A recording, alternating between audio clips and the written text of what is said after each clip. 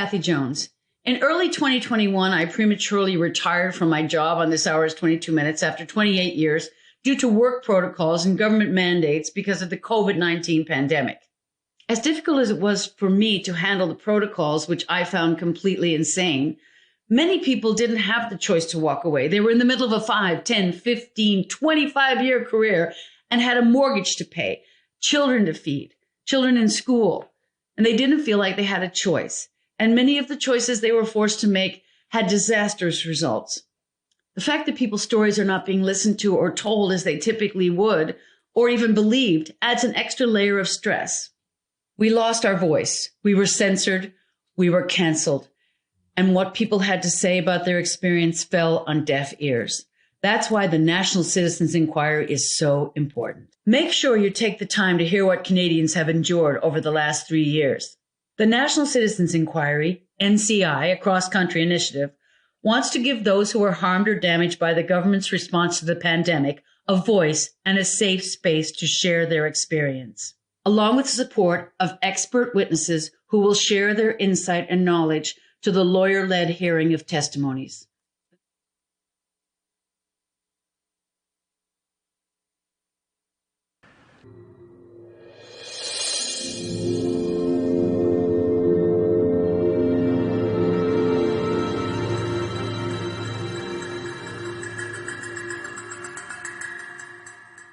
Hi, I'm Kathy Jones.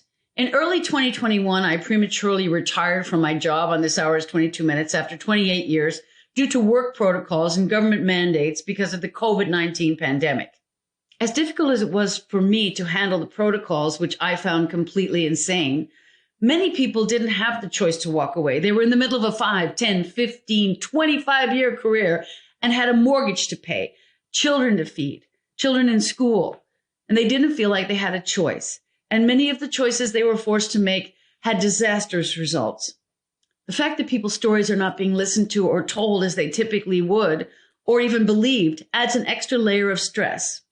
We lost our voice. We were censored. We were canceled. And what people had to say about their experience fell on deaf ears. That's why the National Citizens Inquiry is so important. Make sure you take the time to hear what Canadians have endured over the last 3 years. The National Citizens Inquiry, NCI, a cross-country initiative, wants to give those who are harmed or damaged by the government's response to the pandemic a voice and a safe space to share their experience, along with the support of expert witnesses who will share their insight and knowledge to the lawyer-led hearing of testimonies.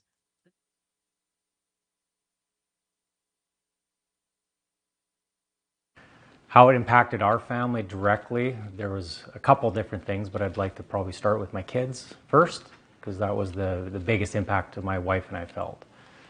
So as things started to progress, the biggest challenge that we faced dealing with, we were fortunate our kids were elementary, early middle school, so grade 7 and grade 9 at the time.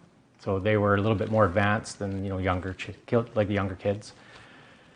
But the biggest challenge as they started to roll out the first was the mask mandating. So a lot of, back and forth with mask on, mask off, offline, online, in the schools, out of the schools, no contact. And as kids are going through these development years, it's very hard already socially for them. Education-wise is one thing, but just learning who they are and how they are intermingling with their peers. This created a lot of divisiveness that we found, a lot of uncertainty, a lot of confusion, and ultimately depression is what we found. So it was something that my older daughter really had to go through, and we worked a lot with her. She's a very intelligent girl, so a very avid reader.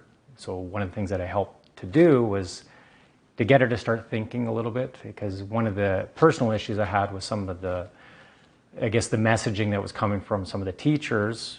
Again, it could have been just a personal viewpoint, but when they're looking at a class of grade 9 students saying, this is what's happening is on you, and if you don't do a certain thing, your grandparents are going to face the price. And it makes them think a little bit like, they're already uncertain of who they are, maybe are listening to an influential speaker, and they come home with that, and they feel bad about themselves. So that really started to disturb me. And what I've found is that maybe not all, but some of the teachers were not really, asking the kids to think, it was just do. So I took the initiative and we basically got my daughter to start reading books. I decided I'd pay her $20 per book. I get to choose though.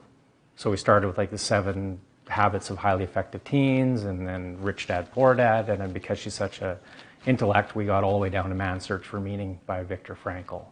And this was really just about critical thinking and to give her some comfort that, like, you know, hard times, this is sometimes what happens, right? So we got to a point pretty quickly though that we were not happy with the way the schools were operating with this uncertainty and it just this one size fits all for everybody. So we ended up pulling them both out of school. We went to an online schooling system in Alberta here, which we found they thrived. It was teachers that were just communicating the curriculum without any add-on messaging. So for us, it was a big question to why such an impact, especially with these kids like in school. They're already having a hard enough time. So one of the things we'd want to know is, like, where was some of the data that would support that the mandating of masks or the separation of kids was actually more important or had a bigger effect, but nobody factored in the social issues or ramifications. That was concerning as a parent because depression is already high. We've seen suicide rates, even in the city I live in now, happen, and they increased because the kids are already dealing with enough.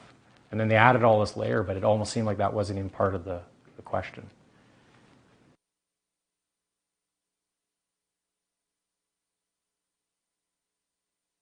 I was in the oil field at the time, and I was also running a construction company. So I had a bit of a paradigm because I was in rural Alberta working in the oil patch, but also working in the cities doing some construction work. So specifically what was happening with the bigger oil companies, that there was discussions of, you know, as the vaccines started to get rolled out, there was dialogue within some of the companies that this was going to become something that was a prerequisite of employment.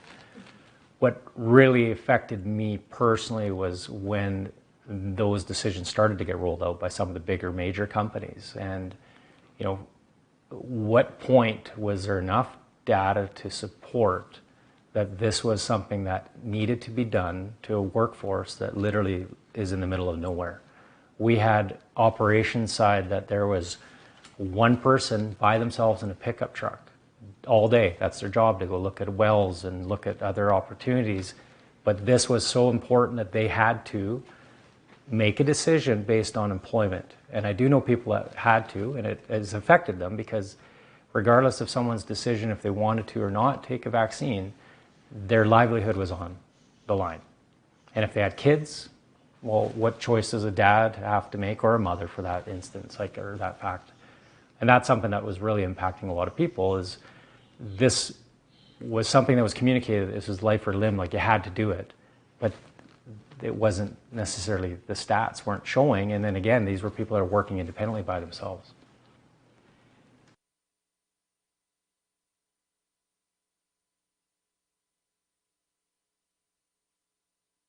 So a question that I'd have on behalf of National Citizens Inquiry to the government, and I would put the government at large, you know, municipal, provincial, and federal. And I would ask the question regarding the vaccine passports that were implemented. At what point was there the data to support that this initiative needed to be put upon all citizens? And the reason that it impacted us personally is I did not get affected by an employer asking it of me, but I know people that did. But secondly, my daughter is a minor still, working at a restaurant, was forced to be the gatekeeper of policy that was implemented by government. She had adults coming into a restaurant that she had to then ask for personal medical information. We had to have many discussions about this and why, she was being put in that position as a young girl developing her career and learning how to work with others, but putting people in a very uncomfortable position because not everybody that came into these restaurants were that accepting of it. And it was something that was quite distressing. And it was a lot of dialogue that we had to have. And I don't know where the governments looked at that factor of putting people even at that age in a position where they had to be this gatekeeper. And I don't think it was fair to people, let alone just children, but even other adults and others in the community, because all I personally saw was divisiveness from it and a lot of divide within the communities. And this is not healthy in my opinion. So my question really comes down to, like, was it justified? And was anybody thinking about what this would do long term to their communities, children, and other people?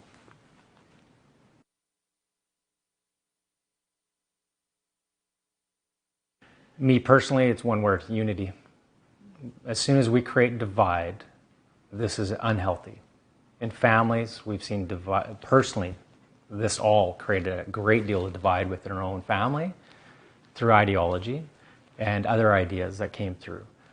If we can't accept each other for who we are and the choices we make, then we're fractured, and I don't believe that's healthy for anybody.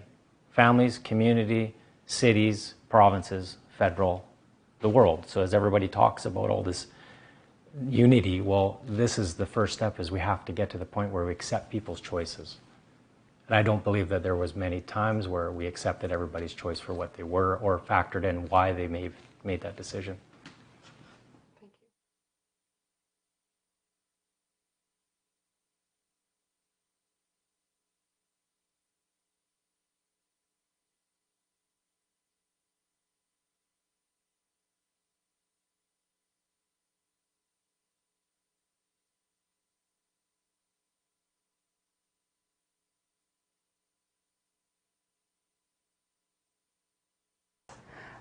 So some of the impacts my family felt, specifically my children, was the lack of social interactions with their friends.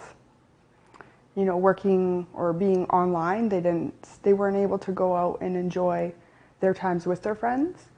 They just, they kind of became not little hermits, but they just were a little antisocial. And the spark in their eye kind of disappeared with it, because they weren't allowed to go out and hang out with their friends and just have that social aspect of being a child.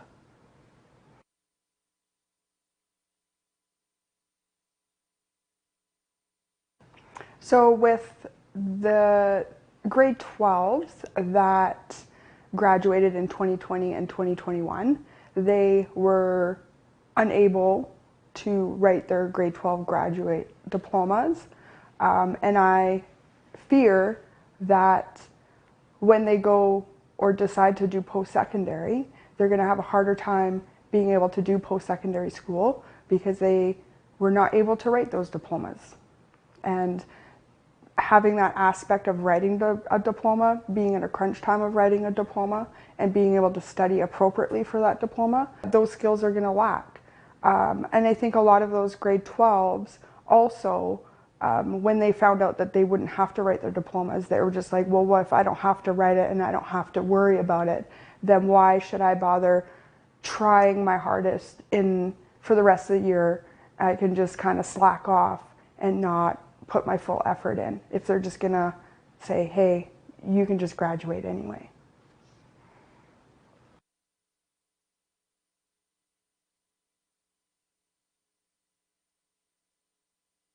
I did, because with eliminating them, it just didn't make sense. It doesn't make sense on why they would eliminate that. Like, in my own mind, I can come up with solutions of how they could do that. You know, select children where their last names end from A to A to F, or make it even smaller. Say, you come to the school or you come to this location and you can write your diploma, and then just do it for each diploma. I think there could have been ways for those children or those kids to write their diplomas.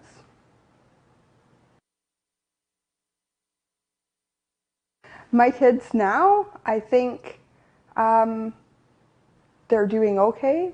I think one of my children still struggles with school. Another one of them struggled with social things. In one case with gymnastics, she was like, Mom, can you ask my teacher if I can move up a level? I'm not finding this very hard. And I said, well, why don't you go and do that? She goes, because I can't do that. I'm too scared. So like that social aspect of not being able to go talk to people or ask people questions, even though that she's worked with that instructor, she was still scared to go ask a question. And that's concerning.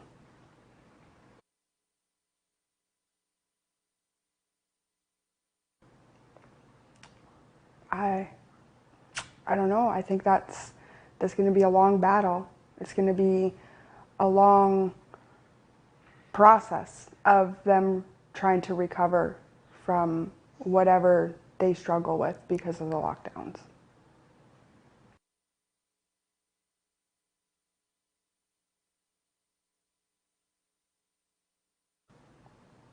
Why did you so abruptly pull the children out of school, flip their whole worlds upside down without any, I think, real thought into the long-term effects that it could have on the children?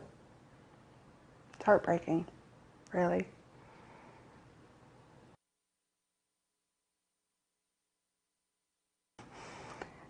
I think we needed a different government, Like, I think the government has to change in a lot of ways. A lot of ways, a lot of aspects need to change. Because we're just going to keep going in the same cycle. It's just the same cycle. It's going to go over and over and over again if this were to happen again.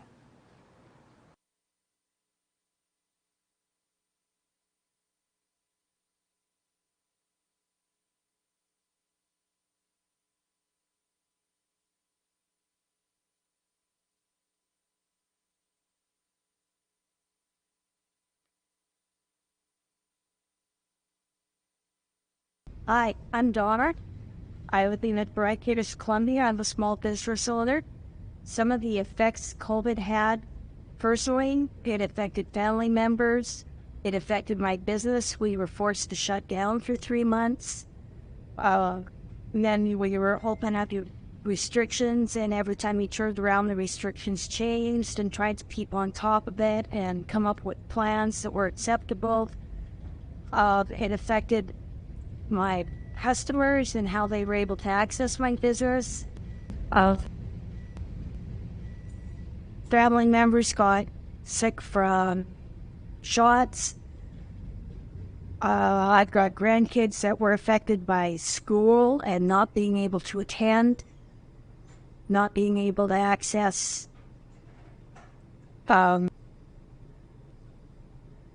medical and evaluations and stuff that they needed in a timely manner. It affected the community. It's been astronomical, the effects it's had on the population here as well as around the world.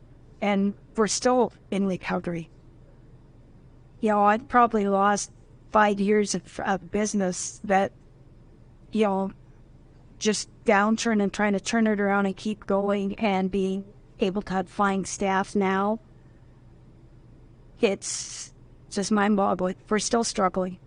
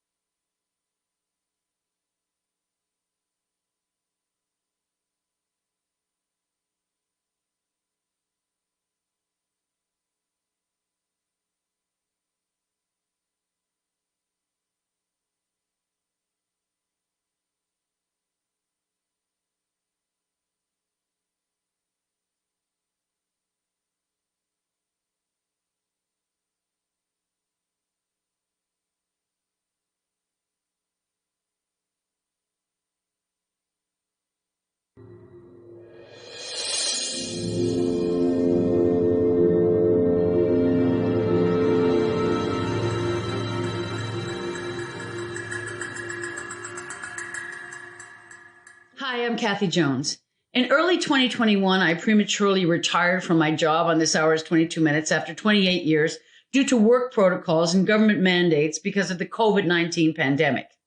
As difficult as it was for me to handle the protocols, which I found completely insane, many people didn't have the choice to walk away. They were in the middle of a 5, 10, 15, 25-year career and had a mortgage to pay, children to feed, children in school, and they didn't feel like they had a choice. And many of the choices they were forced to make had disastrous results.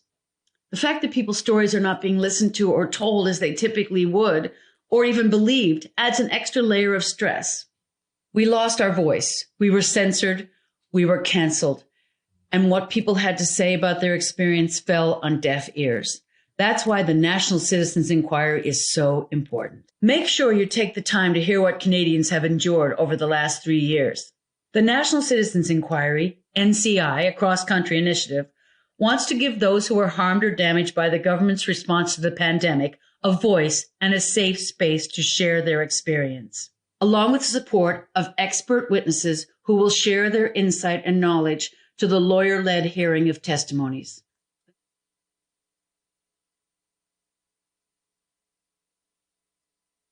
How it impacted our family directly, there was a couple different things, but I'd like to probably start with my kids first, because that was the biggest impact that my wife and I felt.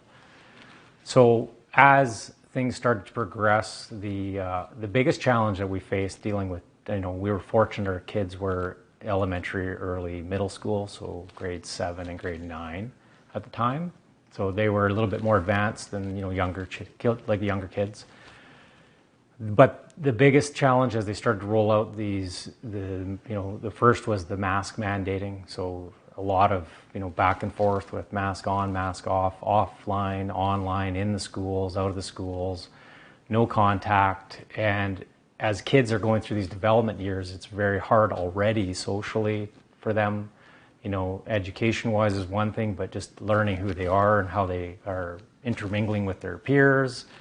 This created a lot of divisiveness that we found, a lot of uncertainty, a lot of confusion, and ultimately depression is what we found. So it was something that my older daughter really had to go through, and we worked a lot with her. She's a very intelligent girl, so a very avid reader.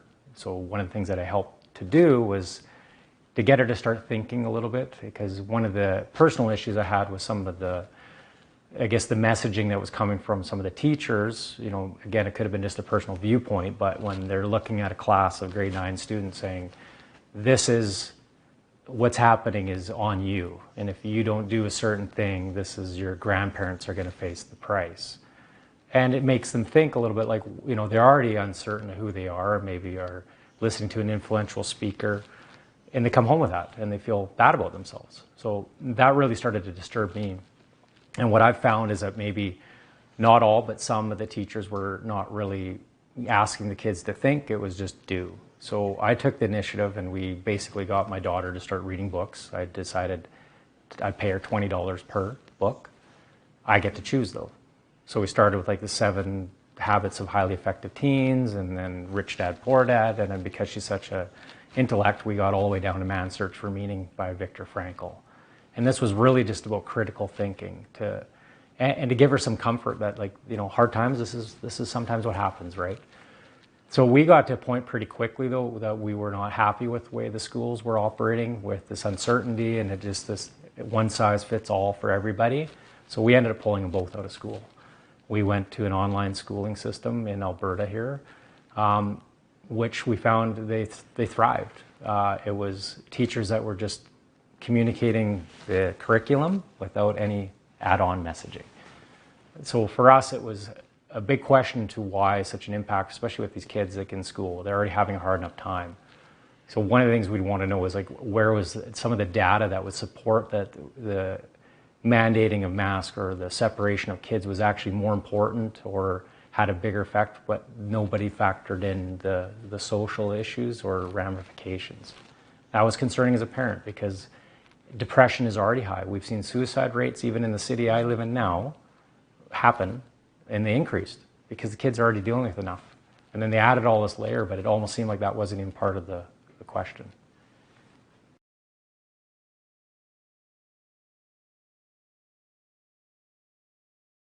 I was in the oil field at the time, and I was also running a construction company. So I had a bit of a paradigm because I was in rural Alberta working in the oil patch, but also working in the cities doing some construction work. So specifically what was happening with the bigger oil companies, that there was discussions of, as the vaccines started to get rolled out, there was dialogue within some of the companies that this was going to become something that was a prerequisite of employment. What really affected me personally was when those decisions started to get rolled out by some of the bigger major companies. And, what point was there enough data to support that this was something that needed to be done to a workforce that literally is in the middle of nowhere?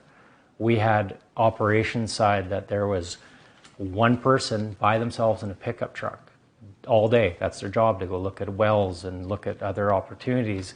But this was so important that they had to make a decision based on employment. And I do know people that had to, and it has affected them, because regardless of someone's decision if they wanted to or not take a vaccine, their livelihood was on the line. And if they had kids, well, what choice does a dad have to make, or a mother for that instance, or that fact? And that's something that was really impacting a lot of people. Is this was something that was communicated, this was life or limb, like you had to do it. But it wasn't necessarily, the stats weren't showing. And then again, these were people that are working independently by themselves.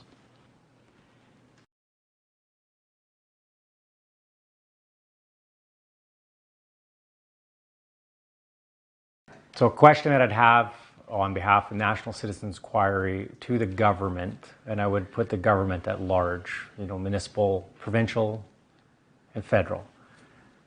And I would ask the question regarding the vaccine passports that were implemented. At what point was there the data to support that this initiative needed to be put upon all citizens?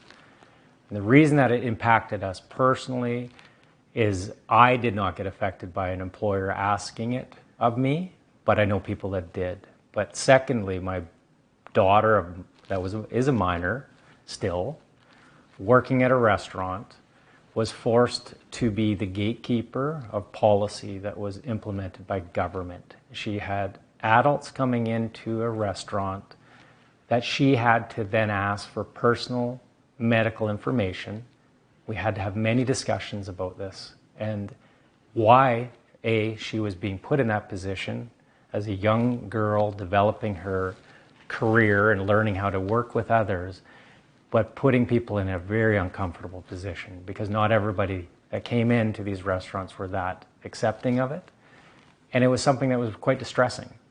And it was a lot of dialogue that we had to have. And I don't know where the governments looked at that factor of putting people, even at that age, in a position where they had to be this gatekeeper. And I don't think it was fair to people, let alone just children, but even other adults and others in the community, because all I personally saw was divisiveness from it and a lot of divide within the communities. And this is not healthy, in my opinion. So my question really comes down to, was it justified? And was anybody thinking about what this would do long term to their communities, children, and other people?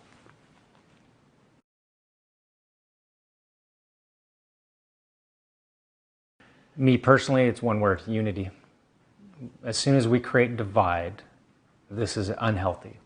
In families, we've seen divide. Personally, this all created a great deal of divide within our own family through ideology and other ideas that came through.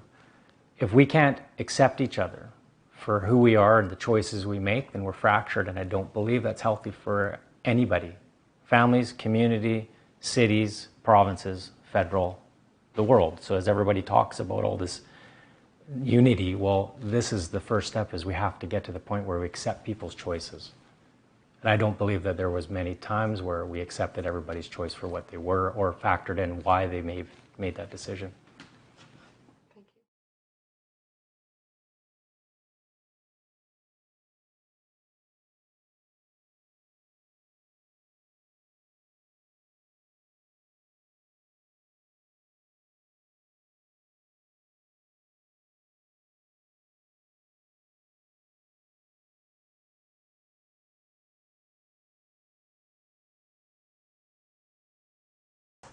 So some of the impacts my family felt, specifically my children, was the lack of social interactions with their friends.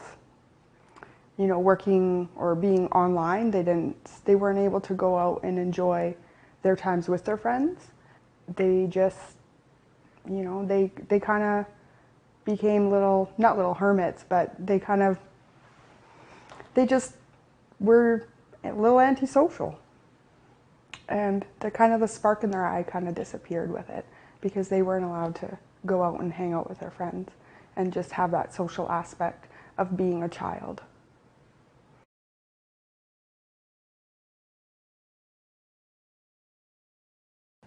So with the grade 12s that graduated in 2020 and 2021, they were unable to write their grade 12 graduate diplomas. And I fear that when they go or decide to do post-secondary, they're going to have a harder time being able to do post-secondary school because they were not able to write those diplomas. And having that aspect of writing a diploma, being in a crunch time of writing a diploma, and being able to study appropriately for that diploma, those skills are going to lack. And I think a lot of those grade 12s also, when they found out that they wouldn't have to write their diplomas, they were just like, well, what if I don't have to write it and I don't have to worry about it? Then why should I bother trying my hardest for the rest of the year? I can just kind of slack off and not put my full effort in if they're just gonna say, hey, you can just graduate anyway.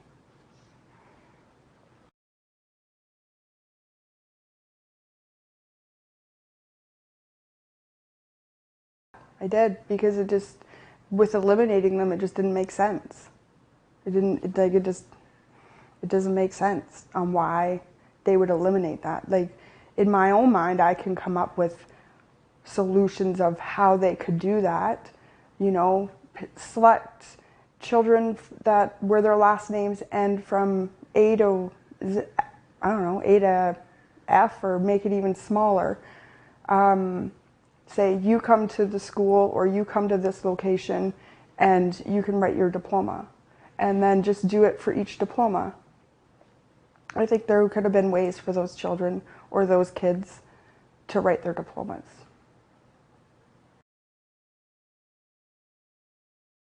My kids now, I think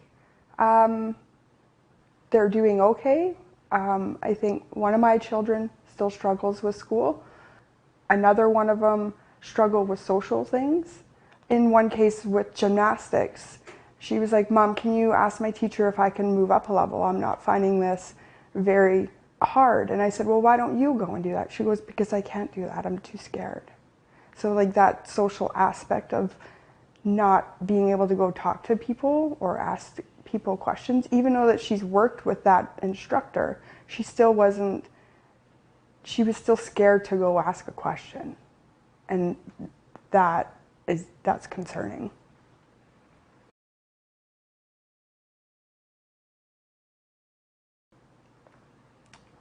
I don't know. I think that's going to be a long battle. It's going to be a long process of them trying to recover from whatever they struggle with because of the lockdowns.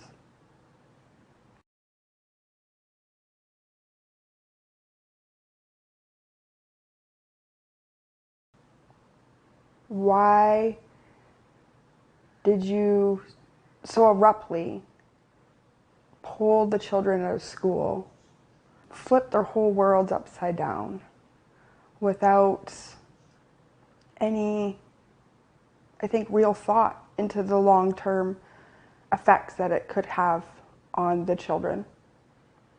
It's heartbreaking, really.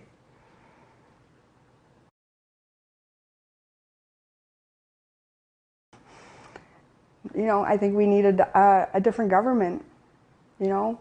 Like, I think the government has to change in a lot of ways. A lot of ways, a lot of aspects need to change. because we're just going to keep going in the same cycle. It's like it's just the same cycle. It's going to go over and over and over again if this were to happen again.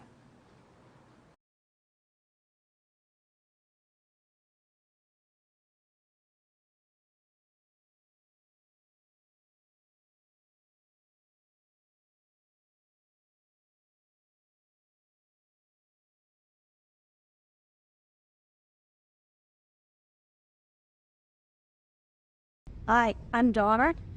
I live in British Columbia. I'm a small business owner. Some of the effects COVID had, personally, it affected family members. It affected my business. We were forced to shut down for 3 months. And then we were open up to restrictions, and every time we turned around, the restrictions changed, and tried to keep on top of it and come up with plans that were acceptable. It affected my customers and how they were able to access my business. Family members got sick from shots. I've got grandkids that were affected by school and not being able to attend, not being able to access medical and evaluations and stuff that they needed in a timely manner. It affected the community. It's been astronomical, the effects it's had on the population here as well as around the world. And we're still in recovery. You know, I've probably lost 5 years of business that, you know, just downturn and trying to turn it around and keep going and being able to find staff now. It's just mind-boggling. We're still struggling.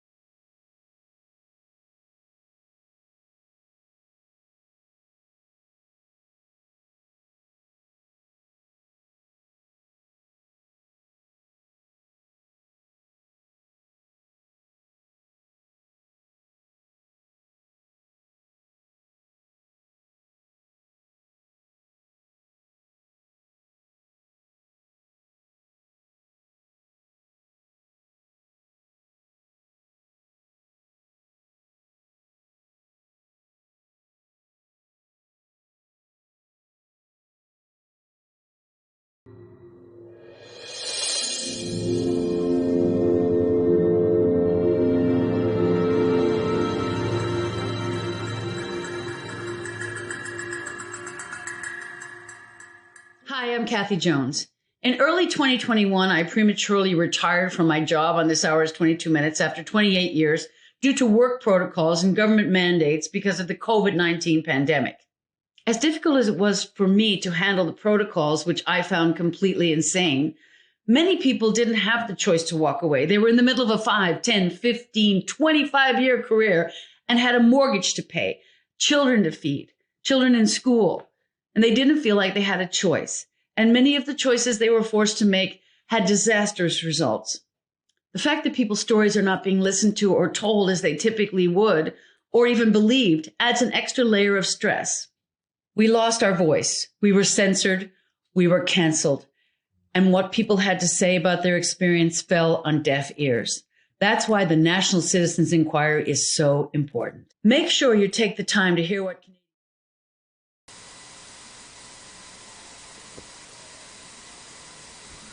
Commissioners, my name is Buckley, initial S. I'm attending as agent this morning for the Commissioner Administrator, the Honorable Chess Crosby. I do apologize that we're starting a little late today. We had some technical difficulties. I would like to address the people that are attending online just to describe the NCI to them, and then I would like to inform you of how we're going to proceed today and then just turn it over to you if you have any comments before we call our first witness. So for those that are watching online and are not aware of the National Citizens Inquiry, we are a citizen-organized and funded group that just had this vision of marching across the land with a set of independent commissioners to inquire into how all levels of government handled the COVID-19 pandemic with a view to getting to the truth and with a view to permitting ordinary Canadians to tell their stories and start a healing dialogue in this nation. We are totally citizen-funded. We have no large donors or anything like that. It costs us probably about $35,000 per hearing, so I'm going to invite everyone online to visit our website and to donate and keep this marching across the land. I'd like to just turn then, Commissioners, to what the witnesses that we have for you today. We have a set of expert witnesses that are quite diverse. We're going to be dealing with some medical issues today. We are going to be dealing with some scientific issues. We're going to be dealing with some drug approval issues with a particular regard as to children. We're going to be calling an economic expert today. Some of the evidence that you are going to hear from these experts, you are going to have difficulty believing. And the difficulty is not that you don't believe the experts. You're going to find the evidence difficult to believe because you do believe the experts are telling the truth. More importantly, we have a host of ordinary Canadians that have been brave enough to take the stand. And I have to report to you, Commissioners, that we had a number of lay witnesses back out of testifying out of fear. And that in itself is real-time evidence of the fact that in Canada people are still afraid to basically speak out against the government narrative, even if it's just sharing their own experience. And I hope you understand that the witnesses that have backed out from testifying had applied online to the National Citizens Inquiry website seeking to qualify as a witness.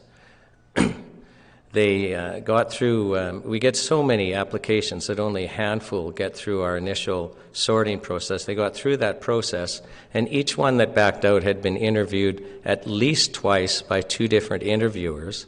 And then late at the day, they were too afraid to attend today and on the next 2 days to give their testimony because they were afraid of retribution. Some were afraid of losing their job. Some were afraid of social pressure from their families and friends. And again, that speaks as evidence of just how divided we are. And that got me thinking, because some of us have thought, we've been divided into camps of the vaccinated and the unvaccinated. But I think it's more nuanced than that.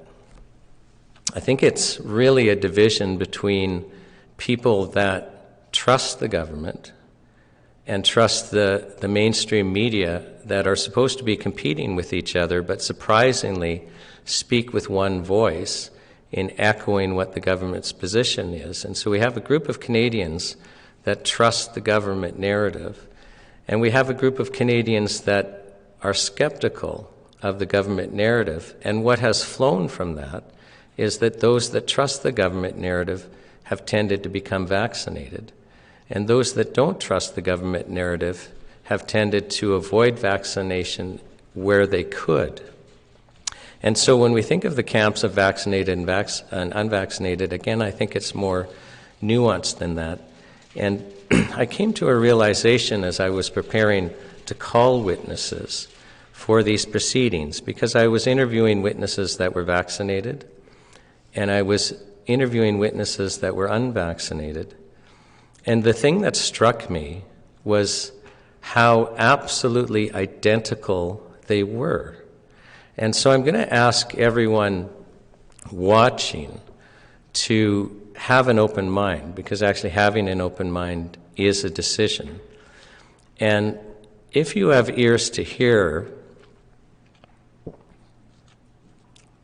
I'm going to ask that you hear.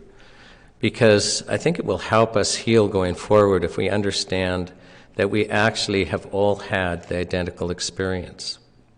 So let me speak about the experience of the unvaccinated, and I understand there's a whole myriad of experiences, but I think it's fair for us to say that a large number of people that we would call unvaccinated, or a large number of people that wanted to be unvaccinated, but became vaccinated because they had no choice, they were coerced. This group believed that the vaccine was dangerous. They believed it was dangerous to themselves. They believed that it was dangerous to their loved ones.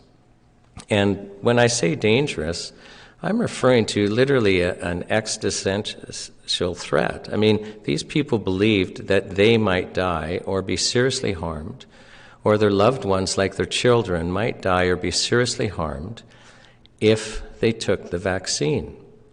Now, normally in Canada, you wouldn't worry about having to take a treatment that you thought might be dangerous to you. But what happened is the government did everything, at every level, did everything that they could with the aid of the media to coerce the people that did not want to take the vaccine into taking it. And the vaccinated participated in that coercion. And I'll say that again. The vaccinated participated in that coercion. There was tremendous social pressure. Business owners made it a mandatory requirement to have vaccination. We put pressure on friends and families that are still divided to this day. And so understand, from the perspective of the people that we'll call unvaccinated, you became a threat to them. They were faced, what they felt was a life and death crisis for them and their families. And if you want to get people, especially parents, very concerned and very emotional, you put their children at harm's way. And so they had the experience, and we're just talking about the experience of both sides, understanding the experience. They had the experience of facing a life and death situation where the vaccinated were putting pressure on them and their families, and they felt threatened. They felt fearful, and then resentment came, and then hatred. Now, let's talk about the experience of the vaccinated, because it's identical, except for the belief. But the experience itself was identical. And again, I understand that, there will be a whole range of experiences and belief, but it's fair to say that a large group of vaccinated persons believed that COVID-19 presented a serious risk to themselves and to those important to them, including their kids. And when I say serious risk, they believed that they were at risk of death or serious harm, or their loved ones were at risk of death or serious harm. They were fearful. This was their belief.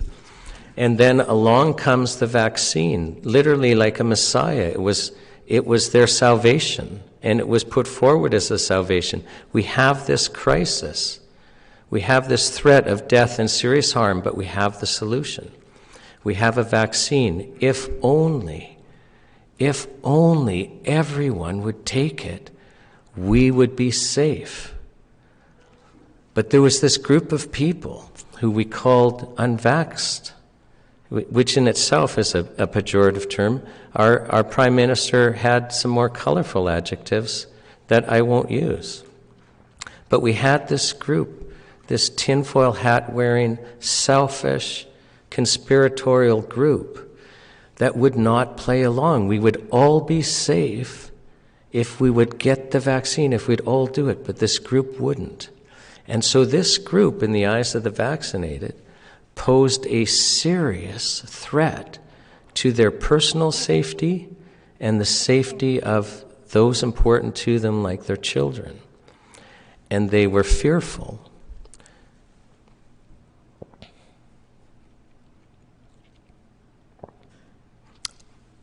they were afraid. They became resentful, and they became hateful.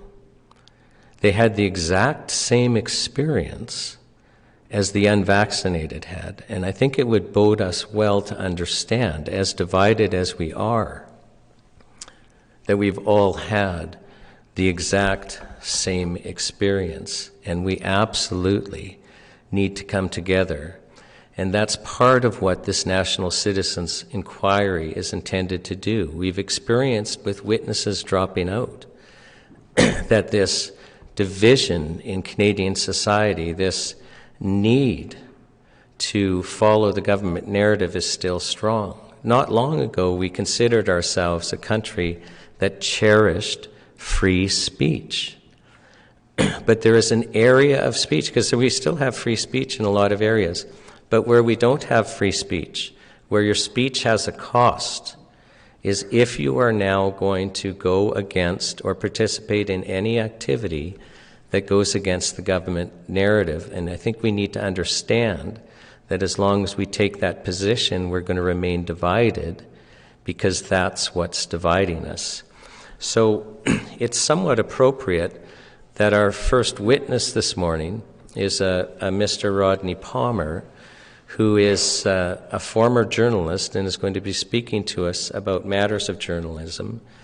Before we get to Mr. Palmer, we're going to watch a video clip of some of the news that in Ontario we would have experienced, just to kind of bring us back in time, back to remember why we're here at the NCI. Now, but before we do that, before we go into that clip, I'm just going to turn it over to the commissioners in case they have any opening comments or directions before we proceed.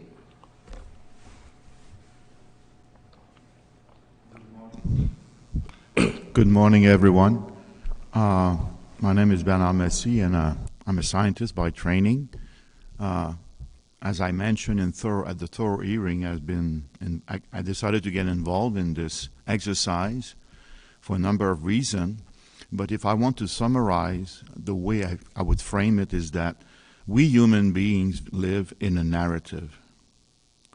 And the narrative is a kind of low-resolution representation of nature and reality. And the further the gap between the narrative and the reality grow, it has major consequences on our overall health and mental health. And what I found over the past couple of years that the gap was really, really seriously big. And with my colleague commissioner, I decided to get engaged in this adventure to try to write a new narrative, which we hope will be closer to reality.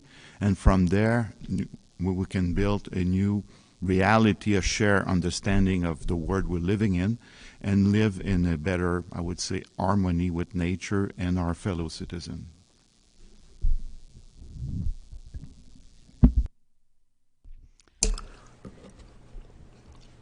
And I wasn't requiring the commissioners to all speak if they don't need to. If you had any opening comments. So I'd just like to thank you for your opening comments and reaffirm that we are here to hear Canadians and to follow the truth and the evidence wherever it leads us and keep an open mind. So if we can start with that video and just bring us back to some of the things that we witnessed in Ontario while we were going through the COVID crisis. Thursday, he was taken to Sunnybrook, where he was quarantined. At a news conference late this afternoon, Health Minister Christine Elliott said all of this should give people confidence that the system works. The patient was detected and immediately put in isolation. Lab tests were conducted, and at the earliest signs of a presumptive positive case, Toronto Public Health launched extensive case and contact management to prevent and control further spread of the infection. Toronto Mayor John Tory said in a statement, Toronto Public Health is continuing to work closely with provincial and federal health colleagues to actively monitor the situation and respond as appropriate. Today, also, I'm sad to announce that we've had our first death potentially related to COVID-19. And that tells us that, while we haven't had any so far, it is a possibility we have been expecting to deal with during this time. So it's not unexpected. But it's still a person and with a family and friends, and we offer condolences onto the family in that, because it still is a loss. And sometimes in some of these large events, we lose track of that. We want to make sure we remember that. Also, the number of cases in Ontario has risen rapidly. And over the weekend, we noticed that the cases moved from almost doubled from 70 to 80 up to 170. And that was a rapid rise. And Dr. Yaffe will talk somewhat about those numbers here in a moment. So I'd like to call our first witness to the stand. It's Mr. Rodney Palmer. Mr. Palmer, can I have you state your full name for the record and then spell your first and last name? My name is Rodney James Palmer, and it's R-O-D-N-E-Y, and the last name is P-A-L-M-E-R.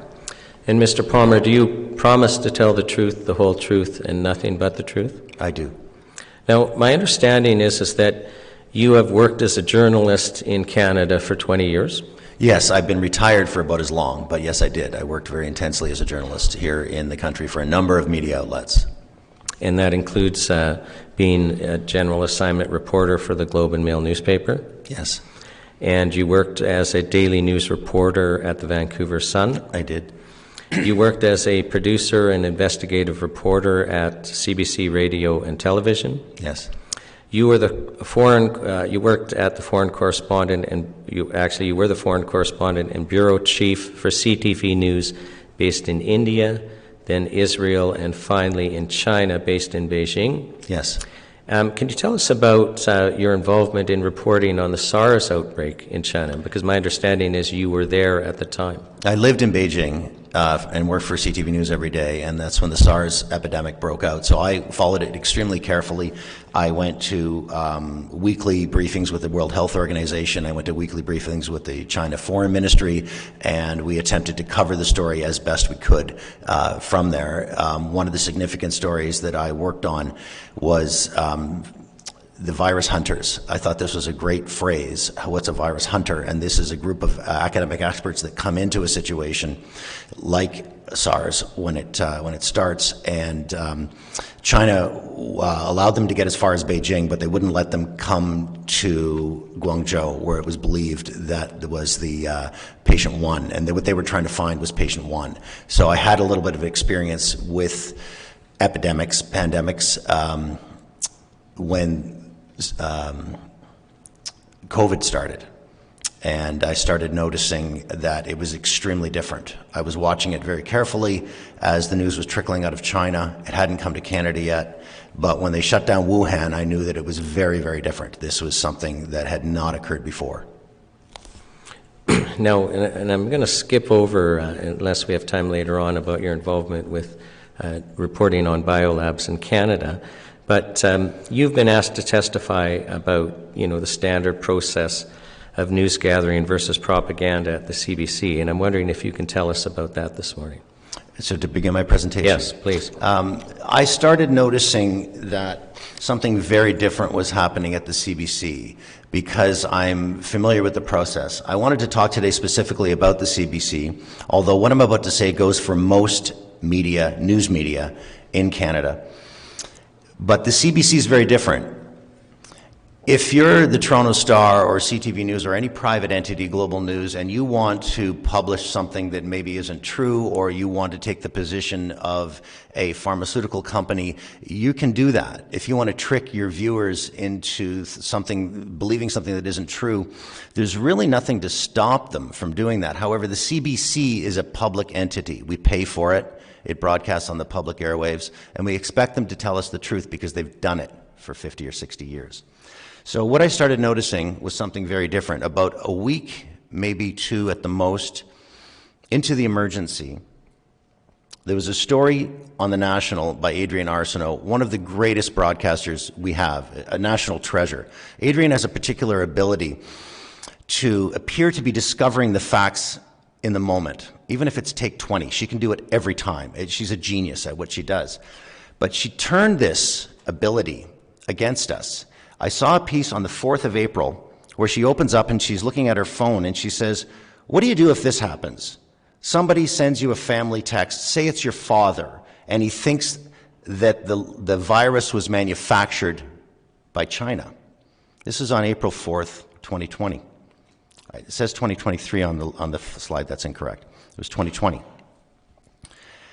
And I thought, well, wait a minute. How do you know it wasn't manufactured in a lab in China? What evidence does the CBC have 20 days into this or 15 days into this that this was not manufactured in a lab? There was an assumption that she put forth instantly, and then she went to an expert guest who said, well, don't embarrass your father, you'll just push him away. You've got to bring him in and you've got to kind of convince him. And I thought, well, I'm a father. Who are you speaking to? You're telling my children not to believe their father. You're telling, and I have some expertise and some experience in this particular field. And I thought it was shocking that the CBC was trying to get in between me and my children. And the expert witness was from an organization called First Draft, and she simply says, I'm from First Draft. We're a nonprofit that helps people navigate misinformation on the media. And I think of nonprofits, I think of the Cancer Society, the Diabetes Society. I don't think of a group of people who are attempting to change the minds of strangers from believing things that they don't want them to believe. I thought that was all very odd.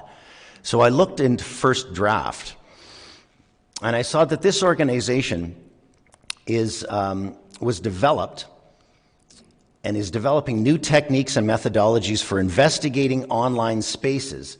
Our latest approach revolves around the concept of recipes. As with food recipes, says their website, these steps give directions to investigators or to reporters. So they give samples of what you can do. They say, here's an investigation.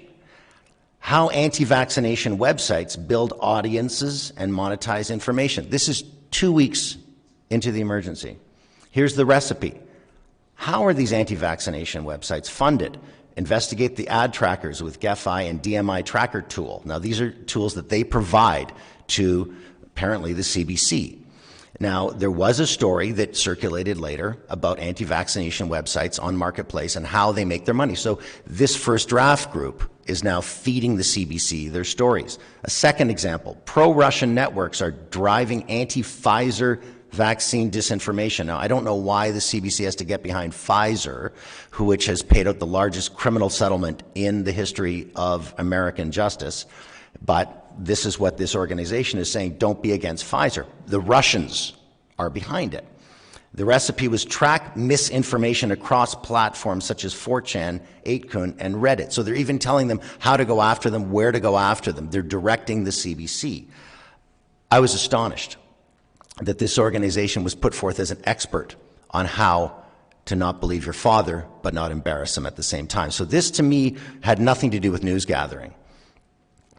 10 days later, after the CBC did that story, the Washington Post did some real journalism.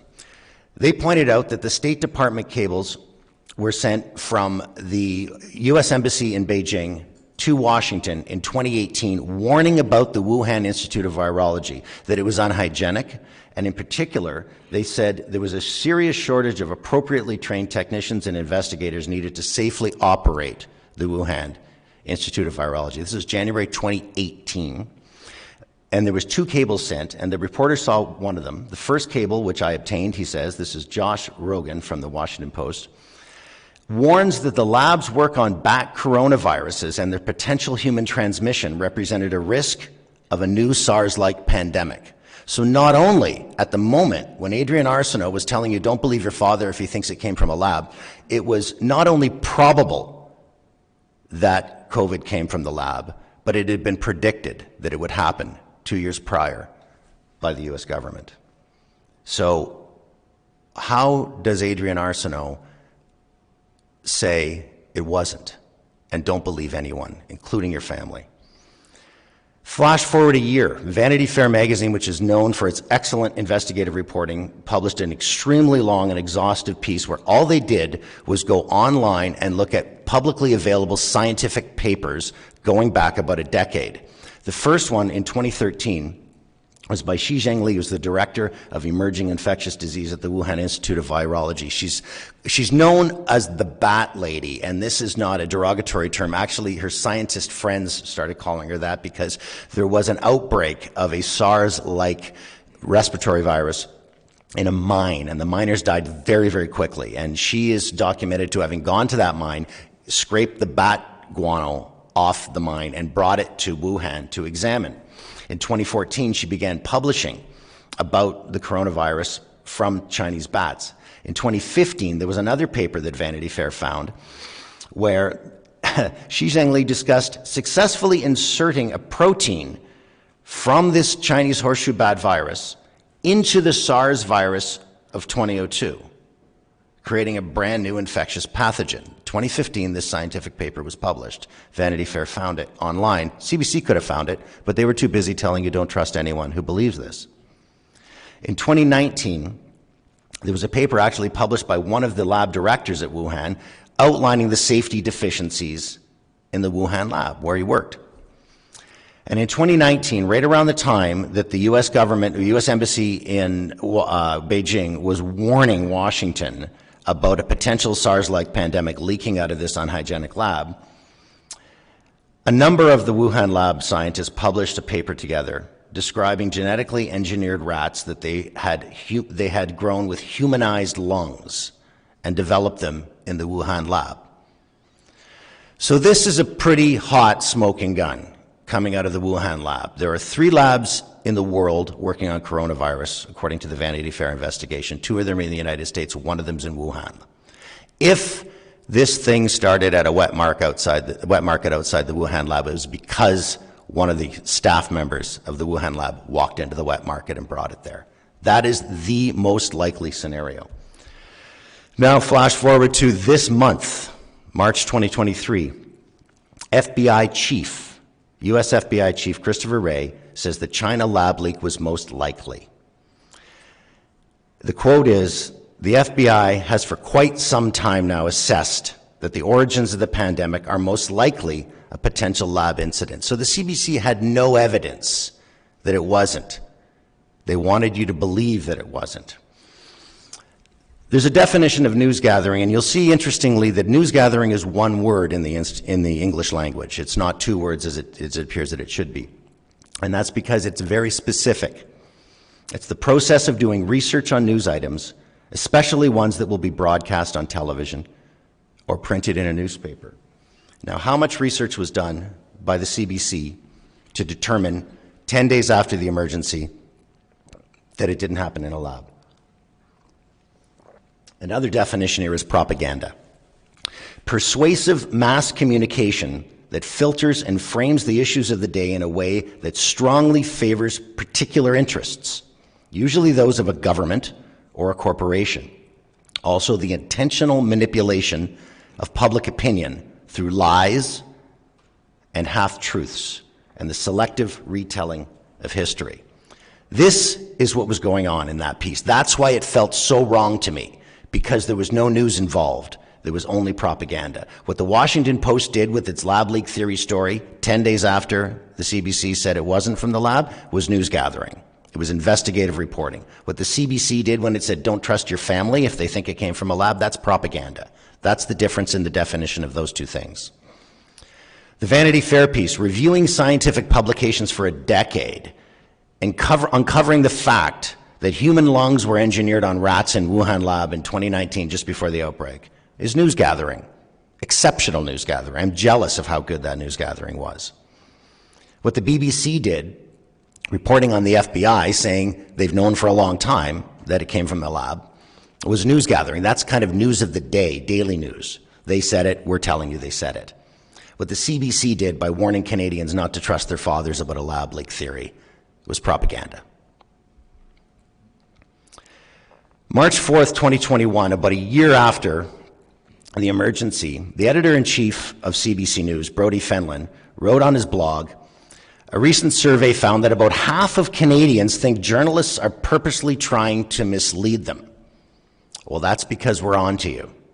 At least half of us pay attention to our gut, and we know that you are purposely trying to mislead us. But Mr. Fenlon said that CBC is going to correct this. To promote trust in journalism, the CBC has joined 4 organizations. I didn't know that they joined these organizations until I began to look into this a little bit. One of them is called the Trusted News Initiative, which is designed to filter news through its own trust filter system. Another one's called the Journalism Trust Initiative. It's basically the same name, but this one does more or less the same thing. Another one's called the Trust Project, and then Project Origin. And notice that none of these organizations have the word truth in them. If you tell the truth consistently, trust is automatic. If you don't tell the truth consistently, you have to say things like, please trust me. So I'm just going to quickly outline what these things are, because they're all basically the same thing. The Trusted News Initiative and the CBC announced together on the 27th, prior to the Adrian Arsenault piece, that CBC and Radio Canada are joining an industry collaboration of major media and technology organizations to rapidly identify and stop the spread of harmful coronavirus disinformation.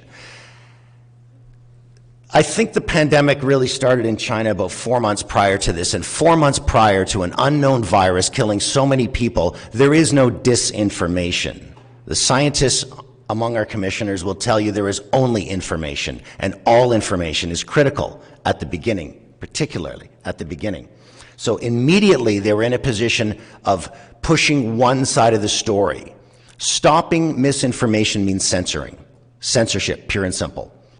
The Journalism Trust Initiative, a second organization that they joined, is run by an outfit called Reporters Sans Frontières, Reporters Without Borders. And when I was working as a correspondent in the Middle East, the Reporters Without Borders would take the side of, say, a Syrian journalist who was writing something against the dictator Hafez al-Assad and maybe had been imprisoned, and they were trying to bring attention of the world to this imprisoned journalist. That's the kind of excellent work this group did.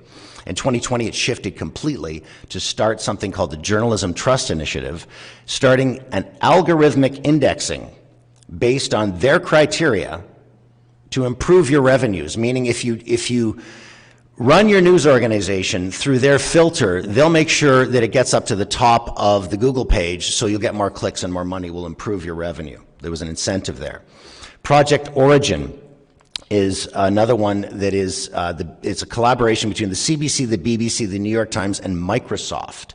And one of these organizations is not a news organization, it's a tech organization. One of the things they talk about here is that the technical provenance approach, in conjunction with media education and synthetic media detection techniques, to help establish a foundation of trust. Not truth, trust is what they're looking for. One of their tools is called the power of the machine, harnessing AI to fight disinformation.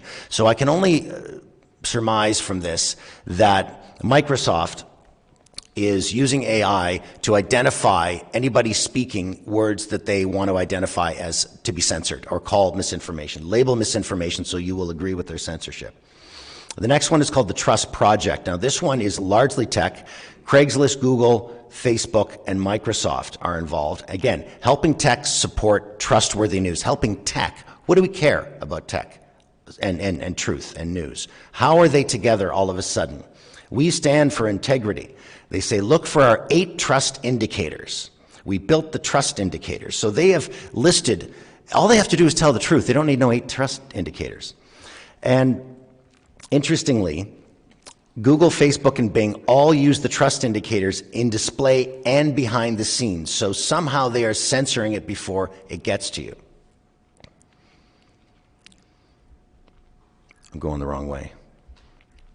These are the members of the Trust Project. Now, this goes way beyond the CBC. Globe and Mail is also in there. CTV is a member.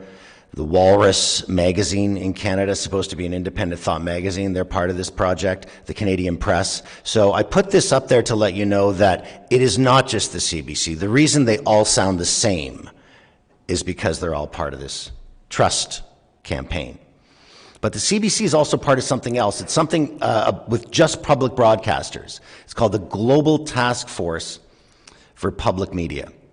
Global Task Force exists to defend the values and interests of public media. Excellent. But it was formed to develop a consensus and a single strong voice among them.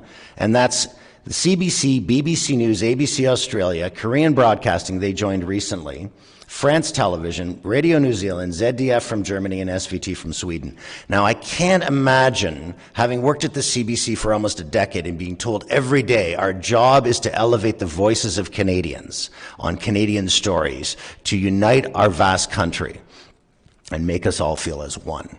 What single issue do we have with Korean broadcasting when that is our mandate? What issue does Radio New Zealand have with Swedish television when their mandate is the same, to elevate their own people? This is a bizarre conglomerate of public broadcasters, and I would put forth to the panel that the public broadcasters are the ones that are not easily bought because the advertisers don't exist and therefore they have no influence. So something else was done here.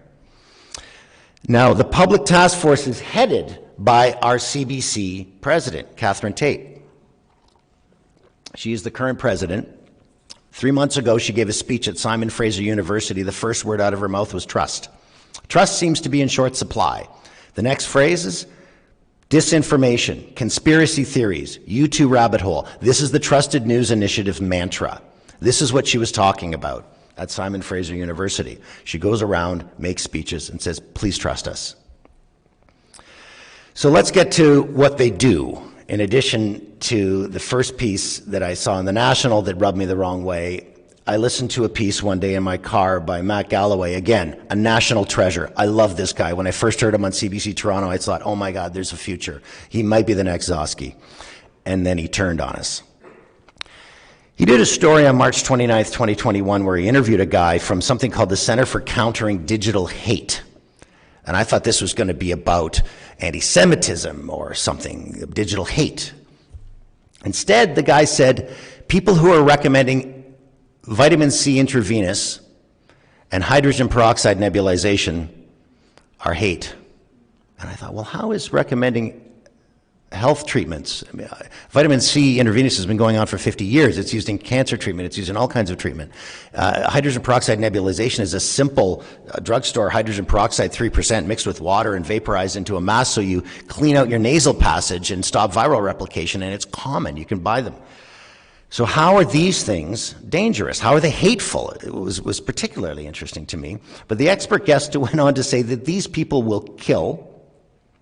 And he said that the hydrogen peroxide nebulizers, which are benign, are literally inhaling bleach. This is his words, literally inhaling bleach. It's actually not. It's actually literally a hydrogen peroxide nebulizer. It's literally nebulizing hydrogen peroxide. It's not literally inhaling bleach. Inhaling bleach is literally inhaling bleach. He lied. So why is he lying to Matt Galloway? Why is Matt Galloway letting him lie to me on the radio? And I know it's a lie for a fact. The same guy from the Center for Countering Digital Hate, who also went on to say anti-vaccine misinformation is hate, which I believe diminishes the power of that word for all those who have experienced it. He went on Marketplace to say this, but then Marketplace took it to the next level. They became a censor. Marketplace reported 800 pieces of information to social media giants, attempting to have them censored, claiming they were misinformation. And then they complained that the media giants only took down 12% of what CBC said was wrong on the internet. So my questions are, since when is the CBC deciding what misinformation on other media platforms is? What is it their business? They're the CBC. Do your job. Pay attention to yourself. Why are you going out correcting, in your view, what's wrong with other media? How is the CBC or Marketplace or this reporter qualified to comb the internet for 800 posts and declare them to be false?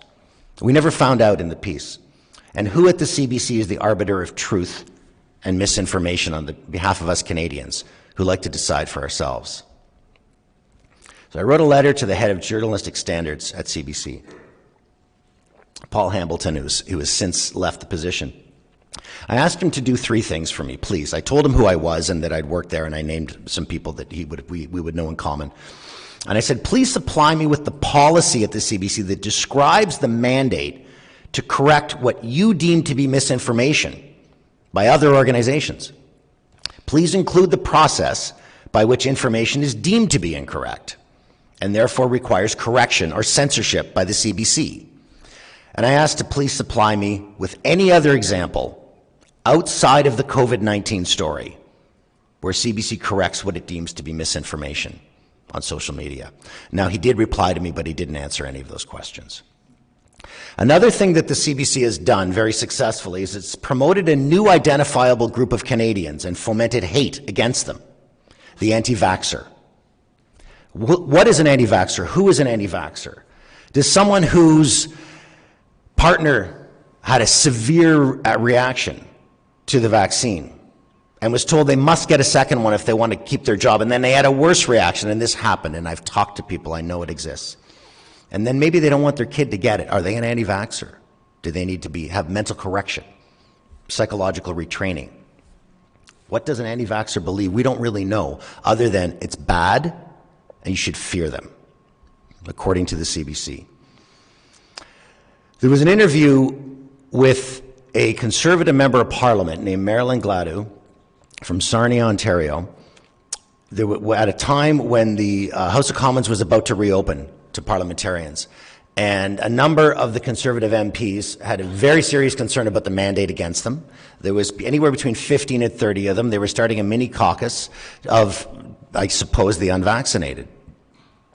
Now, Marilyn Gladu bravely took the interview with CBC about this because it was only going to go one way. And Katie Simpson, who, again, an amazing journalist, I think Katie's fantastic at what she does. Pardon my language, but she beat the hell out of this woman on the air. Everything that Marilyn Gladu said, which was reasonable and thoughtful, Katie responded, aren't you just giving air to the anti-vaxxers?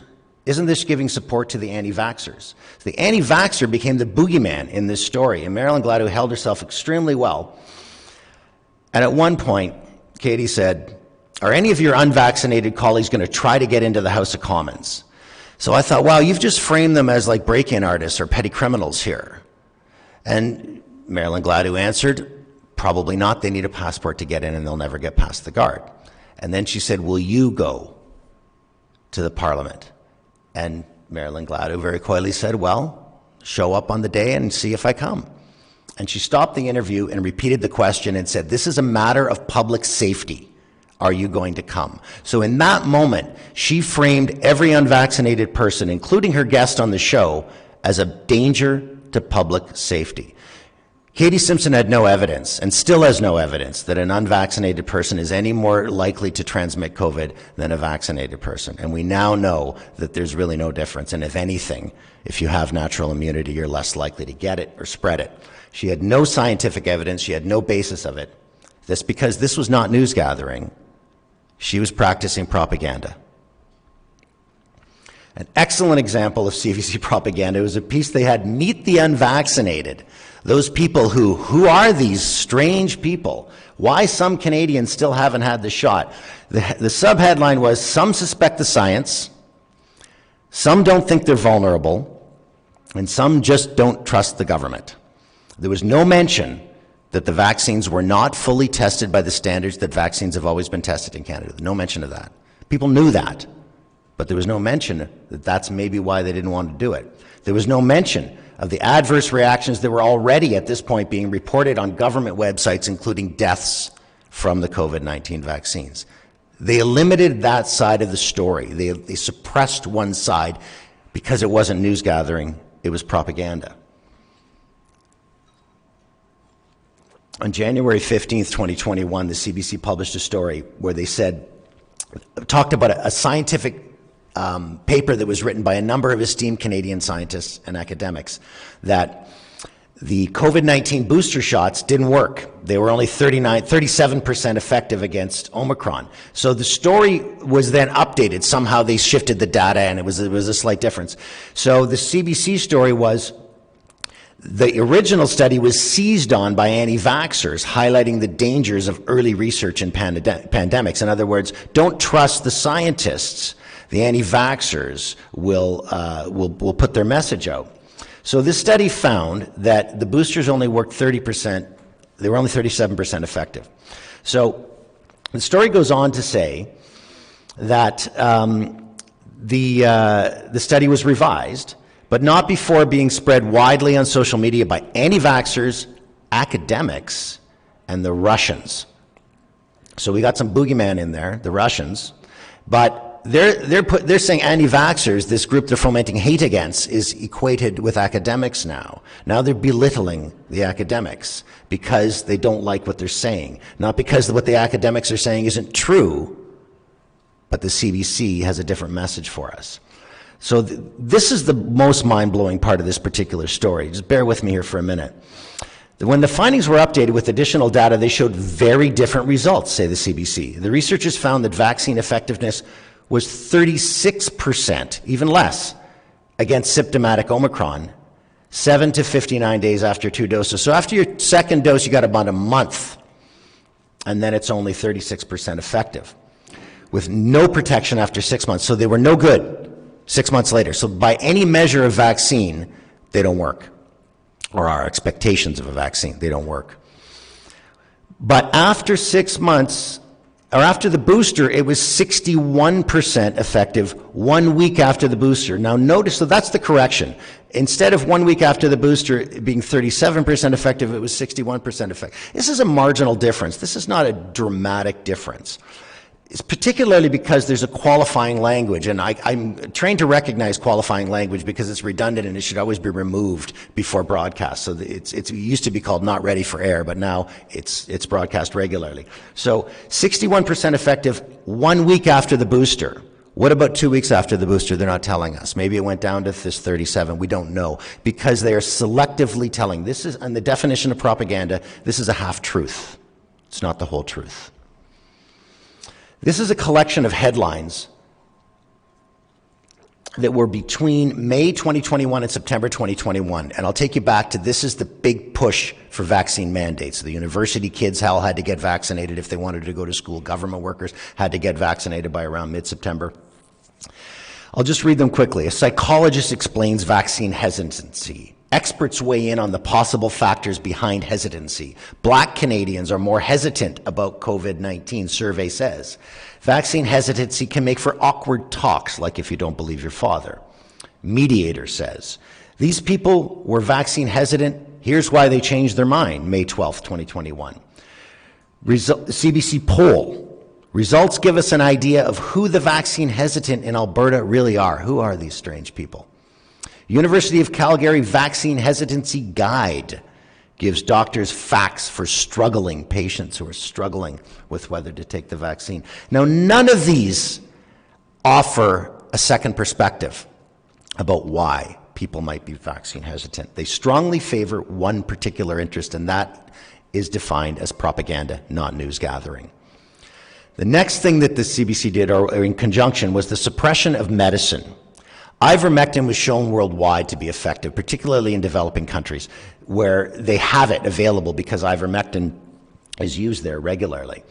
Now, on September 2nd, 2021, again, right around the time when we needed to have no medicine because they wanted to force the mandate, Health Canada is warning, this is from CBC Broadcast, Health Canada is warning people not to take a drug meant for horses and cows to combat COVID-19. Ivermectin is a dewormer in animals and, quote, can cause serious illness, even death in humans.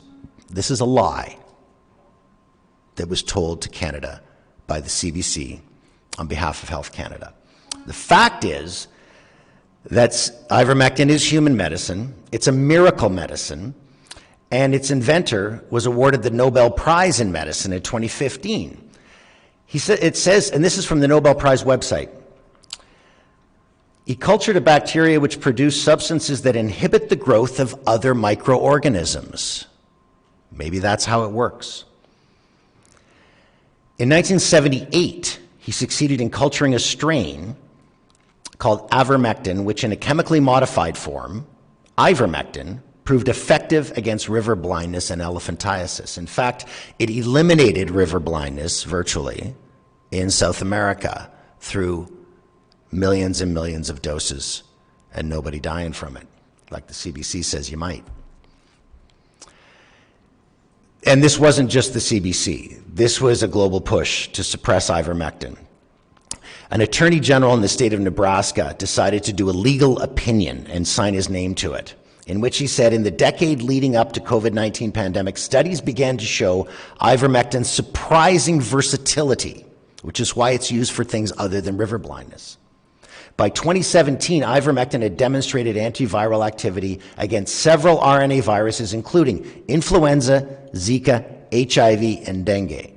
I covered a dengue epidemic in India in 1998, at which time the doctors told me the trouble with dengue versus malaria, where the symptoms are very similar, is there's treatment for malaria, there's none for dengue, and that was 1998. So by 2017, they were realizing ivermectin was the miracle cure for dengue, or at least had been shown to have some positive results.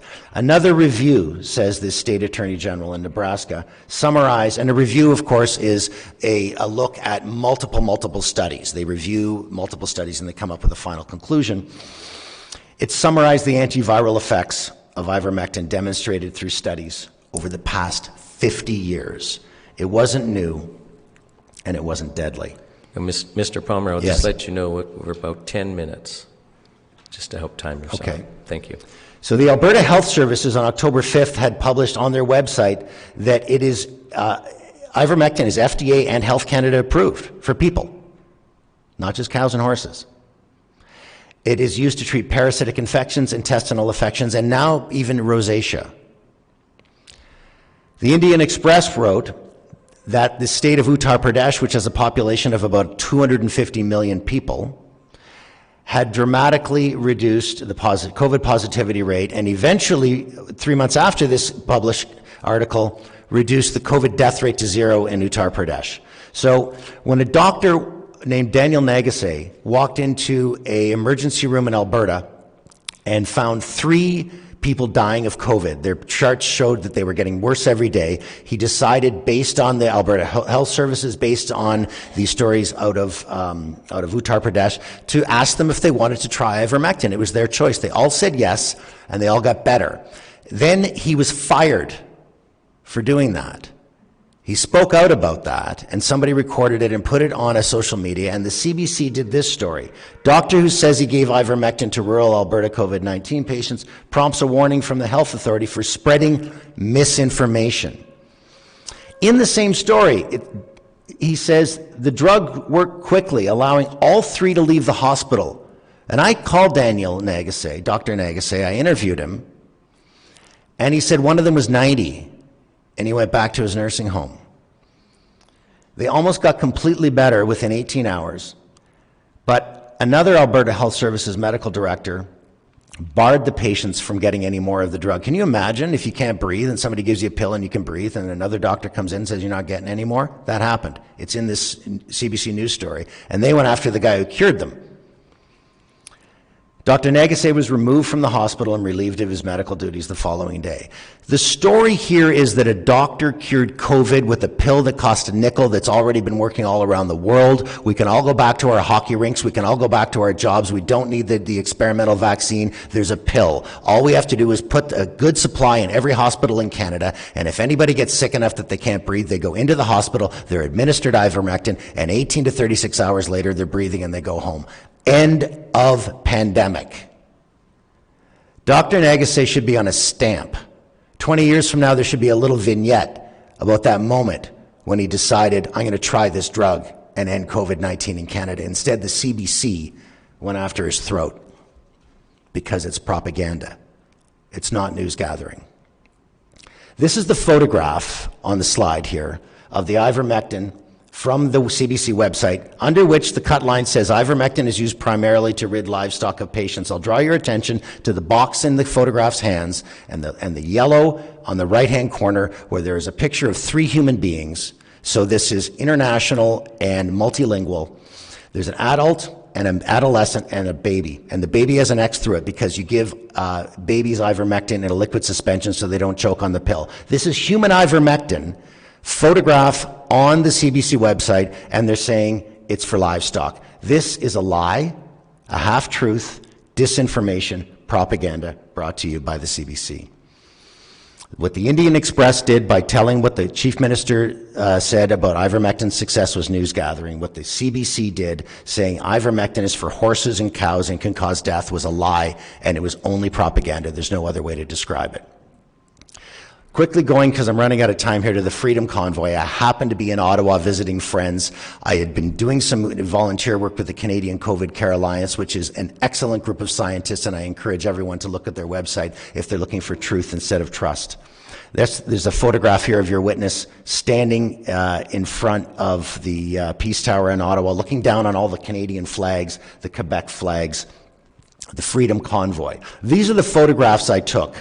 Families, somebody holding the Charter of Rights, freedom, lest we forget, from the vets, and God bless. This is what I saw. And the very first report on the CBC was by an excellent reporter named David Common, and he's walking, you can look this up, he's walking through the crowd and he's feeling that positive energy. And he can't even contain himself. He says it's a party. There's jubilance. Thousands of Canadians protesting the mandates. That was day one. On day two, these pictures emerged. Nazi flag. Confederate flag. The Canadian Confederate flag is largely meaningless in Canada because it doesn't have any history in our country, but it is a symbol of hate, and it's used as a symbol of hate. So when these photographs emerged, our Prime Minister came out and condemned the hateful rhetoric. He said he will not meet people who promote hate. So that was it. If that's 100,000 Nazis out there, and I don't know where we were hiding them before this day, but we had 100,000 Nazis, according to the Prime Minister, who are promoting hate, end of story, no meeting, not going to discuss your issue. So I did what any journalist would do, and I looked for a reaction story. The Prime Minister says this about you, what's your reaction? I went up and I knocked on the very first truck that was very close to the CBC building, maybe about 200 meters from the CBC. I knocked on the very first truck and I interviewed the very first trucker. What would you say to the politicians like Trudeau, Singh, the mayor of Ottawa, who say this is organized by the far-right extremists and the racists? I'd say you're all lying. You know you're lying. Look at me. Look right around in Ottawa. We are from every nation, every country, every background, every color that you can possibly find, you can find in Ottawa in the last couple of days. You know you're lying, and that's false. And like a good journalist, I went to the next truck. I didn't just take his word for it, that he wasn't a white supremacist. I asked this man, at the very next truck, is a group of far-right extremist racists. That's just garbage. That's hogwash, because there are people from all walks of life out here, right? I'm a man of color, right? And I have every few trucks you go down, there's someone of color here, right? There are people in the street that are colored. I'm not too sure where they're getting that from, or who they're looking at, or who they're talking to, because this is nothing like that, right? There might be a few folks here who want to spread different agenda and try to tarnish what we stand for, but that's them saying a far-right movement, that could not be far from the truth. Why are you really here? I'm here to stand up for fellow truckers and push back, because the government keep pushing us, and it's not democratic anymore. If the government will try to control the people and forcing you to do things against your will. Why weren't these guys on the CBC? It's their job to go out and do a live. It's not even hard. They just had to walk. It was right outside their door. I went out and I found another guy. Look at this guy. Do I look like a white supremacist to you? Says this man of color. He is a very interesting guy. When he heard about the trucker convoy, he was living in Calgary. He got in the car with his wife and his very young child. I think his son was about 4, and they drove all the way to Ottawa to support. But these 3 pictures were defining that movement.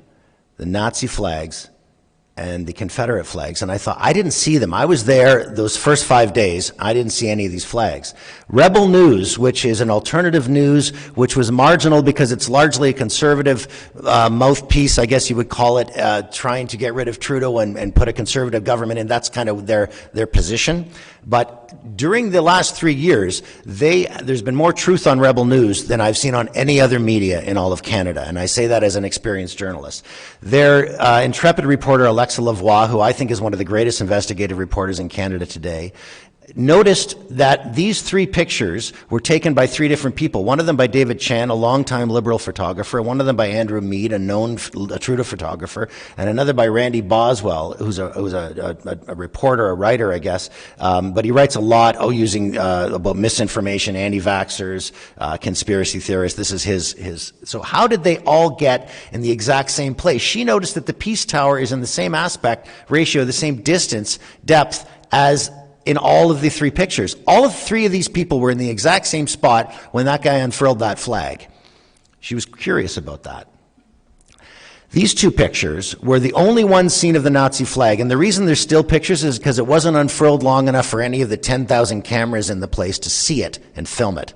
She went to the first one on the left, and she found that it's a little parquet setting. She found the setting, and she noticed that it was nowhere near the protest. It was down on a little walkway. So this entire thing with all these flags was staged, according to the report. The second one on the right is very interesting because the camera angle is from down below. And she tried to reproduce that camera angle, but she had to go down to the Rideau Canal, which was locked and closed because they do that every winter because of the snow.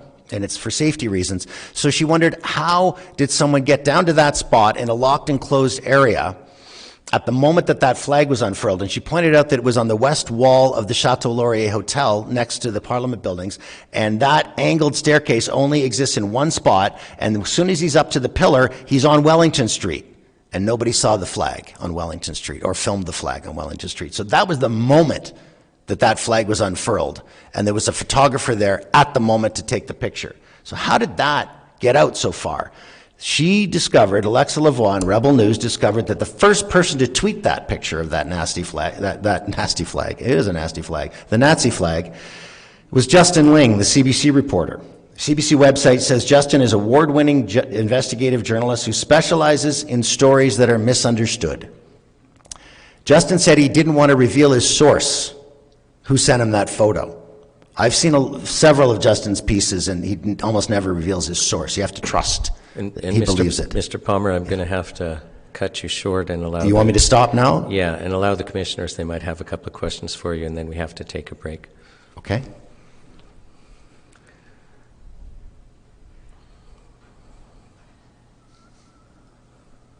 I have a couple of questions.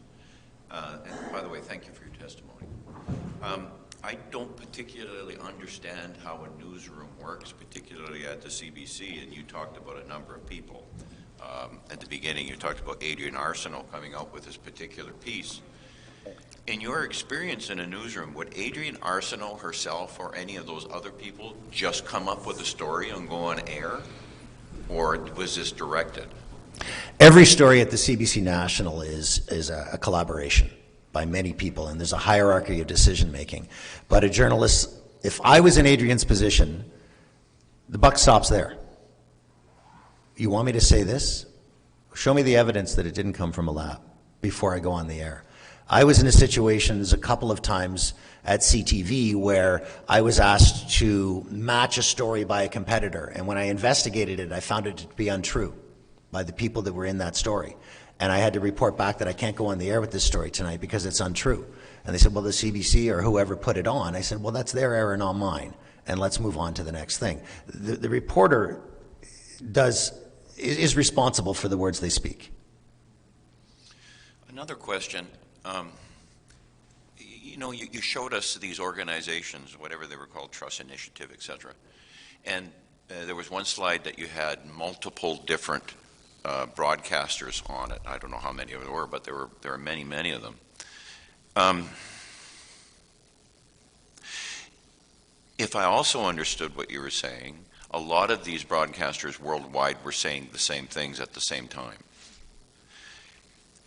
When does an organization go from an association to a monopoly? And did you do any investigation into commonality and ownership across these different media platforms? I didn't, no. But when they all follow the Trusted News Initiative, then you have a single point of of information coming down. So then now there's only a single point. It's kind of like when the World Health Organization is feeding its member nations protocols on what to do. If you wanted to corrupt all those nations, you would only have a single target. That would be the World Health Organization, and then all information would feed down from there. So by joining this Trusted News Initiative, they're all collaborating on this single idea. Another question. Given the current or the recent rewrite of the Canadian Broadcast Act, do you think that this rewrite will promote independent journalism in Canada, or will it have some other kind of effect? I have to confess I'm not familiar with the rewrite of the Broadcast Act, but independent journalism is not being promoted currently in Canada. In fact, all of the money that's flowing to the various journalism organizations is not flowing to Rebel News, oddly enough, and they are the ones that I see telling the truth. You mostly spoke about the CBC, but the other private broadcasters in Canada, were they promoting these same kinds of stories? All of them, virtually all of them. All of the mainstream media are. They're all hooked onto this same IV drip of trust over truth. I cut a lot of it out for time, apparently not enough. But the Toronto Star did a number of particularly horrific stories, one of which was putting a 9-month pregnant woman in profile or photograph, saying the headline was pregnant and hesitant, and the story was about her journey to decide to vaccinate herself with this unproven vaccine that was never tested on pregnant women. And that was to encourage readers to vaccinate themselves if they're pregnant. Another one they did was they falsified their identity in order to get an appointment with a doctor that didn't want to do an interview with them, and then got a prescription for ivermectin under a false name, and then went and fulfilled the prescription under a false name, and then reported the doctor to the College of Physicians and Surgeons, and then went front page with the story. It's atrocious, absolutely atrocious. My last question is, in the hearings in Truro, we had a number of witnesses, extraordinary witnesses actually, extraordinary Canadians, who came forward from different areas, different employment areas. We had nurses, we had doctors, we had construction workers, I believe, who were fired from their jobs for either resisting the mandates or not getting the vaccinations. Are you aware of this happening with reporters and journalists in this area as well? I met one who approached me and said that they worked for a major media organization, and I think they said they had to take the time off. They basically had to go home and not be paid, and then they were eventually let back in when the mandate dropped. But I don't know how many. That was one person who approached me, and I don't know if there are how many others there may be. Thank you very much. That's all I have. Anyone else? Mr. Palmer, thank you very much for your testimony. I think there's one more question. Okay, thank you very much for your testimony. I'm wondering propaganda has been around for a long, long time everywhere. But I think in my youth it was not, at least I was not aware of it as much as I am. You've been working in the news industry for a long time. When did you start seeing that we were going in that slippery slope of propaganda? And I guess the question I'm wondering about is, what's the exit out of it? When I first started noticing it, I showed you, was within days of the emergency. The exit out of it is a big, big question, because the CBC has not missed the story. The CBC has betrayed Canada and betrayed Canadians by resting on the laurels of decades of hard-fought journalists who did their work and entire careers of investigative journalism, and they're using that to trick us. So they morphed into propaganda in a moment of exception. The beginning of COVID, we were all on board with let's all go hide. and stay home because we're afraid. But the period of exception is over. You could forgive them for allowing themselves to be an apparatus of the public health because it existed. It was a broadcast system that we could send messages to on a daily basis. And in a moment of exception, you could say, okay, we're going to let the CBC be the public health system right now. But the emergency's over, and the exception still exists. So how we get out of this, I'm not sure. But there would have to be a wholesale redesign of the CBC, because I think that it would be extremely difficult for the number of people in that organization to admit to themselves as they go to sleep at night that they cause deaths by misinforming people and disinforming people. It's a very tough thing to get out of. And if I can just break in, Commissioners, we have Dr. Robert Malone coming on in 5 minutes and 24 seconds, and we should take a break before then. I mean no disrespect, Mr. Palmer, your evidence has just been fantastic, but if the Commissioners agree, I think we should stand down for 5 minutes.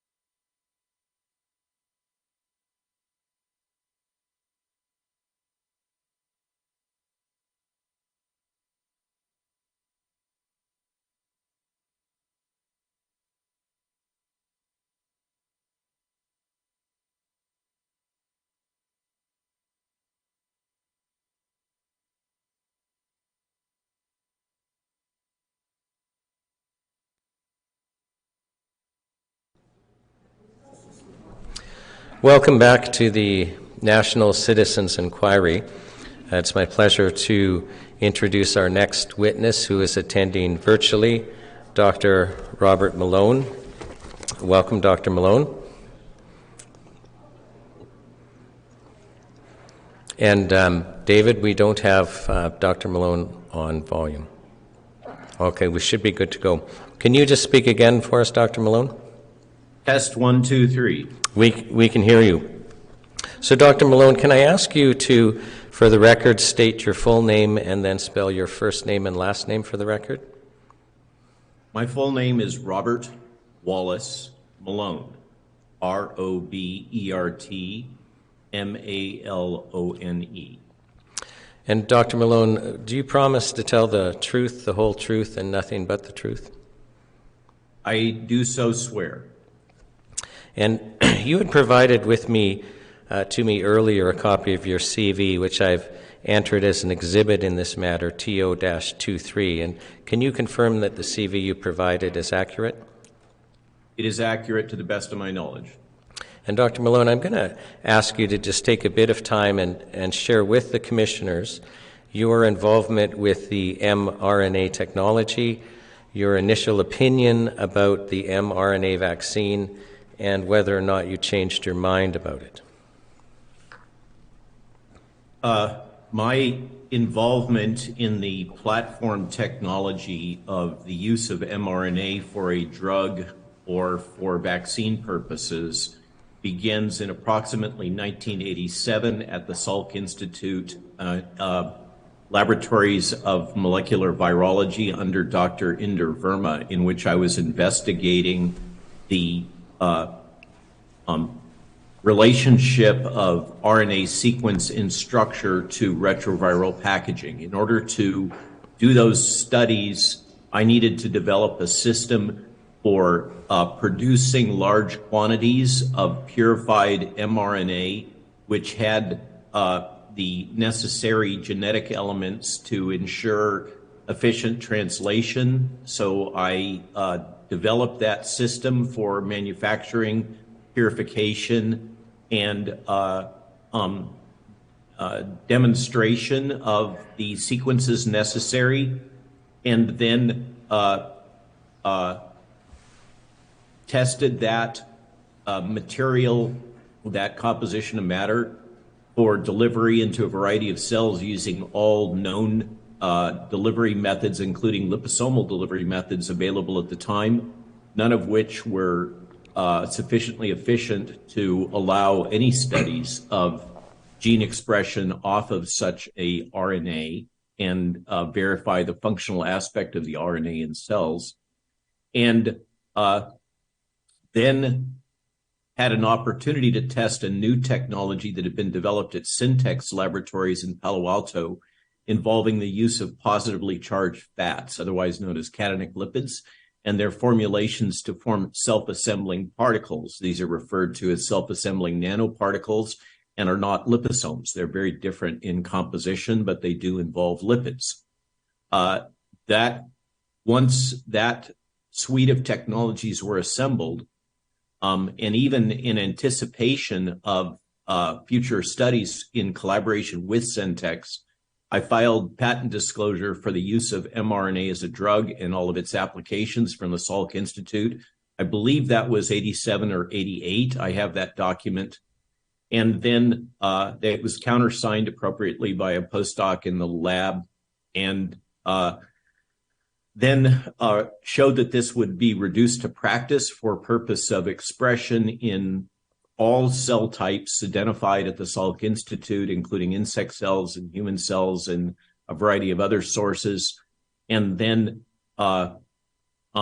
demonstrated that this was able to deliver mRNA into embryos in Xenopus laevis. This is the African clawed frog model that's commonly used in embryology, and create transgenic Xenopus laevis embryos, or otherwise known as tadpoles.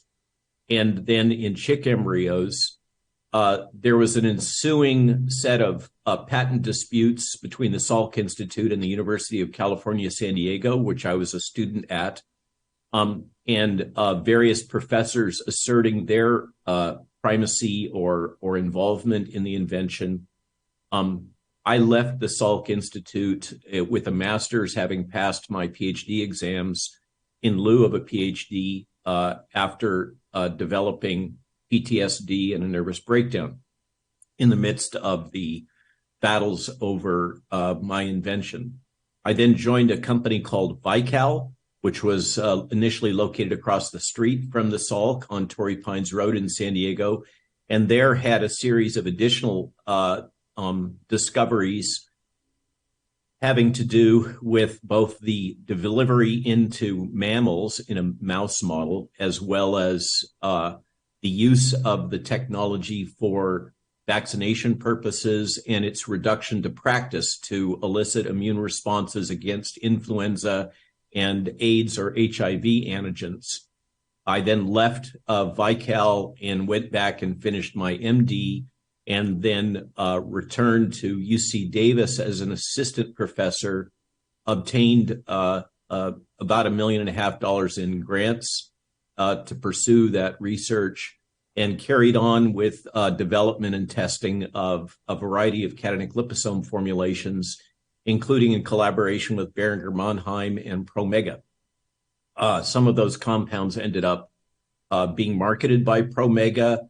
Many patents came from that, including the 9 original patents that were filed between 1990 and 1991 that cover the use of mRNA for drug delivery purposes as well as for vaccination purposes, and the demonstrated reduction to practice.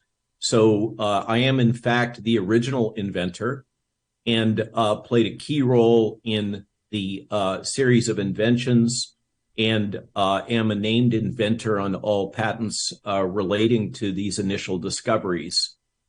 So that's my contribution. And for instance, these patents that are on the wall behind me are examples of those 9 issued patents having to do with DNA and RNA delivery into mammals and cells for the purpose of eliciting an immune response. This is well documented in all those patents, which, by the way, were not cited by Moderna in their patent positions, nor apparently by CureVac or BioNTech. So there is a failure to cite prior literature on the part of all 3 of those companies. And if I can just interrupt you, so with that background with mRNA technology, can you tell us what your initial opinion towards the COVID-19 vaccines with mRNA technology was, and then if your opinion changed? My initial opinion about all of these genetic vaccines, as well as the standard vaccines that include full-length spike protein, is that they are encoding a toxin. I was very early in raising concerns that the spike protein from SARS-CoV-2 is functionally toxic. It is a toxin. And I was particularly alarmed by the reports I was hearing from Canadian physicians, who I will not name because they've been attacked by the Canadian government and had their offices raided. But they reported to me very early on about the enticement, coercion of particularly of children to accept these products, and also the suppression of information about the adverse events. My initial objections were that when I was notified by a CIA officer who was in Wuhan apparently on January 4th, 2020, of this novel coronavirus and the biologic threat that it represented, I performed as is my usual practice because I am an experienced leader of teams in biodefense and response to emerging infectious disease. I performed a threat assessment and determined that the most expeditious and highest probability pathway forward to protecting the population from death and disease due to this agent was to focus on repurposed drugs. And my determination was the normal pathway for the internationally accepted pathway for development of a vaccine that was safe and effective would take far too long, typically many years. When I learned that these products were being advanced as gene therapy technologies, I was very well aware of the history of relative effectiveness and safety of adenovirus vectored products, although concerned about such vaccine products employing a full-length spike protein, whether or not it has the 2 proline mutations that are in these current spikes that are used in the adenovirus vectored vaccines. And I was also concerned about the mRNA technology. In particular, it had a long history of inflammation, both within any tissues in which it was administered. This had been my experience as an academic researcher. And one of the reasons why I had abandoned this technology was because I could not overcome the toxicity or inflammatory responses associated with these lipid mRNA particles, assembled particles. Early on, when I learned that this was being advanced as the primary candidate by the United States and others, I contacted the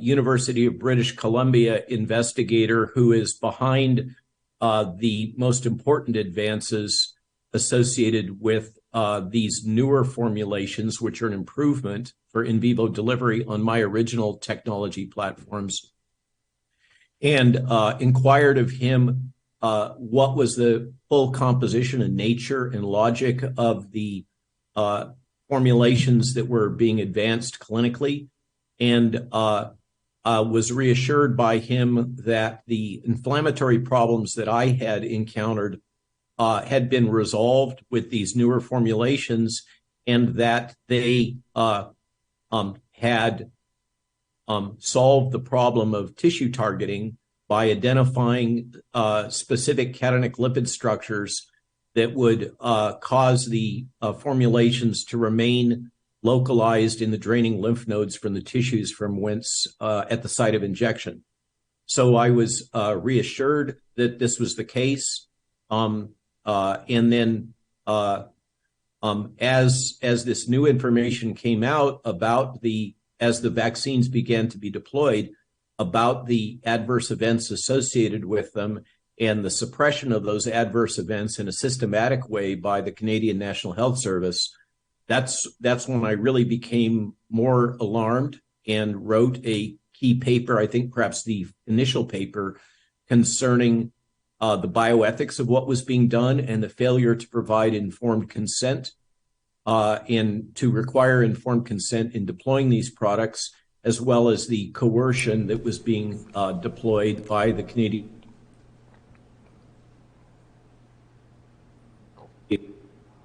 by many governments, particularly in the West. And then Dr. Byron Bridle identified the common technical document, is the regulatory term, which had been filed by Pfizer with many nation states, including the Canadian government and the US government, but had been placed on a Japanese regulatory authority server and was identified by Dr. Bridle, who reviewed it and then asked for a second opinion from a news organization called Trial Site News that I had some affiliation with. And those documents were passed to me for my own review and assessment, as I'm a regulatory affairs and clinical research, clinical development specialist. And I was shocked by what I read in that those documents clearly demonstrated a failure to comply with international and US norms for preclinical assessment of vaccine products and preclinical assessment of gene therapy products. these all being based on gene therapy, and so were gene therapy products and remain so. Dr. Malone, can I just interject for a second? Yep. Because we're going to segue in a few minutes. You were going to speak about what you described as fifth generational warfare. But before we go there, I'm just wondering if you could comment on Canada's policy of using these mRNA vaccines on children. So, in my opinion, having studied the data, the risks of hospitalized disease and death in children are statistically negligible, approximating zero, very close to the asymptote of zero. So functionally, virtually no risks of the virus in healthy children. Healthy children handle this infection extremely well, but the risks of the vaccine, particularly the mRNA vaccine, all of the genetic vaccine products that express spike protein, as well as those that have pre-manufactured full-length spike protein, have significant risks in children. In particular, those risks are enhanced in young males. And in particular, there is a very clear, unequivocal, well-documented risk of myocarditis that, depending on the study, clinical myocarditis event rate in young males is in the range of 1 in 1,000, 1,500 to 1 in 3,000, depending on the study. And the overall event rate for serious adverse events for these products may be as high as 1 in 500. That's events that would cause people to be hospitalized.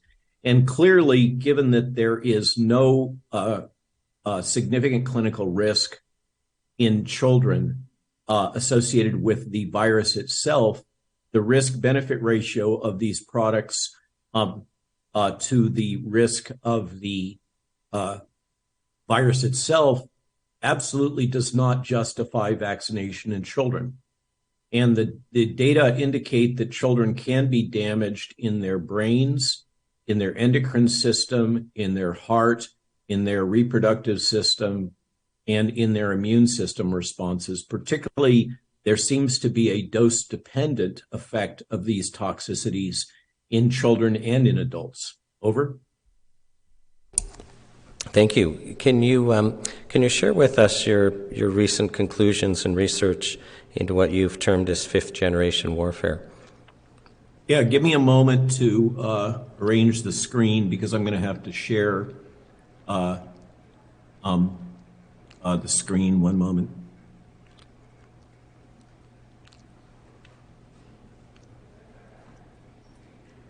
I'm not very facile with changing the views, so it's going to take me a minute.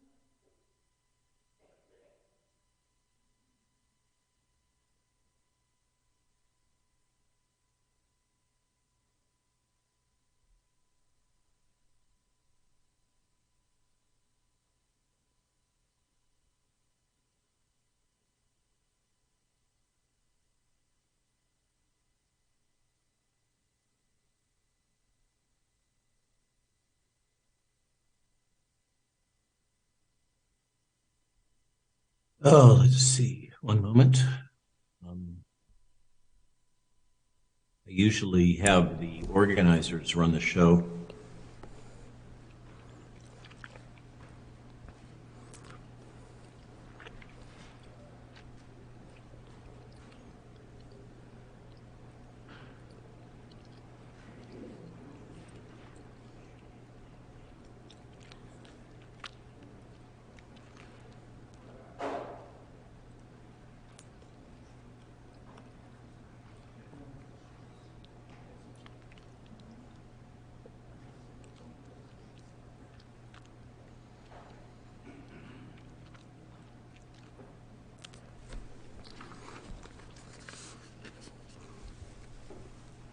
Would it be of some assistance to have our technical person contact you?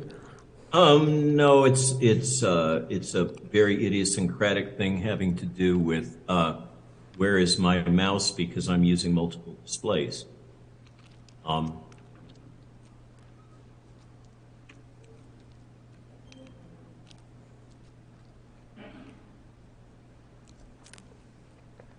we go. Swap displays. And now you should be able to see this, can you? We're still seeing you, but yes, we're now seeing a meeting chat. Okay, you should be seeing let's see, so now I have to find, I had activated share screen.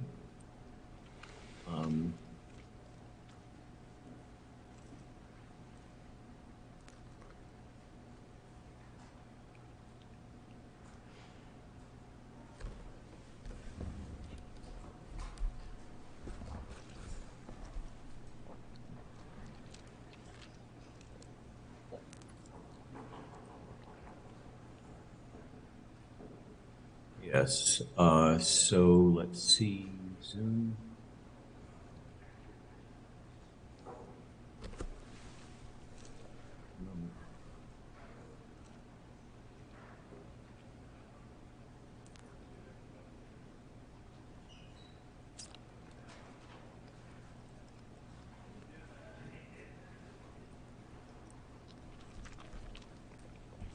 It may have been on our end, and we just changed the setting, Dr. Malone, so if you could try again.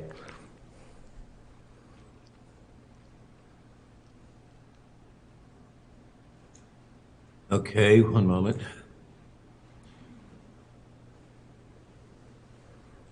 There we go. It's showing your screen now. Good. Let's see if we can make this happen.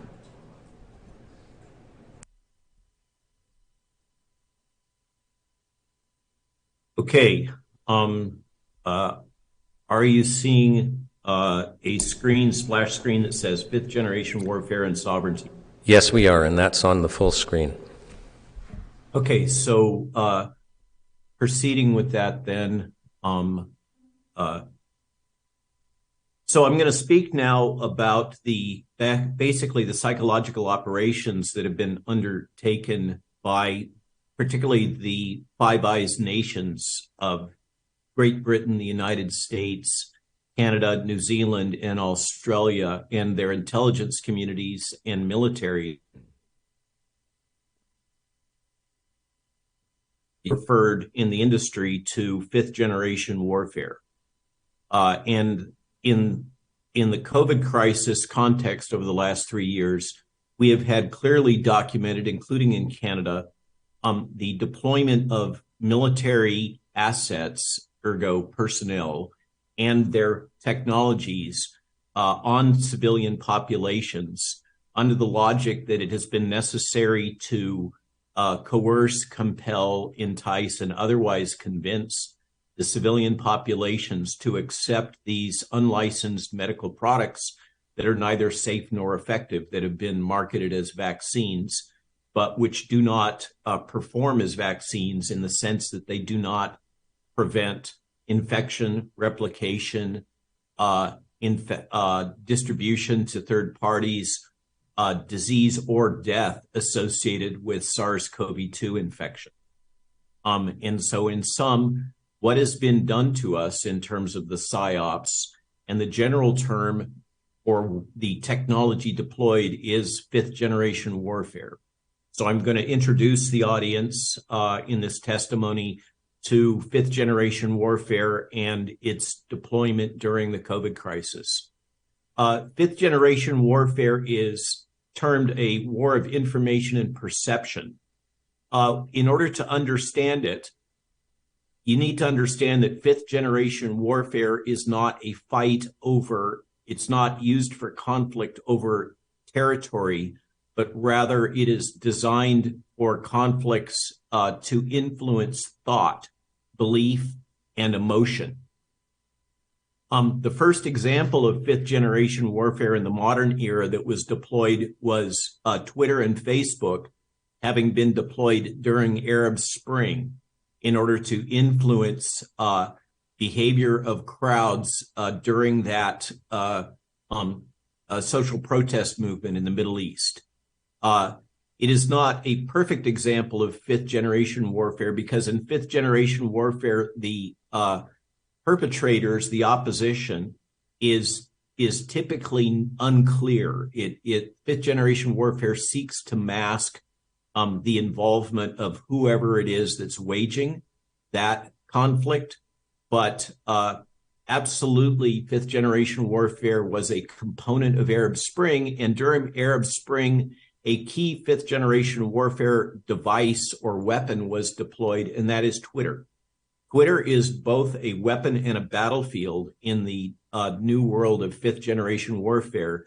Twitter is specifically designed and has capabilities to map and influence behaviors of individuals and crowds, and down to the level of mapping their emotions, thoughts, opinions, and their ability to influence others. This is why you experience things like shadow banning or amplification of a given tweet or message on social media.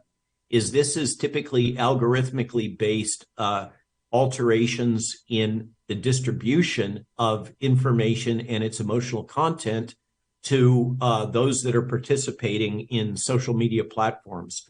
Of course, all these social media platforms have the ability to precisely triangulate individuals in three-dimensional space because of cell tower triangulation, and they are typically integrated in the intelligence community into functions such as Gorgon Stare that provides extremely high-resolution imaging of individuals and can be used to target individuals both emotionally, psychosocially, as well as with kinetic weapons if necessary.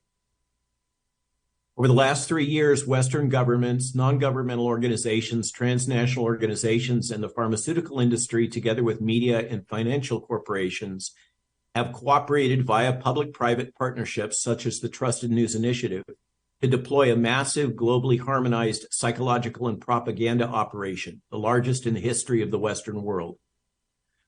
With this campaign, the governments of many Western nation states have turned military-grade psyops strategies, tactics, technologies, and capabilities developed for modern military combat against their own citizens.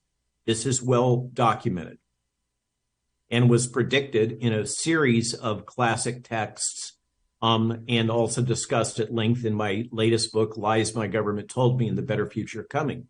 It's also these methods, COVID-19, the Great Reset, and the Great Narrative, Klaus Schwab being the leader of the World Economic Forum.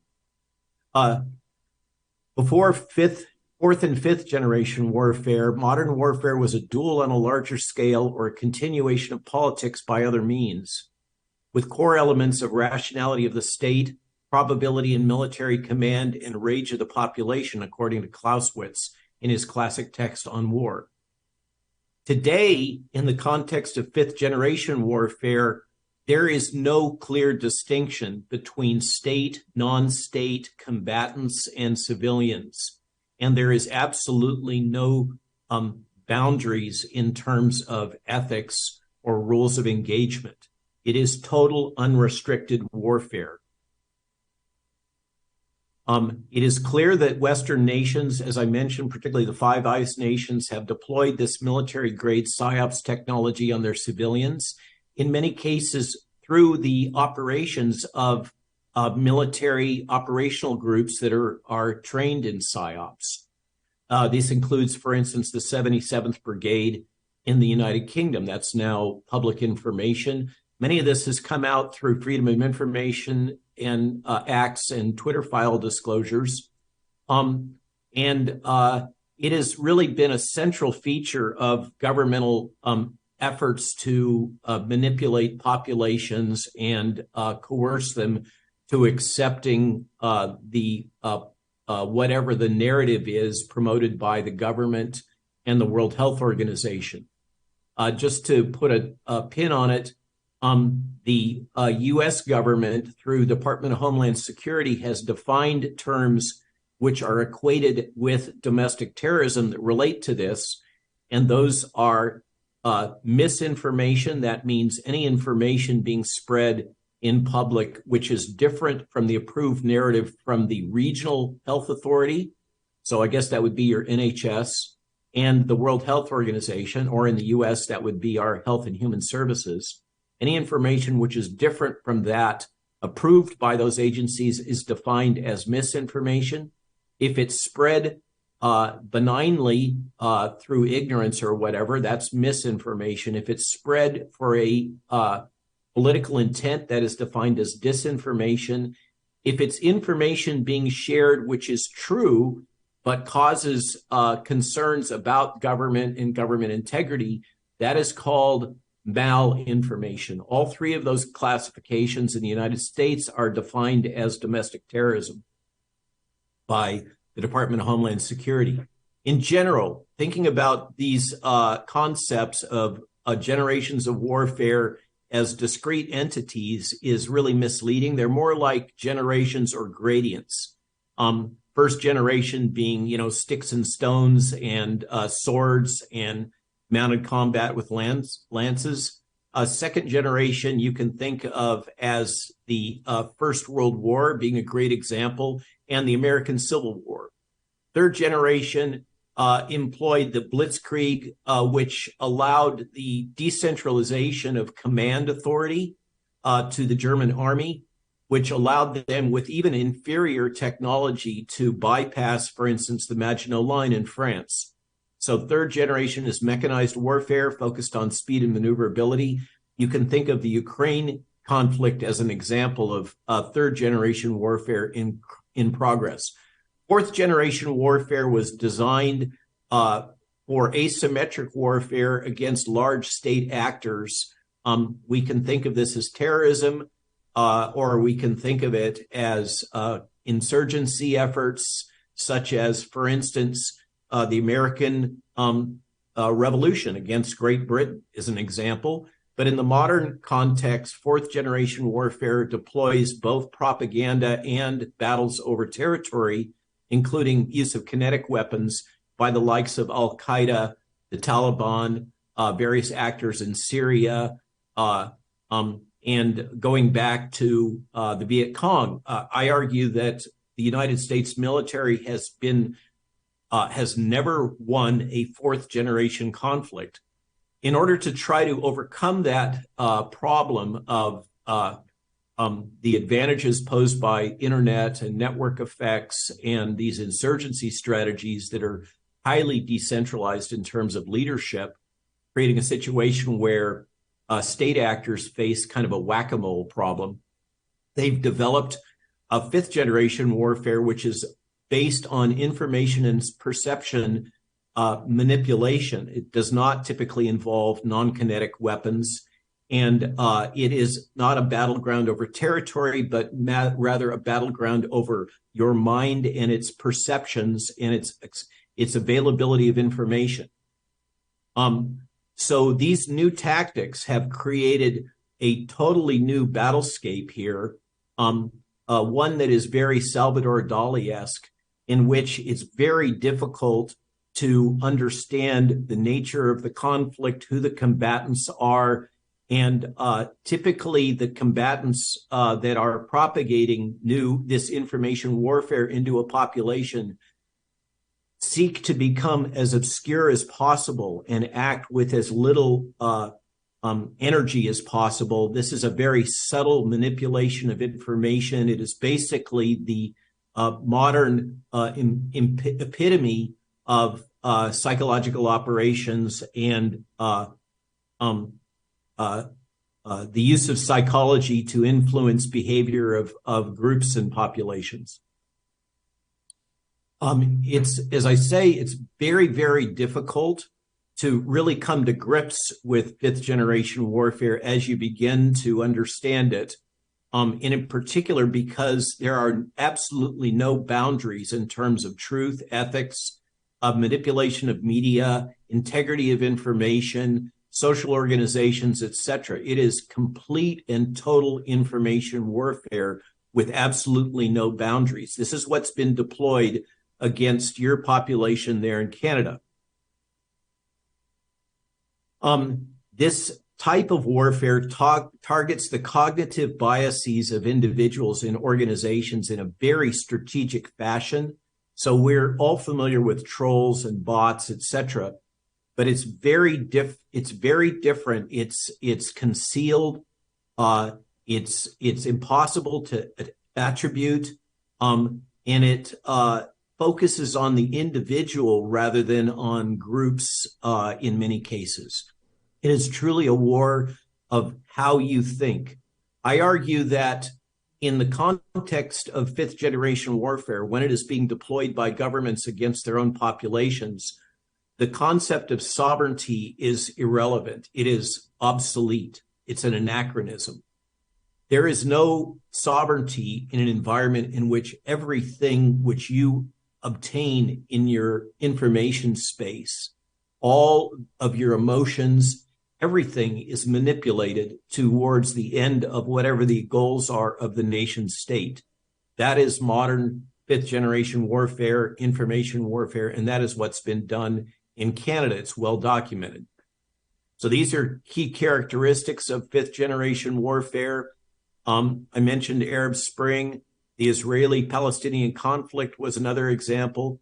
The Havana syndrome, where we had diplomats in the United States in Havana, Cuba, that experienced an unknown mental compromise or psychological state after deployment of some sort of unknown energy weapon, is a clear, explicit example of fifth generation warfare. It was targeted, it was effective, and there is no knowledge of what caused that effect or who was deploying it on the American diplomats. Perfect example of fifth generation warfare. I mentioned the concept of sovereignty. What is world health when public health policy and pharmaceutical interventions are transformed into just another fifth generation warfare weapon? How can a democratic system of government continue to exist if the existing leadership of a nation state feels that it's acceptable to deploy these types of technologies on their own population? As I said, the idea of sovereignty becomes irrelevant. These are examples in the lay press from Canada and the UK documenting the deployment of military campaigns involving fifth generation psychological warfare and information warfare against the Canadian population. When you say conducting propaganda during the pandemic, this is fifth generation warfare. This is what was deployed on you by your own military. This is from the Canadian Joint Operations Command, etc. As you notice in this article by David Pugano in one of your lay press publications, this plan devised by the Canadian Joint Operations Command relied on propaganda techniques similar to those employed during the Afghanistan war. In other words, that's a euphemism. They deployed the fifth generation warfare technology designed to combat the Taliban against you, the civilians of Canada. Now, this is an example of one of the battle groups in the United States, the 4th Psychological Operations Group based in Fort Bragg. This is a recruitment video, just to give you a sense of the nature of this technology. This is the group that was developed from the Ghost Army of World War II that was used to fake the German army about the landing at the end of the war.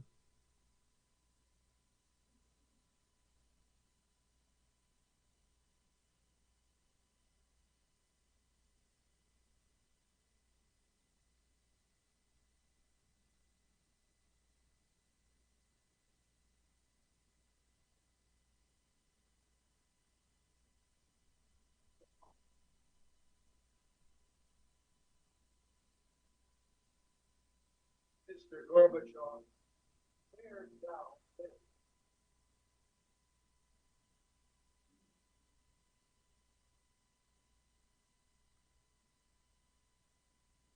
wolves hiding nearby, whispering who or die.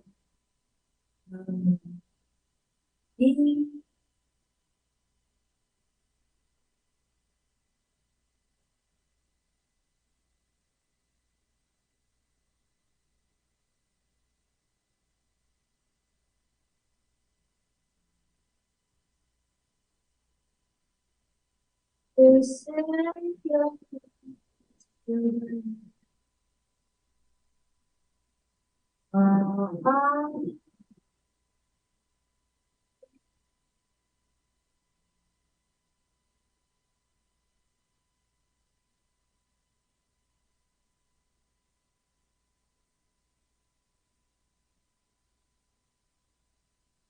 There's another very important thing to talk about.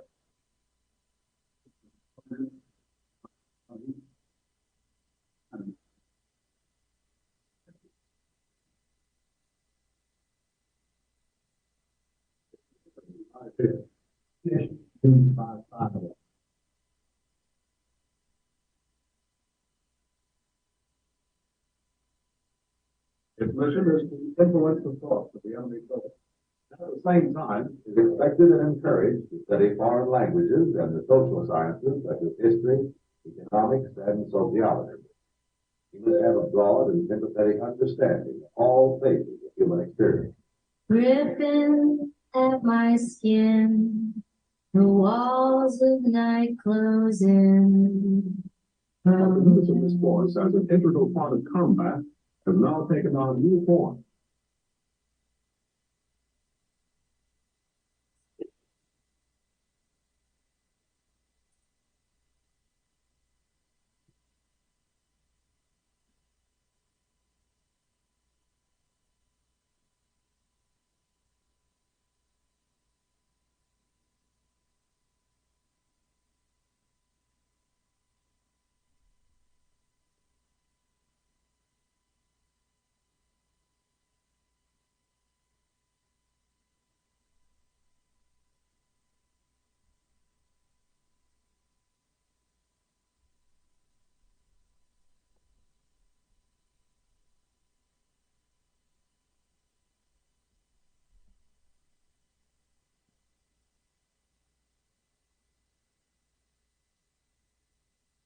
So I hope that convinces you that this is a real process, threat, and technology.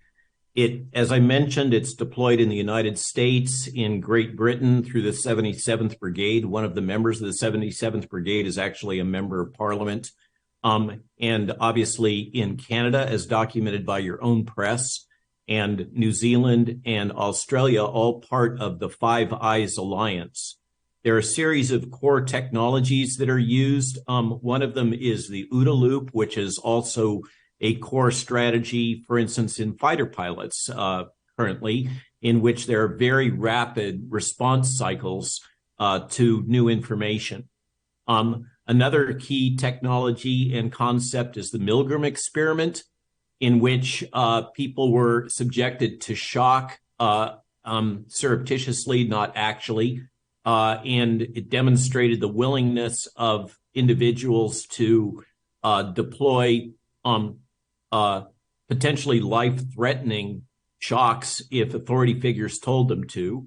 Another example is the ASH experiment, in which it was demonstrated that the effects of social pressure can cause a person to conform to the willingness or the interests of authority figures or organizations.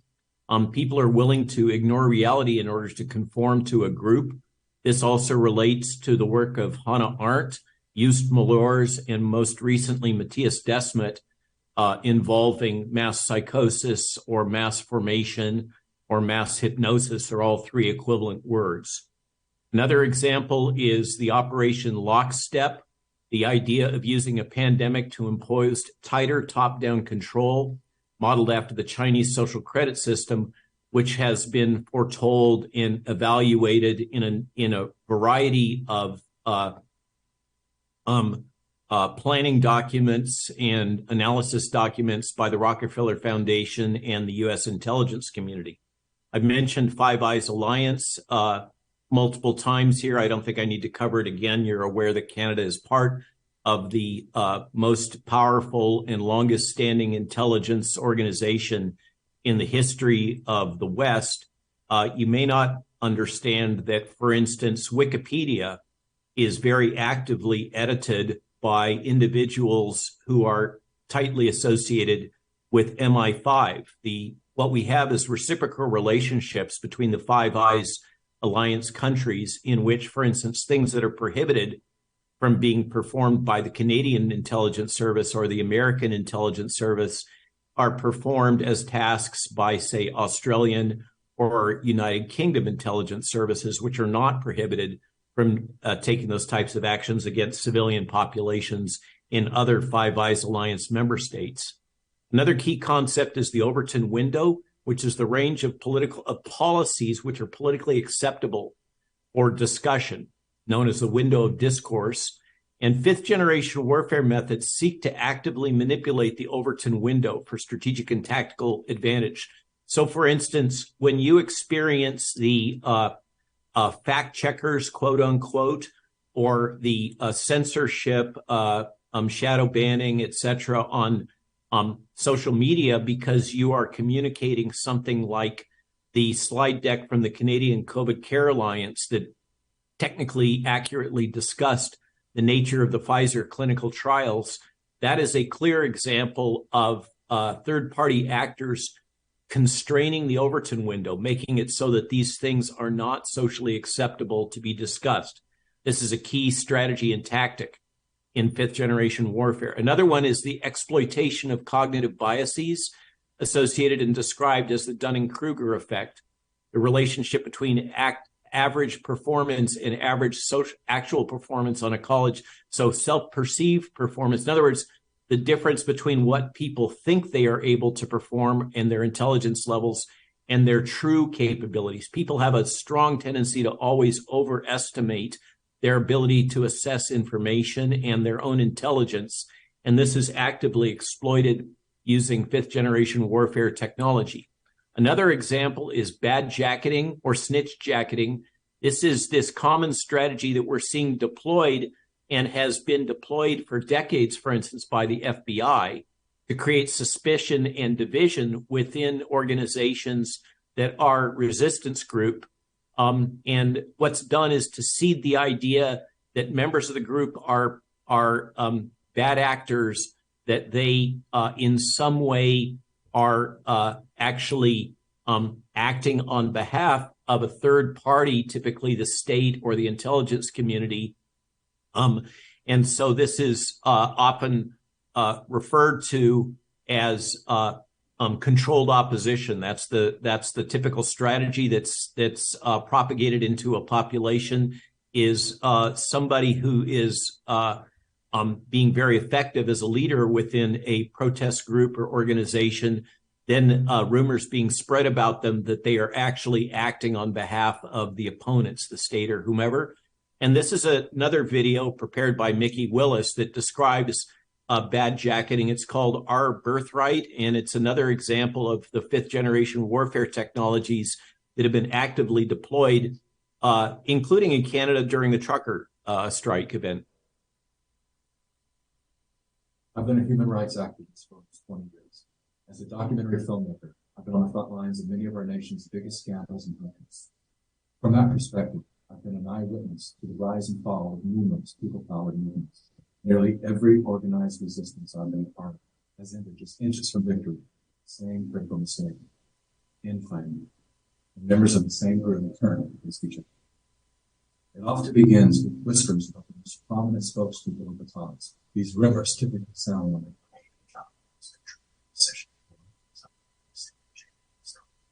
while the use of infiltrators and agitators is a very real thing. Yet to experience one scenario where such a label is accurately. Suspiciously, these labels are always branded on the people who are making the most progress. But the degradation of their reputation is the contribution to your life. Prior to social media, people actually sat down to dialogue through their differences. Today, without solid evidence or sufficient inquiry, we go directly to our keepers within our suspicions. Even after the rumor is proven false or simply fades away, some level of doubt and division always remains. This is all that is. What allowed so many people to walk away from Assange?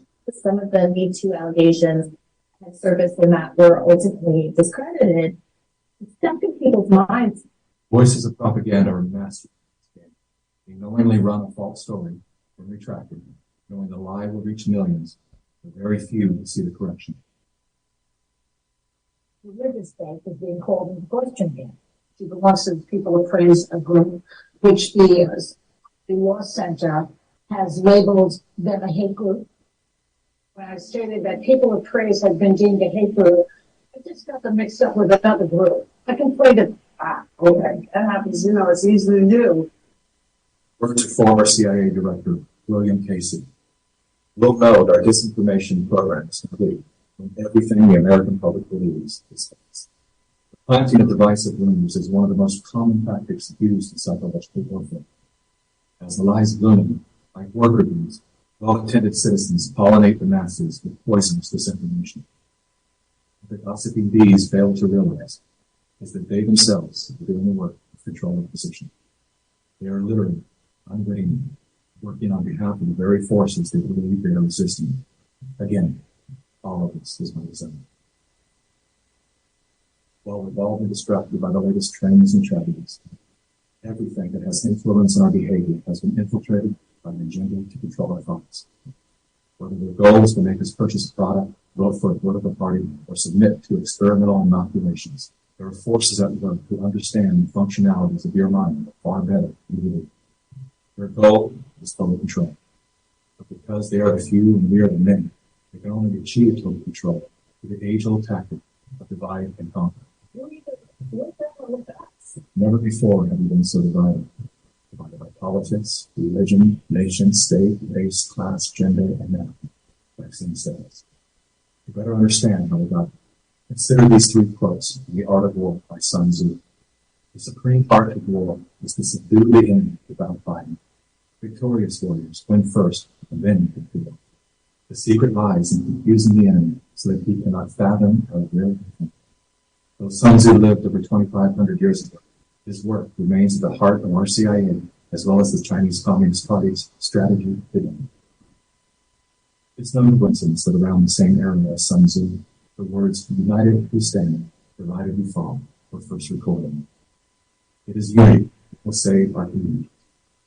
As you see in the audience, Muslims, Christians, Jewish community, Democrats, Republicans, white, black, everyone on the screen. This is the example of what you choose to attack all members of the human family.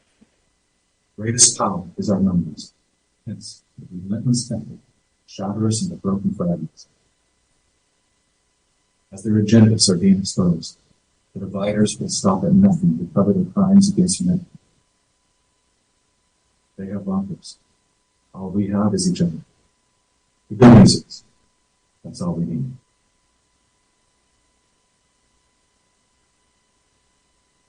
Though we are intrinsically interconnected, our minds are being wired to obsess on our differences. Contrary to social indoctrination, we do not have to be ideologically aligned to stand together. We don't even have to like each other. There is only one thing that we must agree on. That freedom is our birthright. Now is the time to let go of whatever it is you're holding on to that keeps you divided from your friends, family, and fellow humans. Rise above all the micro dramas and distractions to see that a much bigger story is unfolding. Swallow your pride. Humble yourself. Let it go. I'm not suggesting that we look the other way when someone is clearly thwarting a forward momentum. There are people who deserve to be called up by name, especially those who are undermining the trust of each other. But even then, we should remember that there is a human life being affected by our words. We've been so conditioned to believe we have powers that we become careless with our power, like toddlers with loaded guns. How many times do we need to shoot our own foot to realize that power is in our hands? The only thing that can stop us at this point is us. We've all been lied to, scammed, bullied, tricked, conned, and coerced. Yes, it sucks. But here we are, wiser and stronger.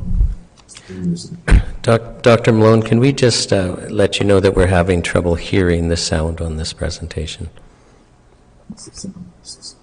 Finance a mutually beneficial relationship between different groups. All of life depends on relationships. Every living thing is in communication. The stars, planets, the earth, the plants, the elements, the insects, the animals, the humans, and every cell that is. Real change out there begins with real change inside. The question is, how bad does it have to get before we're willing to change?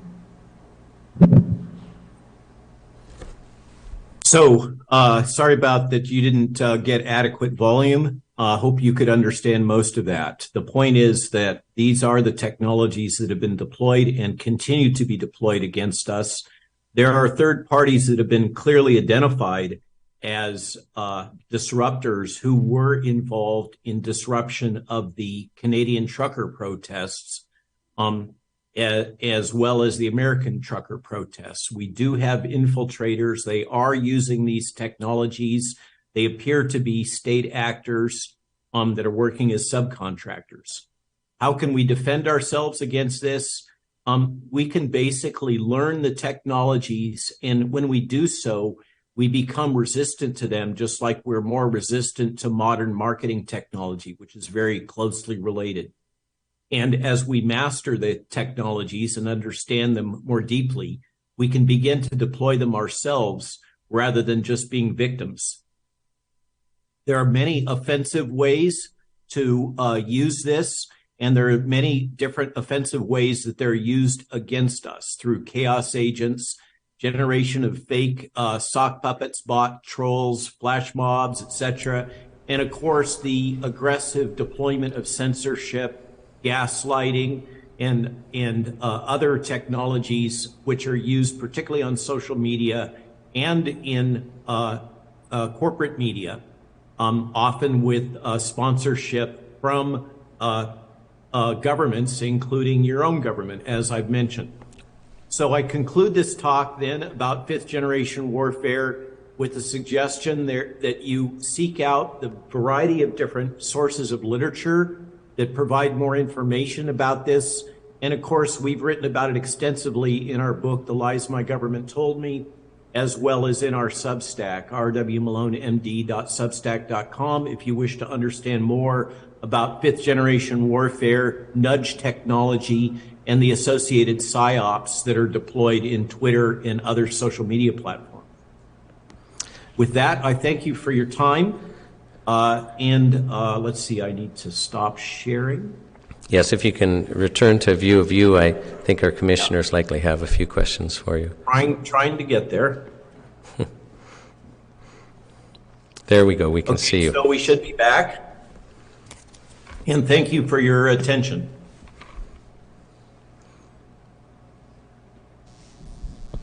Thank you very much, Dr. Malone, for your fantastic testimony. When I understand it, you did a journey from the science and the technology and how the science and the technology is being deployed for all kinds of application, some of which we can actually question, as you mentioned in the end.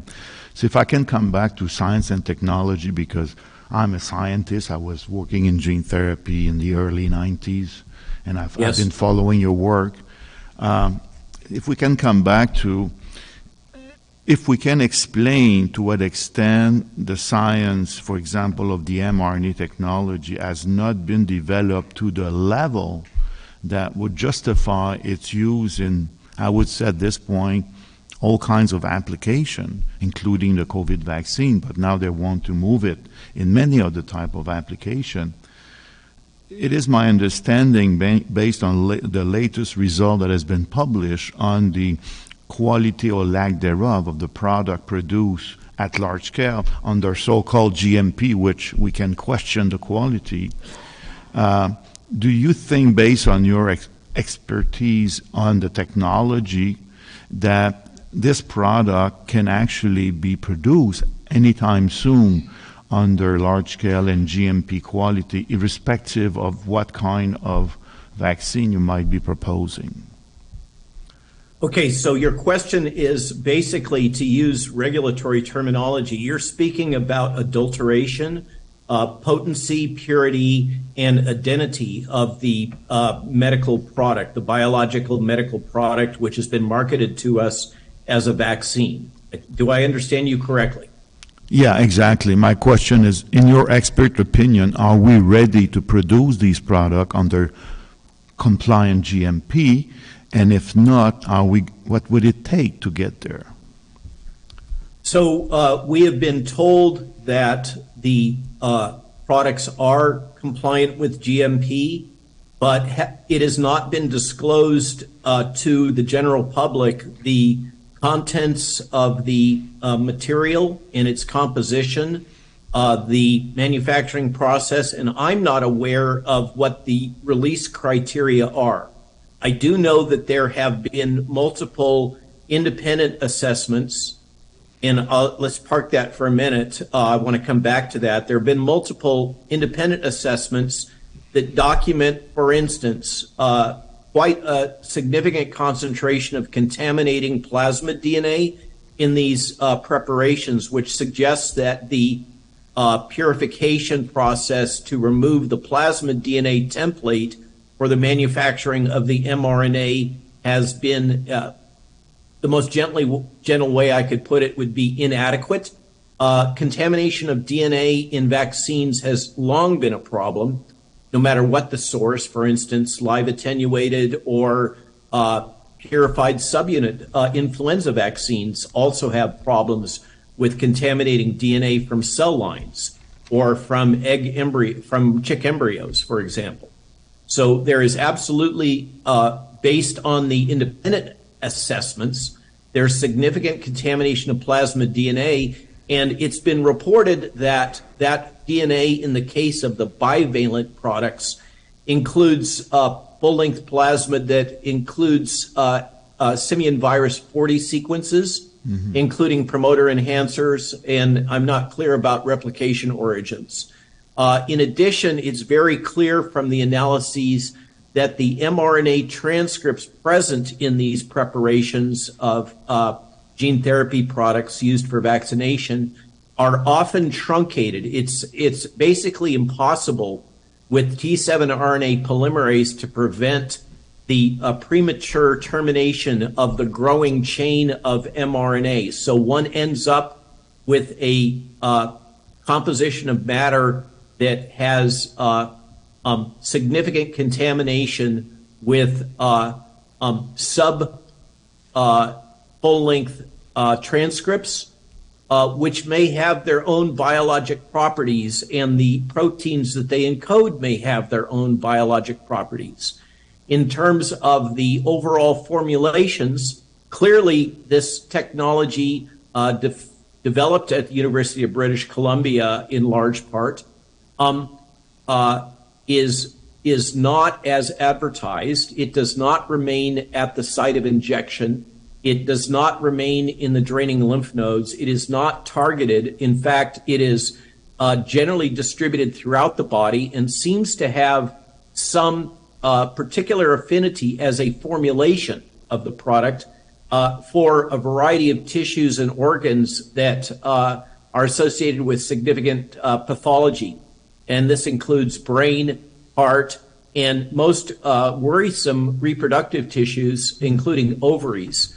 We have the inadvertent disclosure by a Pfizer global director recently with Project Veritas that Pfizer believes, for instance, that the reproductive complications associated with the vaccines, ergo the dysmenorrhea and menometrorrhagia, that women commonly experience is actually due to damage to the, in their words, hypothalamic, pituitary, adrenal gonadal axis. That's another way of saying damage to the endocrine system. And this is apparently a leading hypothesis at Pfizer for these female reproductive consequences. And of course, women are not the only ones that have an endocrine system. And this is not restricted just to adult females. Particularly worrisome is the prospects that these materials may be damaging the endocrine system of developing children, in my opinion. We also have the toxicity, which is unresolved and never assessed to date, of the pseudo-mRNA itself. The composition of matter of this material that is being synthesized chemically through basically an enzymatic reaction substitutes the normal uridine for pseudouridine. Pseudouridine is a molecule present at very precise places in natural mRNA, but it is not typically incorporated into all of the uridine coded components of the mRNA molecule or messenger ribonucleic acid molecule.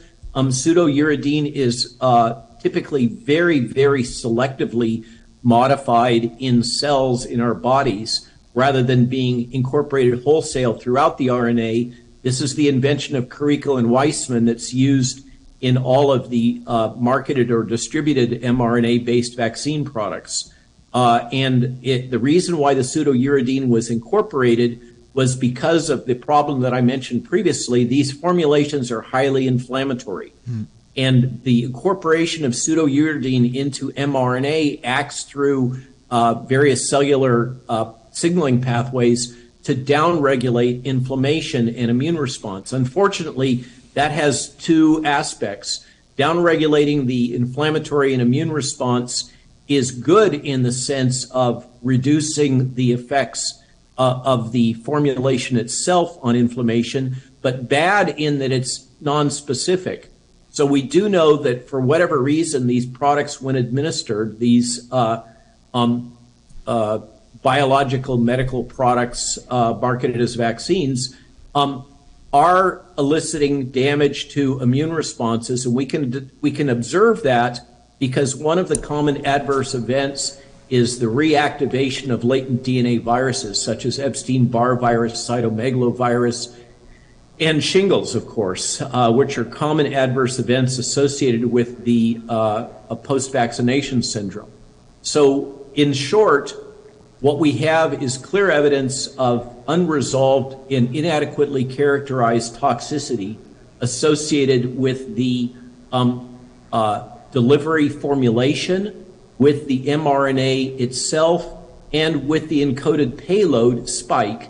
None of these were characterized in the way that is normally prescribed in well-established regulatory processes in terms of characterizing the potential toxicity of all components of a final drug product.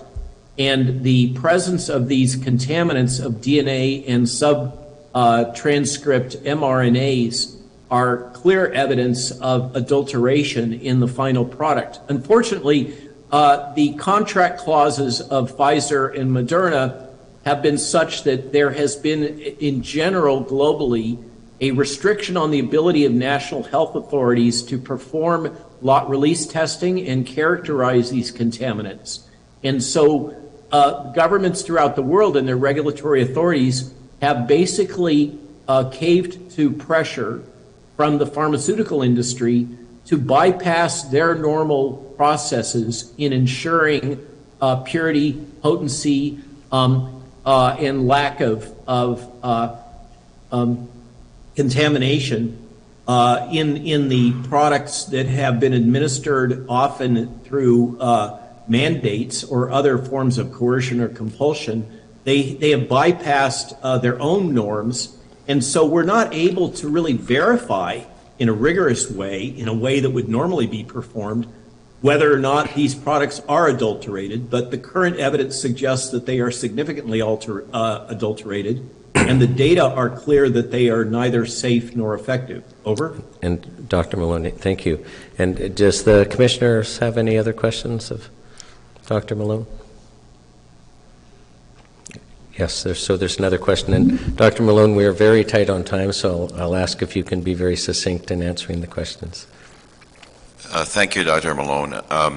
We've had a number of witnesses talk about COVID-19 and how they recognized at a very early point in the pandemic that the disease targeted or perhaps that's not the right term, but certain people, certain stratification of the population were more susceptible. In other words, if you were obese or if you were elderly, they told us that you are more susceptible to the disease.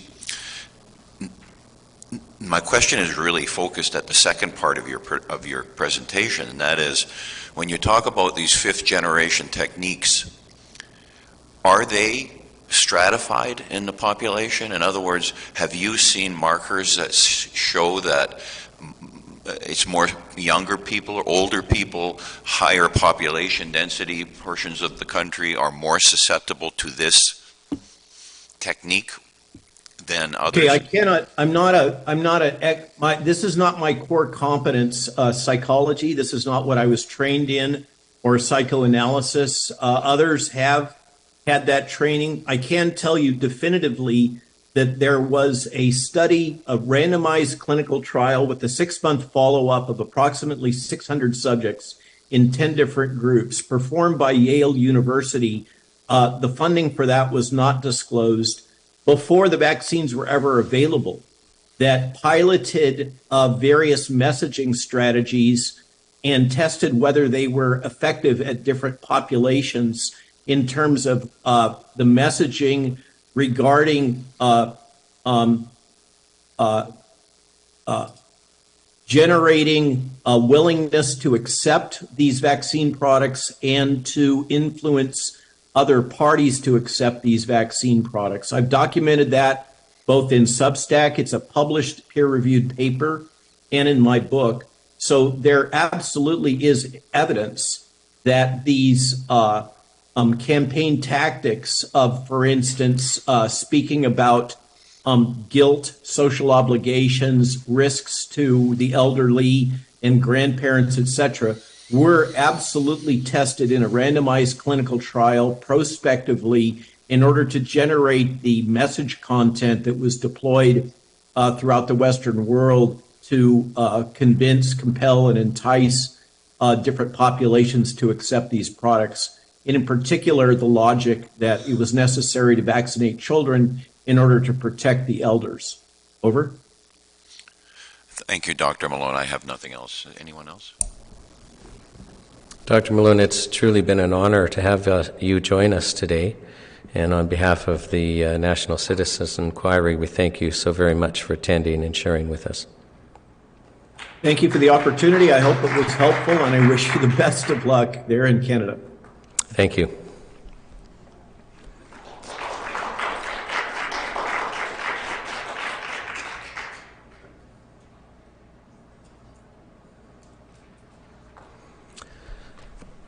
So our next witness coming to the stand is Bruce Pardy.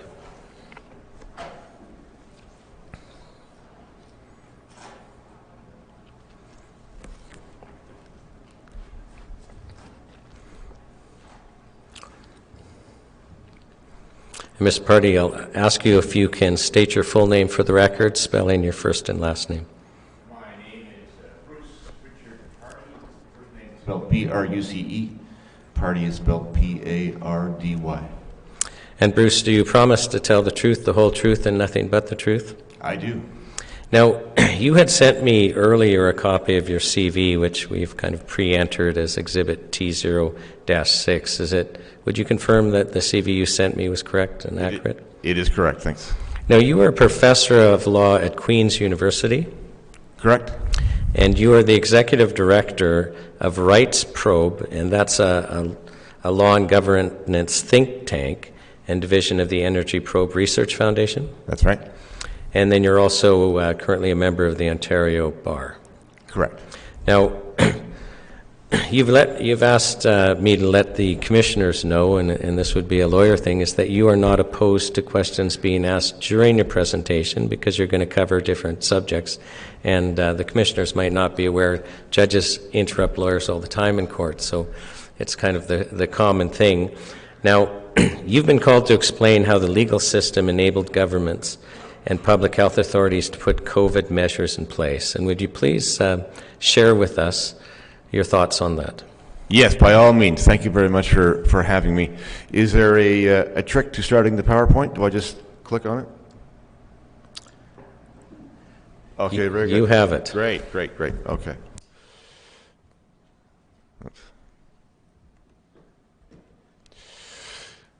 So I want to start with this thought, which is that the most powerful ideas are the ones you don't know you have.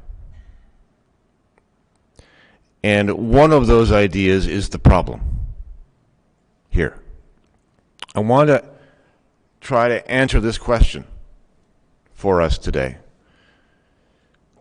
During COVID, of course, people were told what to do and what not to do. They were told not to walk through the park. They were told to close their businesses. They were told their kids couldn't go to school. They were told that they couldn't go into the store without a mask. They were told they couldn't have a job without a vaccine, and so on. And during this period, people thought the law would save them. This seemed like society unraveling. It seemed insane. And they thought, the law will save us. The law is solid. The law is written down. The law will bring this back. And it did not. Many people tried. They found a lawyer. They brought an action. They brought a challenge to this rule or that. And those challenges, for the most part, were rejected. And the question is why? And there may be many answers to this question, but I would like to suggest two. The first one is that this is a reflection of the triumph of the administrative state.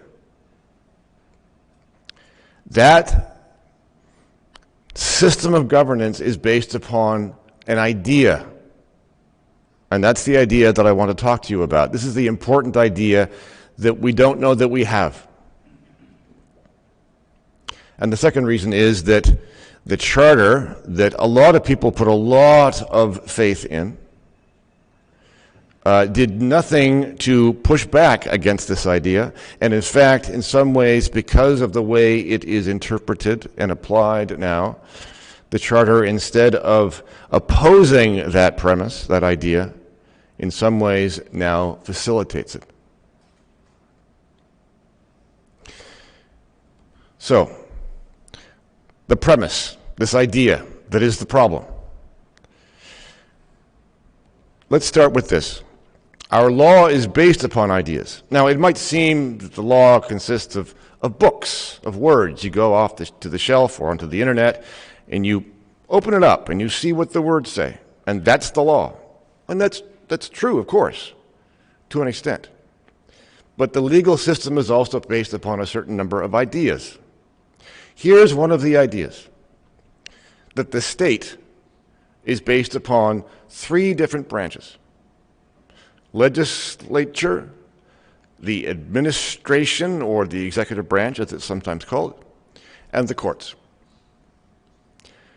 And one of the important ideas that we have had in our law for a long time is that these three branches of the state do different and distinct jobs. And one of the ways that we are protected from our state, from our own state, is that these three branches are distinct and they cannot do the job of the other. In other words, it prevents power from being concentrated in any one organ or person. Legislatures legislate. They pass statutes that contain the rules. Courts take those rules and they apply them to particular cases. And the administration takes the rules that the legislature has passed and they enforce them, they enact them, they don't enact them, sorry, they carry them out. Now, one way to understand which part of the state we're dealing with at any particular moment is to think about it this way. We know what a court is, and we know what a legislature is. A court has a judge and a room, and it involves a dispute and evidence and so on. And a legislature has elected people and they pass statutes by vote. Everything else is a part of the administration. The cabinet, the ministries, the departments, the agencies, the tribunals, the commissions, the law enforcement, and so on and so forth. Now, here's a basic idea. The administrative or executive part of the state is authorized to do nothing unless the legislature has passed a statute saying that it can. And that's a great rule. And that's a rule that the courts did enforce, and still technically do enforce. But here's the problem. The ideas upon which our legal system are based are changing. They're evolving, if you like, but they're evolving in what I would consider to be a very dangerous way. Here is now what is happening, and it's been happening for quite a while. This is not just a COVID thing, but it reached its height during COVID. Here's what's happening. Legislatures, instead of passing statutes that contain all the rules, are now passing statutes that delegate rule-making authority to the administration.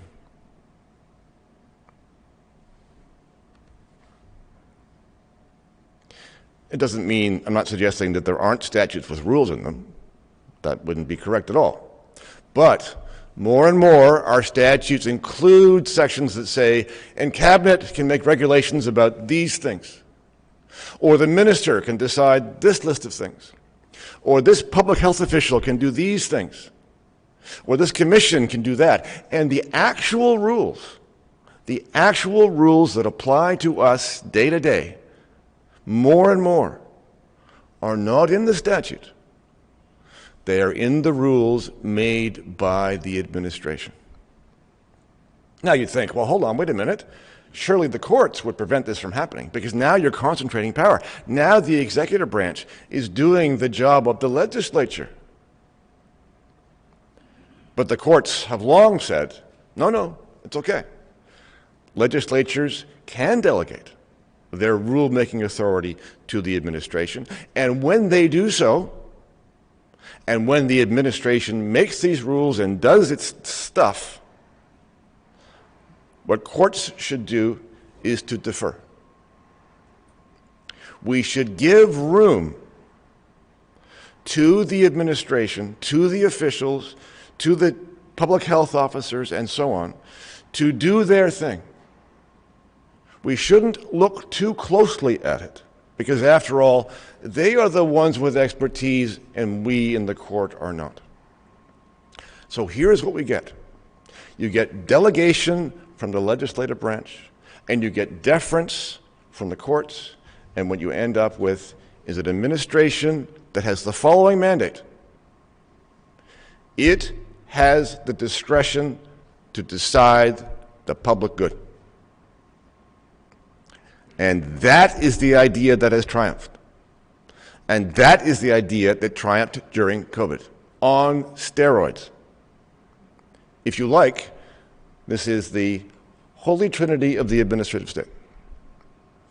Delegation, deference, and discretion.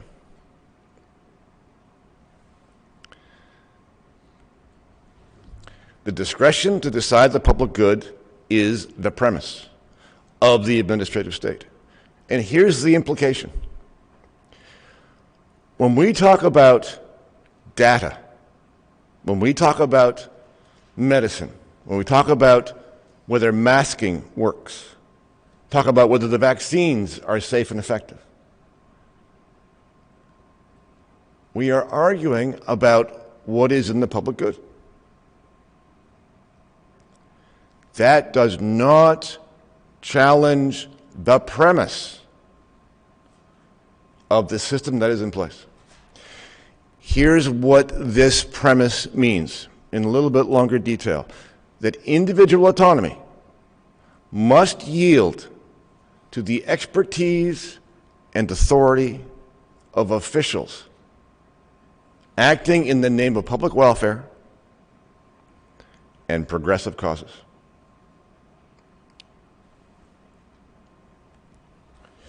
So here's just what I mean, just very briefly, here's what I mean by a premise.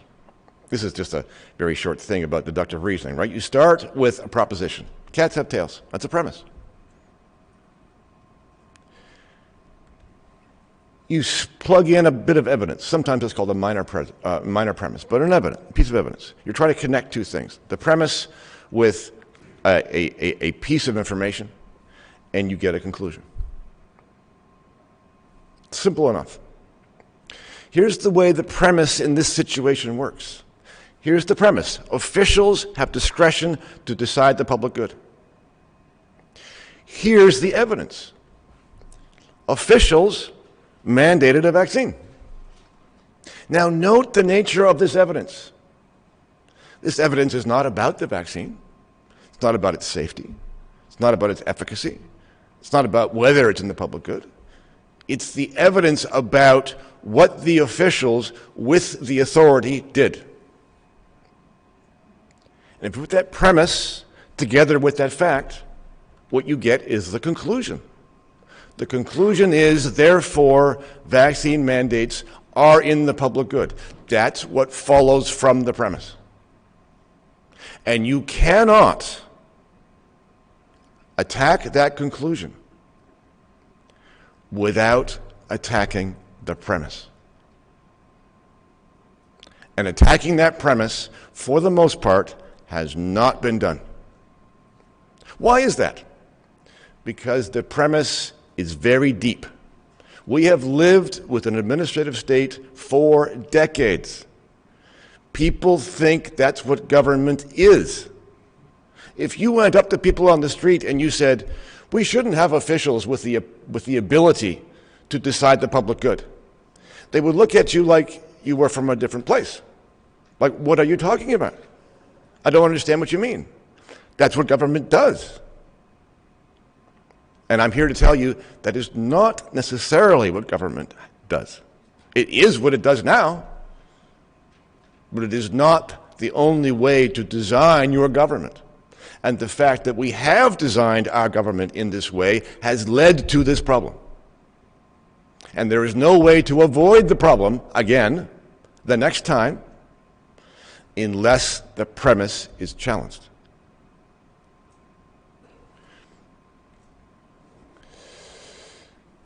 So here's what I mean about all of the issues that so many people have been talking about. The masking, the lockdowns. Do lockdowns work? Did they work? Did they stop the spread? Did they cause more harm than good? Did social distancing have a rationale? Was 6 feet right? Or should it have been 5 or 7? Was there any data? Was it ridiculous or not? Do masks work? What's the data? What are the studies on masks? Is it ridiculous as it looks to be, or is there something to it? What about the vaccines? Were they tested properly? Do they cause these problems? Do they actually stop the spread? Do they actually stop the severity of symptoms? All of these questions. Now, they're very important questions to be sure. Very valuable to know about what the actual information is on all of these questions. But all of these questions are trying to debate what is in the public good. And to concentrate on that is to miss the problem. The problem is not the last part of that statement. The problem is the first part. You must challenge the premise that our government officials have the expertise and authority to tell us what to do in the public good. Because that is the idea that is now running the show.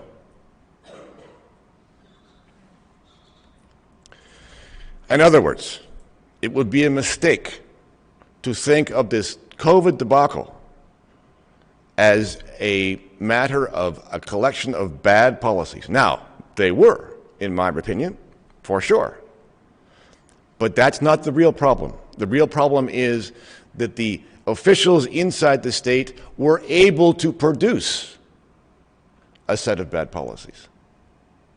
If government officials have unchallenged authority to decide the public good and thereby to override individual autonomy, bad things inevitably follow. What they can do, they will do. And in a sense, what happened during COVID was the culmination of this trend, if you like, this evolution of the nature of the administrative state. If you like, it was the pinnacle achievement of this managerial state apparatus. It was a great opportunity for people who have authority to manage society, because that's what they think they're for. Now, as I say, COVID was not the first time.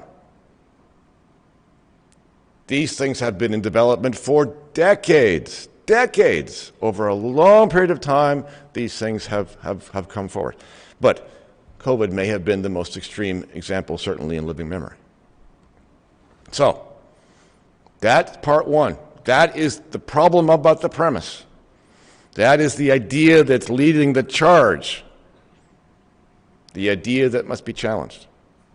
And part two is, well, what happened to the Charter? I thought the Charter was there to protect my individual rights. It looks like it should. It's a roster of what appears to be individual freedoms. Freedom of speech, freedom of religion, freedom of conscience, freedom of assembly, freedom of association, the right to equality, the right to life, liberty, and security of the person. What happened?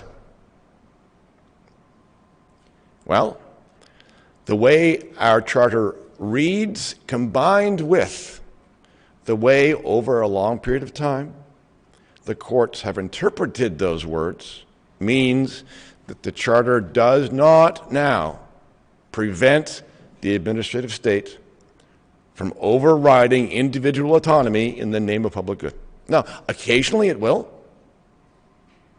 In the law, of course, you can't make blanket statements about things because cases go this way and that.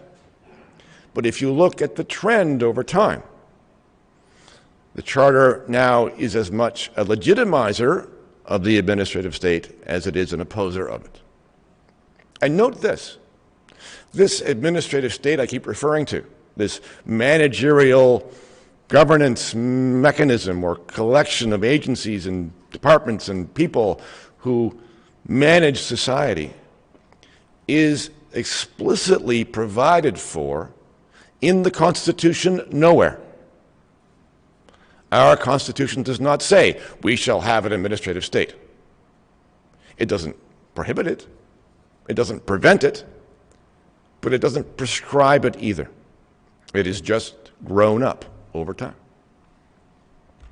So, the Charter is not the foundation. Unlike what many people think, and understandably so, the Charter is not the foundation of our legal system. Instead, it is merely a gloss, if you like, on what the legislature and the executive branch can do. Now, it used to be, and some would argue still is, and that's a fair argument, it used to be that the foundation of our legal system was both the common law, that is, law developed on certain subjects by the courts over a long period of time from case to case to case to case, the law of contract, the law of torts and negligence, the law of property are still largely common law subjects. In other words, you can't find the whole law by looking in the statutes. And the other foundation is this separation of powers idea that I referred to at the beginning. The legislature does this, the administration does that, and the courts do this. And they should all be separate to protect us all from their domination. Today, though, for the most part, I would contend that even those ideas are still around, they have been put aside in terms of their hierarchy in favor of this primary idea that I mentioned to you earlier, which is this holy trinity of the administrative state: delegation, deference, and discretion. So, what about the Charter? Well, two things I want to say about the Charter. Number one, these COVID rules and the people who put them in place got around the Charter by going around to the back door. And B, I want to talk about the courts a little bit, but let's do the first one first. Go around the back door. What I mean is that some things are able to be done indirectly that are not able to be done directly. Here's an example. Let's say that a province had put in place a mandatory vaccine policy. I mean actually mandatory. I don't mean a passport. I don't mean at your workplace. I don't mean for school. I mean actually mandatory in this sense. If you do not get a vaccine, the rule says, we will fine you or put you in prison. Okay? Well, now that is an actual mandatory vaccine. And we have Section 7 in the Charter. Section 7 says, everyone has the right to life, liberty, and security of the person. Security of the person will include the notion of bodily autonomy. It's where in the Charter you will find the idea that you have the right not to give consent before medical treatment. A medical practitioner and the state need to get your voluntary informed consent before they can apply treatment. Okay. If we had a mandatory vaccine, an actual mandatory vaccine, that, you'd like to think, I would think, would violate Section 7. That would be unconstitutional. But that's not what we had. We had something much more clever. We had a collection of policies put forward by, enacted by, directed by, promoted by the agencies of the administrative state that said, listen, you can do what you want. You don't have to get a vaccine. But by the way, if you don't get one, you might not be able to have a job. You won't be able to fly on a plane or a train. You maybe can't go to a restaurant. Maybe your kids can't go to school. But it's still your choice. We're not requiring you to get one. We're not coercing you, and they're right. In the strict legal sense, that is not unlawful coercion. Why? Because they're not making you with the force of the state with fines or imprisonment. It doesn't fit within the idea of unlawful coercion. So the argument that they were making about this does fly. It fits within the gaps in the Charter. So those people who thought, well, we have security of the person in Section 7, they can't make me take a vaccine, and those people are right. They can't make you take a vaccine, but they can set up consequences if you don't, and thereby avoid the Charter protection. Compulsory vaccines are likely a violation of Section 7, but vaccine passports probably are not, and that's what the courts have said. And this is just one example of going around the back door, of doing indirectly what cannot be done directly. Let me give you a concrete example of how this works outside the COVID situation. And this is going to sound banal, but it's abstractly similar, so you can see it. Let's say a province creates a rule that apply to all retail establishments, stores and restaurants and so on, that says you cannot go into the establishment, a public commercial establishment, without shirt and shoes. Well, some people might say, well, hold on, wait a minute, I have rights. I have charter rights. I'm being made to wear something that's a violation of my person. My clothing or lack thereof is an expression that violates my freedom of expression, and so on and so forth. You can see the argument that for someone who doesn't want to wear a shirt, this is actually a violation of their choice. But of course, this is not going to work because there are rationales for the rule. The rationales are public decency, public health. We don't want you walking around in a restaurant without a shirt on. It just doesn't look good and might be unhealthy. There's going to be a social consensus and a legal rationale for having the rule, and therefore you're not going to be able to reject it. The answer is going to be, look, you don't have to go to the restaurant if you don't want to wear a shirt. And that's exactly the kind of argument you heard with the vaccine passports. You don't have to have one. Just don't go. Now, the fact that you can't basically do anything without the vaccine is not our problem, because it's a series of choices, and the Charter does not entitle you to be free of consequences, is the way that they would put it.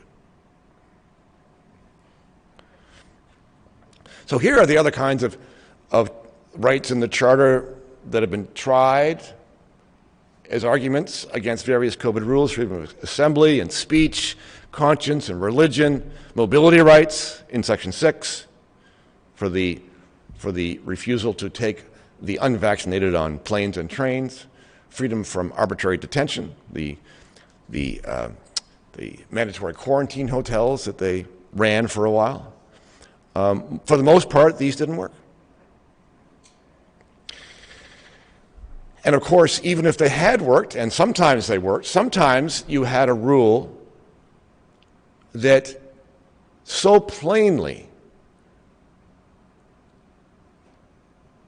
infringed one of these rights that the court had to say so, and then found another reason why it was still okay. And this is the main reason.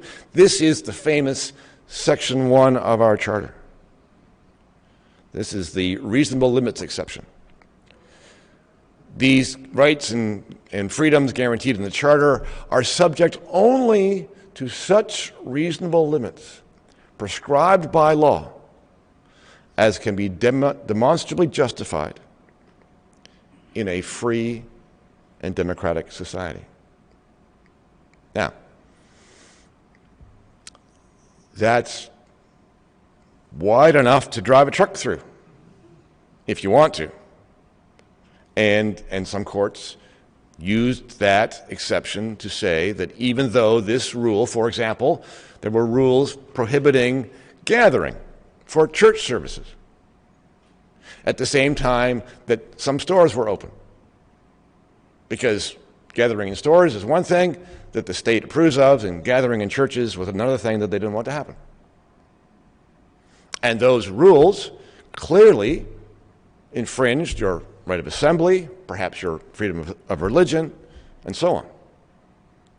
And the court said, well, they do, but it's a reasonable limit because of the situation that we are in. And for the most part, and I want to be clear that the courts don't act as a monolith.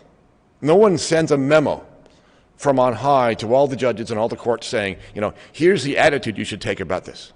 And that's not the way it works. And I'm not suggesting that all the courts and all the judges are all thinking the same way. Now, that wouldn't be correct.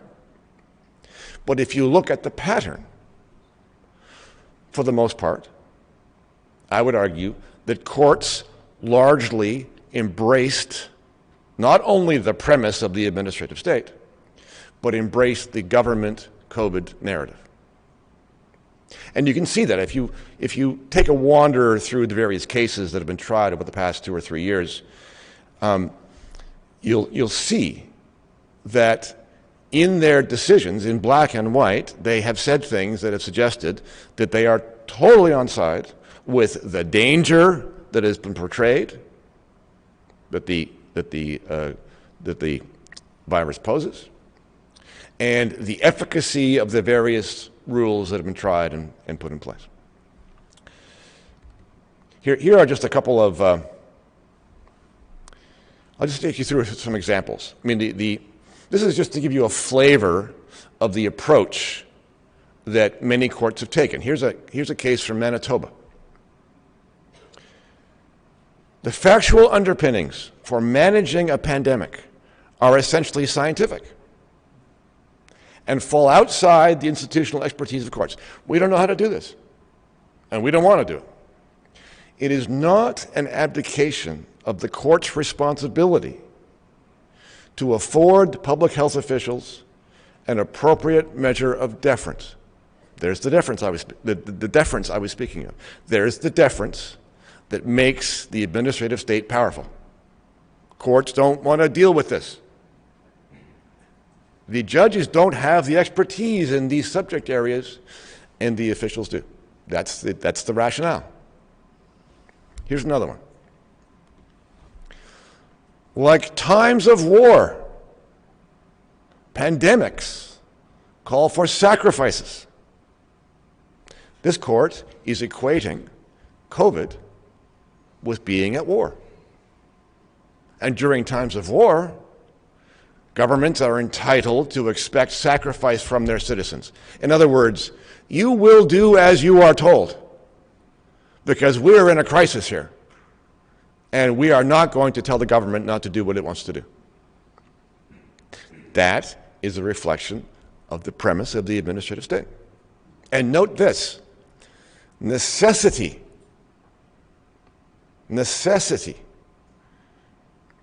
is so often the rationale for putting public welfare ahead of individual autonomy.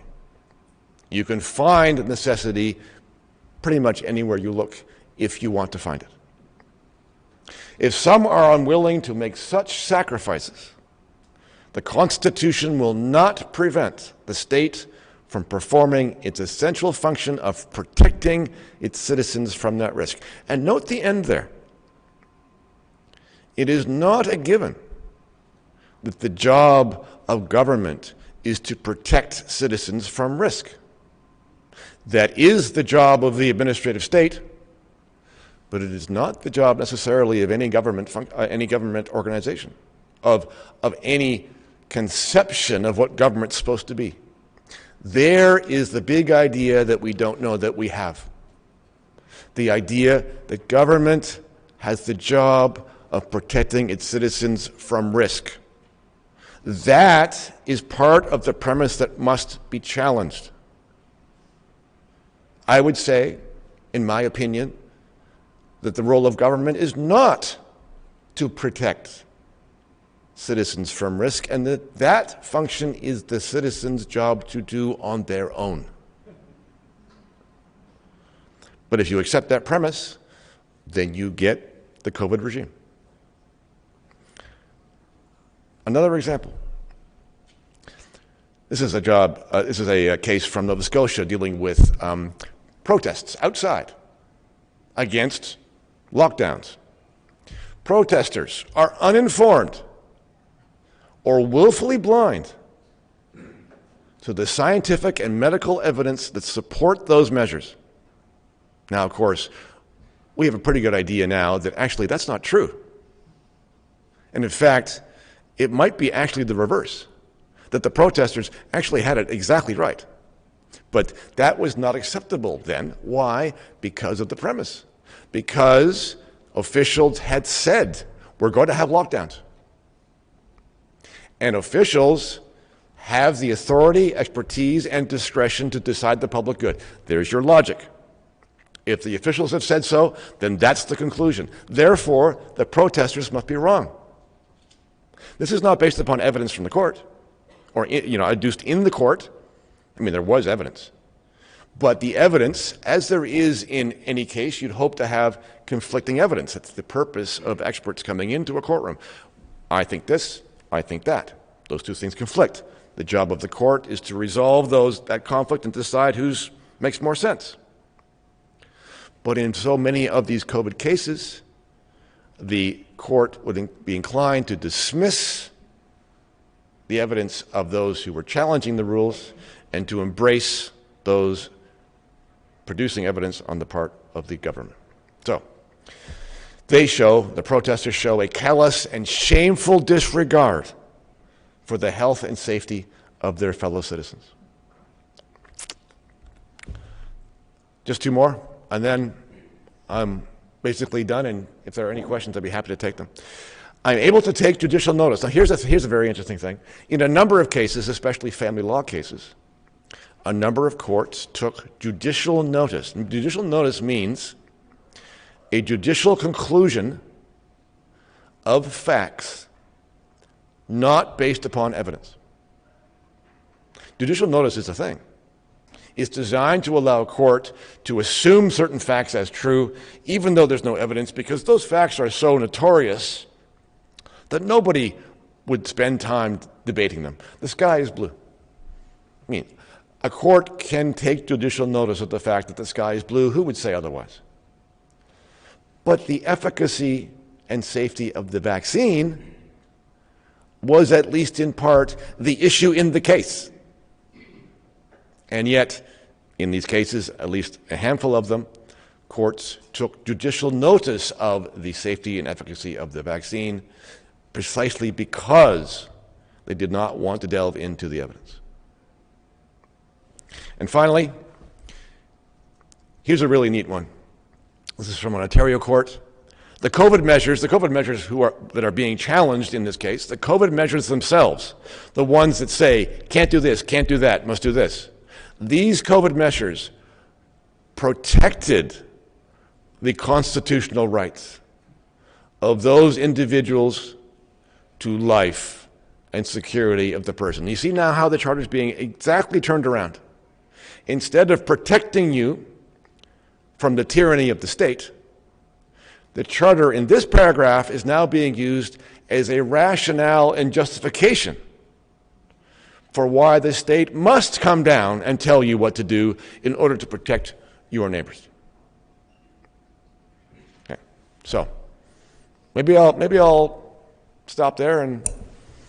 No, Professor Party, before I let the commissioners ask you questions, I wanted to ask if you could also comment perhaps on the doctrine of mootness. Yes. And how that has been applied to thwart some charter cases. Sure, yes. So mootness is this idea. Courts are tasked with resolving live disputes. If you went into a court today and you said, I've always wondered about this question. What would happen if? If you did that, the court would throw you out because it's not a real dispute. It's theoretical and therefore moot. It's a waste of judicial resources and time. It's got to be concrete. It's got to be a real thing. So mootness comes along when a dispute that was real at the beginning becomes theoretical because something changed. The rule, for example, that was being challenged was repealed, taken away. So the person with the problem doesn't have the problem anymore because the rule is gone. And on that basis, courts will dismiss suits that are moot if the rules are withdrawn. However, the problem with doing that is that you essentially give a license to the government to bring the rule back. If you do not resolve the legal question about whether the rule was constitutional to begin with, then it's still an open question.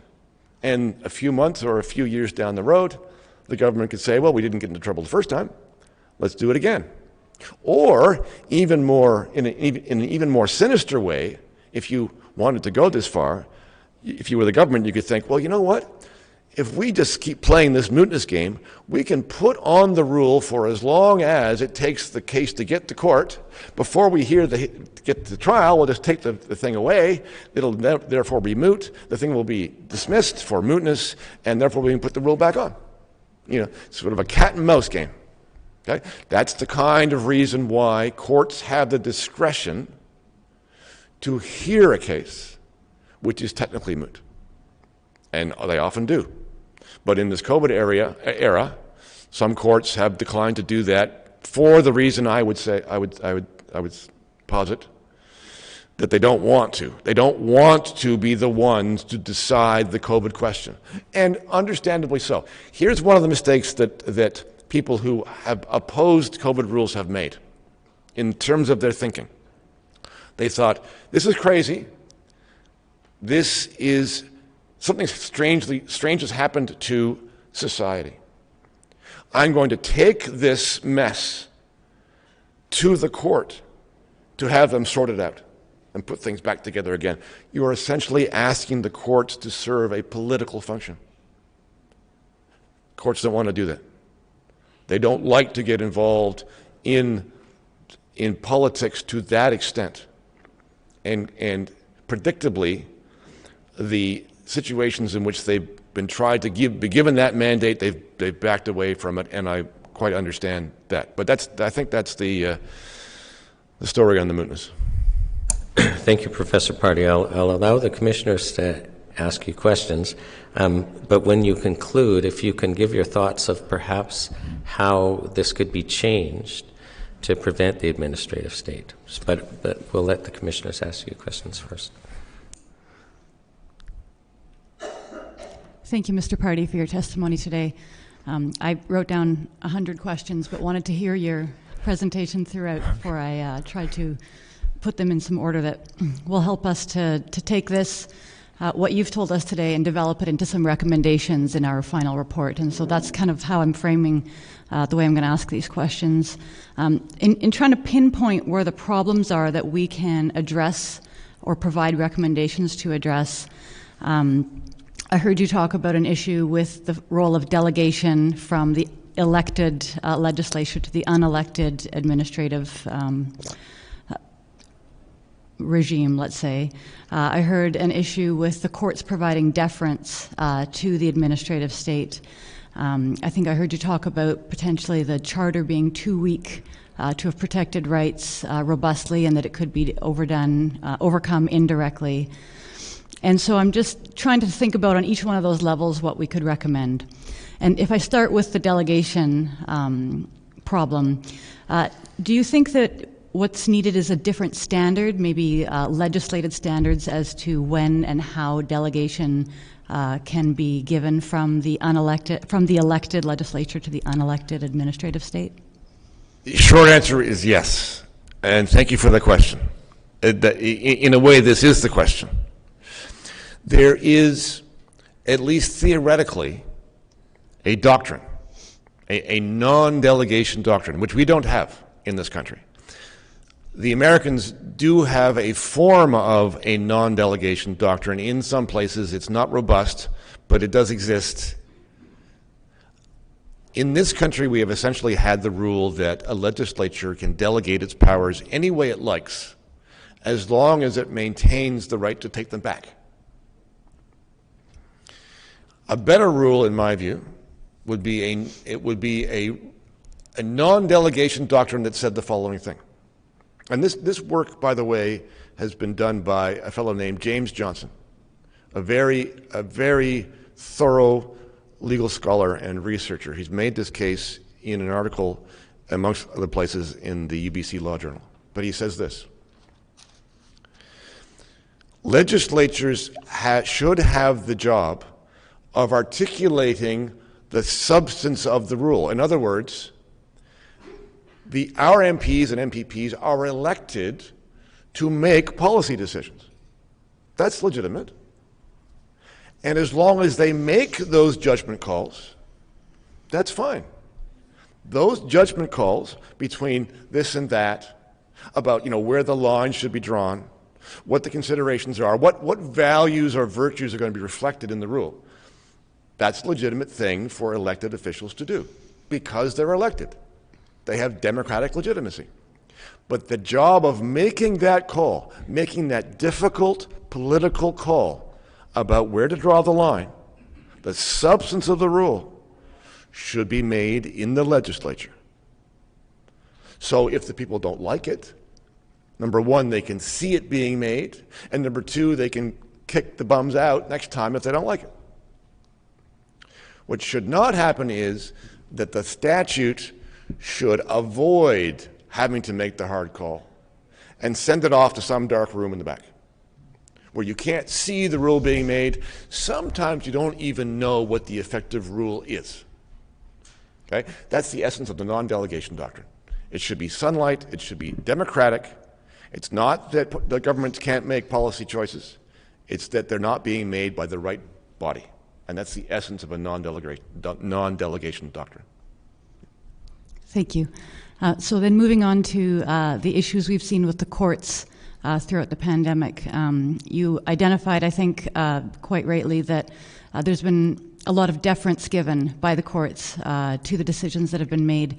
And in terms of thinking about recommendations we could make to maybe strengthen the role of the courts, do we need statutes that set out perhaps better standards of evidence that are required before a deference is provided? Maybe rules around when judicial notice can be taken? Do we need to strengthen that area?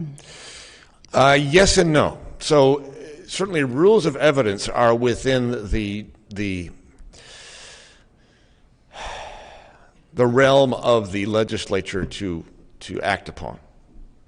But there are some things about whether courts should get deference and the nature of judicial review and so on that the courts are going to view as in their area and not the legislatures. In other words, we have and quite rightly, and good that we do, we have a tradition of judicial independence.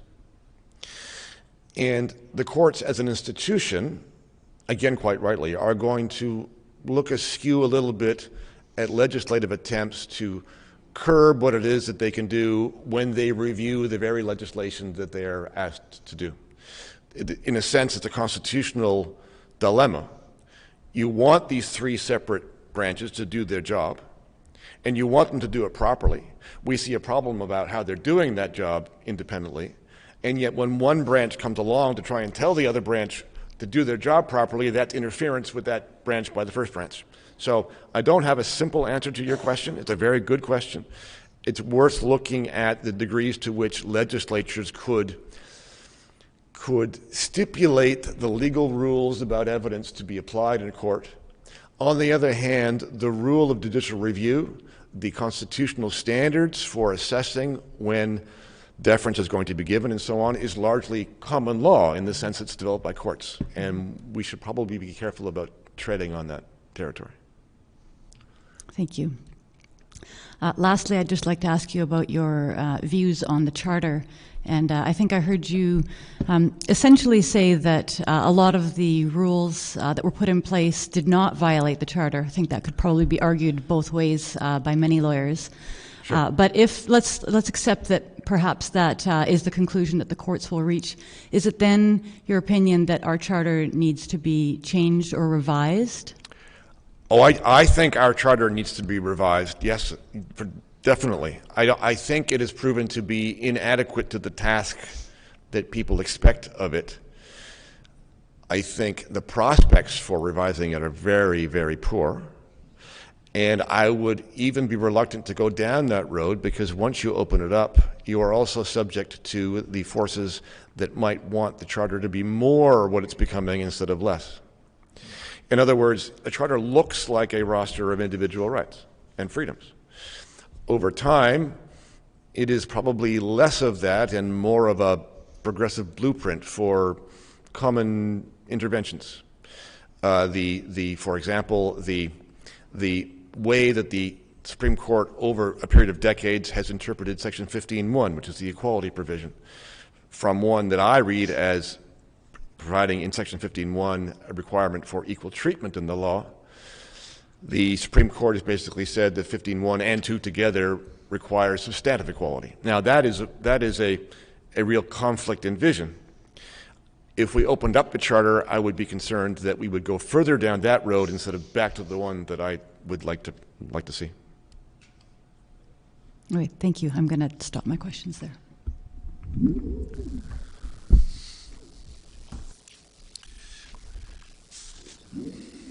Thank you for your testimony. Like my colleague, I have 100 questions. And although we have the ability to ask those 100 questions, I don't think anybody would stay for them. But I have a few questions, and we've talked about, or you've talked about, the three branches of government, if that's the right term. You know, we often talk about another branch of government unofficially. And I ask this question because when I look around this room, and I looked around, I did this as well in our last hearing, and I will do it in every hearing, and I only see a very thin representation from that other branch of government, and I'm talking about the press. Right. But in my mind, there's another component as well, and that's the component of the people. And I start to look at the participation in our political system, and I to look at the numbers of people that vote or don't vote, and the number of people that get elected by acclamation in our country.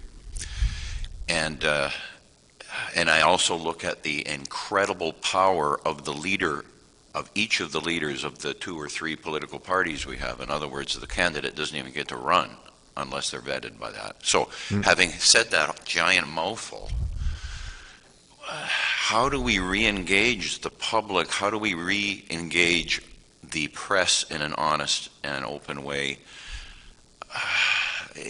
Big question, but I think that, would you agree that that's kind of the fundamental of getting change? Because if you're not holding the big stick, they won't make the change, and you can only hold the big stick if you can engage the population. Is that a reasonable statement? Yes, absolutely it is. But it's also all tangled up, the problem, that is, right? Because it's not just a case of electing the government that you will solve the problem. Because the idea is deep enough so that the particular stripe of party that's in power doesn't actually change the game. So elections and democratic participation and so on is very important. But it's not the whole story either. I mean, I'm afraid I think it goes back to the set of ideas people carry around. So let's talk about the press for a minute. So for some reason we have come to the idea, a lot of people have, I think, in the here and now, that the job of the press, whether or not it's the legacy press or the new independent press, or for that matter, just the people online, that their job, their responsibility, is to tell the truth. And in fact, that if you are speaking, whether it's in a forum or online or as the case may be, that if you are not speaking the truth, that you are not really exercising your free speech legitimately. And that's, in my opinion, completely wrong. Free speech, upon which our press traditions are based, is not based upon truth. As soon as you have the idea that people have to speak the truth to be allowed to speak, now you've got a real problem. Because now you have to define what the truth is. And the only party able to do that is the government. So now you have free speech that's supervised by government approval of what you're saying. That's the opposite of free speech.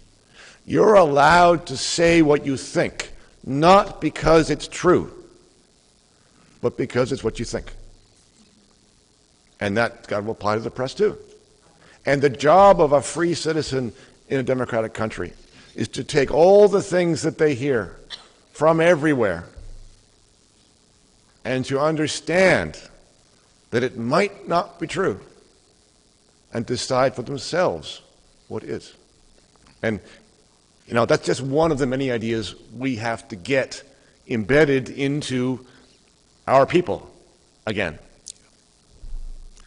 I have another one, and I very much enjoyed your talk, and I learned a lot from you. But my question is to you is, would you consider what happened here, in your opinion, to be a significant breach of at least what Canadians' perception of their freedom is? I think it was a breach of their perception, yes. Okay. See, part of what happened during this period if I can put it this way, is a lot of Canadians discovered that their perception was wrong. And that's a hard lesson. We've been assuming that the system works in a certain way and that we have certain rights and freedoms. It says so in the document. Why wouldn't we believe in it? And then this thing comes along and you find out that what you thought is not true at all. So if there's any silver lining to this period, it might be that the curtain has been pulled back on the way the thing actually works and what it actually means. And having discovered that, now's the time, if we don't like what we see, got to fix it. Next question has to do with, this is going to sound odd, but why are you here telling me this? And the reason I say that and the way I'm doing it is because if reasonable people consider what happened to be a fundamental challenge to what we understand our country to be, why is the head Solicitor General of the country or the Supreme Court Justice not sitting in that place to explain it to us as Canadians, rather than and not to be insulting, but a university professor or a lecturer? Why is a Supreme Court Justice not sitting here telling me what it is? There are many ways to answer that question. Here's one of them. Because, number one, because it would probably be out of line for them to do that. But also because, and I don't want to speak to every single one of them, but a lot of them will believe in the premise that I discussed. They really do think that it is the job of government to protect us and to manage society. It is the job of public servants to fix social problems. That's part of the premise. And if you were to stand up in public and say, no, governments and their officials should not be primarily involved in bringing the power of the state to bear to fix social problems and keep people safe. Okay? Now I'm talking heresy. Absolute heresy. Certainly amongst that population of people who are, after all, involved in their careers in that enterprise. If you were to be a person with prominence in that area and stand up and say that, you would be undermining the whole machine. My last question is, what is the standard for the courts or the police when it comes to making a ruling, like you talked about the ruling at Gateway Bible Baptist Church in Manitoba? Right. So they make a ruling, and then evidence becomes public shortly thereafter that proves that ruling incorrect. What is the process? Can the courts readdress that on their own? Do there has to be I'm wondering what the process is. Yes, it's very unusual to go back to a case. The general rule is that once a decision is done, it's done. In very narrow circumstances, in certain kinds of cases, if new evidence does come to light, like for example, let's say somebody has been convicted of a crime and is in prison, and new evidence comes to light, there's a process for applying to reopen the situation. But as a general course, that is not what's done. The new evidence becomes relevant to the next time around if that issue should arise again, but for the most part, a case is a finished case. Thank you. Just one question. I see we have another commissioner. Just one question. And I do too, so I'll let you go first, Professor Party. We clearly did not give you enough time. Thank you so much for your presentation. It really helps me to understand a lot of situation we're in. I just want to come back to your administrative state, which is probably prevalent in all of the Western society. Yes. And to me, I've been living in the administrative state during my career, and one of the things I've always struggled with is that there seems to be a disconnection between authority and accountability. Mm-hmm. So is there a way to reintroduce true accountability within the administrative state? That's a very good question as well. So you would like to think that authority would come along with accountability. Those two things should really travel together, right? But they often don't. And part of the reason for that is, and this is reflected in the law, the way the courts have developed it as well, which is if you are trying to sue the government for negligence, for example, you are able to sue them for operational failures. So let's say the government has adopted a policy of paving roads in a certain way, in a certain place, in a certain frequency. And they fail to do that properly. The road isn't well done, there's potholes, it's dangerous, and you have an accident on the road because of their failure to carry out the policy. Okay? You can do that. You can hold the government liable for its negligence, as long as it's an operational failure. You generally cannot sue the government for its policy decisions. If the policy creates bad outcomes, there is no cause of action. And that makes sense, in a way, for this reason. All policy decisions create some bad outcomes for somebody. That's the nature of a policy decision. It's a matter of weighing costs and benefits and drawing a line somewhere. And some people are going to be on one side of the line, and some people are going to be on the other. And so it'd be very problematic for us to say, you can sue them for policy decisions. That probably won't work, right? It's part of the democratic process to give the elected officials, as I said before, the power to make those kinds of policy decisions, and you would never be able to sue a legislature for the policy that it put inside a statute that was properly passed. That just wouldn't go.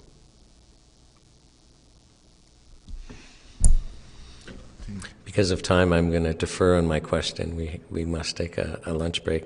But Professor Party, I want to thank you on behalf of the National Citizens Inquiry for coming, for sharing your thoughts. I think I speak for the commissioners and everyone present that you have made us think about things in a different way, and we thank you for your contribution.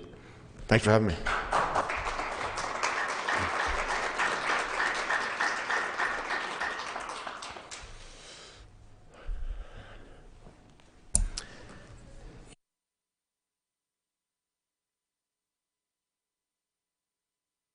I think we're taking a lunch break till 1:15.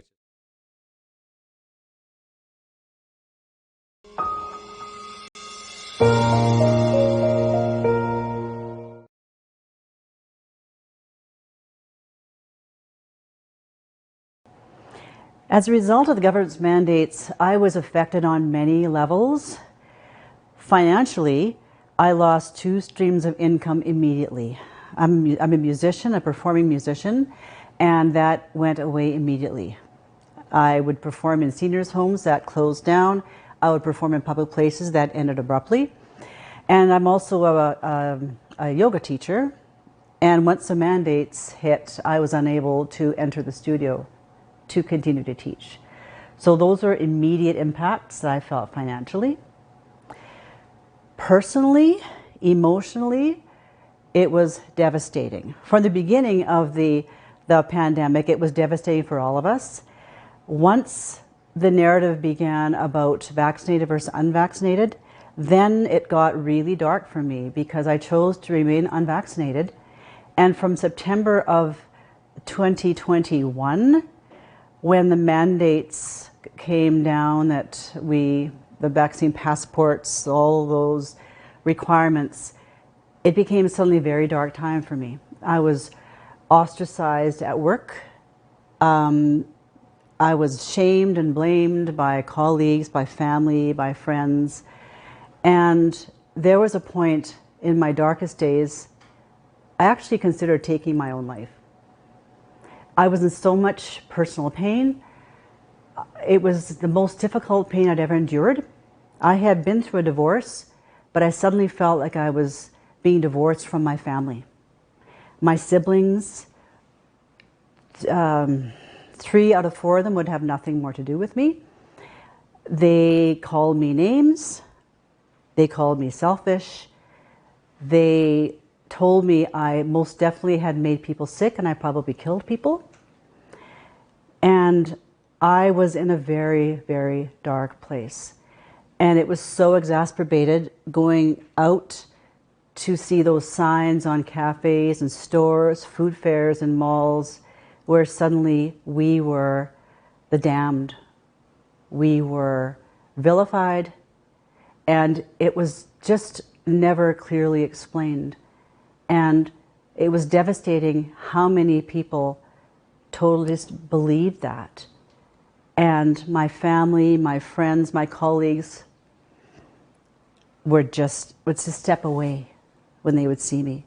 Like suddenly I was this dark, contagious, nasty person. So it was emotionally a very dark time. So it hit me financially, it hit me emotionally, and I certainly noticed that I'm a different person now. I view the world through a different lens. I'm no longer as optimistic. I struggle sometimes just to see the overall good. I'm different. And I don't like the way that I am different. I struggle to see things as positively as I used to. So it had a huge impact.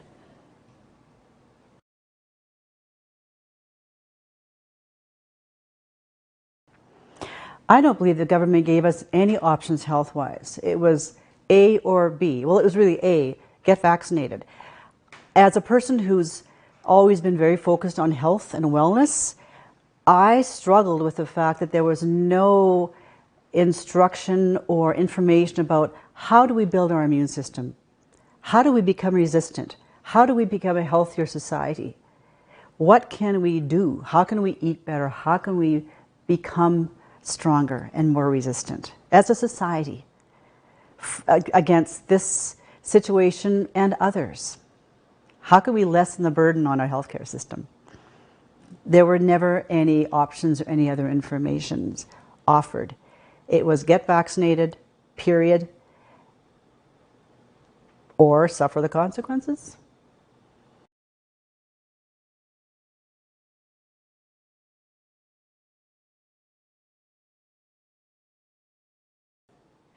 Well, this all hit in March of 2020, and it was all new for everybody. Everybody was taken aback, and everybody was asking questions, what do we do now? From the beginning, I don't believe there was information about let's just all get healthier, get stronger. Whatever this is, and we don't know a lot about it yet, let's get ourselves healthier. What can we do to become stronger, to build our immune systems, and honor our body's natural protection, its natural tendencies to want to stay healthy? I was never personally fearful of the virus. I wasn't afraid of getting it. I knew that I was healthy and strong enough to handle whatever would come at me. But I was fearful of the fear.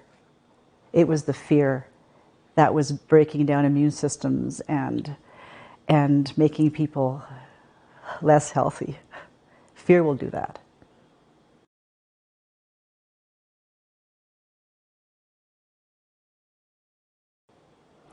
Initially, when it all came down in 2020, I wasn't afraid, I was confused and in disbelief. When we heard the schools were closing, I was like, no, that can't happen. And then I work in a school. We said goodbye to our students that Monday, I believe it was a Monday. They went out the door. We fully expected to see them again. We never saw them again. The grade 9s were out the door. We never saw them again.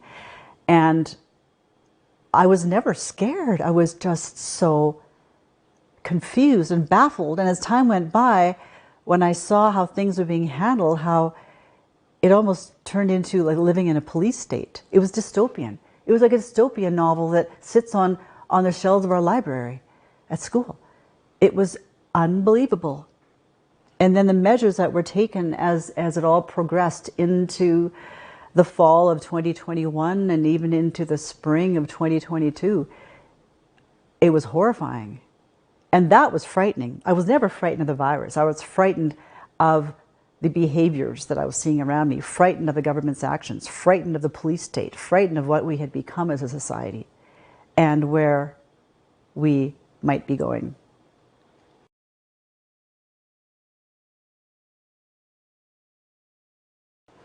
One of the most difficult times has been, during this whole time, has been, I have a nephew who's been so dear to me since his birth. We've been so close. We've been each other's confidant.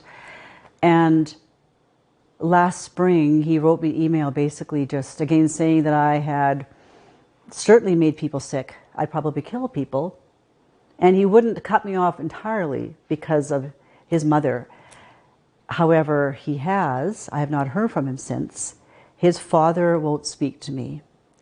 This relationship between my sister and I, his mother, is so strained.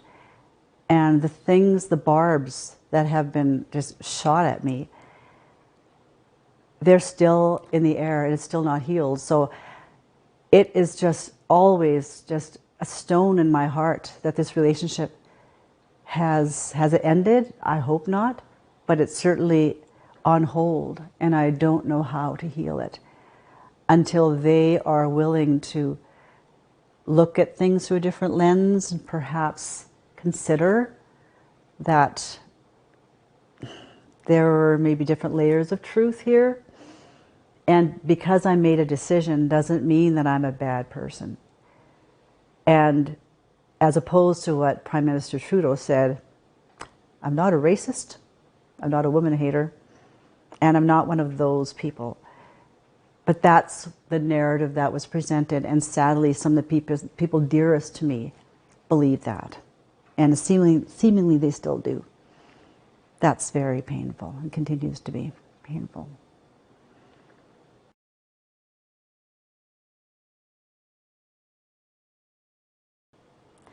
I have 2 kids. They're currently 20 and 22, and they're doing okay. It was hard and confusing. Neither of them had a school graduation, which was really hard. They both managed as best they could through that. As a mother, it was very hard to see. They both made a choice to get vaccinated, not because they wanted to, but because they wanted to live their lives. They wanted to have jobs. They wanted to see their friends. And I think they were both just very confused about that. Now, they're both very strong individuals. I'm very pleased and blessed with that they have come out seemingly pretty strong and not as affected by it as I see some other young people being affected by it. But it was just very confusing. The messaging was so confusing. And they did something that they didn't want to do.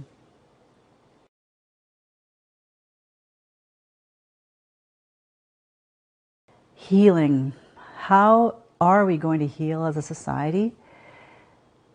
I think as a society we just need truth. We need honest truth.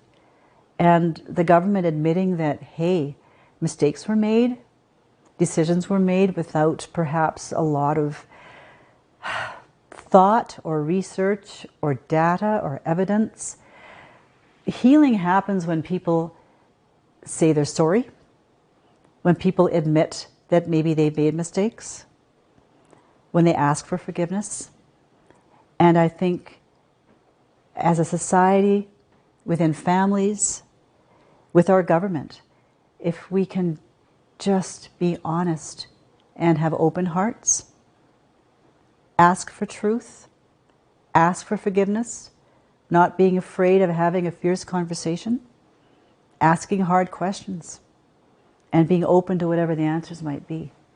I think that's the road to healing, is honesty and truth and transparency.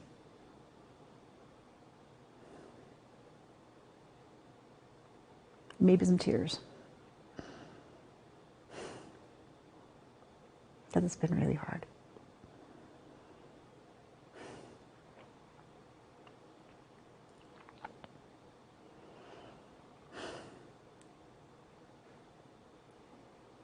It's still really hard.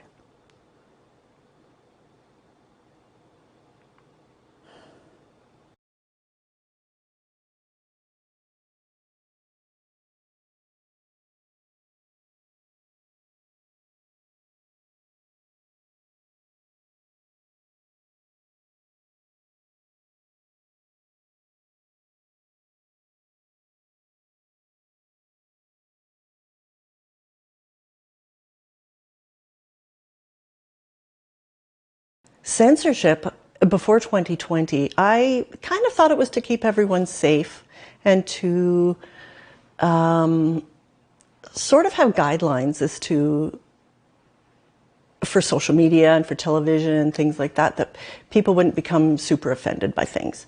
And I always thought that was okay, because I didn't think people should have been able to say nasty things to people. Now, I think that's changed a lot, because now censorship to me means you're only allowed to say what the government tells you you're allowed to say. And I feel like if you say the wrong thing, you're sort of put on this blacklist. And that if you say the wrong thing, that you're sort of guilty of this wrong speak, so to say. And I think it's changed a lot now. I don't feel like it's to protect anyone. I feel like it's to keep vital information from people.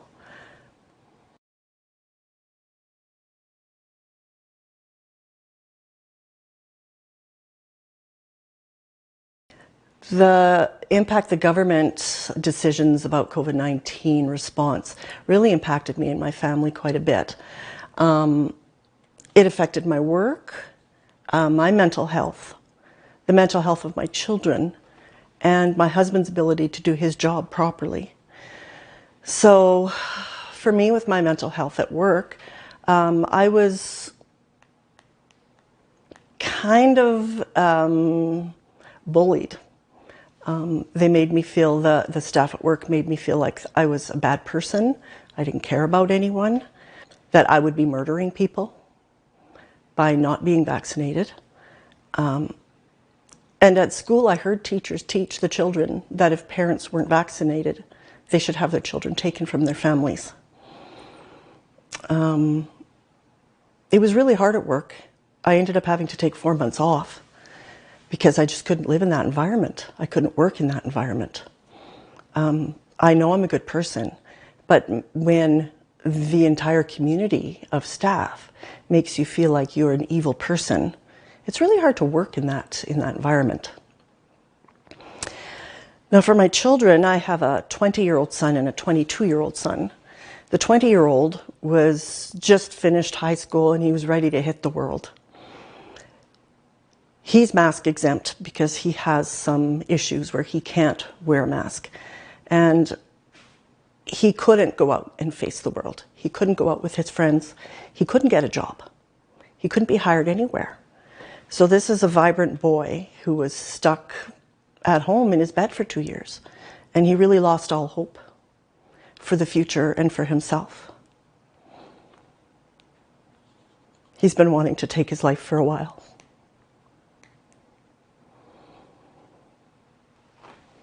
So the friends that he lost and the opportunities that he lost, he doesn't feel like he'll ever get them back. So there really is no hope.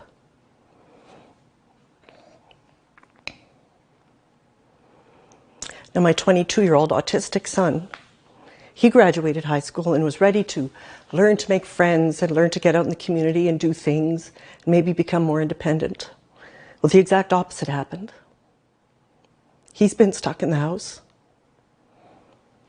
He has no friends. He has no ability to make friends. And he's scared. He's scared of the narrative of what they've been telling us. He's afraid to go anywhere without having to have a mask on and to keep himself safe, because he's heard everything. And having special needs, he just believes it. Now, we have been able to get together with some peers of his age, but it's really difficult because the programming and such that they have for these young adults and the parents really sort of expect them to be immunized and expect that from them as well. So my children are still isolated, even though the mandates are over. So it's affected our family quite severely.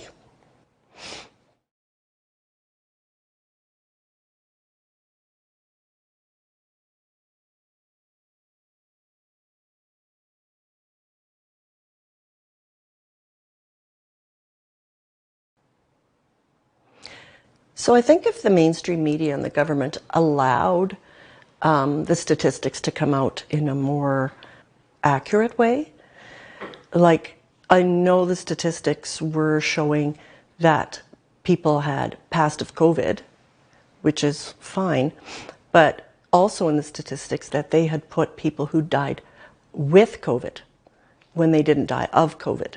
So the numbers seemed sort of astounding.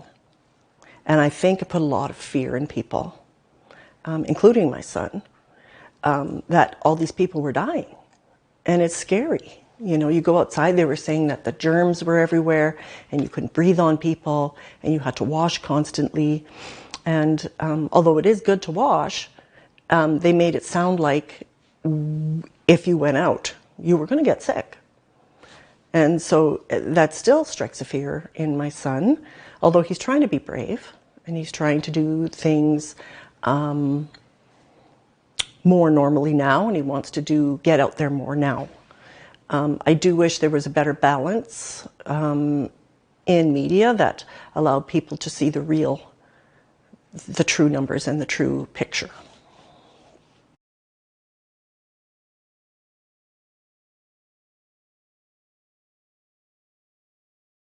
Healing's really hard. You know, a lot of people have been so damaged from all of this.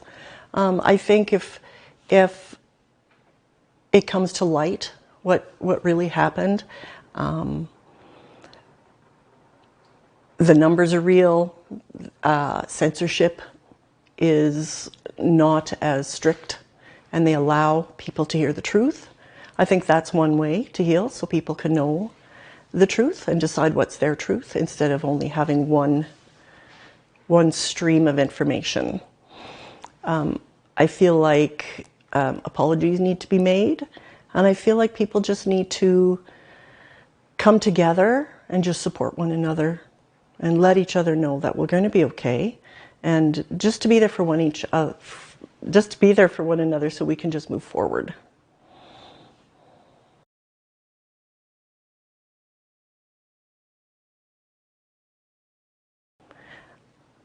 I do just get on with it.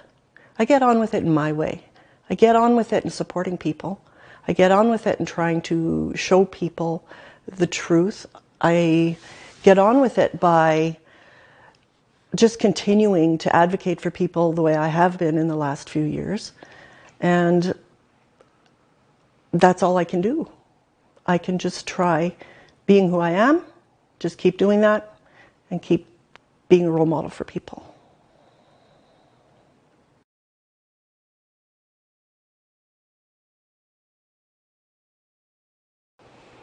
I think a national citizens' inquiry is imperative because so many people have been affected by the government's response to COVID. And I think people deserve to know why. Why did the government choose to ignore the tried and true methods of dealing with a pandemic like they have in the past by going a whole new way, directed by the World Health Organization? I think people need to know what happened and why that happened. And how is the government going to fix all of this? I feel like we need to know.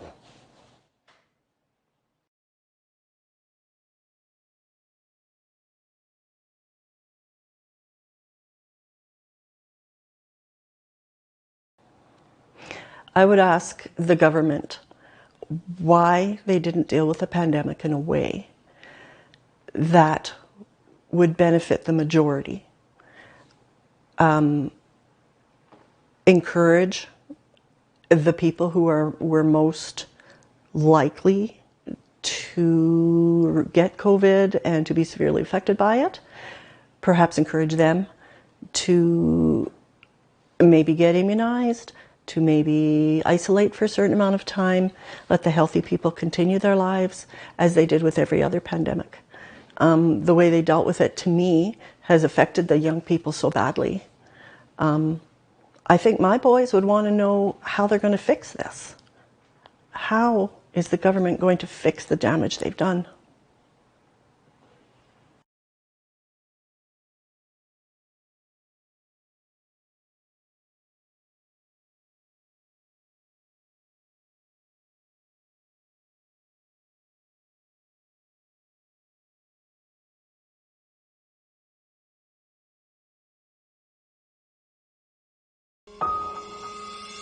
As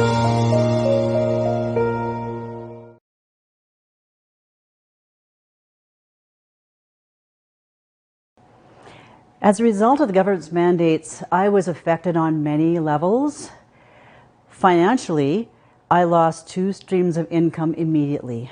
I'm a musician, a performing musician, and that went away immediately. I would perform in seniors' homes that closed down. I would perform in public places that ended abruptly. And I'm also a yoga teacher. And once the mandates hit, I was unable to enter the studio to continue to teach. So those are immediate impacts that I felt financially. Personally, emotionally, it was devastating. From the beginning of the pandemic, it was devastating for all of us. Once the narrative began about vaccinated versus unvaccinated, then it got really dark for me because I chose to remain unvaccinated. And from September of 2021, when the mandates came down that the vaccine passports, all those requirements, it became suddenly a very dark time for me. I was ostracized at work. I was shamed and blamed by colleagues, by family, by friends. And there was a point in my darkest days, I actually considered taking my own life. I was in so much personal pain. It was the most difficult pain I'd ever endured. I had been through a divorce, but I suddenly felt like I was being divorced from my family. My siblings, 3 out of 4 of them would have nothing more to do with me. They called me names. They called me selfish. They told me I most definitely had made people sick and I probably killed people. And I was in a very, very dark place. And it was so exacerbated going out to see those signs on cafes and stores, food fairs and malls, where suddenly we were the damned. We were vilified, and it was just never clearly explained. And it was devastating how many people totally just believed that. And my family, my friends, my colleagues would just step away when they would see me. Like suddenly I was this dark, contagious, nasty person. So it was emotionally a very dark time. So it hit me financially, it hit me emotionally. And I certainly noticed that I'm a different person now. I view the world through a different lens. I'm no longer as optimistic. I struggle sometimes just to see the overall good. I'm different. And I don't like the way that I am different. I struggle to see things as positively as I used to. So it had a huge impact.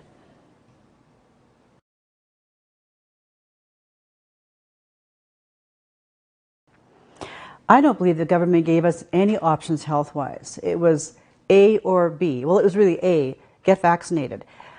As a person who's always been very focused on health and wellness, I struggled with the fact that there was no instruction or information about how do we build our immune system? How do we become resistant? How do we become a healthier society? What can we do? How can we eat better? How can we become stronger and more resistant as a society against this situation and others? How can we lessen the burden on our healthcare system? There were never any options or any other information offered. It was get vaccinated, period, or suffer the consequences.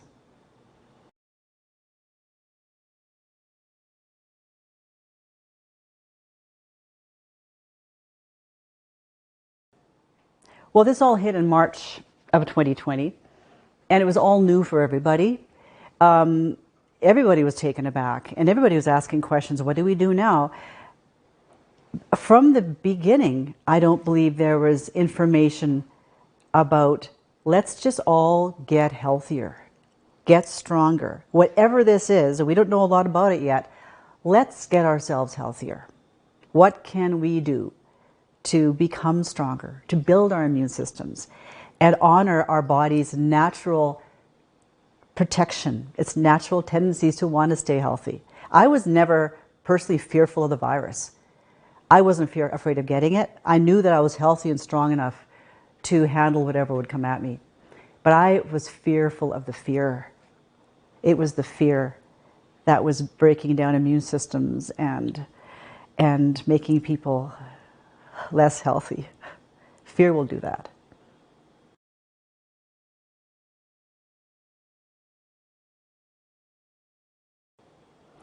Initially, when it all came down in 2020, I wasn't afraid, I was confused and in disbelief. When we heard the schools were closing, I was like, no, that can't happen. And then I work in a school. We said goodbye to our students that Monday, I believe it was a Monday. They went out the door. We fully expected to see them again. We never saw them again. The grade 9s were out the door. We never saw them again. And I was never scared. I was just so confused and baffled. And as time went by, when I saw how things were being handled, how it almost turned into like living in a police state. It was dystopian. It was like a dystopian novel that sits on the shelves of our library at school. It was unbelievable. And then the measures that were taken as it all progressed into the fall of 2021 and even into the spring of 2022, it was horrifying.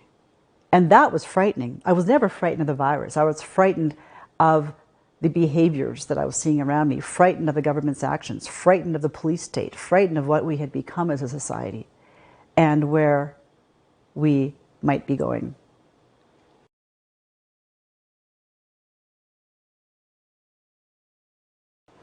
One of the most difficult times has been, during this whole time, has been, I have a nephew who's been so dear to me since his birth. We've been so close. We've been each other's confidant. And last spring, he wrote me an email basically just again saying that I had certainly made people sick. I'd probably kill people. And he wouldn't cut me off entirely because of his mother. However, I have not heard from him since. His father won't speak to me. This relationship between my sister and I, his mother, is so strained.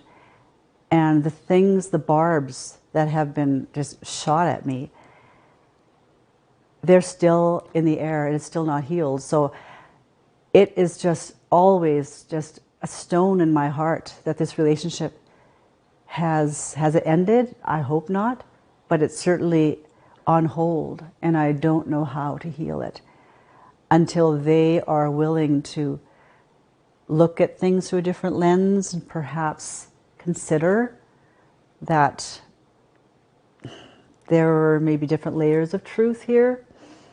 And because I made a decision doesn't mean that I'm a bad person.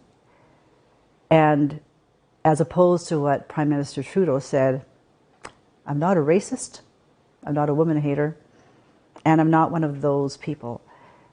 But that's the narrative that was presented, and sadly some of the people dearest to me believe that.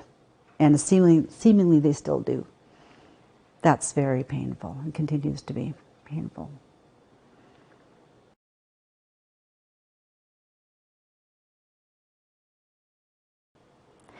I have 2 kids. They're currently 20 and 22, and they're doing okay. It was hard and confusing. Neither of them had a school graduation, which was really hard. They both managed as best they could through that. As a mother, it was very hard to see. They both made a choice to get vaccinated, not because they wanted to, but because they wanted to live their lives. They wanted to have jobs. They wanted to see their friends. And I think they were both just very confused about that. Now, they're both very strong individuals.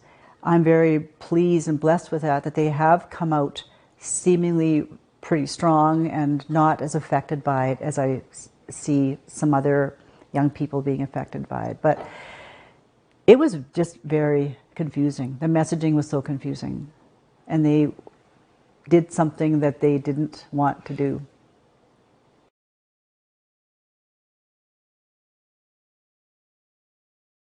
Healing. How are we going to heal as a society? I think as a society, we just need truth. We need honest truth.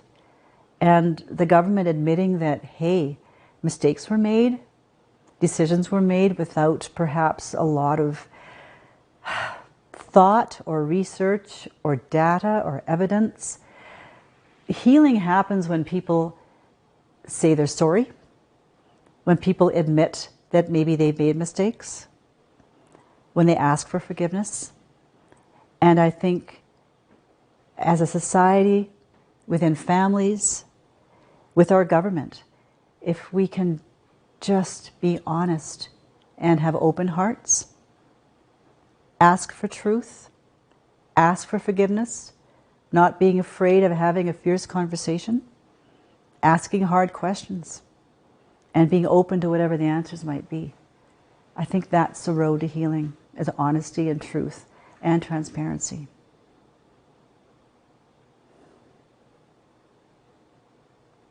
Maybe some tears. Because it's been really hard.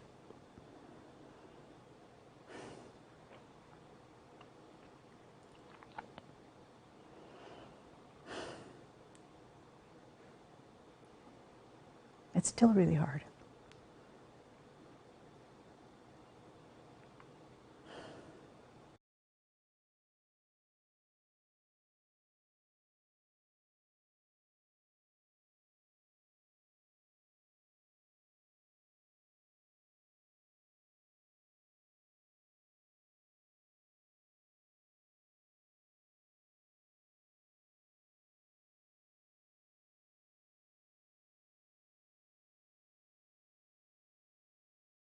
Censorship before 2020, I kind of thought it was to keep everyone safe and to sort of have guidelines as to, for social media and for television and things like that, that people wouldn't become super offended by things.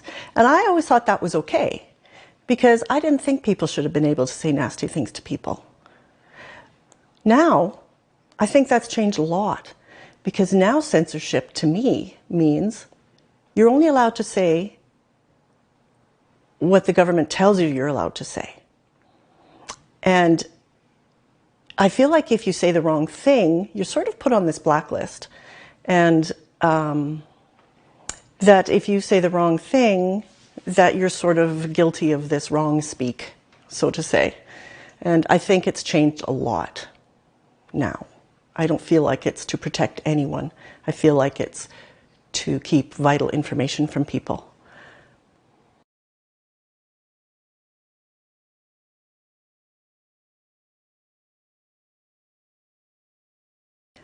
The impact the government's decisions about COVID-19 response really impacted me and my family quite a bit. It affected my work, my mental health, the mental health of my children, and my husband's ability to do his job properly. So for me, with my mental health at work, I was kind of bullied. They made me feel, the staff at work made me feel like I was a bad person, I didn't care about anyone, that I would be murdering people by not being vaccinated. And at school, I heard teachers teach the children that if parents weren't vaccinated, they should have their children taken from their families. It was really hard at work. I ended up having to take 4 months off because I just couldn't live in that environment. I couldn't work in that environment. I know I'm a good person, but when the entire community of staff makes you feel like you're an evil person, it's really hard to work in that environment. Now for my children, I have a 20-year-old son and a 22-year-old son. The 20-year-old was just finished high school and he was ready to hit the world. He's mask exempt because he has some issues where he can't wear a mask. And he couldn't go out and face the world. He couldn't go out with his friends. He couldn't get a job. He couldn't be hired anywhere. So this is a vibrant boy who was stuck at home in his bed for 2 years. And he really lost all hope for the future and for himself. He's been wanting to take his life for a while.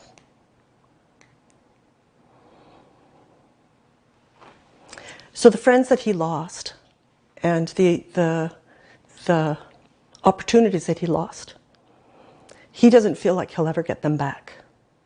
So there really is no hope.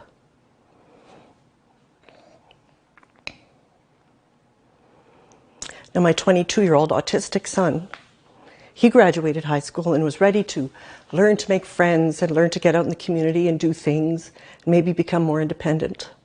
Well, the exact opposite happened. He's been stuck in the house. He has no friends. He has no ability to make friends.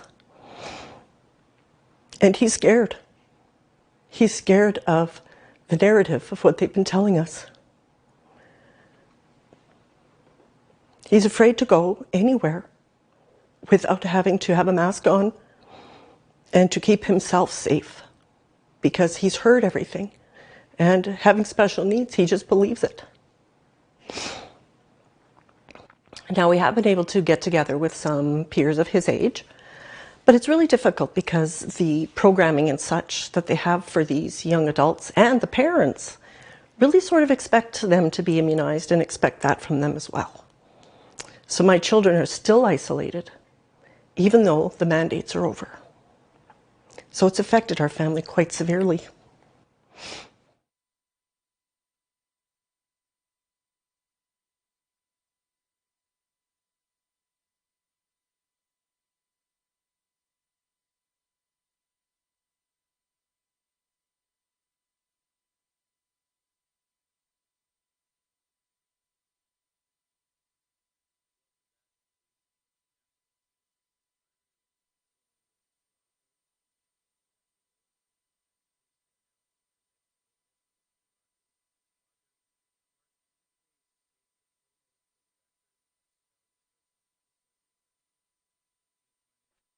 Edward Ray Auger. It's Mark with a C, M-A-R-C, Auger, A-U-G-E-R. And Mr. Auger, do you promise to tell the truth, the whole truth, and nothing but the truth? Yes, I do.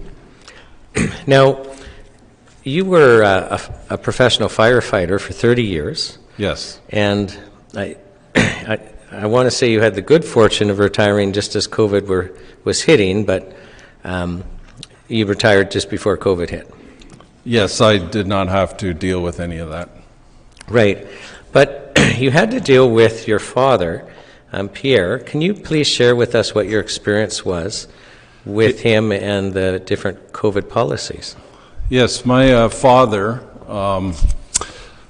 had early onset dementia, and he could not live on his own, so he moved in with my sister and lived with her for about 3 years. But on June the 7th, 2021, we had to admit him to long-term care. And that was at the height of COVID, when there was a bunch of mandates and restrictions. And I was his power of attorney, and at times I was not allowed into the home to visit him, and it made my job as a power of attorney very difficult. Now, when he moved in, were you allowed in that day?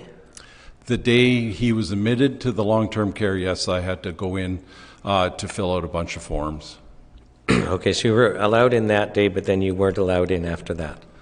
Yes, there was periods of times I was not allowed in. And what was the reason you weren't allowed in? At that time, I was unvaccinated. And how did that make you feel? Segregated, very segregated. I don't think I should have been prevented from going into the home just because of my vaccination status. Right, so I mean, even if you tested negative, their policy was that you couldn't go in? Well, at the time, there was no testing when he was admitted.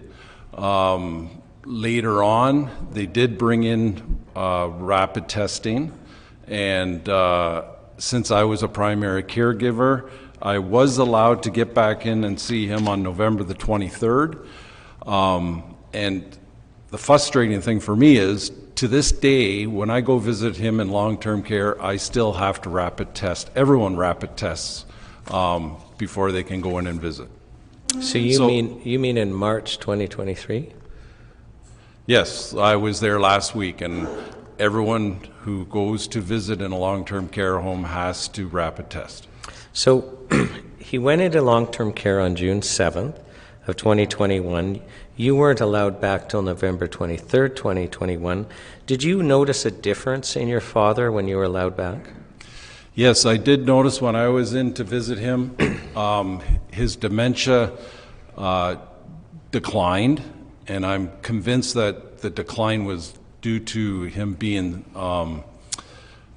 basically locked in his room. They received all their meals in the room. I couldn't come and visit.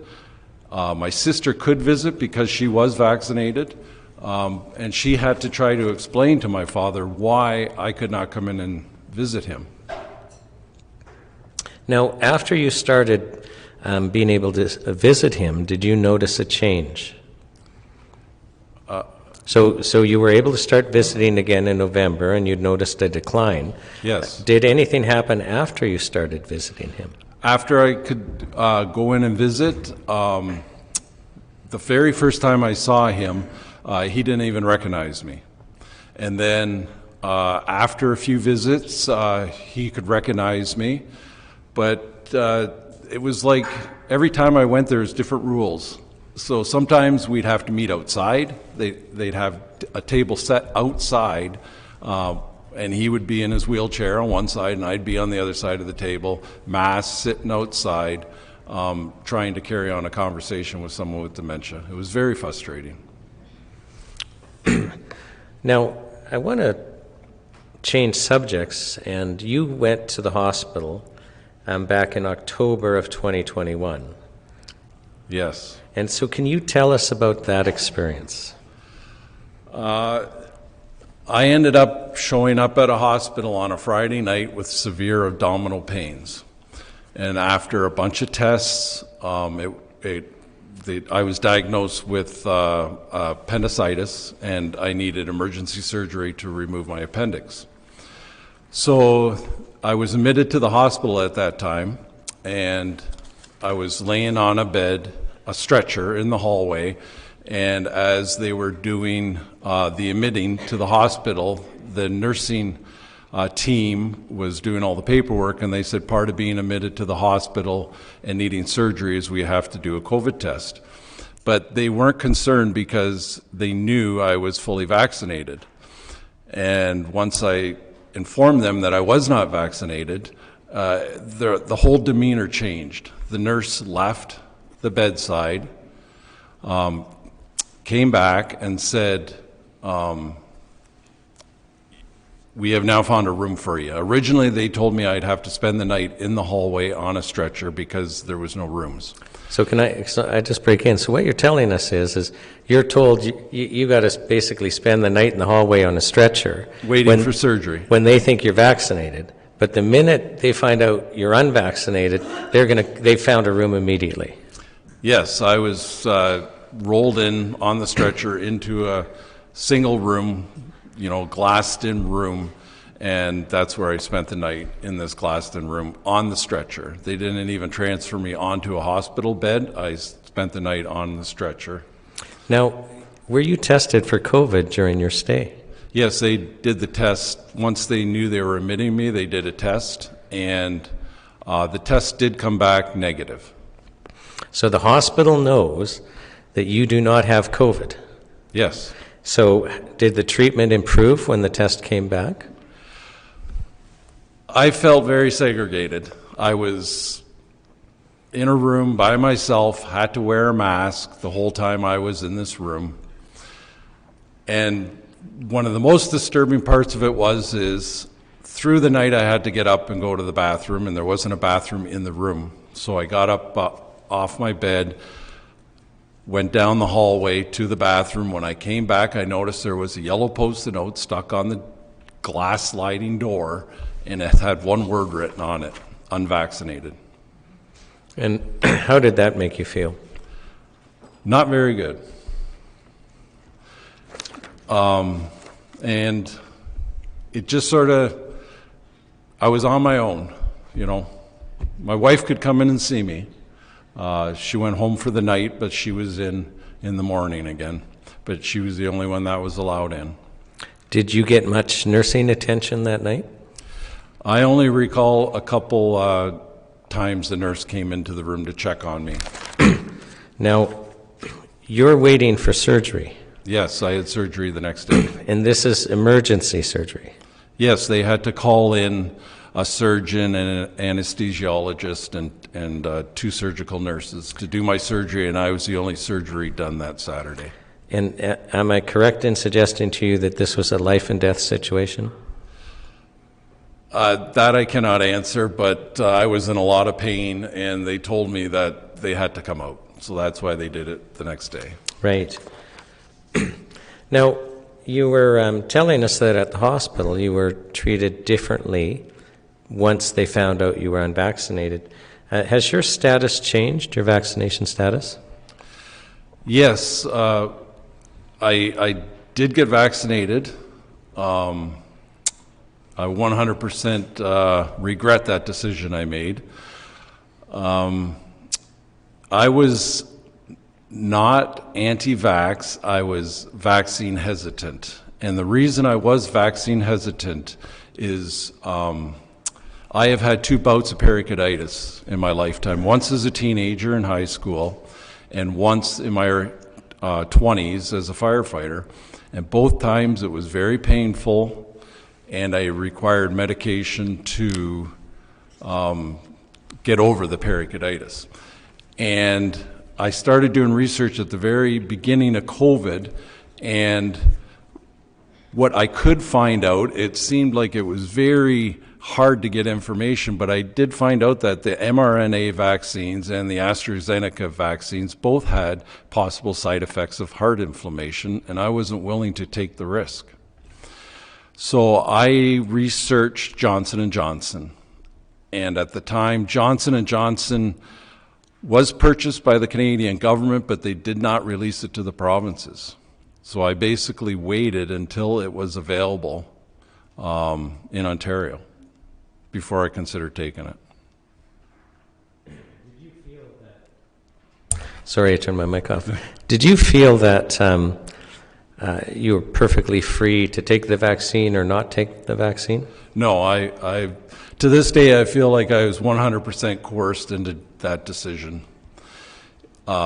Mainly because of the experience I had in the long-term care home trying to look after my father, and the experience I received at the hospital as being an unvaccinated patient needing surgery. What happened when you were vaccinated? I was very hesitant to getting vaccinated. The last vaccine I did receive was a shingles vaccine, and I did have a reaction to that, which was another reason I was vaccine hesitant. But I just felt like I was being coerced into doing this, because if I wanted to do anything, I had to be vaccinated, you know. So I got vaccinated on December the 23rd, and the next day I felt like I got run over by a truck. I was in a lot of pain. I have arthritis. It just seems like my arthritis flared up. For the first week, I was in a lot of pain. And then ever since then, my arthritis has been worse. And I've talked to my doctor about it, and my doctor has no explanation. She just suggested to increase my arthritis medication. And so this was a sudden change? The day after being vaccinated, I was sore for a week. Like, it was hard getting in and out of bed, walking up and down stairs. Everything just hurt. And then for the first year, my shoulders, I had a hard time sleeping on my side. My shoulders would hurt. It's been progressively getting better because it's been well over a year, but I'm still not back to the way I felt pre-vaccination. Now, you have not gotten your second shot. Well, that's one of the reasons I did decide to go with Johnson & Johnson, because it was a one-shot vaccination. You're considered fully vaccinated. And it was a viral vector vaccine, which was closer to the flu shot, which I have received before and didn't have reactions to. But the one thing that really frustrates me is when you see anything in mainstream media is they always talk about 2 shots. To be fully vaccinated, you need your 2 shots. But Johnson & Johnson wasn't that way. 1 shot, you're considered vaccinated, but they never talk about it. Why did the government push the mRNA vaccines? Did they want multiple shots? I don't have the answer. Mr. Auger, you've had several experiences concerning government policy decisions on COVID. What would you think we should do differently if we were to face this again? Everything. To me, anyone who spoke against it was silenced. There should have been more open conversation about getting vaccinated, not getting vaccinated, side effects. It just seemed very rushed to me, and the government just kept moving the goalpost, It was, get your 2 shots, you're done. Now get a booster, Now mix and match vaccines. It was like the science was changing constantly, and they didn't really have the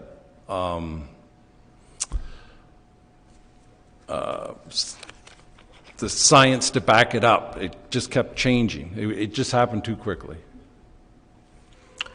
Thank you, Mr. Auger. I have no further questions. The commissioners might have questions.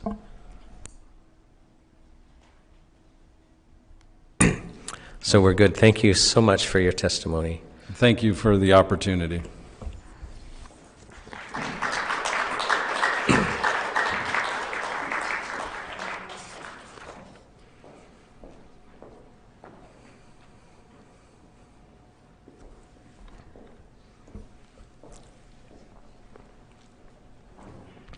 So our next witness today is Catherine Swift.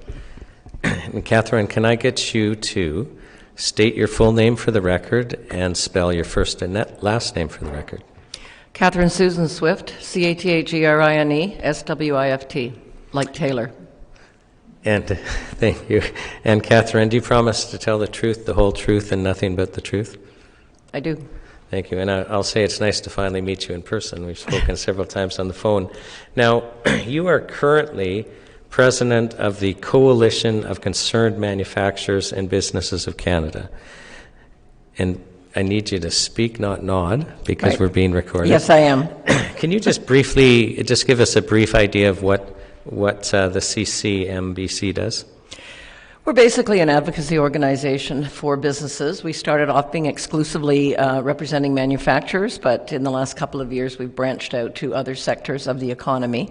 Most of our members are still in Ontario, but we do have some elsewhere in Canada, but we're still largely Ontario-based.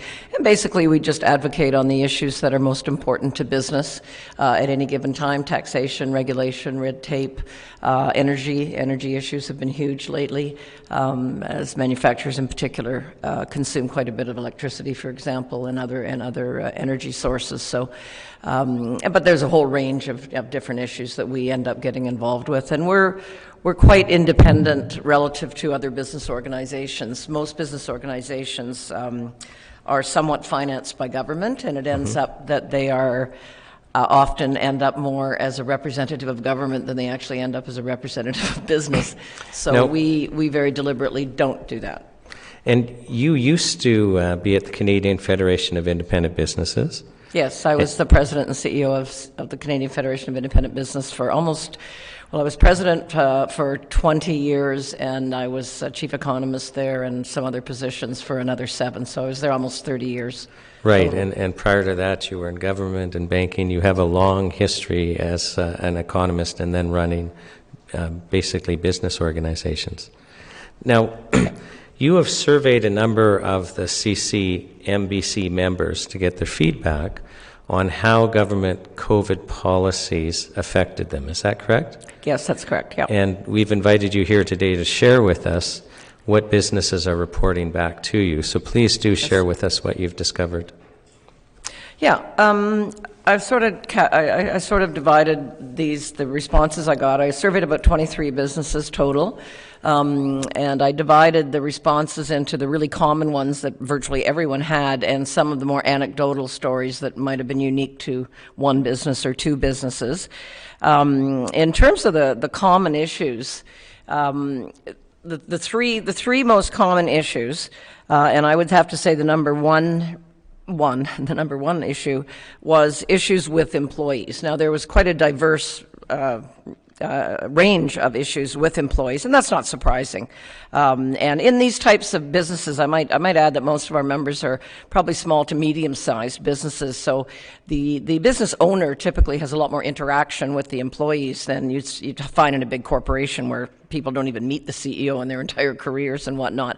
So they have more of a personal connection with their employees.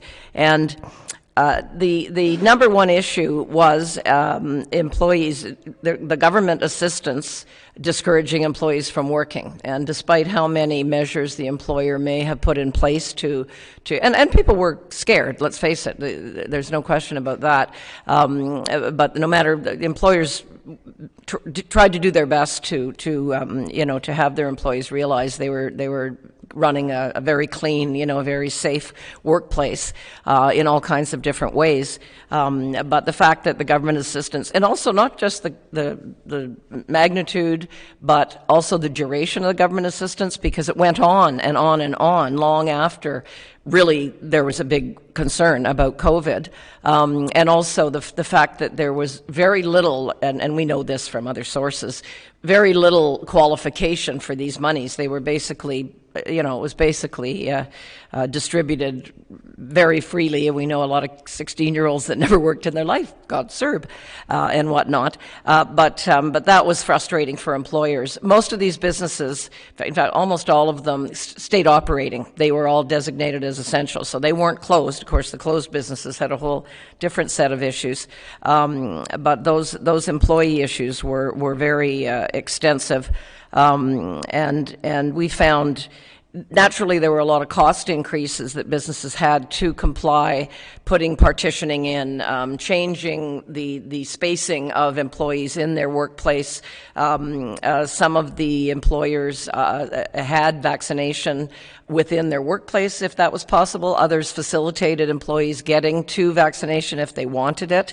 And so there was an increased cost. And there were some government programs that were supposed to cover some of those increased costs, but most of them didn't find them sufficient or found they were just so difficult to apply for that they just got frustrated and said, forget it, I'll just absorb the costs of that. So the employee issues were very, very extensive. One other factor I heard was the demonization of unvaccinated employees within the workplace and how it was divisive within a workplace for that reason. And one business gave me the example that they happened to have a union, and the union couldn't decide whether they were going to defend the unvaccinated. So one day they'd be on their side, and then the next day they'd be vilifying the unvaccinated and siding with, and they said it was just so chaotic and divisive for that business. It really was problematic for the operation of that business. So that was kind of an odd result that happened there. So that issue, and I don't know if you want me to get into all the anecdotal stuff now or exactly how you want to, because there were a number of I actually think when you're on a topic that might be helpful. So you're talking about employee issues and some specific examples on how the benefits basically were too generous and too long, and that created I presume employees, quitting or staying at home rather than coming to work. So some examples on that would be helpful. Yeah. Well, again, a lot of people decided they liked staying home. And that's understandable. And that was facilitated, obviously, by the benefits.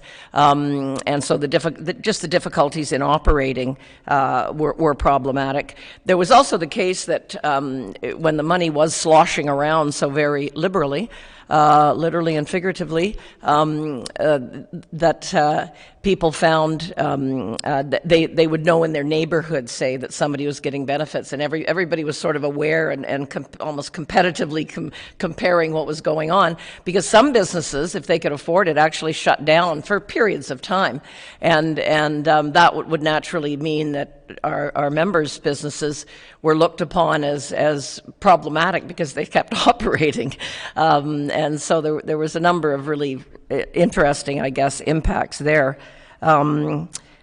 Some of the employers were of course trying to support their employees as best as possible, and they did feel, and I suspect you've heard this from other people, that the alarmist news, constant drumbeat of alarmist news, death counts every day, and all this was way over the top. And in the case of media, you can expect that, but governments were very unhelpful as well. They sort of went to the extreme instead of possibly being a little more moderate in their approach.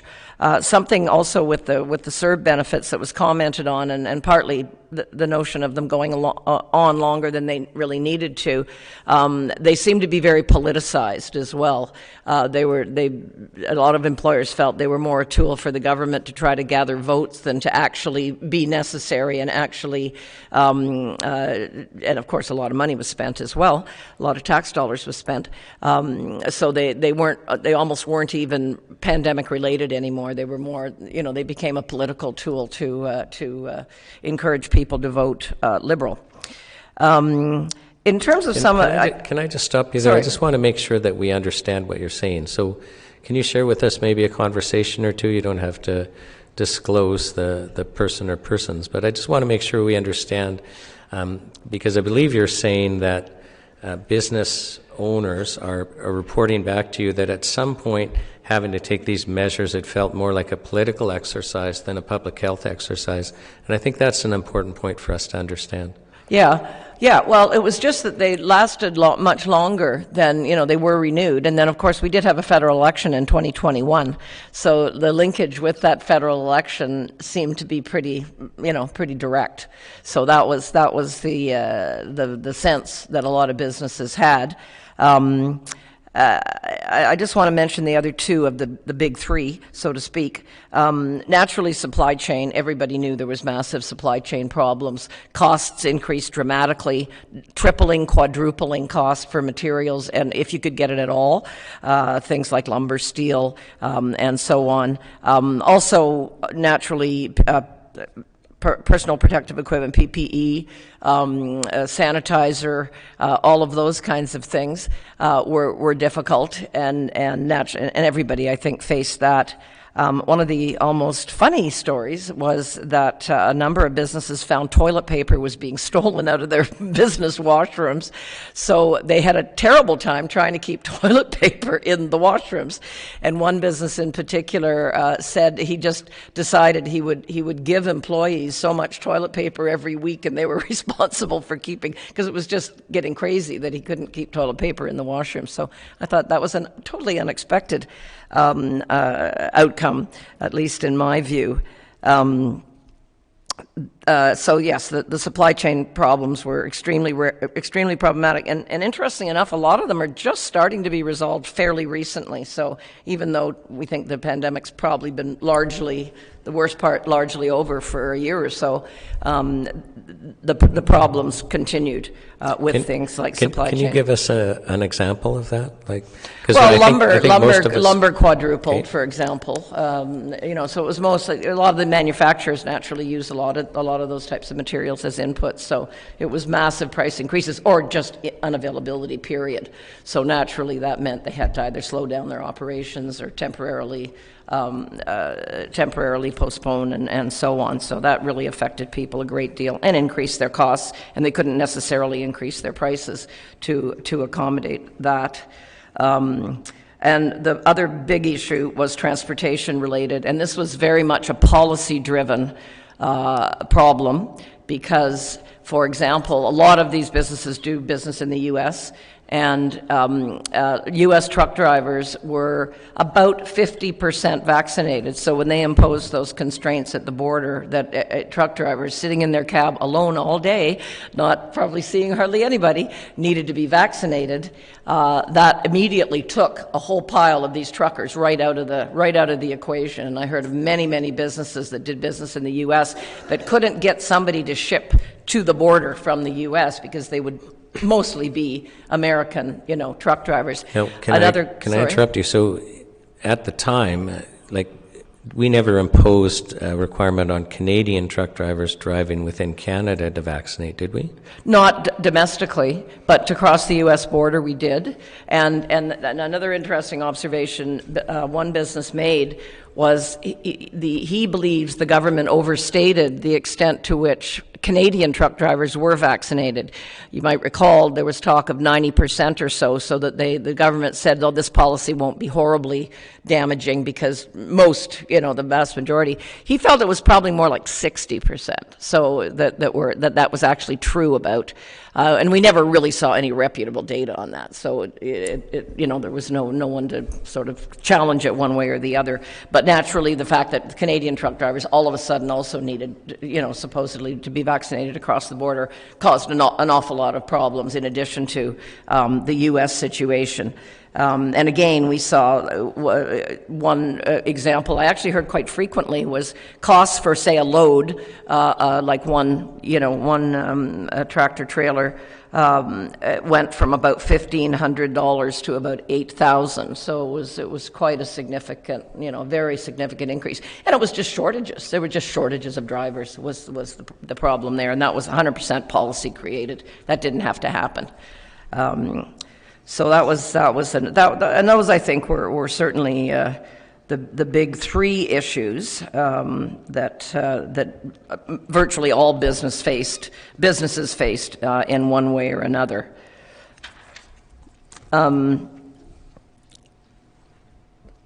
Another complaint we heard quite a lot of was about the programs that were directed to businesses themselves. So some of them were wage subsidies to retain employees, but one thing that really was problematic for an awful lot of businesses was that the government, notably the feds, sometimes Ontario was involved as well and sometimes other provinces, but it was notably the federal government was paying companies to manufacture, say, PPE because there were shortages because they didn't keep sufficient supplies in the various government agencies that are supposed to do that.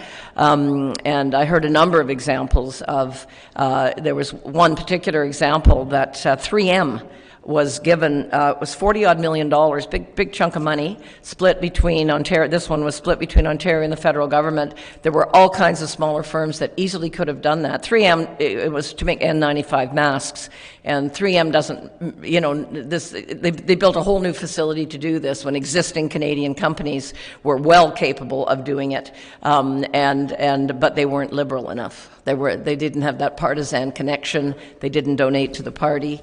I also heard that there was an auto parts manufacturer that was paid to switch production to masks. And again, it was ridiculous. There were already firms out there that could easily have ramped up production, but they weren't in the right riding. They were, it was a partisan decision, not a sensible health-based or sensible business decision.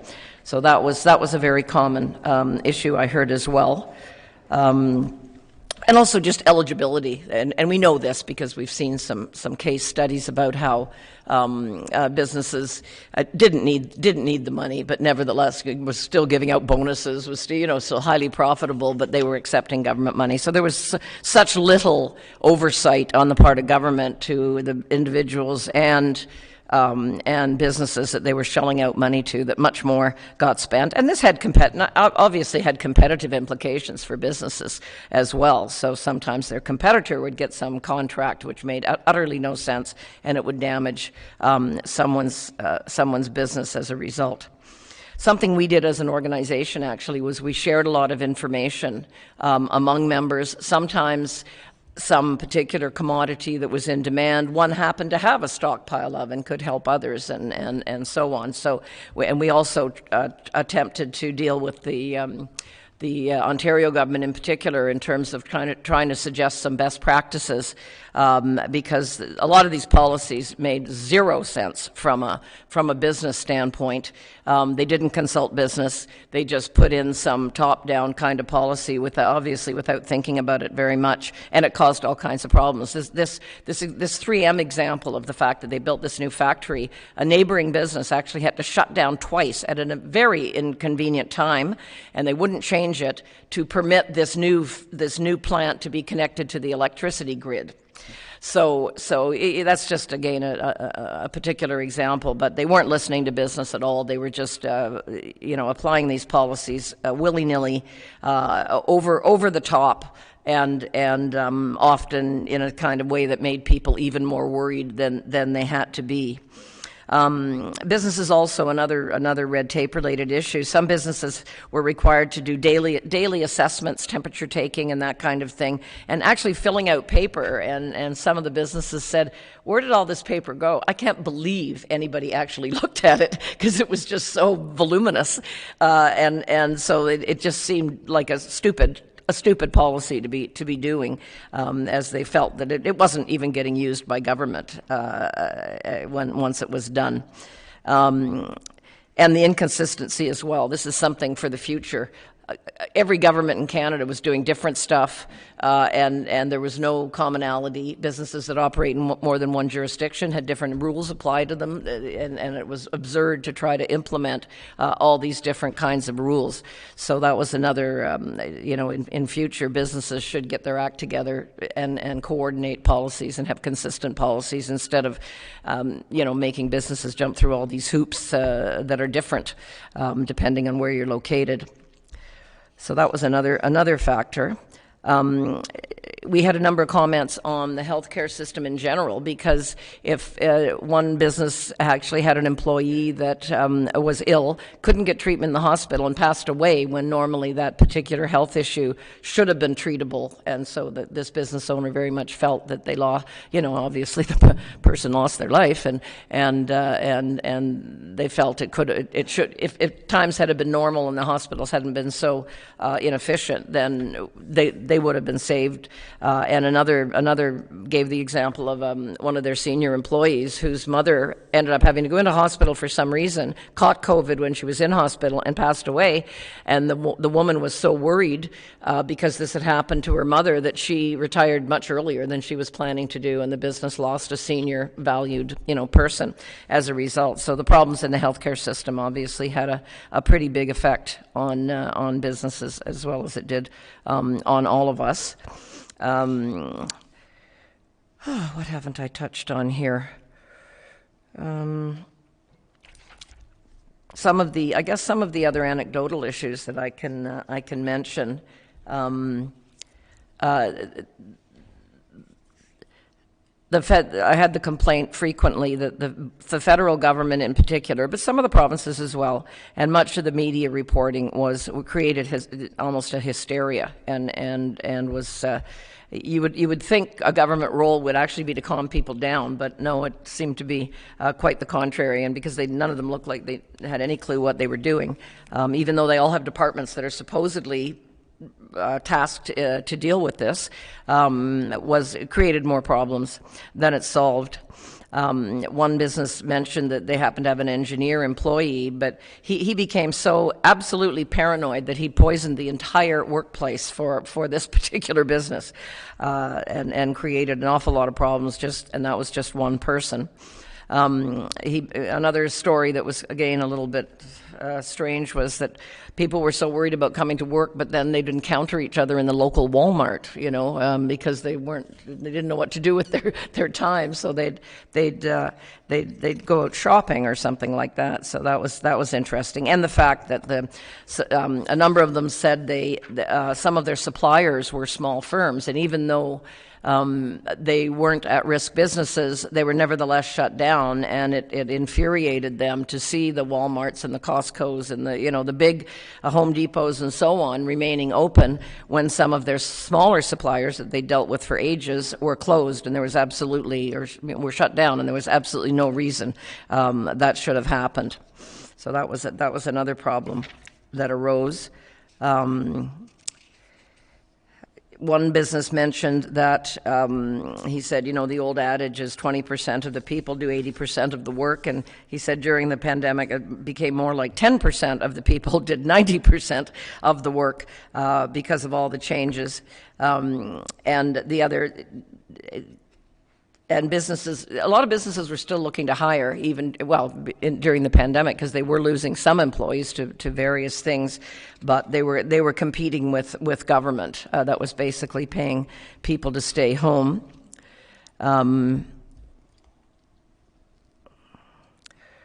Another interesting observation was that in 2020, for a few months, the CRA told businesses that they didn't have to make source deductions. It was supposedly to provide a break, I guess, but of course they were ultimately due, and they had to catch up later, and so businesses, and again, they had problems after the fact, because naturally they had to pay a lot more for those source deductions than they would have had to if they'd been able to just do them on a regular on their regular monthly basis or quarterly basis, depending on the size of the business.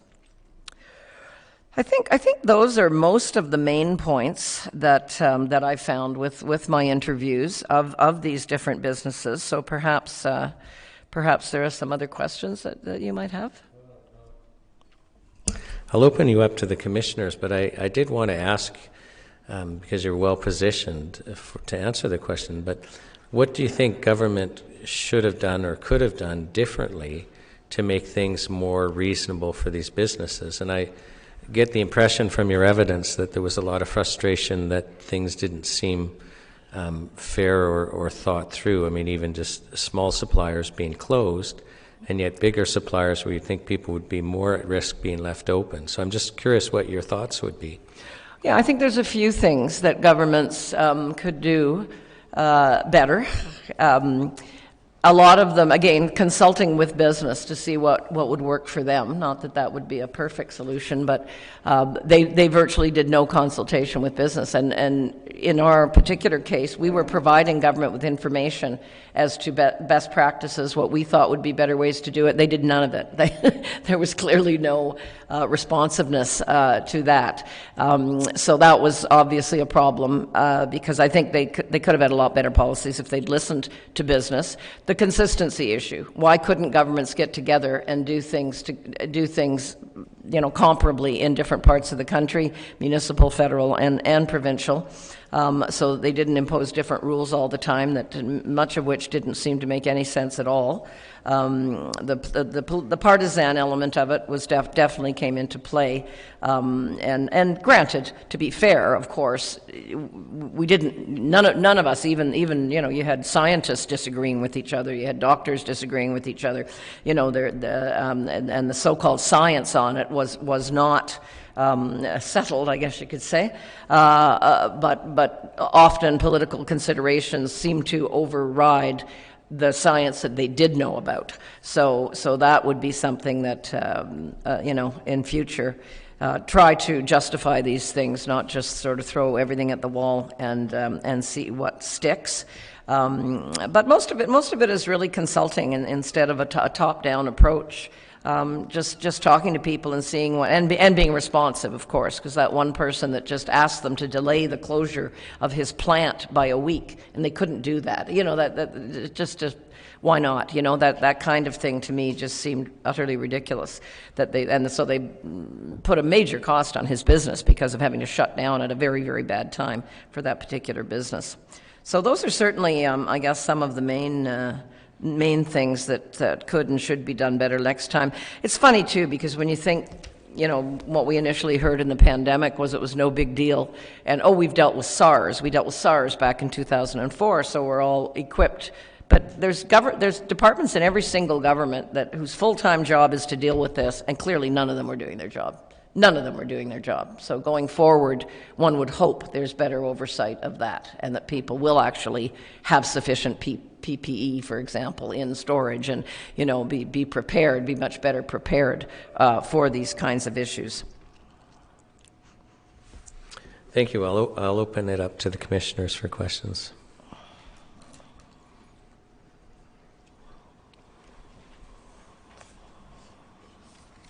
There's no questions. Okay. You were too clear and succinct, Catherine. But thank you very much. I had one follow-up question, because you indicated that, you know, we had communicated to government. So I assume you're talking about the CCMBC. Do you recall what some of the communications were to the government? Yeah, actually, I'm going to provide those to you. I've been collecting them the last few days, because people had to go back in their history. But they were some of the things that I've mentioned. The notion of having consistency in policies, giving firms notice too. That was one. You can't implement something in 5 minutes reasonably.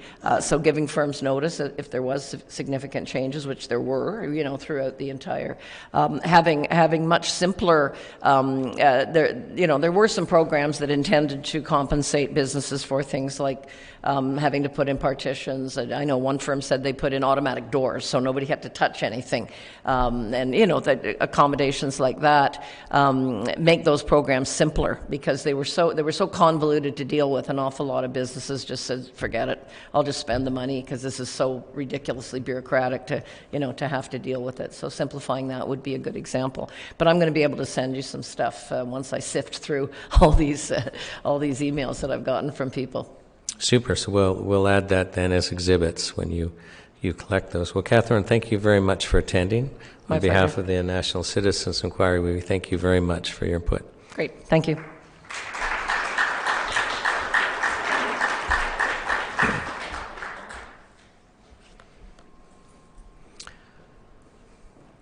So our next witness is Elizabeth Galvin.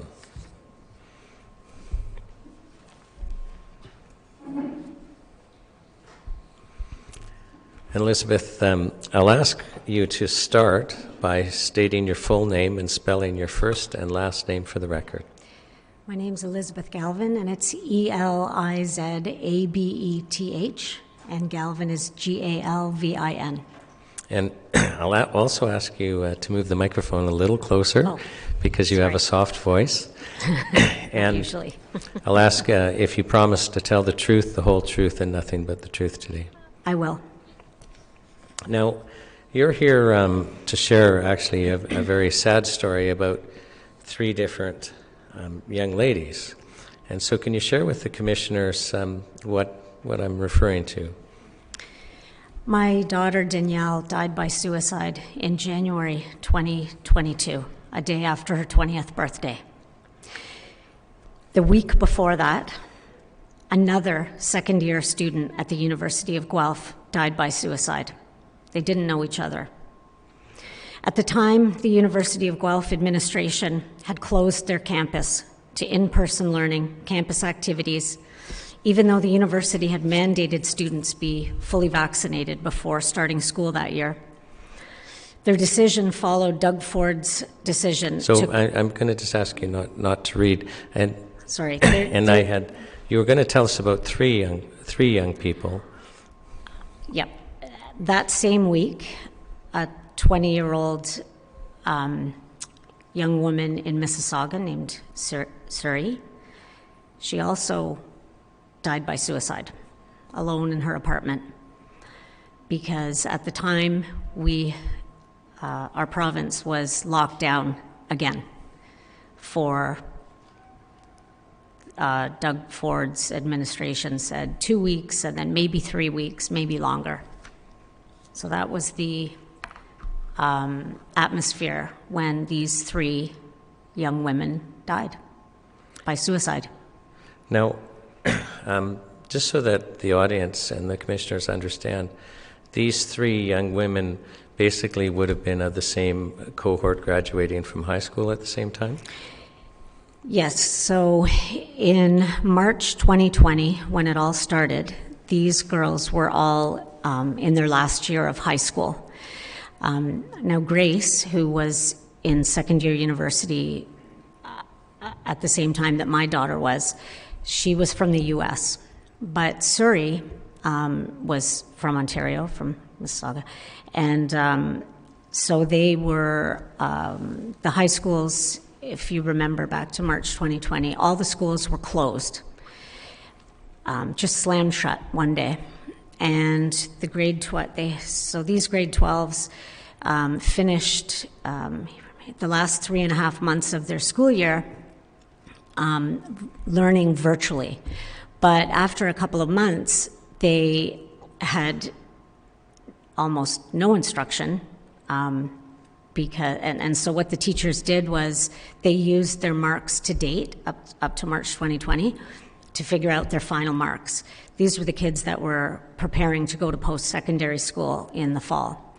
So their last year of high school, they had no prom, no graduation, no grade 12, end of year, end of high school trip, nothing. There was nothing for these kids. They had an online graduation.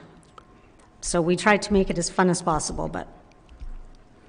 How did your daughter respond to, because I know that, like I had a daughter and she was so excited about the high school graduation and planning parties with her friends and the dress and the whole thing.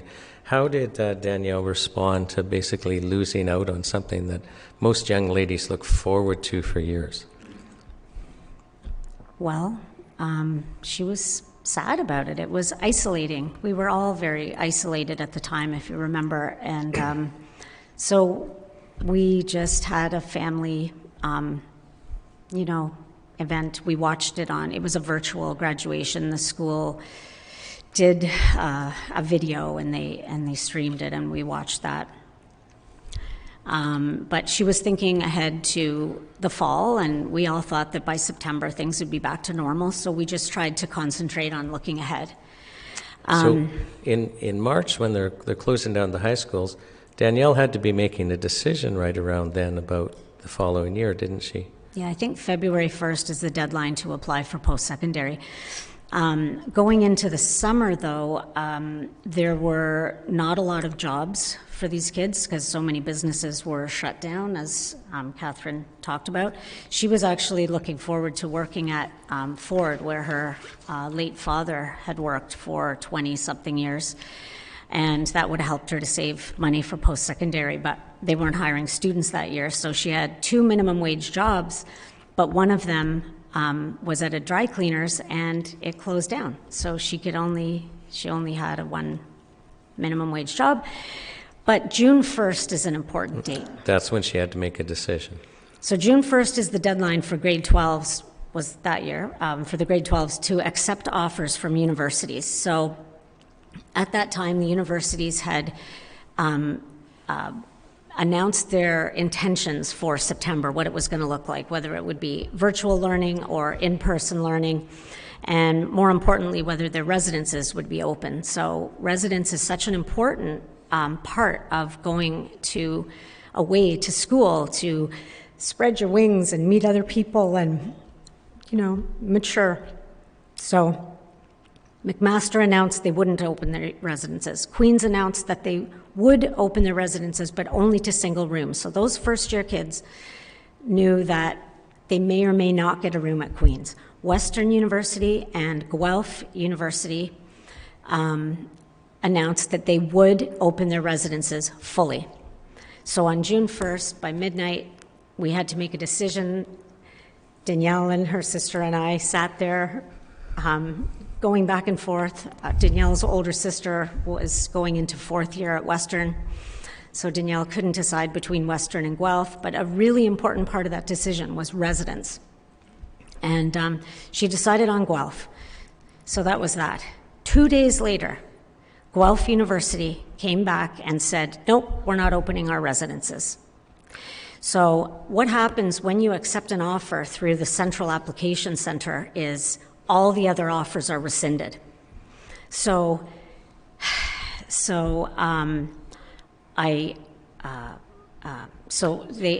what these kids were accepting and buying, they were buying an education. They weren't going to get the product that they thought they were going to get. And it was 2 days after that very important deadline. So I called the university, I called my MPP, I called the Minister of Colleges and Universities. I'm like, can they do this? When I talked to somebody at the University of Guelph, they told me that the Wellington Dufferin Guelph Health Unit advised them not to open their residences. So they didn't. I don't know why the Wellington Dufferin Guelph Health Unit was running Guelph University, but apparently that was it.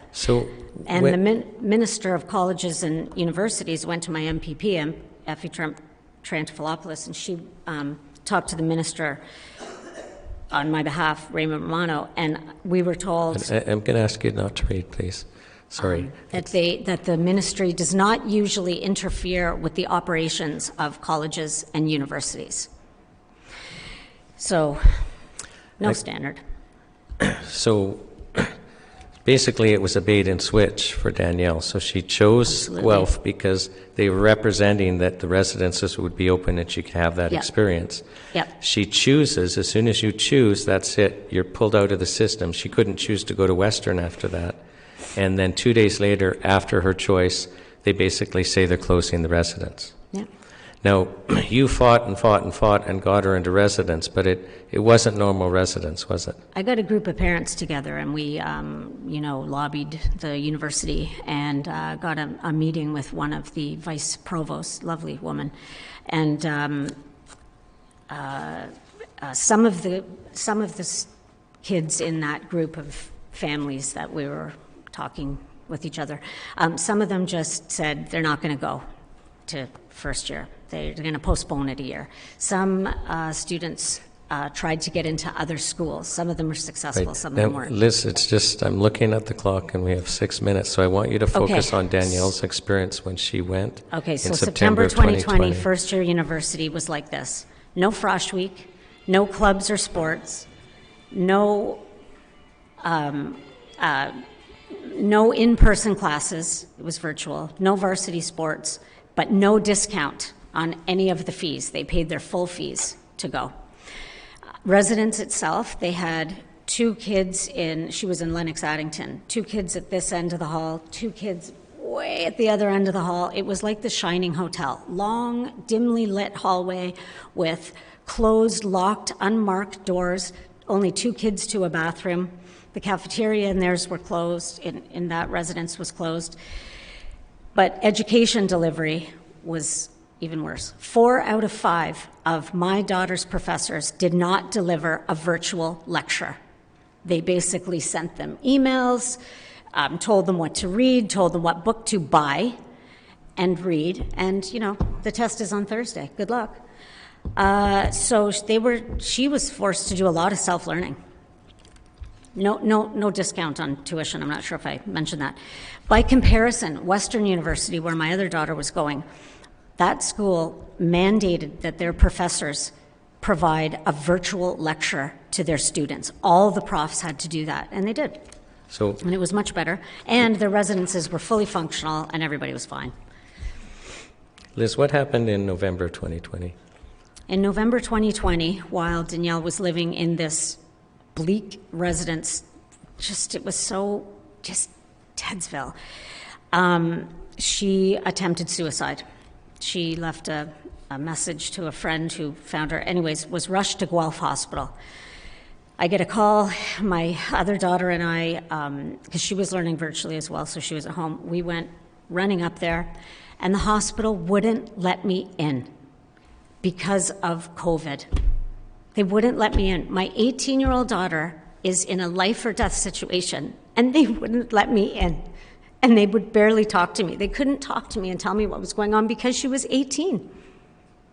So I didn't know what to do. We stood in that parking lot at 3 a.m.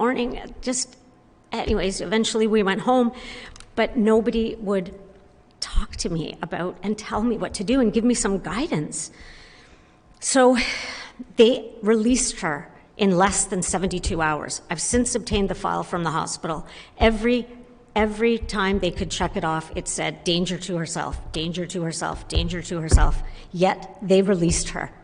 I don't know why. I've made calls into them. I'm not finished talking to them yet, but they could have put her into an inpatient program called Homewood, and they didn't. So Christmas comes, she comes home, she decides she's going to move out of that residence. She's going to move to another residence. At the time, Guelph was slowly bringing kids into the residences one by one, but there was only a few hundred students on campus. It wasn't a lot. And Liz, can I get you to stop looking at your notes? I know you're nervous, but I'll forget.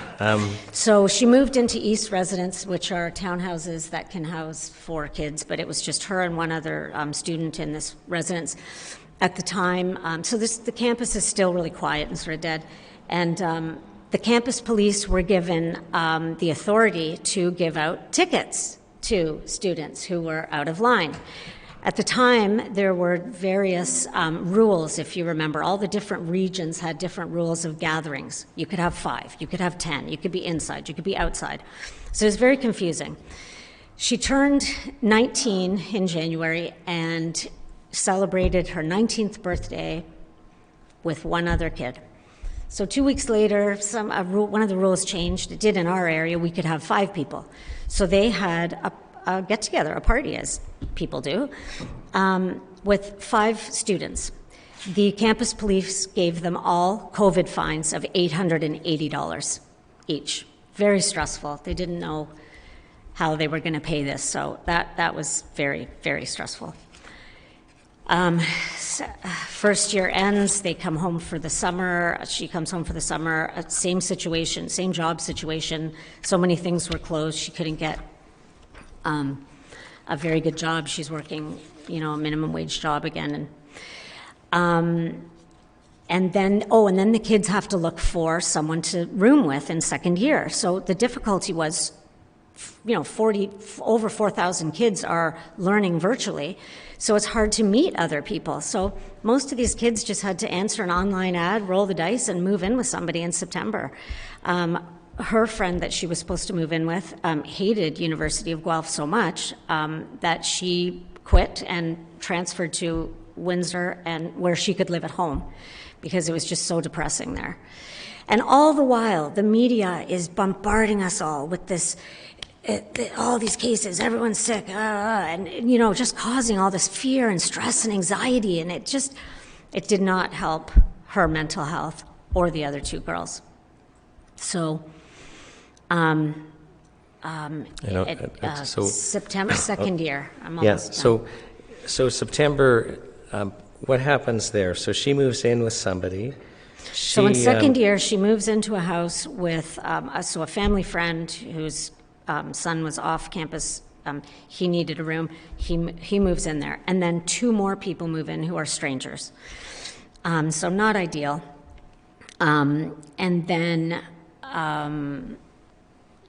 They did in-person classes resumed, sports resumed, varsity sports started up again, but she wasn't the same. The last year and a half had taken such a toll on her mental health that, looking back now, I can see it did on me too. I mean, I took a leave of absence from work, just from stress, and I was trying to find ways to help her because I didn't know what to do. I didn't get any guidance from these health professionals. And so but I can see now looking back that she'd given up at that point. So September, she's in school and classes are on, but we were always under the threat of it might close down again. It might close down if the numbers go up. Blah. So in December, we got vaccinated. We were fully vaccinated, and so Christmas was spent not with family because I caught Omicron. So, but my two daughters living in the same house didn't catch it, and we were all fully vaccinated. So I don't know. That's when I caught it. So we didn't see our family again. That was the third year in a row we didn't have Christmas with our family. Can I just stop you just so people understand? So Danielle came home for Christmas to be with the family, but because you had COVID, you guys couldn't spend Christmas with the family. Yeah, the media was, the numbers were ramping up and Omicron and don't be around people. And so to be safe, we didn't go and get together with our family. And were you guys able to be with family the year before at Christmas? No. So this is the second year in a row. It was actually the third year, but that's because one of my brothers-in-law was not well, and that's when the rumors of COVID were starting in December 2019. So what happened in January then of 2022? So January, January, the government locked us down again, and the University of Guelph followed suit right away. Even though these kids were all fully vaccinated, healthy young people, they shut it down again, and I wrote to everyone. I wrote to the Minister of Health. I wrote to the university. I wrote to my MPP. I wrote to many people. I wrote to the provost, Charlotte Yates. Right, but I'm just gonna stop you about that and tell us about, like, just focus on Danielle, not what you did for the university. And I'm sorry, it's partly because we're out of time, but I also want you to focus on the story. So in January, basically things are shut down again, and you're telling us, but at the University of Guelph, you had to be fully vaccinated. Yep. You had to be fully vaccinated to go to school that year, 2021, 22. But they closed the campus down anyway. And how did Danielle respond to that? Well, she was isolated. They were isolated. They're in their rooms, in this house with 3 other students who were just as isolated. You could see them. They were so withdrawn. And so she just, when you're alone in a room and you're by yourself, and you have a lot of time to think, and it just would have been better if they had been on campus and doing things and being with other people, and they needed it at that point. They're, all of the kids. So on January 17th, while the students were learning virtually, the University of Guelph called a snow day and canceled classes. A week later, they were still not allowed back in the classrooms, and that's when we lost Danielle. Now, you've thought about this a lot, and we're trying to ask all witnesses how things could have been done differently, and I think you have a special insight into how young people were affected by this. And so please tell us your thoughts on how you think things could have been done better or differently. Well, the stats that came out, do you mean the stats that I found? You can tell me whatever you want about how you think things should be done differently. Well, as early as 2021, I read an article that anorexia cases had doubled, suicidal thoughts had tripled, 40% of parents observed a deterioration in their children's behavior and mood, 60% of parents met the criteria for depression themselves, opioid deaths were up 80%, eating disorder program referrals were up 90% from the year before. Now, so these types of things you were reading, did they match what you were seeing with Danielle and her friends? They did in my case, and then, part of it is sort of looking back and just knowing that, 3 young girls, 2 20-year-olds and a 19-year-old committed suicide in January. They were so distraught. They just couldn't go on any further. I mean, that's evidence that these lockdowns, they didn't work. They hurt people. And that can't happen again. And yes, I have some recommendations that I'd like to make, if I could. Number one, I think the Canadian Media Fund needs to be abolished. I think that the media was not the way they reported the numbers weren't percentages of people or ages of people. It was just these numbers, these high numbers all the time, and it created a lot of fear and panic and anxiety. Number two, family members must not be barred from entering a public hospital when their loved one is in a life or death situation, no matter what. A perfectly healthy person like me should not have been locked out of that hospital that day. I would have been able to talk to those professionals and gotten some advice on what to do. And if a person is deemed a danger to themselves by medical professionals in a hospital, they should not be released. Number three, I think the federal government should come up with a Bill of Rights for Canadian students that guarantees a certain standard of education services that they are paying for. And if they're not going to get what they're paying for, they should get some of their fees back. Number four, the unelected bureaucrats in local public health units should not be allowed to dictate everything that happens in our society. Without public input and debate, businesses and colleges and universities are considered businesses, must be allowed to make their own decisions. And Elizabeth, do you have just one more? Because we're I do. I just have one over more. time. Okay, I do. Thanks. Young, healthy people can't be shut out of schools as long as they were ever again. When it became evident that young people were not at great risk, but they were suffering mentally, and then especially after they were vaccinated, they should have been allowed to go back to in-person learning. It's proven that these lockdowns affected their mental health, social and educational development, and we're still feeling the effects today. Thank you. Commissioners, do you have any questions of Elizabeth? Elizabeth, thank you for sharing your story. I know that took a lot of courage. And on behalf of the National Citizens Inquiry, we thank you for your testimony. Thank you for having us.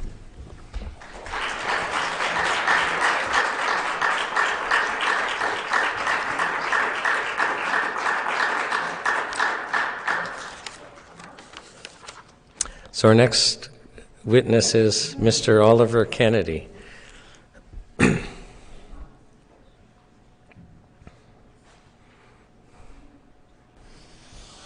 Afternoon. Mr. Kennedy, can you start by stating your full name for the record, spelling your first and last name? My name is Oliver Kennedy, Oliverkennedy. And Mr. Kennedy, do you promise to tell the truth, the whole truth, and nothing but the truth? I do. Now, you are a recreational therapist. Correct. And you've worked 20 years at that job. You're no longer there, but you're going to tell us about that. Yeah. So tell us what happened. So I worked for my employer for close to 20 years as a recreation therapist, working with seniors and disabled individuals. And in the end, I was terminated from my position for not taking a COVID vaccine. Now, can you tell me basically a little more detail? So why didn't you want to get the vaccine? To me, things felt very rushed. It was something that, being in the healthcare setting, I understand informed consent, and it was just something that at the beginning when the vaccines came out, it seemed very much like a choice. And even though things were rushed, it was a quickly produced vaccine, I wanted to do as much research as I could on it.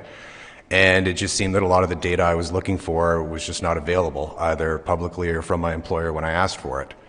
So that's what sort of led me to vaccine hesitancy, as others have mentioned, and it was just something that I wanted something to be safe in my body that I understood, and I couldn't find any information really that would allay any of my fears that I had, and nobody could provide it for me.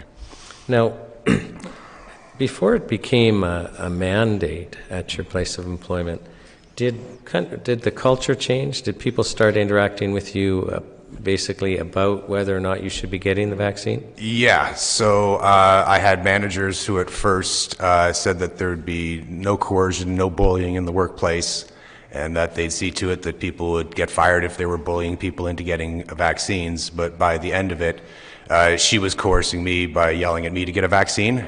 And it was very unfortunate because it was just a period of a couple months between her telling everyone you couldn't bully someone to then becoming the bully herself. Can you just describe for us briefly what some of that bullying looked like? In one case, it was another employee who had just come into work and walked right by me and remarked how the unvaccinated were the reason why we were still in this pandemic. And she knew I was unvaccinated. She didn't see I was sitting there.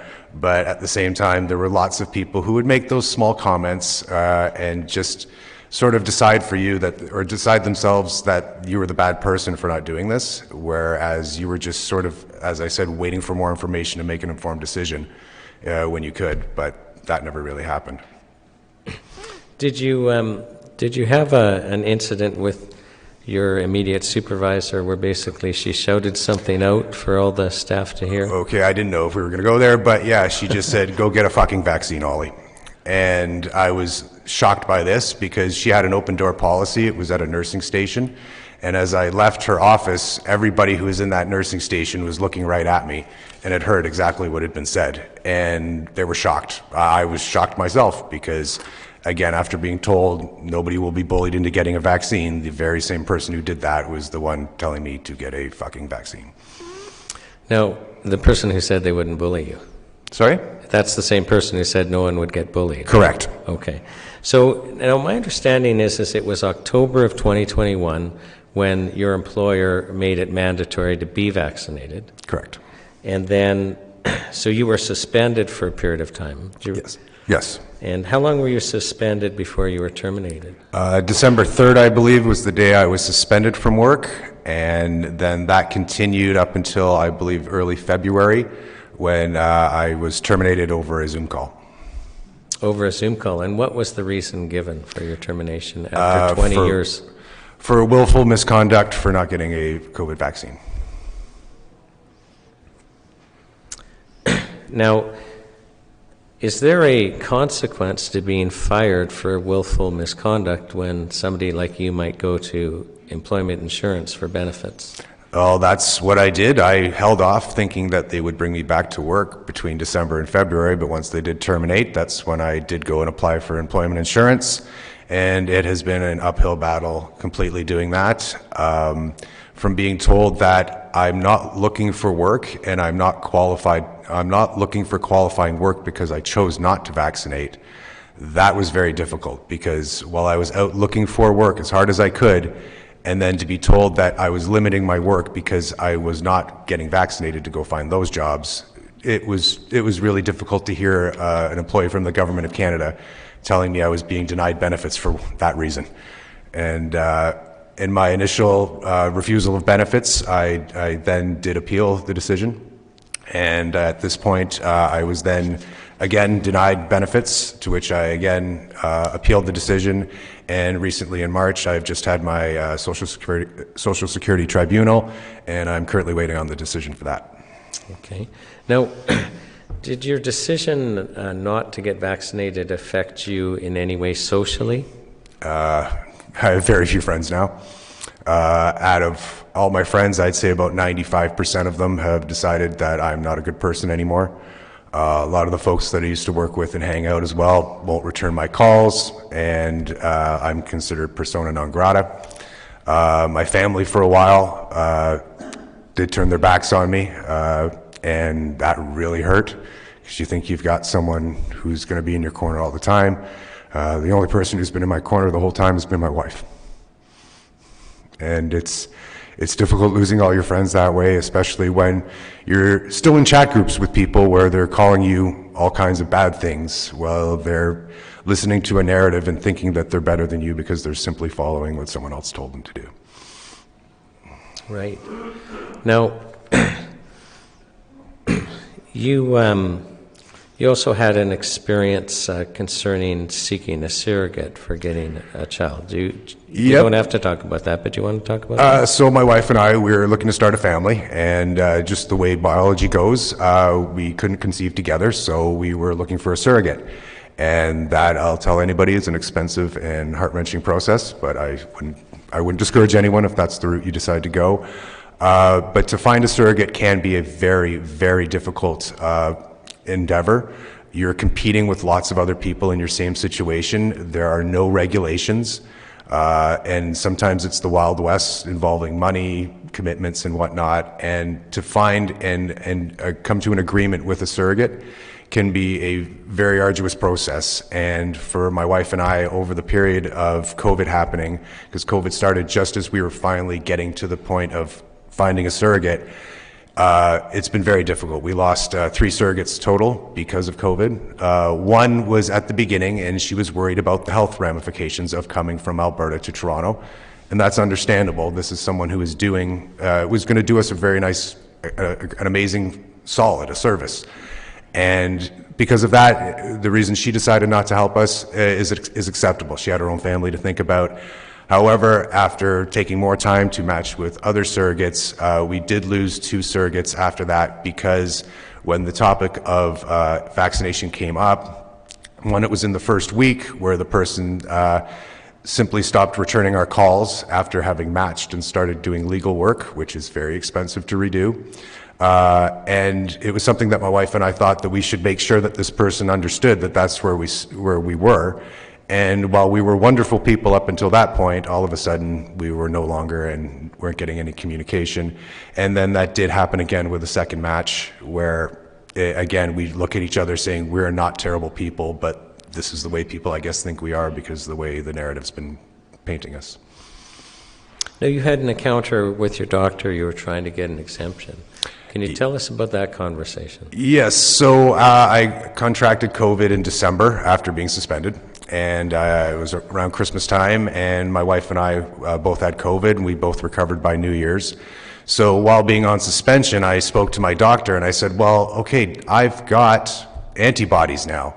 And he agrees, yes, you've got antibodies, and you should be fine. And I said, and I'm healthy, and I'm ready to go back to work. So can you write me a note then that states that Mr. Kennedy has antibodies, much like any COVID vaccine, and should be allowed to go to work? The whole idea of this is what mankind's been doing for how many thousands of years. And my doctor took one look at me and he said, what, do you want me to lose my license? Because even though he did agree with me and has agreed with me on many points, we've disagreed on other points as well, he agreed that I did not have enough information to make an informed decision. And he said, what are you going to do? He says, if you decide not to take the shot, you're going to lose your job. At the same time, I will not write you a note that says that you do not need a COVID vaccine, because he did not want to lose his job. And then my last question is what do you think should have been done differently by the government? I heard other folks say everything, and I concur. It's just a matter of where do you start. The muzzling and the quieting of people who simply had another viewpoint, whether it was scientific, medical, social, nobody really got listened to, and it was sort of my way or the highway.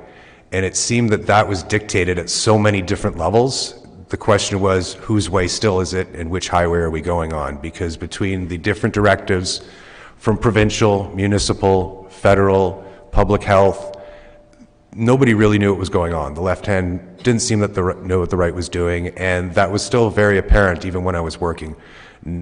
Everybody was sort of, let's see if this works, let's see if that works. And while trying to lead and show that they knew what they were doing, you could see at some points nobody knew what they were doing. And to admit that, I don't think we're ever going to see, but to maybe put safeguards in place so that people have to at least test what they're going to try on us. Because Lockdowns, don't think those worked. Vaccine, don't think it worked. And there's so many things that you can look at what people in charge did, and they didn't work. And each time it was a, oops, well, we tried our best. And sometimes trying your best isn't good enough if you're hurting people.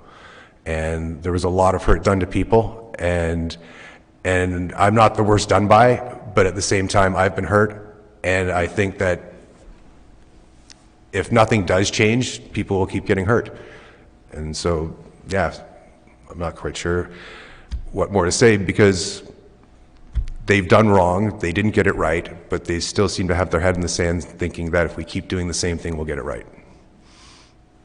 Thank you. I'll ask the commissioners if they have any questions. Thank you. Thank you. All right, thank you very much. For your testimony on behalf of the National Citizens Inquiry. We appreciate your testimony, Mr. Kennedy.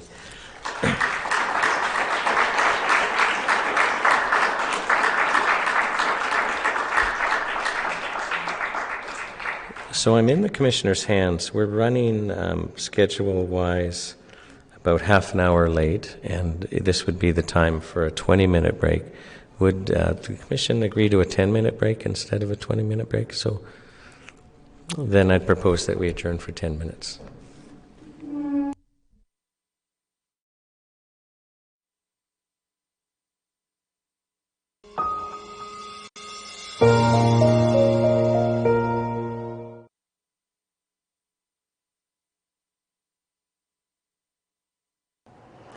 As a result of the government's mandates, I was affected on many levels.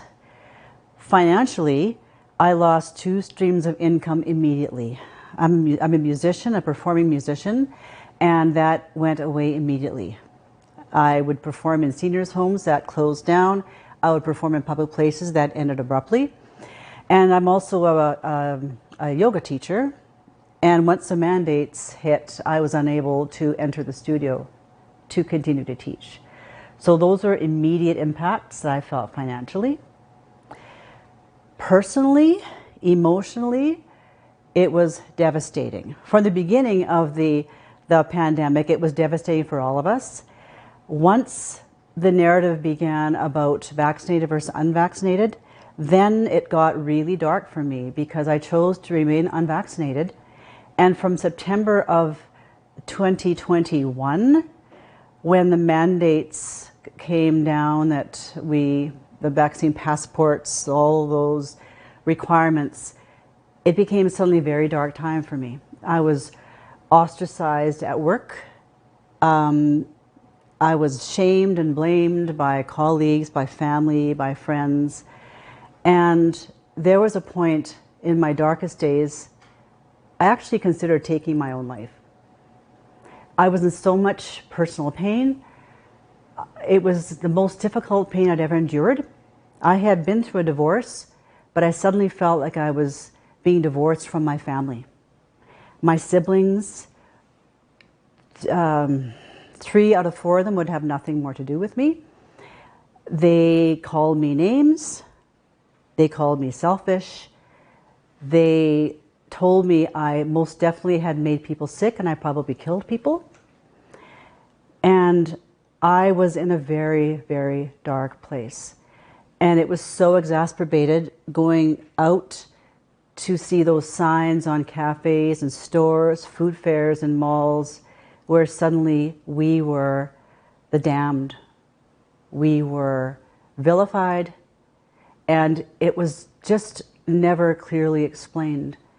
And it was devastating how many people totally just believed that. And my family, my friends, my colleagues would just step away when they would see me.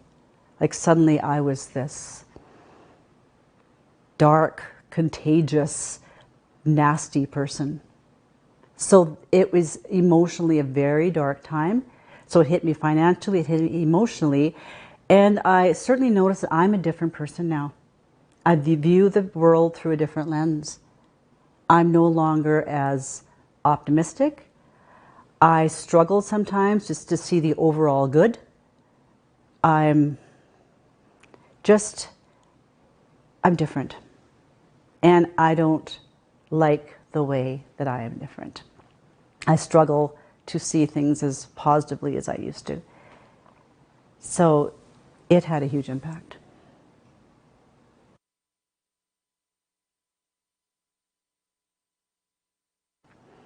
I don't believe the government gave us any options health-wise. It was A or B. Well, it was really A, get vaccinated.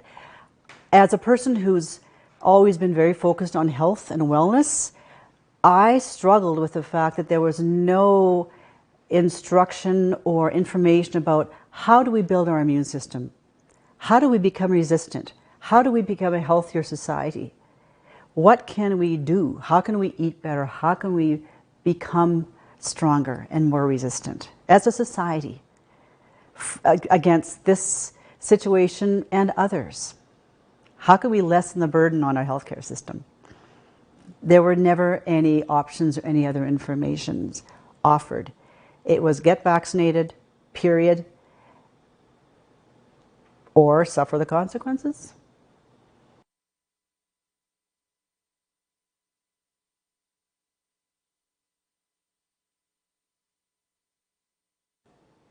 Well, this all hit in March of 2020, and it was all new for everybody. Everybody was taken aback, and everybody was asking questions, what do we do now?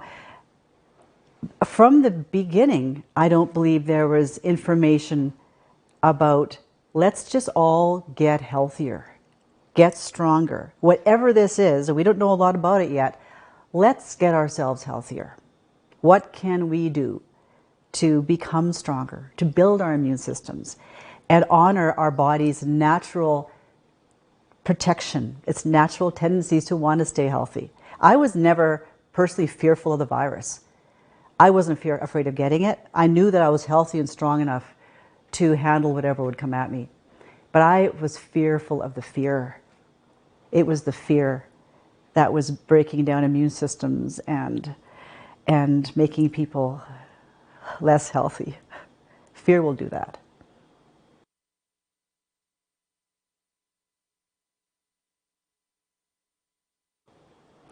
Initially, when it all came down in 2020, I wasn't afraid, I was confused and in disbelief. When we heard the schools were closing, I was like, no, that can't happen. And then I work in a school. We said goodbye to our students that Monday, I believe it was a Monday. They went out the door. We fully expected to see them again. We never saw them again. The grade 9s were out the door. We never saw them again.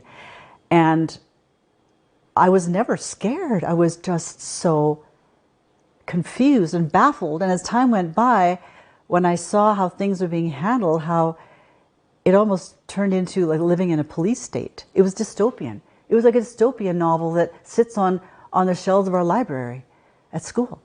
It was unbelievable. And then the measures that were taken as it all progressed into the fall of 2021 and even into the spring of 2022, it was horrifying. And that was frightening. I was never frightened of the virus. I was frightened of the behaviors that I was seeing around me, frightened of the government's actions, frightened of the police state, frightened of what we had become as a society and where we might be going.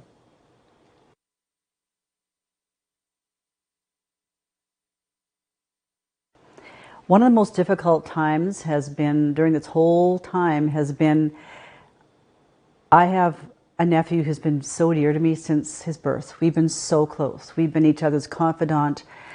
And last spring, he wrote me an email basically just again saying that I had certainly made people sick. I'd probably kill people.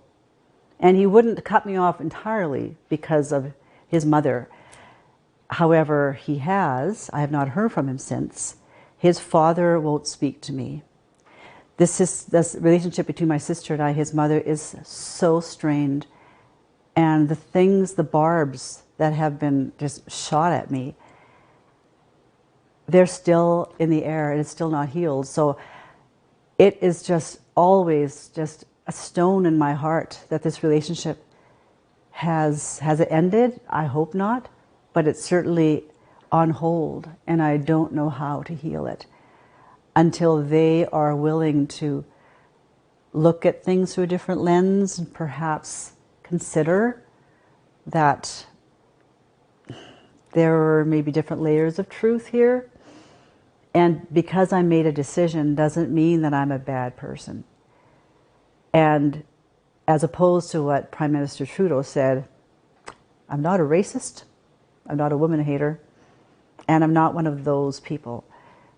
But that's the narrative that was presented, and sadly some of the people dearest to me believe that. And seemingly they still do. That's very painful and continues to be painful.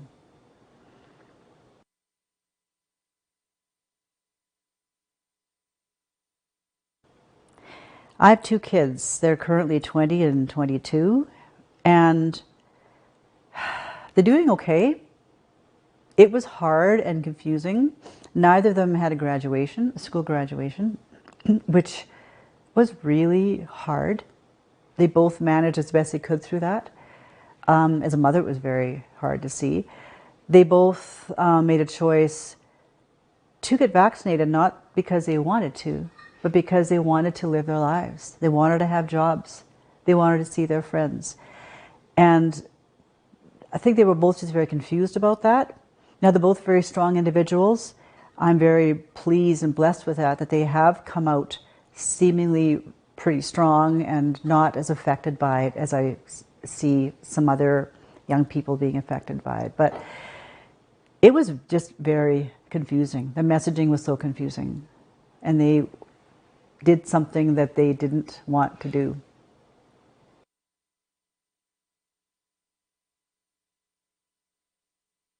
Healing. How are we going to heal as a society? I think as a society we just need truth. We need honest truth. And the government admitting that, hey, mistakes were made, decisions were made without perhaps a lot of thought or research or data or evidence. Healing happens when people say they're sorry, when people admit that maybe they made mistakes, when they ask for forgiveness. And I think as a society, within families, with our government, if we can just be honest and have open hearts, ask for truth, ask for forgiveness, not being afraid of having a fierce conversation, asking hard questions, and being open to whatever the answers might be. I think that's the road to healing, is honesty and truth and transparency.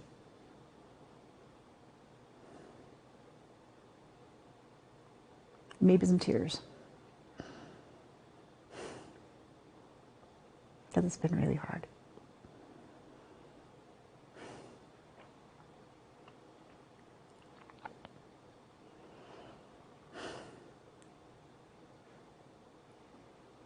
It's still really hard.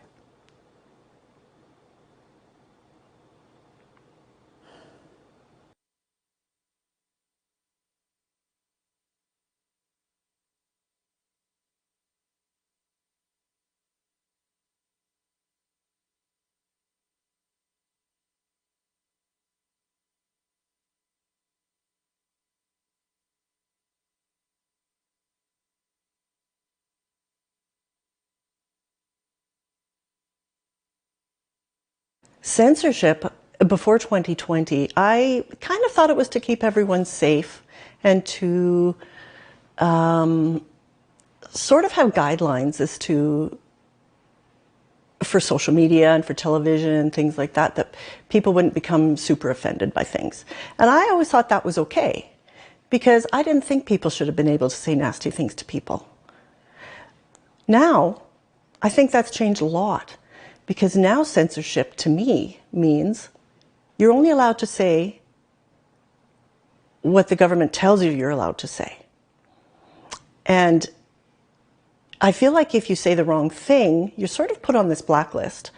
And that if you say the wrong thing, that you're sort of guilty of this wrong speak, so to say.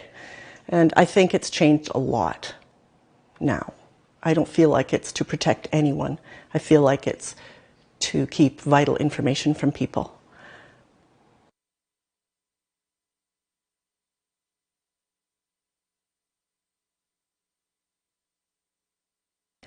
The impact the government decisions about COVID-19 response really impacted me and my family quite a bit. It affected my work, my mental health, the mental health of my children, and my husband's ability to do his job properly. So for me, with my mental health at work, I was kind of bullied. They made me feel, the staff at work made me feel like I was a bad person, I didn't care about anyone, that I would be murdering people by not being vaccinated. And at school, I heard teachers teach the children that if parents weren't vaccinated, they should have their children taken from their families. It was really hard at work. I ended up having to take 4 months off because I just couldn't live in that environment. I couldn't work in that environment. I know I'm a good person, but when the entire community of staff makes you feel like you're an evil person, it's really hard to work in that environment. Now for my children, I have a 20-year-old son and a 22-year-old son. The 20-year-old was just finished high school and he was ready to hit the world. He's mask exempt because he has some issues where he can't wear a mask. And he couldn't go out and face the world. He couldn't go out with his friends. He couldn't get a job. He couldn't be hired anywhere. So this is a vibrant boy who was stuck at home in his bed for 2 years. And he really lost all hope for the future and for himself. He's been wanting to take his life for a while. Virtually, his name is Richard Lizotte.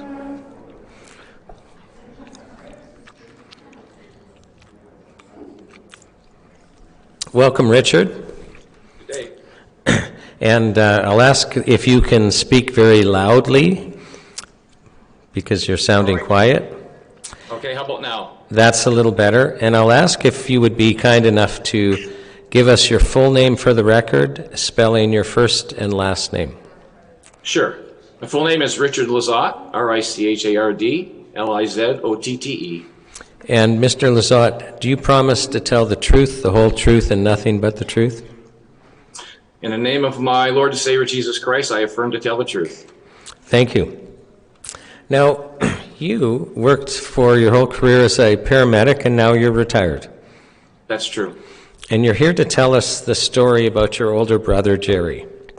That's true. So can you tell us about Jerry, and we'll just maybe back up to when COVID started, hit in March of 2020? Sure. I can tell you a brief history of his health prior to his vaccinations. He was 85 years old and very vibrant. In fact, you'd never guess he was 85. He exercised every day. He had a stationary bike in his living room. He watched sports while he did that 45 minutes every day. He went to the coffee shop 5 days minimum, 5 days a week, sometimes 6 and 7. He met all his peers, his coffee buddies there. They chit-chatted. He was heavy into bluegrass music, loved sports, and he lived a pretty vibrant life. Was he on any medications? He was briefly on blood pressure medication in 2017, and then his blood pressure was under control mostly through exercise and diet, and no, he was on no medication. Okay, so when COVID hit, he's not on any medications. Is he seeing his doctor for any reason at that time? No. In fact, he didn't like going to see doctors, so you can probably count the number of medications that man had on your two hands in his entire life. Okay, so what happened as COVID went on? Well, the first vaccine was in February the 27th of 2021. And very shortly after that vaccine, he lost his taste, which was something very critical to him because he loved to eat. And he lost his taste and his smell as well, but he never really talked about his smell so much, but his taste, of course, was very important to him. All his coffee buddies and himself, I think they went to every restaurant in Chatham, Richtown, Blenheim, Wallsburg. They ate out a lot. Plus, he loved my wife's home cooking. So the taste thing was a real concern for him. That was the biggest change after the vaccine number 1. And how significant was that, the change? Like, I think you gave an example of salt and sugar. Yeah, we tested him. This was probably a few months after his vaccine. We tested him, and he could not tell the difference between salt and sugar. So that was that affirmed to us that he was really accurate in not being able to taste. Okay, and what happened with the second shot? And Well, I'll just ask, do you recall what brand of vaccine it was? Yes, it was Pfizer. And were all the shots Pfizer? Yes. So what happened with the second shot? Do you recall when that was? Yes, vaccine number 2 was June 16th of 2021. Shortly after getting that, we noticed, and it was a slow progression, but definitely a progression, of his cognitive functions started being effective. His memory wasn't as good. He showed a little more disinterest in things. Now, can I just stop you about his memory? When you say slow progression, are we measuring in months? Are we measuring in weeks? I would say after his shot, we probably noticed it about a month later, his first sign of some cognitive function delay, and then it just progressively got worse. Okay, and so describe that. Give us some details about that. Well, he was always pretty sharp when it came to sports and remembering records and statistics and stuff like that. And he began just not remembering those things. And events, even in our own family life, he just started not remembering those things. He just that was a big thing for him. And even his bluegrass music, which was his entire life, he just started not remembering the bluegrass festivals and concerts that he went to in Kentucky and Tennessee and all through southwestern Ontario. And like I said, this was a progressive thing. We noticed it about a month into his second vaccine, and then it just continually got a little worse as time went by. Did anything happen to his appetite? Well, of course. When he couldn't taste anything, I remember we used to have him over quite often for supper, and he used to always comment on my wife's cooking. He didn't comment anymore because he couldn't taste the stuff. And he stopped going to restaurants because why would I spend money? He said, everything tastes the same anyways. So right away, his socialization started dropping right then and there, going to restaurants less, and even started going to the coffee shop less, which was a real indication to us that something's not right. What about his mental state, his mental health? His mental health, he was so fear-mongered by COVID. That was the thing, that he was so fear-mongered that became his whole life. And I know he and a lot of his peers, they practically locked themselves in their homes and apartments, ordering food out. They were so fearful of this. And my brothers slowly stopped watching as much sports and concentrated more on CNN, CBC, CTV, and just COVID related. And he became so fixated on that.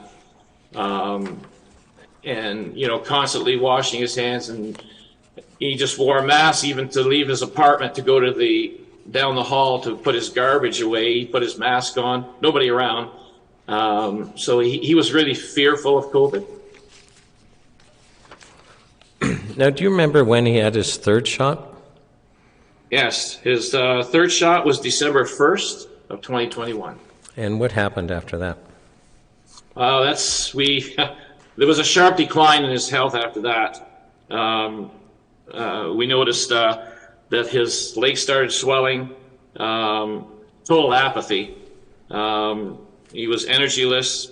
He had abdominal discomfort. His abdomen actually became distended. We kept telling him he should see the doctor, but he didn't want to see the doctor. But it got so bad that he agreed to go. And I took him on December the 21st to see his family doctor. What about his color? Yeah, his color was very pale, very pale. And he had lost weight prior to the distended stomach, because you couldn't tell he lost weight when the stomach was distended. But prior to that, he started losing weight. That occurred before the third vaccine. He actually started losing weight. And then after the third, he was so pale, it was really quite awful. And then, of course, he started having a swelling in his legs and his distended stomach. So you took him to a doctor. His family doctor, yes. And what happened? Well, I regret this. I went to all his appointments for the last years, even his orthopedic surgeon. He had a knee surgery 2016, and I went to all. This particular one I did not go in. I was having some little problems myself with shortness of breath. They insisted I wear a mask. I wasn't wearing a mask. So I told my brother, "You're going to be okay to go in by yourself?" And he said, "Sure." And he wasn't looking very good then. So he went and he came back after the appointment, and the doctor had given him a over-the-counter medication for cramps because he was complaining of cramps for his stomach. And he told me, he said, I'm good to go. He said, I'll see you in a year. Now, I think he probably misunderstood the doctor because this was December. And I think the doctor probably meant, I'll see you in the new year. But he took it as, so I'll see you in a year. And he was so disappointed. He said, that's it. I'm not seeing this guy anymore. So that's what happened there. So what happened after the doctor's office? What did you observe with your brother's condition? Well, man, he started declining really quickly, and he didn't want to see his family doctor. He didn't want to go to the hospital. So I thought to myself, listen, you saw a cardiologist a number of years ago for a brief period of hypertension, and he saw him once a year just as a checkup, and all was flying colors, no problem. I said, what if I call him up and I kind of make it, it wasn't a fib, but I kind of tried to make it look like it was a heart problem with the swelling of the legs. I kind of suggested maybe CHF, congestive heart failure. So as soon as I mentioned that, the secretary says, yeah, you better bring him in. And I'm just going to back you up because you said he continued to decline. Can you give us some specifics, perhaps about his belly and his legs, for example? Yeah, for sure. His legs kept swelling. The distended stomach kept increasing. Severe constipation. He had almost zero appetite. He forced himself to eat. In fact, we almost forced him to eat something. And more pale, became a little bit more diaphoretic at sweating. That's how he declined. Can you tell me about the fluid in his legs and what was happening there? Well, it was just a buildup of fluid. There was just a buildup of fluid, and prior to us taking him to the cardiologist, there was even some weeping. We noticed in his bed there was some wetness, and we thought he had voided himself and urinated, and he said, no. He says, I'm fine. He was dry there, so we noticed that there was some weeping from the skin of his legs. So that was really triggering us that he didn't want to see his family doctor, so let's see if we can see the cardiologist, and maybe, through him we can get a little bit better result. So what happened at the cardiologist's? Well, we brought him to the cardiologist, and unfortunately, he didn't show up that day for whatever reason. He probably had a legitimate reason, and we saw a nursing practitioner, and she was very good.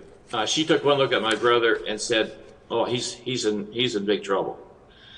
So she ordered some Lasix right away, fluid pill, 80 milligrams a day, and she ordered an ultrasound of the abdomen and an X-ray. And she said, yeah, your brother's in deep trouble. So we couldn't get it done the next day. It was the second day is when we took him in. It was a Friday, I remember that. And we took him in to get the x-ray and the ultrasound, and that took a whole day to get that done. We brought him home, we fed him supper. He lives in Chatham. We came back home to Wallaceburg, and by the time we got home, there was a message from the cardiologist, not from the nursing practitioner, but from the cardiologist who had seen the report and said, I've got to see your brother right away. I have him in Monday morning. So then we brought him in Monday morning and actually saw the cardiologist.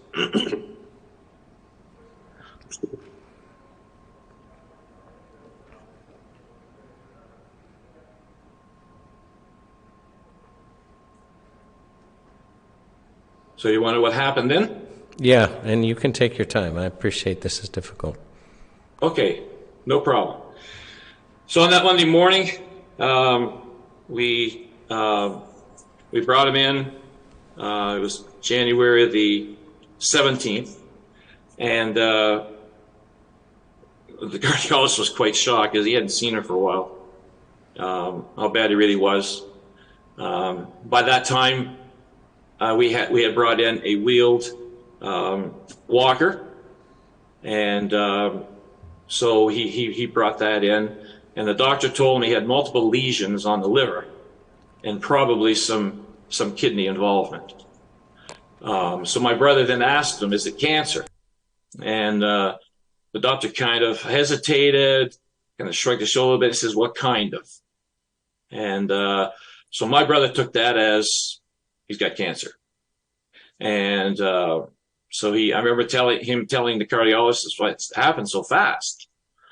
And the cardiologist then said to us, I really shouldn't be involved in this. I'm a cardiologist.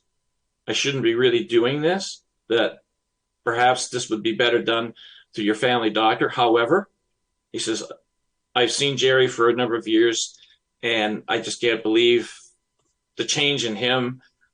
So he says, I'll order some home care for him. In the meantime, I will try and contact a colleague of mine in London who's a specialist. So it might take me a while to get a hold of him, and I'll let you know how I make out.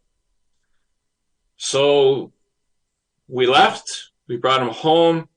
The very next day, home care called, and they said, we'll send someone to assess you on February the 10th, which was 23 days after the doctor had asked for home care. So we knew that he's probably not even going to make it to February 10th, in which he didn't. He passed away February 4th. So my wife and I took sole responsibility for his home care, where we looked after him food-wise, personal hygiene-wise, and we got to the point where we couldn't even manage him. He still didn't want to go to the hospital. He still didn't want to see his family doctor. So my wife was looking after him in the bathroom, and I thought, well, let's try something. So I called his family doctor up, and the Lord was really good because I actually got to talk to him. And I said to the doctor, would you mind talking to my brother, because he's not listening to us? So we brought the phone in the bathroom, and he talked to the doctor, and the doctor said, Jerry, says, I want you to go to Emerge. And he says, we'll make arrangements and we'll have you admitted. So that was enough to convince my brother to go. So we had to call an ambulance for him. And we brought him to Emerge. And I was in Emerge with him for 8 to 9 hours. And they did all kinds of tests, and they kept saying they were going to admit him, but they didn't. And finally, it was approaching midnight, and they said, well, you might as well go home. When we get a room for him, we'll let you know. So the next morning, it was mid-morning, probably 10-ish. We called, and he was still in Emerge. And they hadn't found a room for him yet. So they said, as soon as we get a room, we'll call you. Well, by mid-afternoon, there's still no call. So we phoned Emerge, and that's when they said, oh yeah, they found a room for him up on the 4th floor. And I said, okay, I'll be up to see him. And that's when they told me, no, you can't. I said, what do you mean I can't? And I said, well, it's COVID protocol for this hospital. Had you not been with them in emergency just for like 8-9 hours? That's right. That's right, I was. So when they told me that, I really couldn't believe what I was hearing. They said, no, it's our hospital COVID protocol. I said, is it because I'm not vaccinated? No, nothing to do with that. They said, vaccinated, unvaccinated, nobody's coming into the hospital. So I said, well, is there a way I can talk to him? And they said, oh yeah, we can try to arrange that. But that day was far spent. So it was the next day that we talked to the staff. And the staff, the first thing they said to us was, your brother's giving us a hard time. First of all, this has never been his nature. Now, I know he's very personal, and perhaps he didn't like the fact that somebody was giving him a bed bath or whatever. But they said, he's giving us a hard time. And that's when I said, well, my wife and I are healthcare professionals. I said, let us come in and we'll gown up, we'll mask, we'll do whatever we have to do, and we can settle him down and give you a hand. No, protocol for the hospital is you cannot come into the hospital. So I said, well, I'm going to have to talk to the administrator. And I tried to call the administrator, but they referred me to a patient liaison person. And she was very nice, very kind, very polite. But she, in no uncertain terms, said, I'm sorry, you cannot come in to see your brother. And they tried to connect. They said, well, maybe we can connect with Skype. And every time we tried to do the Skype, it never worked. So then we tried talking to him on the phone. And by that time, he had declined so much, he couldn't hear us. He was only giving me one-word answers to any of my questions. We tried to tell him that we're working behind the scenes so that we could go and be with him. And it went on like that for 7 days until we got a phone call on the 31st saying that they had moved him to palliative care and that we could come up to see him, but we would both, my wife and I both have to have a COVID test, a negative test. So the very next day, I went to get my COVID test. My wife couldn't get hers for the day after. As soon as I had the negative test, I went up to see him. I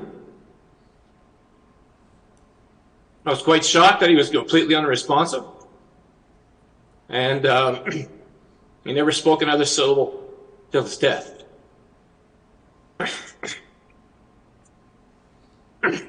So for the next 2 or 3 days, my wife and I spent all our time there. We prayed with him. We read scripture to him. We sang hymns to him. We knew that hearing was one of the last senses to go. So we don't know what he was able to take in. But we never heard another word from him. I was both his power of attorney for health and his executor of his will. I wanted to know if there was any last wishes. We never got to do that.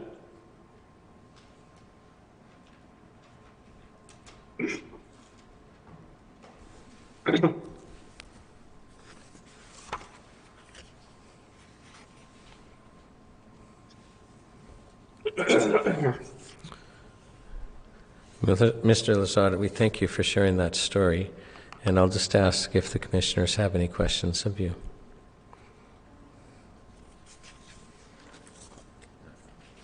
And there are no questions.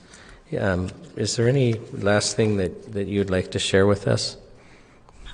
Yes, I can tell you, as a paramedic, and my wife's an RN, emerge nurse, both retired now, there is never a reason for a family member not to be with a dying family member. None. Zero. There's isolation attire that could be used. There's never a reason for this. Ever. I've dealt with infectious patients throughout my career. TB patients, HIV, AIDS patients, bacterial and viral meningitis, MRSA. There is never a reason why somebody who is properly attired in isolation equipment, isolation attire, they can't be with their dying loved one. Never. Never. So this was beyond all comprehension for me. I could not understand this at all. If they would have asked me to wear a hazmat suit to be with my brother, I would have worn one. Whatever it takes. To me, this is next to criminal. And if something like this ever happens again, something has to be done so that my brother never saw a familiar face for 8 days until he became unresponsive. That's all. Thank you.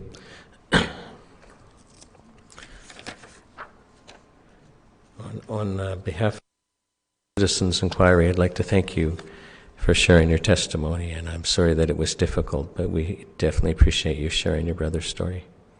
Thank you, Sean.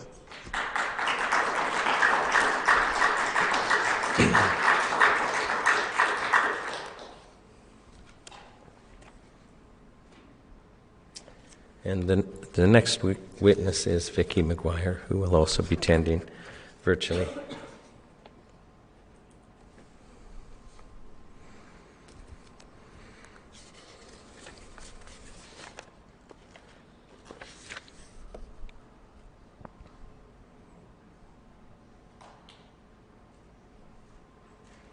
So, Vicki, I don't know if you can hear me, but if you can turn your camera on, that would be great. And also your mic. All right. Okay. There we go. We can see you, and hopefully you can see us. Yes. I'd like to start by asking you to tell us your full name for the record, and then spelling your first and last name for the record. Okay. It's Victoria McGuire, Vittoria McGuire. And I'll ask if you promise to tell the truth, the whole truth, and nothing but the truth. I will. Now, you've got a full 21 years working as an RPN. Yes. And not a regular RPN, but you were a full scope RPN, which is something quite different than a regular RPN. Am I correct about that? Well, just working to full scope that I had additional courses. I could take blood and help out with things that work to full scope. Right, okay. Just did everything that was required and asked of me. And life has a lot of irony, and no good deed goes unpunished. But my understanding is in December of 2019, just before COVID hits, so you've worked for 21 years for the hospital, you get an award from the hospital, the Award of Excellence for Nursing. Yes, I did. Yeah, so just before quite the irony, yeah. So just before all this starts, you're basically being recognized by your employer as an excellent nurse and actually being given an award, the only one getting it that year. I'm not sure about that, but I was given the award for having the hospital's values of compassion and collaboration, respect, professionalism. So, yeah. Now, when COVID hit, you took it very seriously, and can you share for the commissioners and the spectators basically the steps that you took in your own home to basically ensure that everyone was safe and that? Yeah. With watching what was going on TV and the amount, there was a lot of fear actually surrounding the whole thing and having it, come towards, towards our hospital, our communities. We ended up putting up a tent on our front deck so that I would be able to protect my husband, who has diabetes, and I wouldn't bring anything home. So we had a tent erected on our deck, and I would come home and strip in the tent outside in March and place my clothes in a bag and get a house coat on, go into the house, clothes into the washing machine, house coat into the washing machine, jump into the shower, and made sure that I stayed in a separate room, just to make sure that I didn't bring anything home and infect. So basically, anybody. so you slept in a different room than your husband, Yes. just to make sure that your family was being protected. That's right. Now, you said there was a lot of fear at the beginning. Can you tell us about the fear in the hospital that you worked at? Well, there was a lack of PPE, and the nurses actually purchased facial shields themselves. You know, we were thinking that, you know, we're going to be having this wave come, and that we weren't going to be prepared for it. So yeah, there was a lack of N95s. So when we would come into the hospital,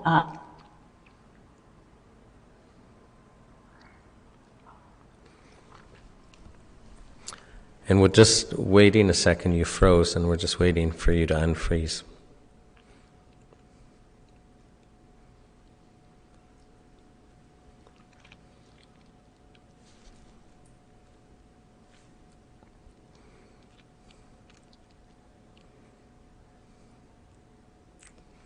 So Vicki, I don't know if you can hear us, but we're having that experience of freezing, so we're just going to check a couple of settings for a second.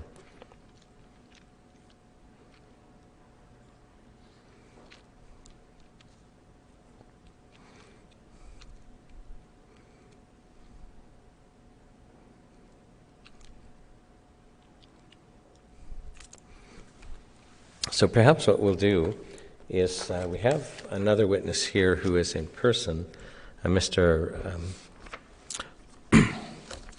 Remus Nasu. So Remus, can we get you to take the stand, and we'll try to get Vicki back on. Or I'm sorry, we're back on?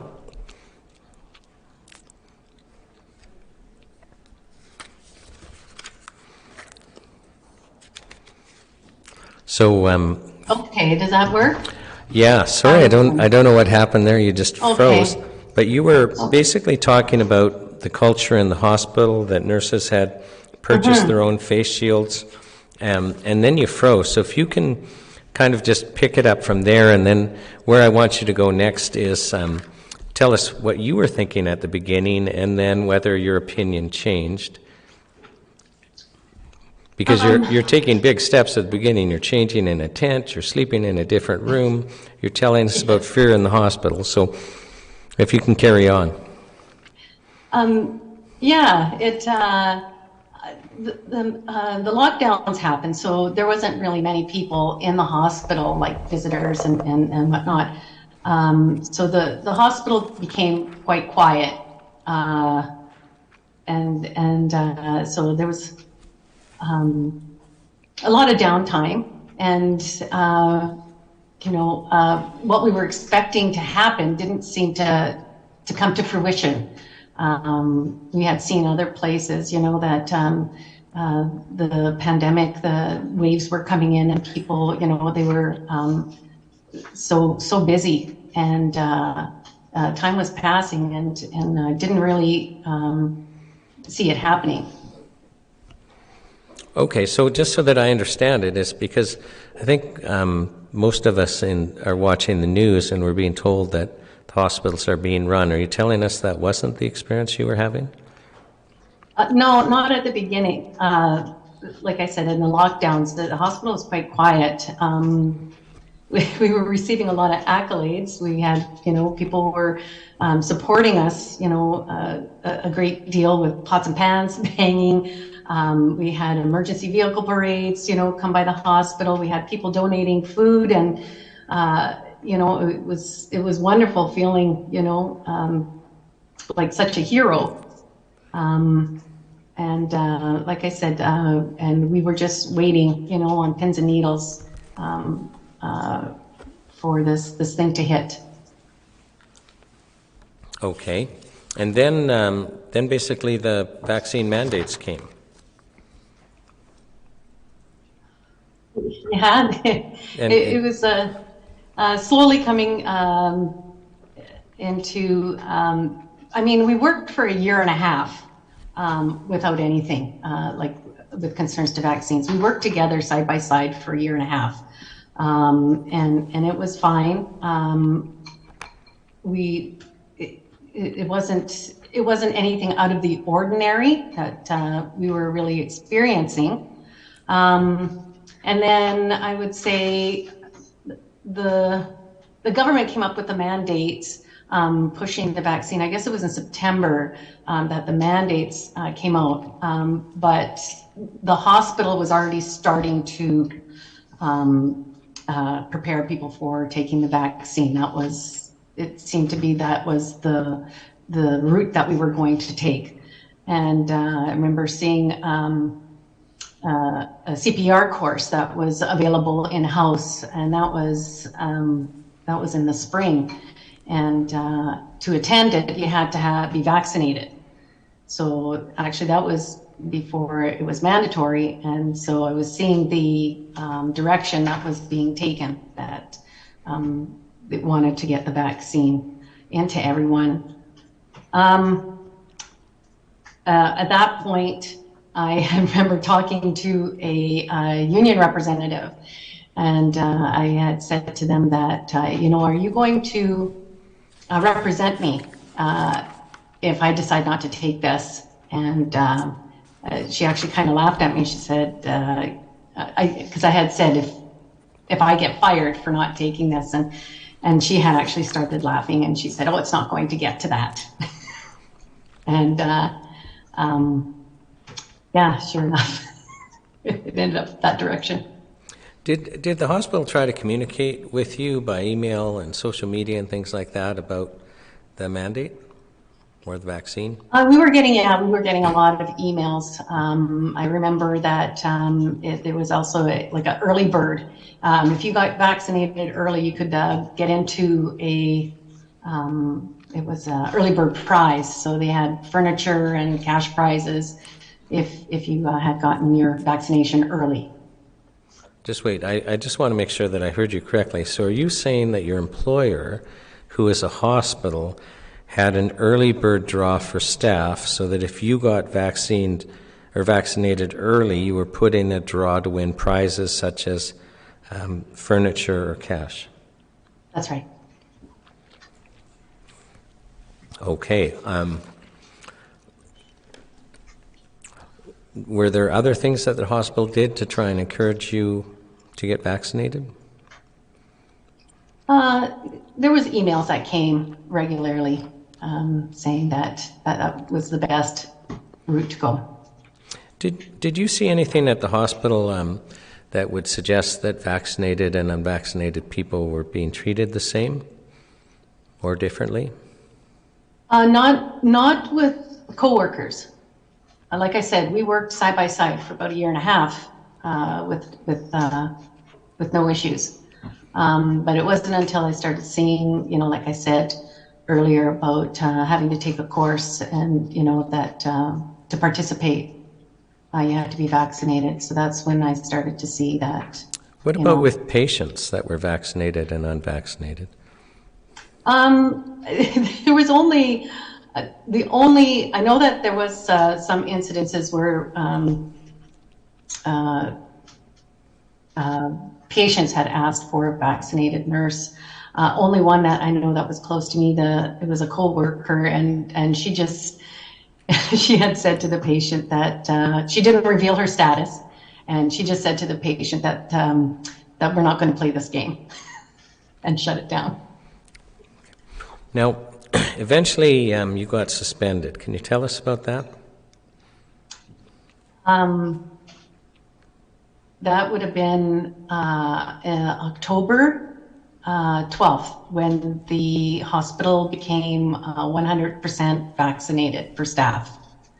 So there was a unpaid leave of absence for all employees that were not vaccinated. So at that point, we had left the hospital. They had shut down our capabilities to use our emails, computer. We couldn't get in to see our pay stubs or our schedules. So we were like totally shut out from the hospital for that 3 weeks. Okay, so when you say we, you mean you and fellow healthcare workers? Those that decided not to take the injection. Okay. That worked, yeah. Did some of the ones that you know then change their mind? Yeah, there was a campaign that started from the hospital over the course of the next 3 weeks. Perlator would pull into the driveway and deliver a package that would coming from the hospital, stating that we were being non-compliant, that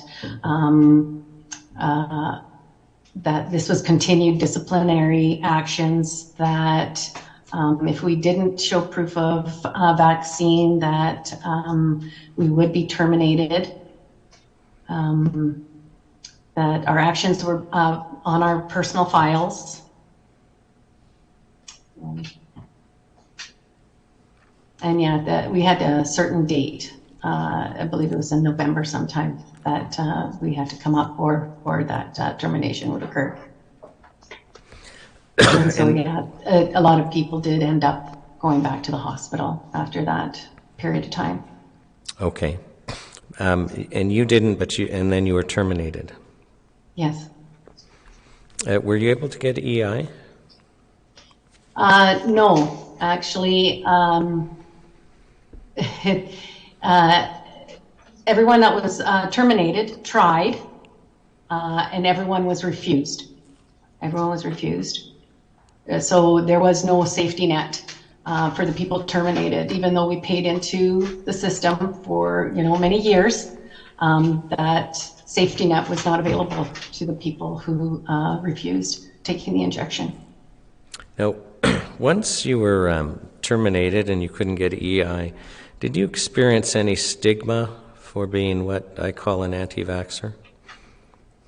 Well, there was a lot of names, yes, a lot of names, prejudice, like you said, anti-vaxxer. It was a difficult time, that period. I didn't even tell people that I was terminated. I told people that I took early retirement, which I did. I took my pension at a reduced rate. But I was embarrassed. I was embarrassed that yeah, all these labels. I was in a job that was into service of others and always helping others, and receiving that award, I think tells you how much I loved my job. And so when I was in need, it was just like there was no one there for those people that spent a great deal of their life helping other people. What were there any effects on your mental health? Everyone that was terminated had the sleepless nights, and your world changed on a dime, which is you understand that, but to accept it is a different thing. So yeah, there's a lot of anxiety. How are bills going to get paid? How I heard a lot of parents who had small children. Even the whole family unit suffered a great deal. Why is mom so sad? And yeah, just people ended up having to sell their homes. Some people sold everything and left Canada. So yeah, it was a very difficult couple of months afterwards. We were part of the Ontario.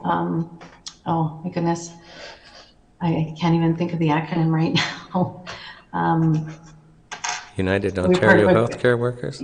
Thank you. Yes, we were part of that, and we had a chat group So we were helping each other out. People would, if they had extra of something, they would help each other out.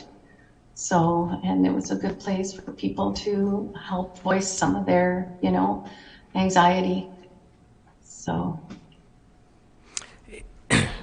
If we ever face something like this again, how would you suggest that things be done differently?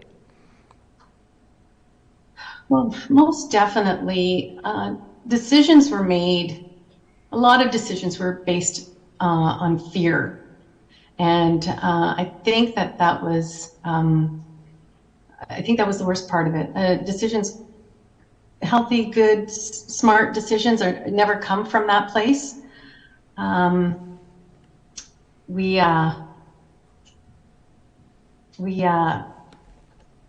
The crisis seemed to build, and everyone had angst and were anxious, and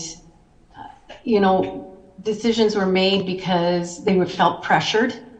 I had a nurse tell me that they took the injection and felt violated, but they were the only breadwinner in their home. I had another nurse tell me that, a single mom, that she didn't have the convenience of having convictions. So people did things that they didn't want to. And again, it was, pressure and coercion, and we really did have to, I think, slow down and look at both sides of a story. There can't be just one view. And being able to look at something from both sides, as a nurse, one of the most important things you can do is advocate. So if something wasn't working for your patients, you would voice that. You would, go to the doctor. You would say that, that this isn't working, the treatment or drug. But you had a voice, and you were able to, like I said, advocate and show a different perspective. But it didn't seem that you were allowed to in this. And Victoria, you froze again, and I'd say we were at the end of your evidence.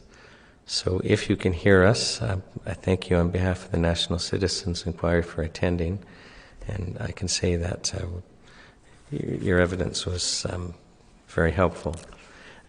I'm wondering, can I get some direction whether or not we should go next to Deanna McLeod, or should we...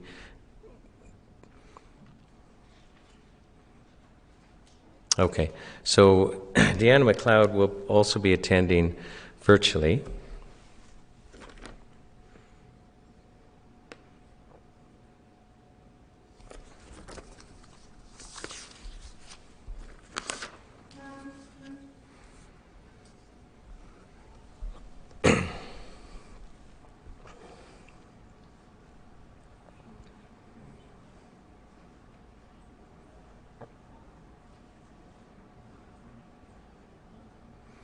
Deanna, can you hear me? I can. Hi, Sean. How are you? I'm well. It's good to see you. I'm going to ask if you could, for the record, state your full name and then spell your first and last name for the record. So my name is Deanna McLeod, and so you want me to spell it now? Yes. Okay, so that's Deanna. McLeod is MC, capital Leod.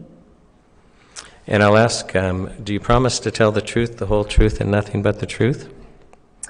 Yes, I do, to the best of my abilities. To just introduce you to the commissioners, you've studied immunology and psychology at McMaster University. Yes, that's correct. And then you worked in the pharmaceutical industry for 10 years in medical, in marketing and sales, and you specialized in the field of oncology.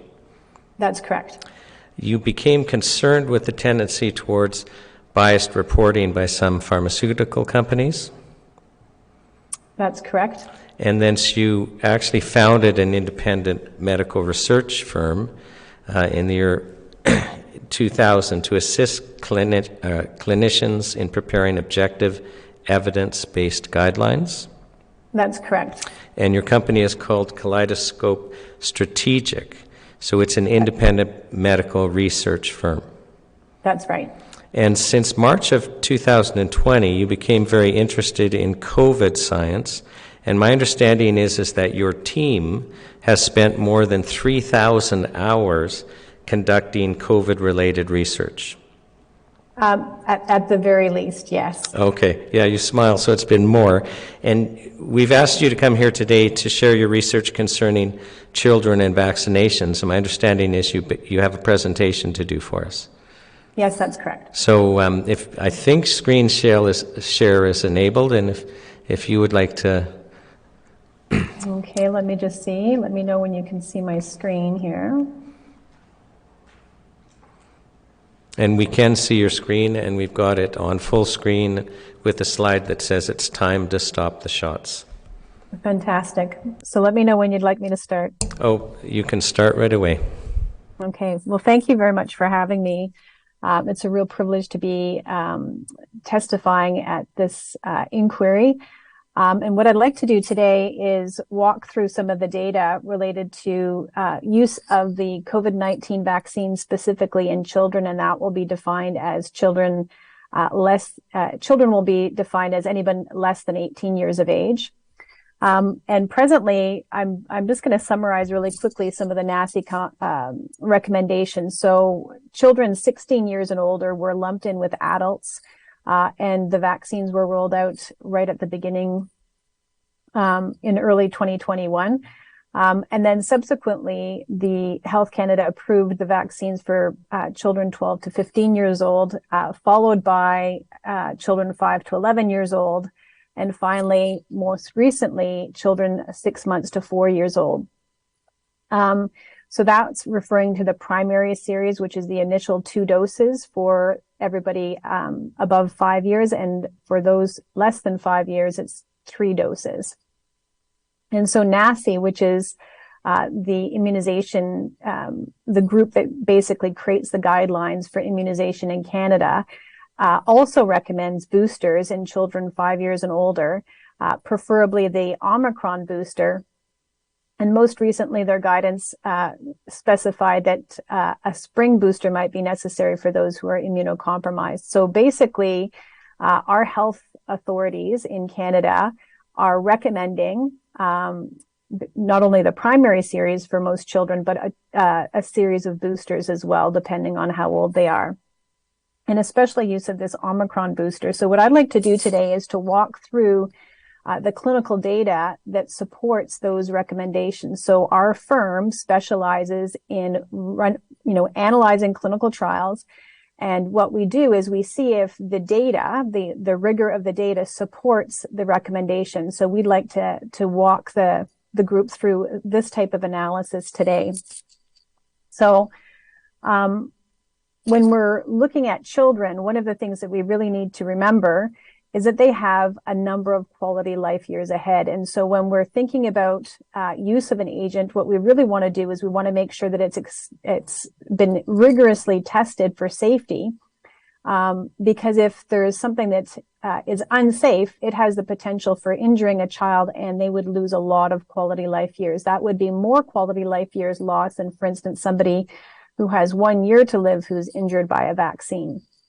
That would also be a loss, but not to the same degree as, for instance, a 6-month-old who's injured by a vaccine. And so the precautionary principle and a lot of the rigor in testing was put in place whenever we had thalidomide, which was approved as something safe and appropriate for morning sickness. And we only found out that it actually caused considerable harm to the unborn child, which was only really recognized whenever they were born. And there are quite a few deformities, especially in their hands and legs. So the other thing that we want to consider when we're looking at these COVID-19 injections is the type of product they are. And so these are considered gene therapy, and so they're gene modifying products.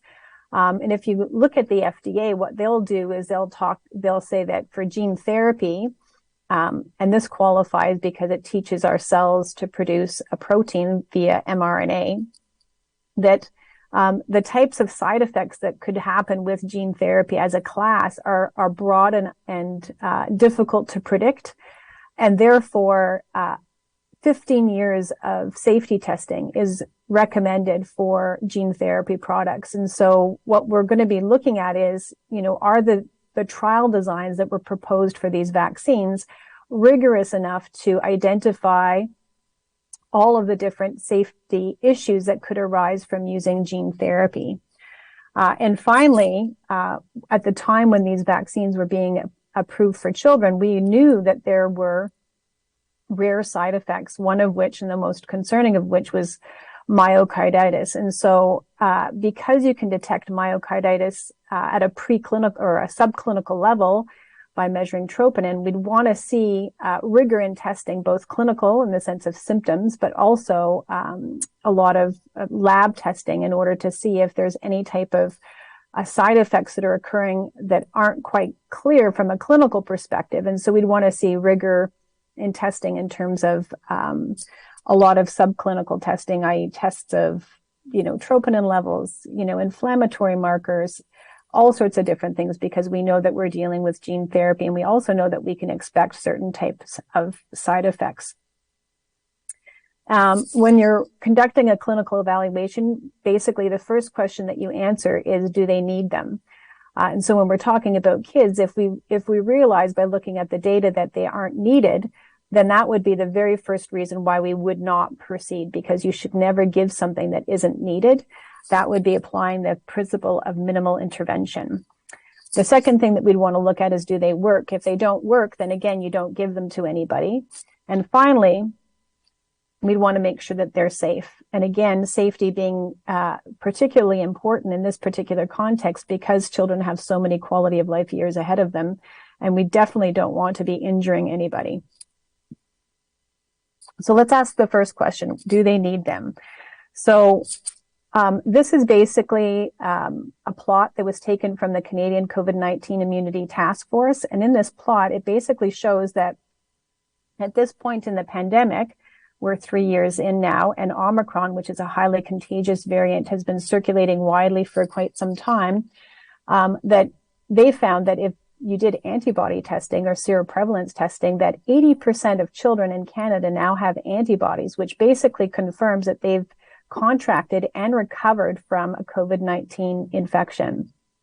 So we can expect, based on any principle of vaccine or natural immunity, that these people would have some degree of immunity to SARS-CoV-2. Now we know that children were never really at risk of COVID-19 because there were very few severe cases of COVID-19 in children and almost no deaths whatsoever. So we know that they're quite healthy. And now we know that they also have widespread, long lasting and robust immunity.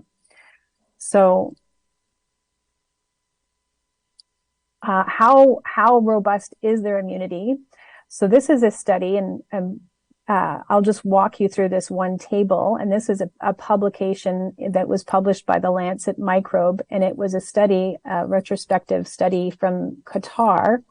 And they were basically comparing natural infection, which is what we talked about the children having, versus the Pfizer vaccine, versus natural infection versus the Moderna vaccine. So both of those vaccines were promoted as having about a 90% efficacy. So what we want to know now, what this study is going to show us, is how much more efficacious is naturally acquired immunity than these two vaccines. And so when they conducted the study, what they found was that when you compared naturally acquired immunity to the vaccine immunity, that there was the people who had naturally acquired immunity had a 53% reduction in the rate of infection compared to vaccine. So this is much more efficacious, effective than the actual vaccine. And when we do cancer research, if you have a hazard ratio of 0.47, that's a very, very potent intervention, and that would be highly recommended. Now, what they also looked at were cases of severe, critical, or fatal COVID-19. And what they found was a hazard ratio of 0.24. That means that the people who have naturally acquired immunity are 76% less likely to get an infection compared to the vaccine arms of the study. And so what this is showing beyond a shadow of a doubt from an observational study is that the naturally acquired immunity is much better than vaccine acquired immunity. And therefore, based on these two slides, the fact that kids have that they're not at risk in the first place. Secondly, that they have extensive naturally acquired immunity as shown by seroprevalence tests by the COVID-19 task force in Canada. And the fact that studies show that natural acquired immunity is much more effective than vaccine acquired immunity, we would basically say to the first question that no, there is no need to vaccinate children based on a lack of, I guess there's a lack of need. So then let's go on to the second question is, do they work? And now when we're looking at clinical evidence, there's not all the science is the same. And I know that throughout the pandemic, many people have said we need to follow the science as if there was one science and one answer. But the truth of the matter is what you need to do is you need to kind of prove that something is better than something else. And the best way to do that, or the most reliable or the most reliable and the trusted way of doing that is a randomized controlled trial, which would be considered level 1 evidence. And when you have randomized controlled trials and you have that level of data, then you're able to say that something causes something else. Any other level of data, for instance, these types of studies down here, you would have to hesitate in a causal relationship because you can show an association, but you can't show that something proves something unless you've randomized it and you've controlled for baseline influences. So let's look at the type of study. So there's a lot of observational trials that are out there, and that's where they look at real world data and they say, we deployed this vaccine at this point and the rates of hospitalization are lower. But observational studies can't actually prove that something works because correlation does not equal causation. Again, you need to have a randomized controlled trial. And because naturally acquired immunity is the current standard in the sense of children have extensive naturally acquired immunity, we'd actually have to compare the vaccine to somebody with naturally acquired immunity to figure out if the vaccine would be beneficial at this time.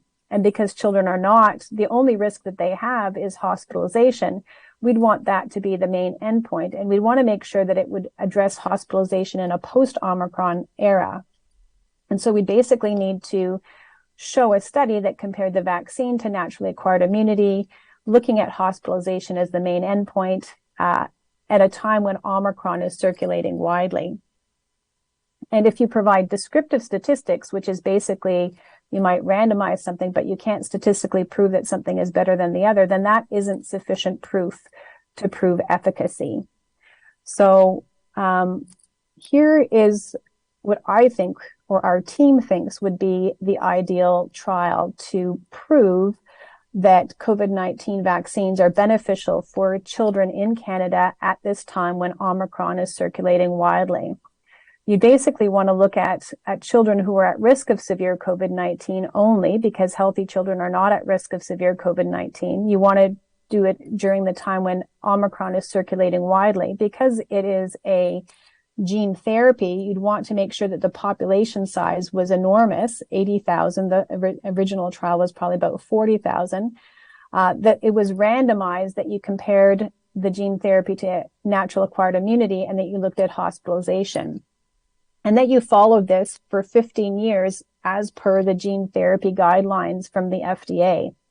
But again, when we're looking at the vaccine trial design for the COVID-19 vaccines, we see that the studies were conducted in a pre-Omicron era, which basically makes them clinically irrelevant for a post-Omicron era. They were conducted in children who were healthy and had no prior COVID-19, which doesn't reflect at all the children today. The population size was very small. For their main endpoint, it was less than 500 children per cohort. And instead of comparing the gene therapy to naturally acquired immunity, they compared it to the use of the vaccine in young adults. So what they actually compared for their primary endpoint, or their primary comparison, was the gene therapy versus the gene therapy. And that's called a no-lose trial design. It's when a company basically wants to show that their trials are positive, they'll do a non-inferiority trial against their own product, because they want to stack the comparison so that if they felt that natural acquired immunity would be, that they would lose to naturally acquired immunity, they choose a comparator that they know that they can beat or be equivalent to. And so this is not a surprising trial design for a company that basically wants to make sure that they get positive trial outcomes. And again, what we'd want to see is hospitalization as the endpoint, but what they actually looked at was neutralizing antibody titers. And I don't want to bore you with something that's too complicated, but basically a neutralizing antibody titer is what they're doing is it's considered a surrogate or a correlate of prevention. They're going to argue that because the antibodies change, then there's some sort of level of immunity, and therefore that immunity would extend, for instance, to lower rates of infection, perhaps, or lower rates of hospitalization.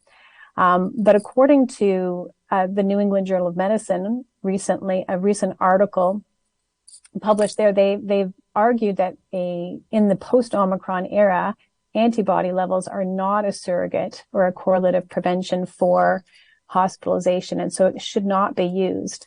They had a component of the trial design where they did compare the gene therapies to placebo. But one of the things that should be noted in this particular area is this is descriptive statistics, and they can't be used to prove superiority of the vaccine, even though the rates of efficacy were rated, and we were told that it was superior to the placebo. Because they didn't do any statistical treatment on this data, you can't actually use that as proof of superiority.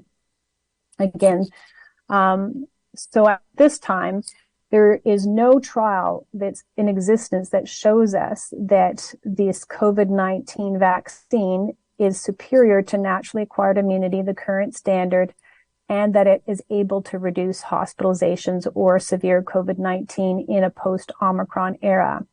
So because there are no trials that actually address the question that we need to know, which is the clinically relevant question, we could probably stop our analysis right now and say that there is no data available to support the use of these COVID-19 vaccines at this current time, which is the post-Omicron era, addressing the issue in question, which is hospitalization in children who have naturally acquired immunity.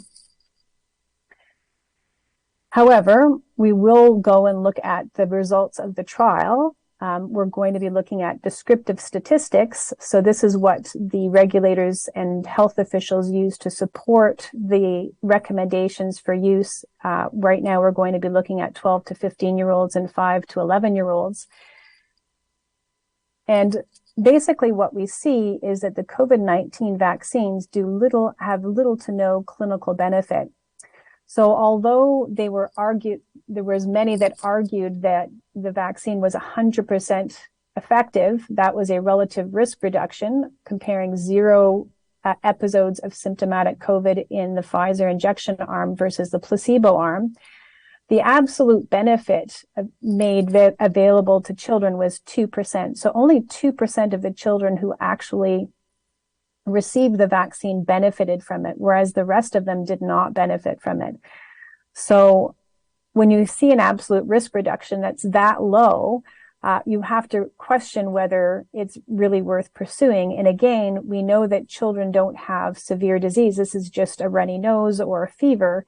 And then that's not something that we would necessarily have to treat with children because it isn't severe. And if we do look at the number of severe cases, you can see that there were no severe cases in either group, i.e. children are not susceptible to severe COVID.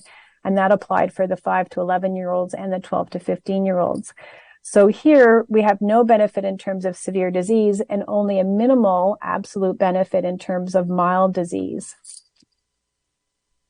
We look at the younger cohort. The initial trial design was to be giving them 2 doses.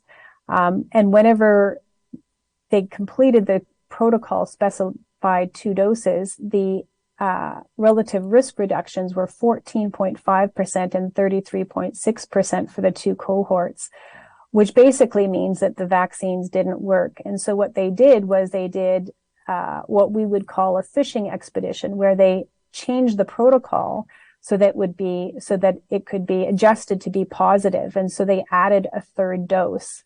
In our particular area, if you see somebody who makes this post hoc adjustment, you basically throw the data out and you don't regard it, because you can almost make anything look positive if you work at it hard enough. So here, they added a 3rd dose, and again, only about a third of the children continued on to the trial to get that 3rd dose. And when it looked at symptomatic COVID-19 cases, there was only a difference of 3 cases between the 2 groups. So you've given the vaccine to all of the children in the vaccine group, and there's only a difference of 3 cases, which again was touted as an 82% benefit, but really was only a 2% absolute risk benefit.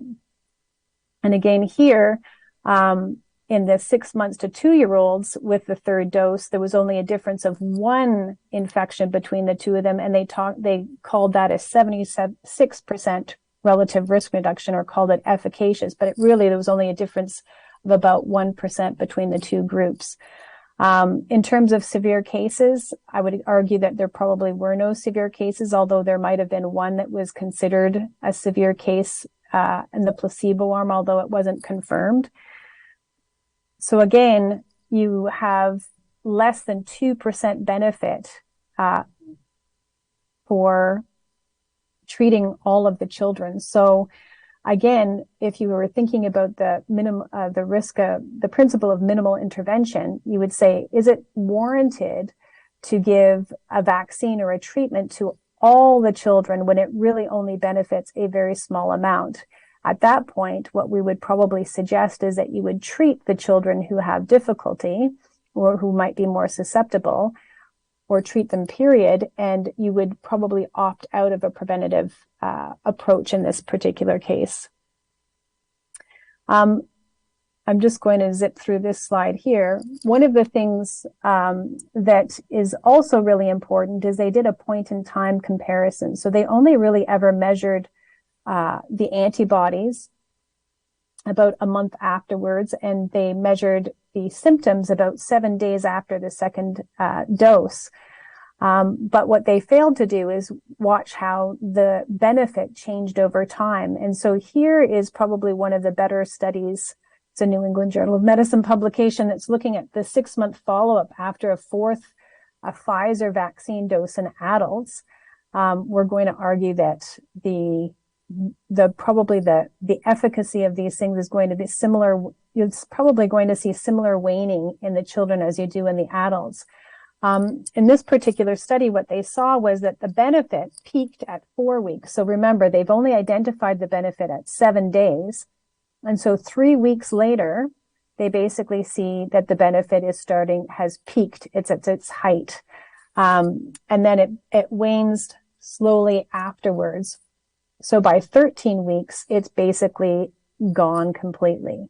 So here we have a benefit that helps 2% of children 7 days only after they get the injection, but is gone probably within 2 or 3 weeks later, and might even become negative over time.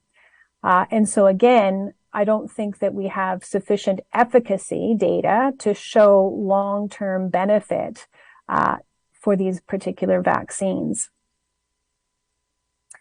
So because the vaccines wane, the boosters are required. And because we're now in a post-Omicron era, we've been proposed that the Omicron booster is the solution to the problem of waning efficacy. And so this is basically the results of the BA1 Omicron booster trial, which was used to support the use of these particular, the recommendation for use of these vaccines in children.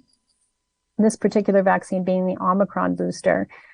And in this middle panel here, what you can see is that 78% of the participants had no previous infection. So again, Because most children today have had a previous infection, the results of this trial are probably not very clinically relevant, but they were used to support the vaccine. So let's just take a look at them. And our regulators argued that the level of antibodies were higher for the Omicron booster than they were before they received the booster on day 29 after their booster than they were before the booster. So you see this jump in antibody levels like this, and that the antibody levels for the Omicron booster jumped higher than they did for the regular booster. And therefore, they argued that the Omicron booster was more effective than the regular booster. Now, again, if we go back to what we know about correlates of prevention, it is clear that antibody levels are not a correlate of prevention for for hospitalization, for instance, or even symptomatic COVID-19 in a post-Omicron era. So therefore, all that we can say based on this is that both groups got antibodies after they received the injection, and we can't infer anything regarding the actual immunity. However, they did happen to measure the immunity in this particular study, and what they found is in the group that had lower antibody levels, they had 1.5% infection rates.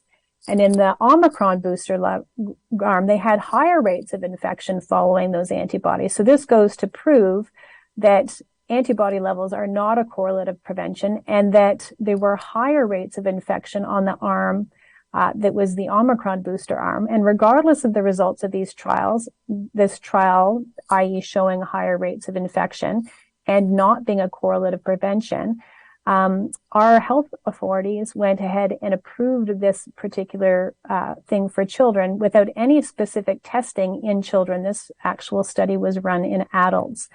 So the study, in my mind, would be negative. It would not be applicable to children, and yet our regulators, and particularly NACI, recommended these agents in children. So on to the next question. I would say for the question where it says, do they work? The answer probably would be that there's insufficient data to support the fact that they work. And until they prove that it works, then we should assume that they don't work. In terms of safety, again, when we're looking at new agents, what we want to see is preclinical testing. And the one thing to note about these particular agents is that the normal type of testing that you would do, the rigorous preclinical testing for the COVID-19 jabs, were not done. So in terms of oncotoxicity, we want to make sure that it doesn't cause cancer. Reprotoxicity, we want to make sure that it doesn't cause infertility. And genotoxicity, we want to make sure that it doesn't harm your genes or your genome. And so none of these tests were done. And so the thought of giving these to children without having done these basic tests is very disturbing. If we look at the clinical testing that was done, we would want to see extensive testing because, again, we're looking at gene therapy, and the FDA recommends up to 15 years of safety testing for gene therapy. We know that inflammation is a known side effect, whether it's myocarditis or pericarditis or encephalitis or any of a number of different inflammatory reactions that we've seen associated with this. And so what we want to see is clinical testing in the sense of monitoring of a broad range of symptoms, but we also want to see subclinical testing. We'd want to be measuring troponin levels to see if there's any cardiac damage. We'd want to see D-dimer levels to make sure that there's no coagulation occurring. We want to see C-reactant protein to make sure that there's no inflammation. But when we looked at these studies, what they did was they basically measured reactogenicity, which is COVID-like symptoms, for 7 days only after receiving the injection. And then if somebody had a severe or serious symptom, they would follow that person for up to 6 months. And when they basically recommended that these particular COVID-19 vaccines be released to market and used in children, only 2 months of data had been collected. So that's 2 months of data out of the 15 years that should be done for gene therapy. And even within that context of running a study for 2 months, they only actually looked for side effects for about 7 days. And so that would be nowhere near sufficient to be able to characterize the side effects profile of something like a gene therapy over that time. And they did not look at subclinical testing. So there could be damage that isn't clinically obvious yet that's occurring. And knowing the mode of action and how these COVID-19 vaccines work, it would have been important to do that type of testing.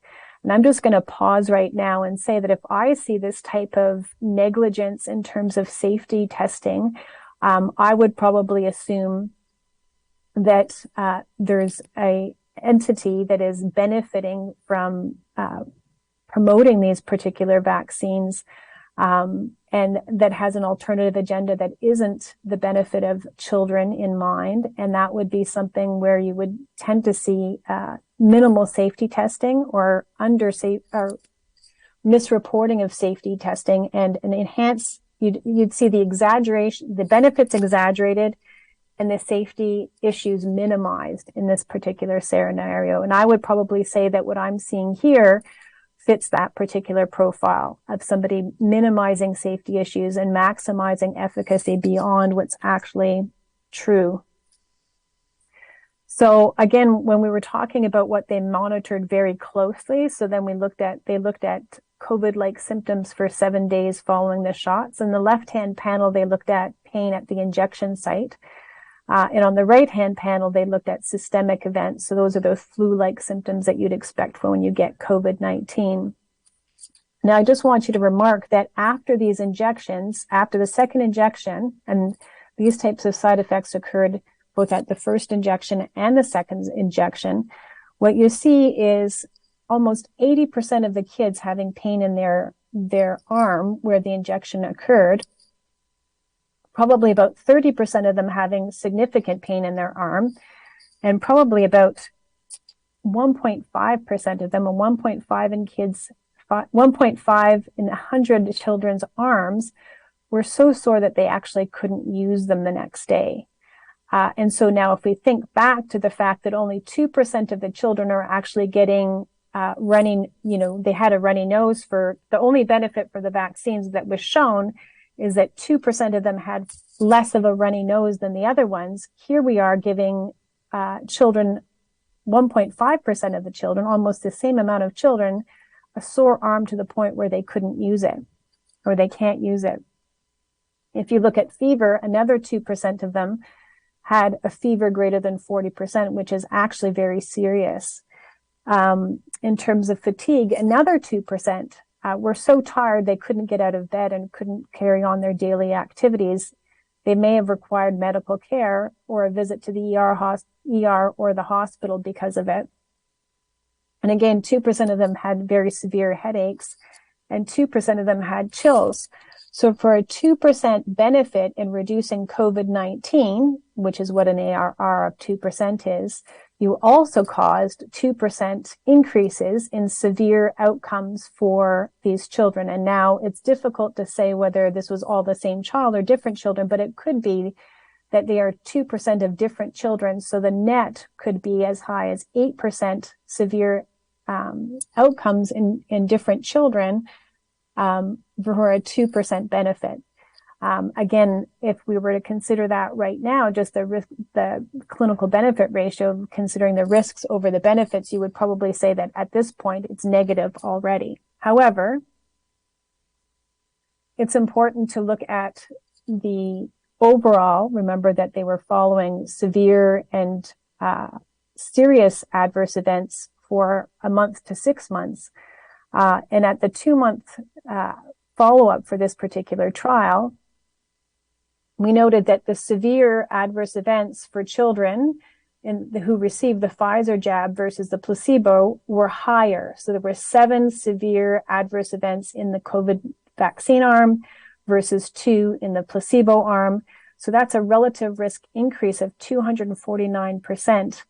And if we look at serious, which is basically people who have to be hospitalized, inpatient hospitalization, have life-threatening, maybe death or even being permanently disabled. Again, you have more of those in the Pfizer arm the Pfizer COVID-19 jab arm than you do in the placebo arm, and that's a relative risk increase of 299%.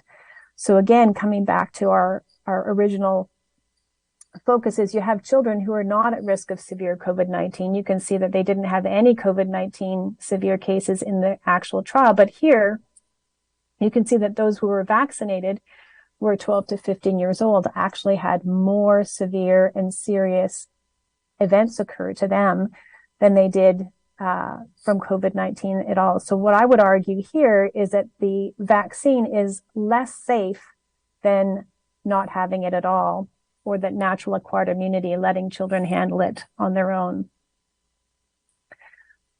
So again, our regulators are recommending booster shots to these children. And so this CDC graph basically shows the side effects that you get with each dose of the vaccine. So this is the first dose. This is the second dose. You can see that 80% of children, or greater than 75% of children, for the second and the third dose being the booster, have side effects or systemic reactions that they're serious enough that, at least for the third dose, 26% of them can't carry out their daily activities. 20% of them are unable to go to work or school after they receive that third dose. And 1% requires medical care. Again, if we were to go back and think about naturally acquired immunity and the fact that it's much superior to COVID-19 vaccines, then we would say it's not needed. If we looked at whether the vaccines are working, we'd probably say they aren't. But one of the things that's very clear is each time we give one dose to a child, we actually cause a severe amount of adverse events, to the point where 20% of them are unable to go to school following the injection. So let's talk about myocarditis. So this is a well-recognized side effect of the COVID-19 mRNA vaccines. At this point, there's as many as 1 in 5,000 males aged 12 to 24 that can get myocarditis after the second dose. And we now know that that's an underestimation because there's studies now that look at troponin levels. And I think it's 1 in 300 people who get the COVID-19 vaccine actually have elevated troponin levels, meaning that it's a sign of cardiac harm.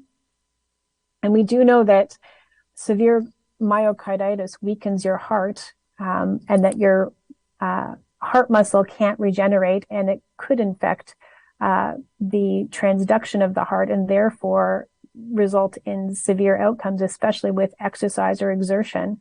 The mortality rate is up to 20% higher for people who have myocarditis at 6.5 years. So this is nothing to disregard, and especially if we're thinking about injury in young children, and the fact that they're going to rely on a strong heart for the rest of their life. Any type of damage that occurs presently might have unknown consequences long term. So the last thing that I'd like to touch on is excess death and all-cause mortality in Canada presently. These are data pulled from Stats Canada.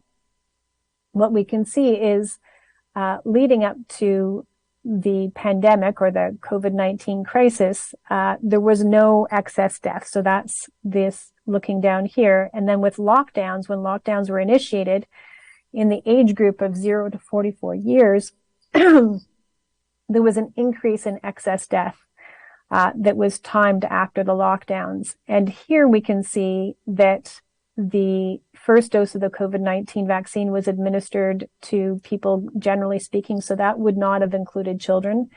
And then a second dose was administered here. And with this second dose, what we can see is another increase in excess death across Canada, timed with the second dose of the vaccine. Now, it's hard to prove that this was related to the vaccine or that excess death, but we do know that the excess death is occurring in those who are 0 to 44 years, which is the segment of children, and that it is timed with the vaccine.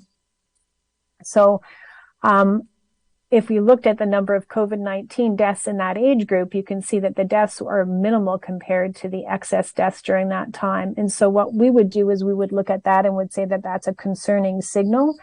There's a temporal association that would need to be investigated and proven to be untrue, or that we'd want to see extensive safety testing before we would move forward with recommending a vaccine that had this type of association in children. So just winding up, do they need them? No. Do they work? No. Have they been proven safe? No. And these are the countries that at this point in time have basically chosen to not pursue COVID-19 vaccination in children and young adults. Among those are a bunch of, studies from Europe. Again, England, Australia has made those changes. And more recently, the World Health Organization has categorized, as of yesterday, children as a low risk of COVID-19 vaccination, and therefore low risk of COVID-19, severe COVID-19, and therefore do not recommend vaccinating them moving forward. So the question that I have at this point is, how is it that our regulators are recommending these types of treatments with data that clearly does not support their recommendations? And so one of the things that we do when we're looking at, data that looks like this, where, the efficacy and the safety have not been sufficiently supported, is we look to see if there's any conflicts of interest in the people who are responsible for making those decisions. And so Dr. Carolyn Kwok-Tan is the NACI chair at the time that the COVID-19 vaccines were approved. And so those would be the shots, or that COVID-19 was declared and the COVID-19 vaccines were approved. And one of the things that we noted was that she received a $2.6 million grant from the CIHR to study various aspects of COVID-19 right when the pandemic was declared. And she's gone on to receive more than $10 million in grants to study COVID-19 and various topics since the time of the pandemic. And so I would probably argue that that's a lot of money going into somebody's research career on a product that may or may not be beneficial for children. And then Dr. Shelley Deeks is now the NACI chair, and she was the co-chair at the time that the COVID-19 shots were approved, and she received a $3.5 million COVID-19 readiness grant before we even knew whether the vaccines were going to be beneficial in adults, before we had any phase 3 data. So again, it would seem difficult to me to think that people whose careers are focused on studying COVID-19 and COVID-19 vaccination would be able to objectively evaluate data on these particular vaccines and their benefits. And so I'm just going to end with that there and turn it back to you, Sean. I hope that we've covered a lot of data there, but I think that there's enough to say that it's questionable as to why these vaccines were ever really approved in this particular cohort of children at the time that they were. Yeah, I'm curious, Deanna, because you had hinted during your presentation that you kind of questioned who benefited from this. You were basically saying that the benefits were exaggerated. And the opposite with the safety concerns. And you're kind of teasing us to suggest, I believe, that it would be Pfizer, or do you think that legitimately the, approval bodies are compromised in this situation? So I think that the manner in which the trials were conducted and reported basically maximized benefits and minimized safety. But it is our regulators and our health officials who are responsible for identifying these things and for basically ensuring that we've got data that proves benefit before moving forward. And so I would say, for sure that Pfizer and Moderna basically presented the results in a manner in which it would further their financial gains, and that the people who should have been catching these things weren't catching these things. And so I also wonder what other interests are at play in our regulators and in our health officials, that they would go forward with these types of recommendations based on this particular level of data. It's very concerning. Now, you've presented us with an analysis of the data by the pharmaceutical companies. Have you looked at adverse reaction reports in either Canada or other countries? Because my understanding is that Canada is getting a reputation for underreporting adverse reactions. That's fantastic. That's a great question. So I tend to stay away from relying on adverse event reporting from Canada. I know that they basically say that the passive surveillance system that they have in place is sufficient to detect safety issues, and that they're monitoring it very closely. However, there's a few problems with that. One, it's passive surveillance, and therefore it underreports the level of adverse events. It was never designed to be able to characterize the safety profile of a gene therapy. If you send somebody home and you tell them that the vaccine was safe and is no problem, then the last thing that they're going to be looking for is safety issues or adverse events reporting.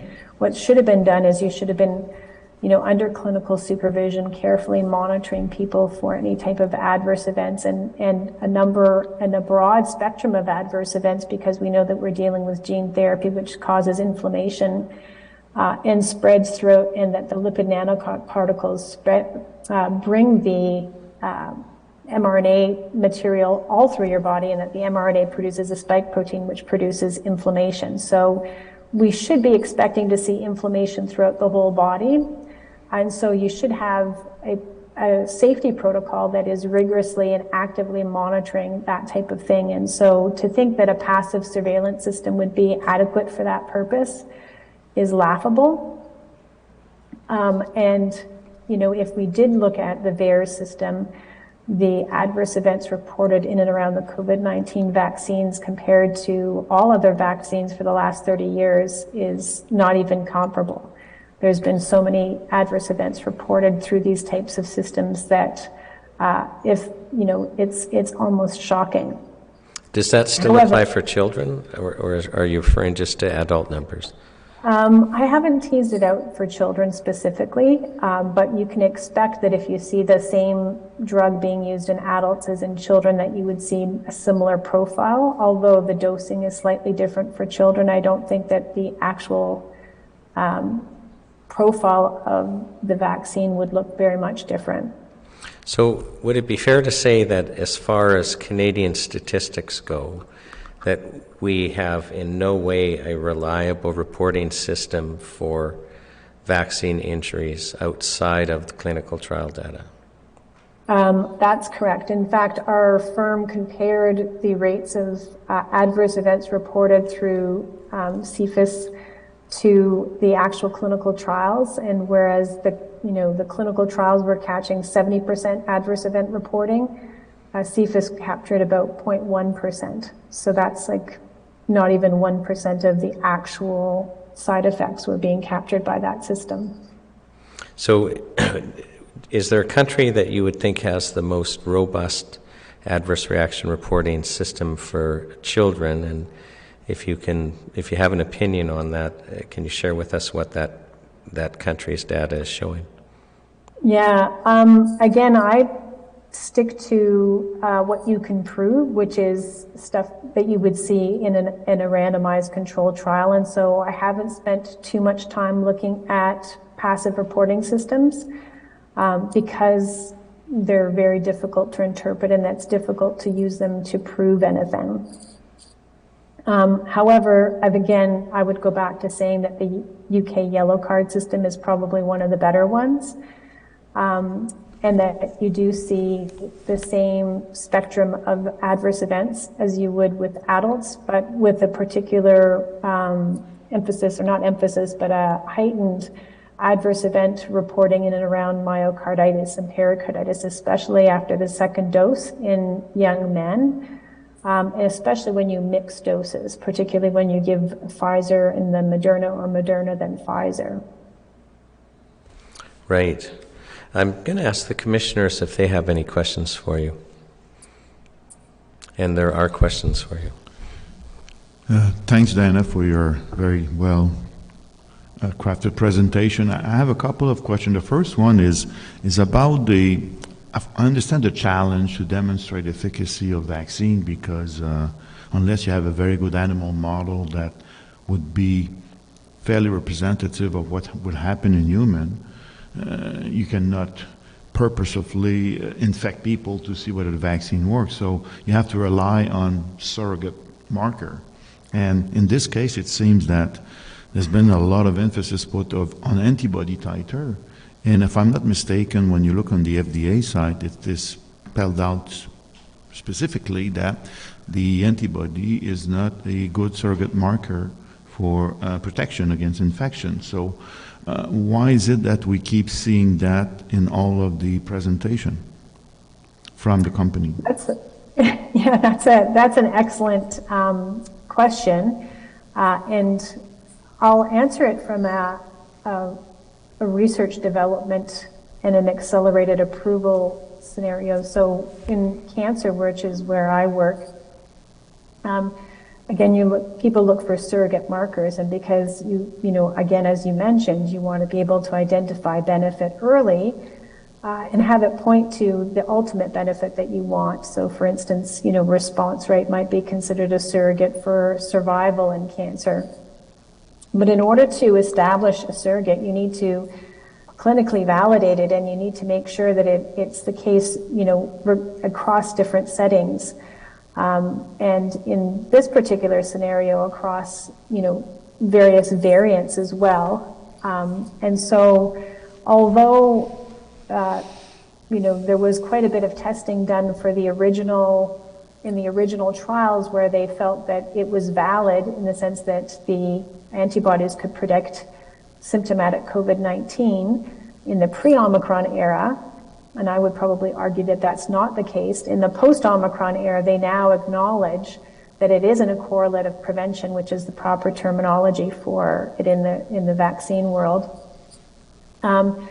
And it isn't a correlate of prevention for hospitalization and for in the post-Omicron era. So to your point, this antibody testing that perhaps they used because they wanted to find a surrogate, it is not validated, and it has not been validated, so they cannot use it. But why have they been using it? And I think that when I see this type of thing, it's because regulatory bodies have bowed to the pressure of somebody in order to expedite approval. So if you want expedited approval of something, if you want to have accelerated approval, get it to the market much more quickly, you tend to rely on surrogate markers. And so I would probably think that there is some sort of organization, entity that is highly motivated at getting these vaccines to market as quickly as possible. I know that there's quite a few people who, you know, are considering this maybe to perhaps a global goal to be able to work together to get things to the market much more quickly. But I think that that's only a benefit if you've done the rigorous testing that you need to make sure that these things are safe and effective. Because if we're getting things to market that are harmful, and we're making sure that they're in the arm of every single person on the planet, and it hurts them, especially our children and our future, then that's of grave concern. I also have a sort of a question about the documentation you've presented. I know that you have done a more extensive analysis on the conflict of interest. I think you did a presentation on that, which was more detailed, if you want, because one of the questions that I had is there any sorts of practice or regulation that would prevent that people that are called in our institution to qualify the relevance of any medical treatment would have to actually be shown to be exempt of conflict of interest. It's probably not enough just to declare it at one point. Is there something that is preventing these people from acting there? Obviously, doesn't seem to work. If there's anything, are you aware of anything like that? Well, I think that whenever conducting the conflict of interest work, and we have another presentation at the Citizens Inquiry here coming up that will delve into that in a little bit more detail, and you can go on the Canadian COVID Care Alliance to see a more detailed analysis as well. But on that note, I think that the normal way that you look at conflicts of interest is to simply look at has a pharmaceutical company that stands to benefit from positive recommendations. In this case would be Pfizer and Moderna. Have they directly paid anybody who's involved in the decision making? And in our particular situation, NACI would be the body that's responsible for the independent evaluation of the COVID-19 vaccine data and formulation of recommendations, and that those recommendations are then taken into consideration by each of the provincial authorities that make recommendations. So I would probably put them as responsible for things in Canada. And if you did look at the strictly Pfizer, or Moderna giving them money, there is definitely some level of conflict of interest, but the thing that we noticed the most is that the conflicts of interest are coming from a global level. So they're being channeled down through traditional funding levels, for instance, with the Tri-Council. However, the research agenda is being set by global bodies, for instance, GLOPID-R, which is a global research network, whose membership are vaccine manufacturers and NGOs that have a pro-vaccine agenda. And so what you see is the projects that are being funded and the people who are being rewarded for positive recommendations around COVID-19 vaccines are those that are in line with those global entities. And so, I would probably argue that you have somewhat of a hijacking of our healthcare system through even normal funding means, for instance, through Tri-Council funding, because they have bolted onto these research agendas and goals of these international companies or organizations, for instance, the World Health Organization and GLOPID-R. And therefore, you can see, a vaccine readiness grant of $3.5 million going to the person who's going to be deciding whether the COVID-19 shots should be approved in Canada. Why is she getting ready for COVID-19 vaccines before we even know that they're safe and effective? Why is anybody considering them? The amount of money that went through our government to people to combat or to decrease vaccine hesitancy leading up to the rollout of these COVID-19 vaccines was incredible. Why were we telling people to become, to not be hesitant or around COVID-19 vaccines before we knew that they were safe? These are, I think, really important questions that we need to be answering.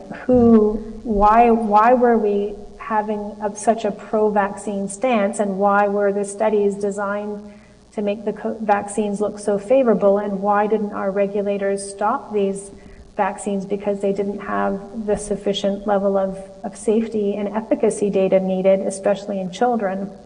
Those would be questions that I think need to be pursued and investigated a lot further.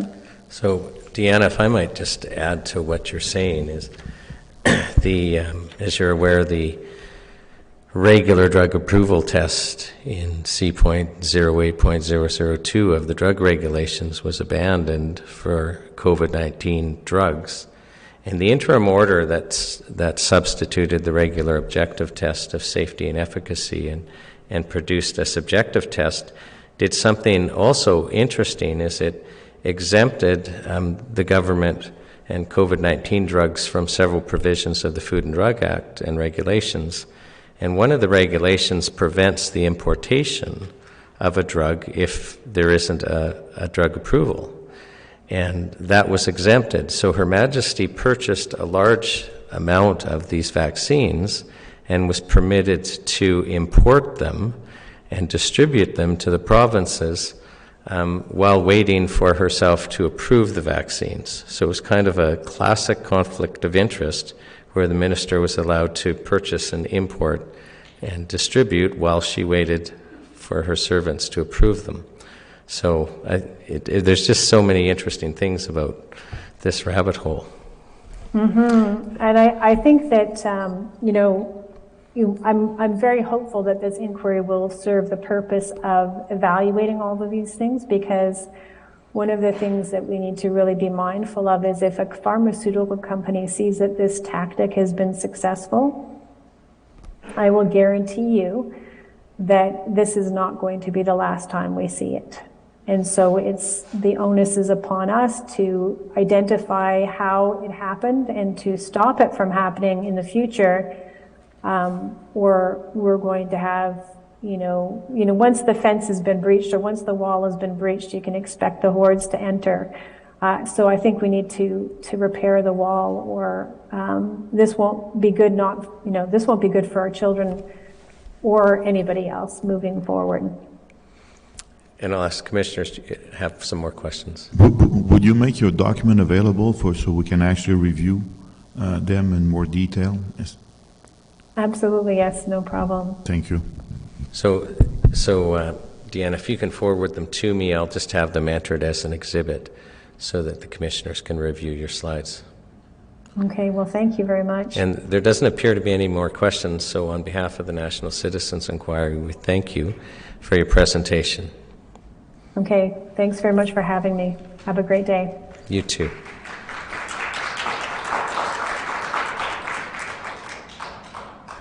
So I'm going to consult with Scarlett and the commissioners, but it's 5 o'clock and we have an in-person witness that I would suggest that we get through, and then Mr. Palmer has been sitting all day to finish. He figures he has about 15 minutes. So that would be 2 15-minute witnesses if the commission is willing to do that. Does that sound reasonable?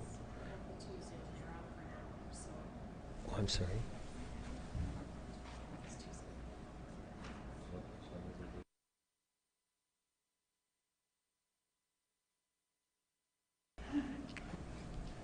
So are we on? Are we live?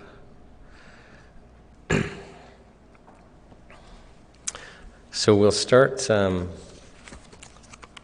by calling Ramus to the stand. Ramus, if you want to come and join us.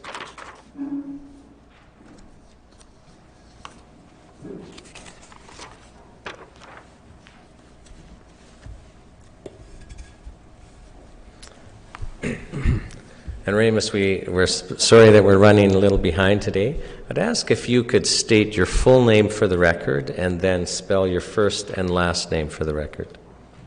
Thank you for having me. My name is Remus Nasui. First name spelled R-E-M-U-S. Last name spelled N-A-S-U-I. And do you promise to tell the truth, the whole truth, and nothing but the truth? I do. Now, my understanding is that you've been a paramedic since 2002. That's correct, yeah.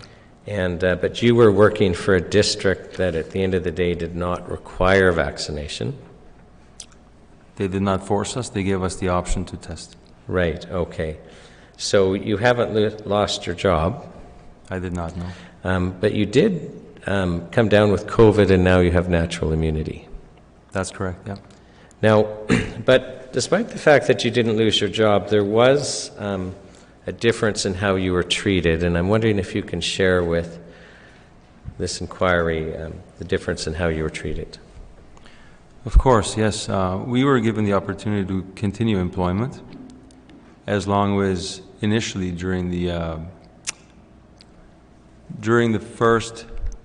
second wave, the Delta wave, after the vaccines were rolled out and vaccine mandates became more and more prevalent, we were given the option to do a rat test once a week. And we had to submit that prior to coming to work to be allowed to fulfill our shifts. After the Omicron wave came, we were required to do a test prior to every shift.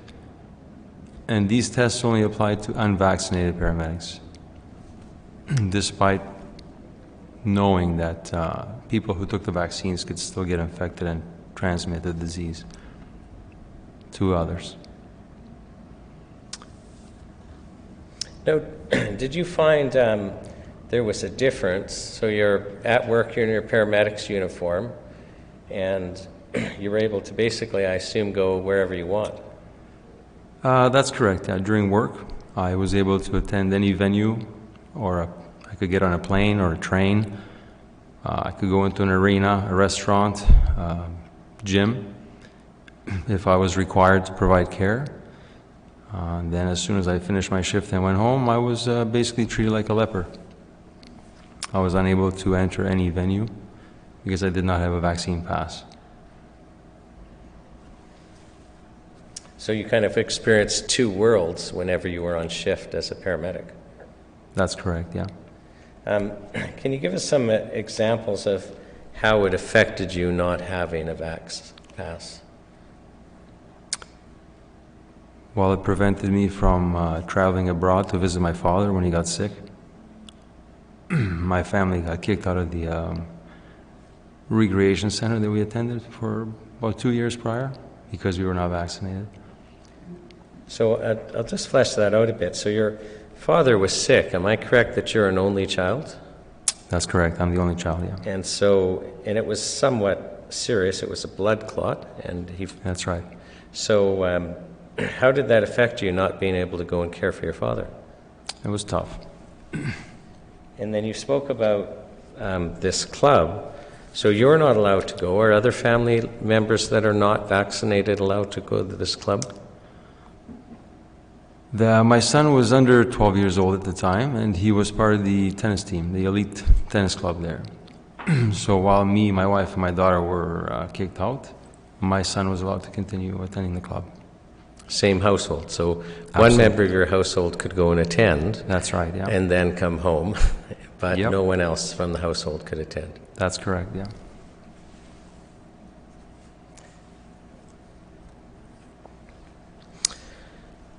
Now, did the culture change at work? So after the vaccines and before the vaccines? Yeah, I would say it changed dramatically after the mandate rollout took place. The mandates and the Vax Pass really created a lot of division in the company. The majority of employees took the vaccines, and I think it was either following the Vax Pass or an interview by our Prime Minister in Quebec where he labeled the unvaccinated as racist, misogynistic, extremist, that the attitude changed significantly even within my company towards those who did not take the vaccines. So, but specifically, how did it change? So when you went to work, how did your co-workers treat you differently? Well, within my company specifically, there were coworkers that approached management to refuse working with unvaccinated colleagues. There were other coworkers that posted online things like, "I hope that the unvaccinated colleagues get sick with COVID and do not get quarantine pay," which was our policy in our service at the time. We got 14 days off with quarantine pay. Mm-hmm. And just generally speaking, an animosity towards people who chose not to do the right thing. And how did this make you feel? Awful. Now, you have some unique experience you lived in a communist country. I grew up in a communist country, yeah. And then following that, you moved to South Africa while there was still apartheid. That's correct. I got there at the end of apartheid in 1991. And so, having had those lived experiences, how did you feel about the vaccine passports coming out?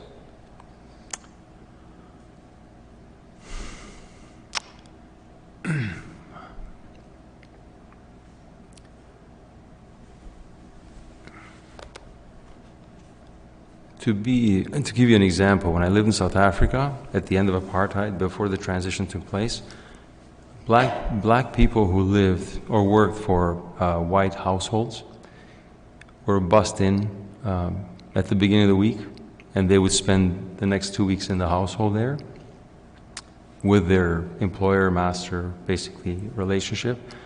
And then they were given 2-3 days every 2 weeks to go spend with their families back in their home.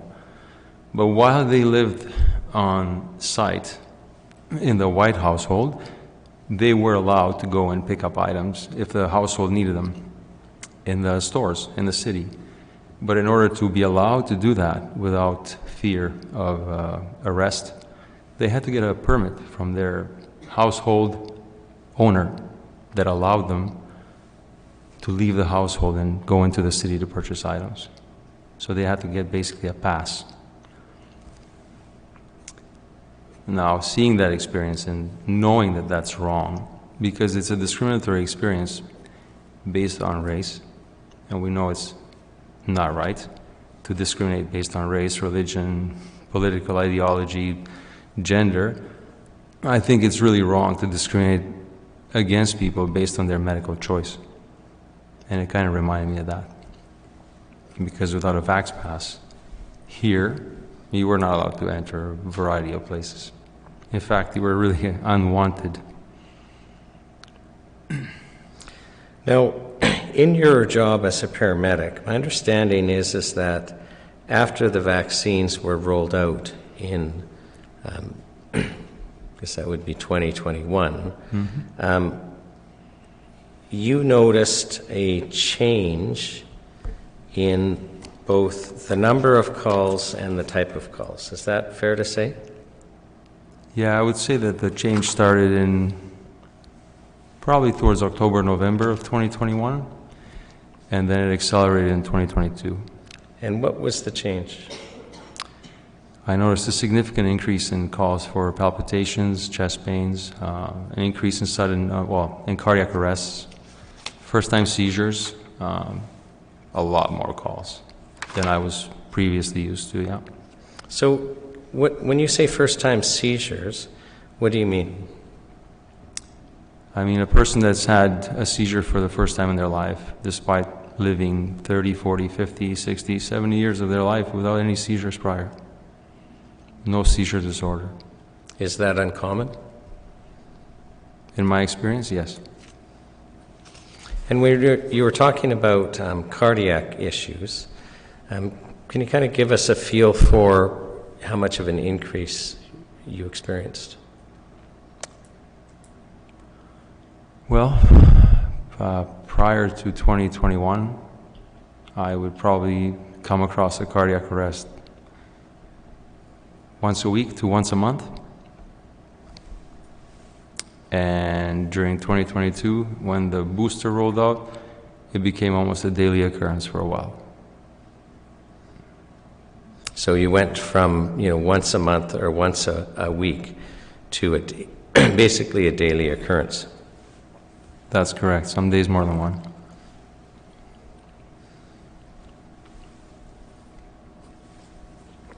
What about your experience with people that have died? Did the death rate change in your experience? Because you in your job you see deaths and you attend at death scenes. Based on what I saw in 2022, I saw a lot of the cardiac arrests that occurred that I attended to did not respond to our normal treatments. Now, my understanding is that for the health authority that you work at in the paramedics, there are roughly about 750 employees. That's correct, approximately, yeah, between 750 and 800, yeah. And of those, roughly 400 are males. I'd say, yeah, that would be a fair estimate. Now, before the vaccines, can you share with me roughly how many of those came down with COVID and what the outcomes were? To my knowledge, during the first two waves, which was the original and Delta, approximately 70 paramedics caught COVID. And as far as I know, they all recovered and they're all back to work. Now, what happened after the vaccines rolled out to those 750 paramedics? Well, in our company, there's one case that I do know of where a gentleman in his 40s, after his booster, developed myocarditis within about 2 days, ended up in the hospital. That's 1 out of 400 in males. Are there any other irregularities that you became personally aware of? There are, yeah. Okay. What percentage would have gotten COVID after the vaccinations? During the Omicron wave, at least 70% of the company got COVID. So At some point, 70% of 750 employees. Yeah, that includes part-timers as well. So some people work full-time, and then there's a group of part-timers as well. It's fairly significant too. They work in other services as well. Now, having experienced what you experienced, what would you suggest that we do differently if this ever happens again?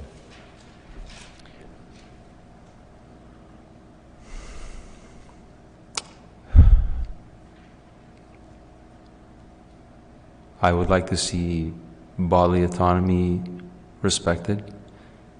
I would like to see no discrimination based on personal choice. I would like the public health authorities to consider other opinions by other academics, case in point being the Great Barrington Declaration, which was co-authored by a professor from Stanford, a former professor from Harvard, and a professor from Oxford, which took into account the high-risk groups and how to protect them while allowing society to continue their life without restrictions or mandates. I would also like to see Public Health Canada run the pandemic themselves without the World Health Organization recommendations like one size fits all, because that's not right. And that's not science. Thank you. I have no further questions. I'll ask the commissioners if they have any questions.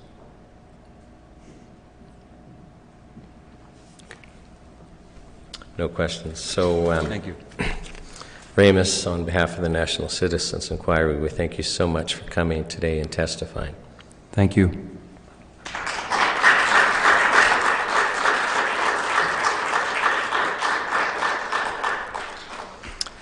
And I'd like to recall to the stand Mr. Rodney Palmer, who we didn't have time to finish him this morning because of another witness being scheduled. And Mr. Palmer, I'll just remind you that you swore to, or you promised to tell us the truth this morning, and you still promise to tell us the truth? Yes. Okay, so I'll just ask you to pick up where you left off. Yeah, just to refresh, I was, if we can get the PowerPoint going, I was discussing the CBC specifically as my role as a journalist there previously, and the difference between news gathering and propaganda. And I'll try to just try to get control over this, and I'll go down to where the slide that I was at.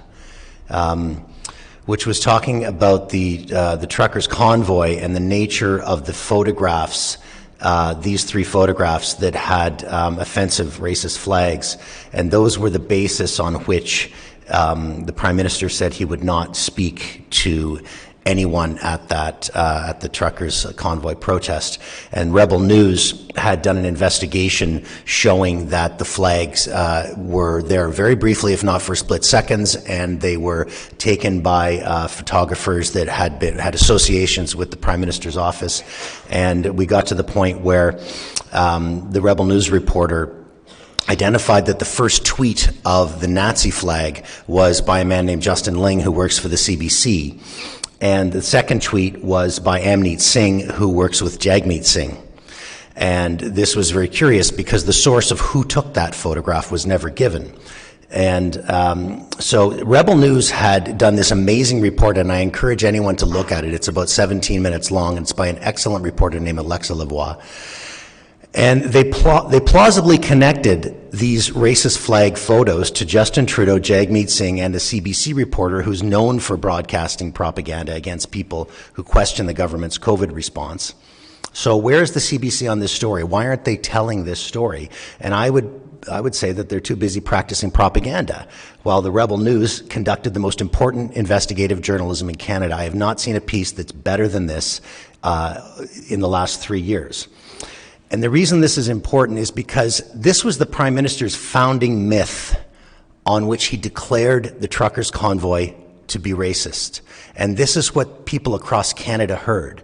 And I've had dinner with good old friends who say, damn those truckers, those racists, those Nazis. And I think, well, I was there and you weren't, but you know, I like to keep my friends, so I don't say much. But this was a founding myth. It was a false myth.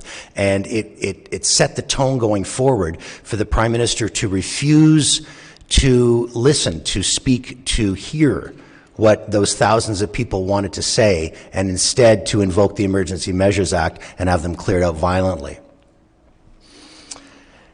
Another thing that was really significant was that in December of 2021, a CBC reporter quit at CBC Winnipeg, and I had heard this interview on a podcast where this reporter, Marian Klawak, who had 35 years of experience. I don't have 35 years of experience. This is a senior reporter, a senior journalist at CBC Winnipeg who, and when you're at a smaller city like Winnipeg and you've been 35 years in the CBC, you're a celebrity in your town. And people were coming up to her and saying, look about the vaccine injury, and I know somebody, and we're hearing these people, and these stories were coming forth to her. And so she did an interview with a couple of them. And then she found the Canadian COVID Care Alliance, which is an independent group of scientists who are publishing the truth about the, for example, analyzing the Pfizer data that was put forth to promote the vaccines. And she put two of them into the story, and it was about to go to air. And somebody said, well, wait a minute, this isn't what we're saying. We're not saying the vaccines cause injury. We're saying they're safe. So we better send this down to the Toronto Health Department for approval. And so somehow the Toronto Health Department had editorial control over COVID stories at CBC Winnipeg. And it came back with, yeah, you can put that story out, but you can't use those two doctors with the COVID Care Alliance. You have to use these other two doctors who will say the vaccines are actually safe and effective. And things like this were happening so much to this reporter that she took an early retirement and left the job that she had loved her whole life and the people who become your family and your employer. So this happened. She's spoken about it publicly.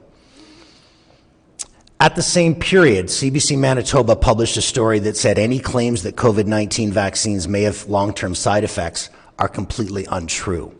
So they had a reporter with people on camera, on tape recorded, saying they were injured by the vaccines. They had two university professors, and these were top people. This was one at UBC named Stephen Pellick, who is as I understand it, he teaches pharmaceutical regulation and development, and another professor of virology at the University of Guelph who had actually received money from the government of Ontario to develop a COVID vaccine. So these weren't just people talking through their hat. They were the top authorities that any journalist would go to for expert opinion.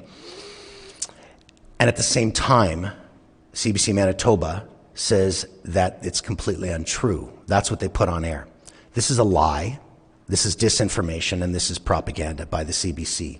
One of the ways that they do this is they have their regular experts, and these are just a couple of them, Tim Caulfield and Maya Goldenberg. You can hear them regularly on CBC Reports.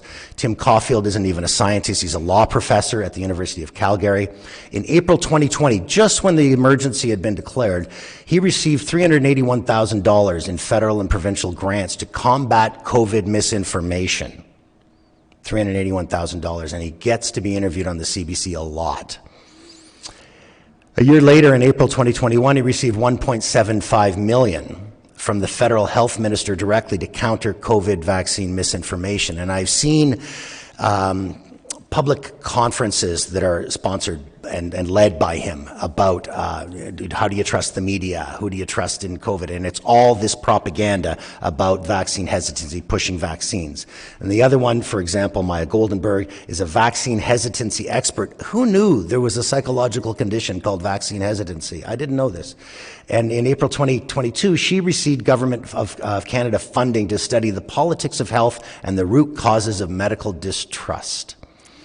We distrust them because we're being lied to. It's simple. I could save the money for them. So this is strongly favoring particular interests, which fits the definition of propaganda, where they're not seeking other opinions to counter it. They're using the same people over and over who are actually funded by the federal government to deliver a particular message, and they put them on as neutral experts, and they don't tell the unsuspecting listeners to their dinner newscast that these people are actually paid to tell you what they're telling. They disguise it as news. They're disguising propaganda as news. And this is happening daily on your CBC, even today.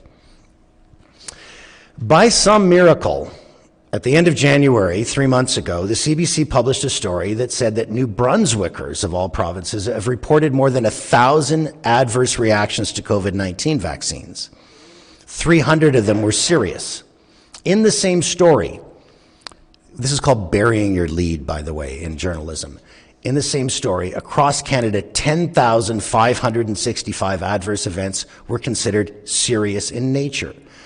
So I can imagine what serious is, but I actually looked up what their definition of serious is. It's death, life-threatening, hospitalization, or permanent significant disability, incapacity, or birth defect.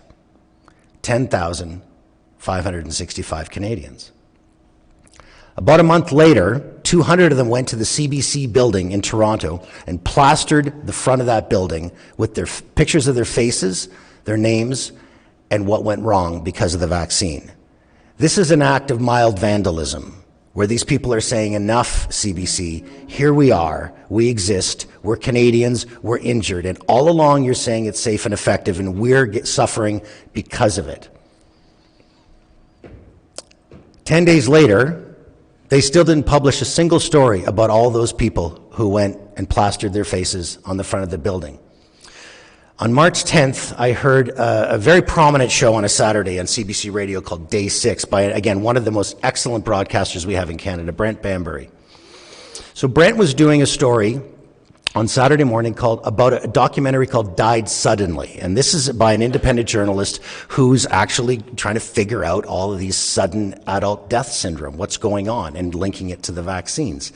But instead of having the documentary maker on, he said the documentary maker who made that is a right-wing extremist and connected to conspiracy theorists. And he had a second journalist on from Mother Jones magazine, and together they just disparaged him and defamed him and said he has links on social media to some untoward people, and he's a conspiracy theorist. So at no point, I didn't even hear about this documentary until and I went and looked it up, and I found out they interviewed morticians about why people are dying suddenly.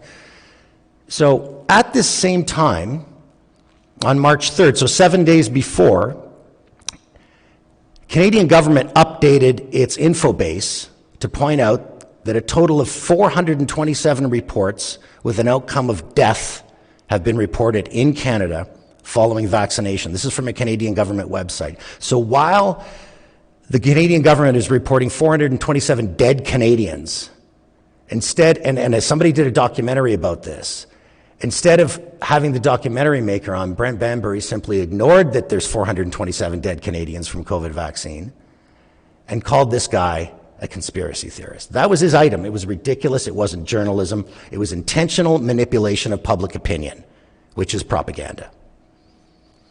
Here's one little story. Carol Pierce, this is in Sask today. Carol Pierce on the right died during the 15-minute waiting period after she got her booster period. At minute 7, she'd keeled over on the chair and died. Did Carol believe that the vaccines were safe and effective? She must have, because she took 3 of them. Part of the sea change that's happening now is happening in the United States with the Children's Health Defense that's led by Robert Kennedy Jr. And he has launched a lawsuit. This lawsuit is filed on January 10th, and it is a lawsuit against the Trusted News Initiative members. Associated Press, the Washington Post, BBC, and Reuters are named in this lawsuit. And specifically, the antitrust laws in the United States have to do with monopolization. And what they're saying is, by shutting out voices like the Children's Health Defense and other people who are legitimate alternative news organizations, you're making it so they can't make money. So they're not getting them on the lie or the censorship. They're getting them on their inability to make money, which is against the law in America. And we'll see how this lawsuit plays out. Remember that the CBC is an active member of the Trusted News Initiative, and whatever is said about these four organizations in this lawsuit can go for the CBC as well. One thing that we have in Canada, curiously, is under our criminal code, is that it is a crime for the willful promotion of hatred. To identify a group as anti-vaxxers simply because they choose, for whatever reason they have, or they've been asked by their doctor not to take a vaccine, the CBC has actively promoted fear and hatred against these people. And specifically, the code says, anyone who willfully promotes hatred against any identifiable group is guilty. One of the defenses is that if the statements were relevant to any subject of public interest, which could be COVID, the discussion of which was for the public benefit, which they could argue, and if on reasonable grounds they believe them to be true. I hate to single out Brent Bambury because I think he's awesome, but 7 days after the Canadian government published that 427 Canadians are dead from this vaccine, there are no reasonable grounds for him to disparage somebody who's pointing that out. They are actively, knowingly, intentionally, and maliciously promoting hatred against people who are unvaccinated in this country. So into my summation, between March 2020 and the present, CBC is suppressing critics of government policy on COVID-19 response. They are misleading Canadians that COVID-19 vaccines are 100% safe. They are falsely broadcasting that ivermectin is deadly to humans when in fact it is a life-saving medicine and has been proven so in their own stories for COVID-19. And they're promoting an identifiable group that they call anti-vaxxers, fomenting fear and hatred against them in order to get more of these deeply flawed vaccines into the bodies of more Canadians. None of this is news gathering, which we all expect them to do. They are standing on the shoulders of decades of excellent journalism to trick us into believing they're telling us the truth. And this is happening on the very next newscast you'll listen to an hour from now. They're collaborating with the Canadian government, which is causing confusion because we believe the CBC to be telling the truth. It creates confusion. Canadians are not informed that the vaccines have caused permanent side effects in tens of thousands of people and the death of hundreds of people at least. And if we can go by what other people have testified, maybe 1% of these have been reported.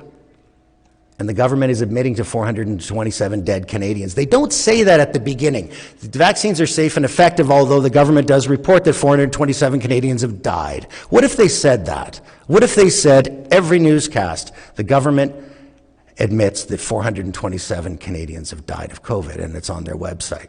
How would that change the notion of who's right or who's wrong when they let it go in their arm?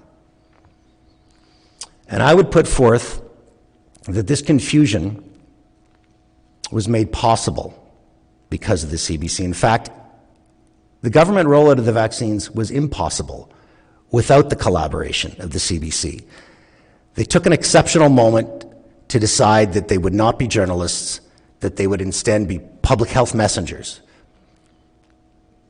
But the emergency's over and the exception continues. An exceptional time could be allowed for forgiveness.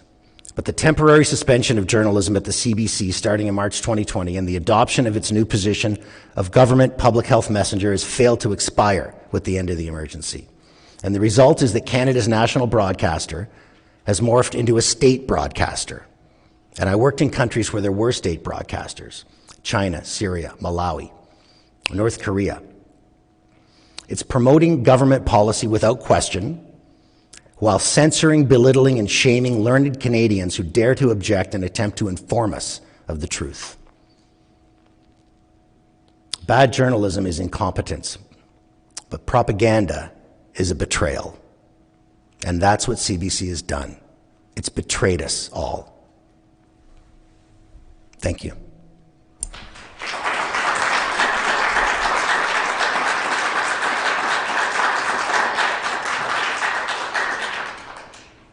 So I'll just ask if the commissioners have any questions before I dismiss Mr. Palmer.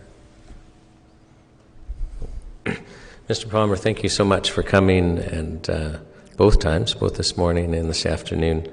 The NCI is very grateful for your testimony and the insights you've shared. And I'm very grateful for all of you for doing this. Thank you.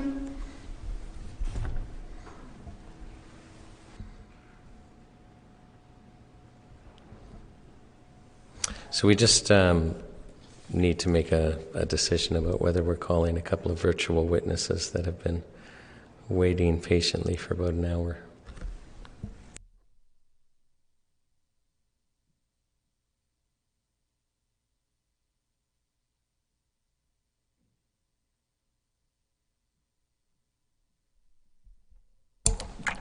So, Commissioners, I'm being asked to ask you if you'd be agreeable to hear two virtual witnesses, one that was slotted for 15 minutes and one that was slotted for 10 minutes. I guess where to go. So, if you can please bring up Leanne Duke.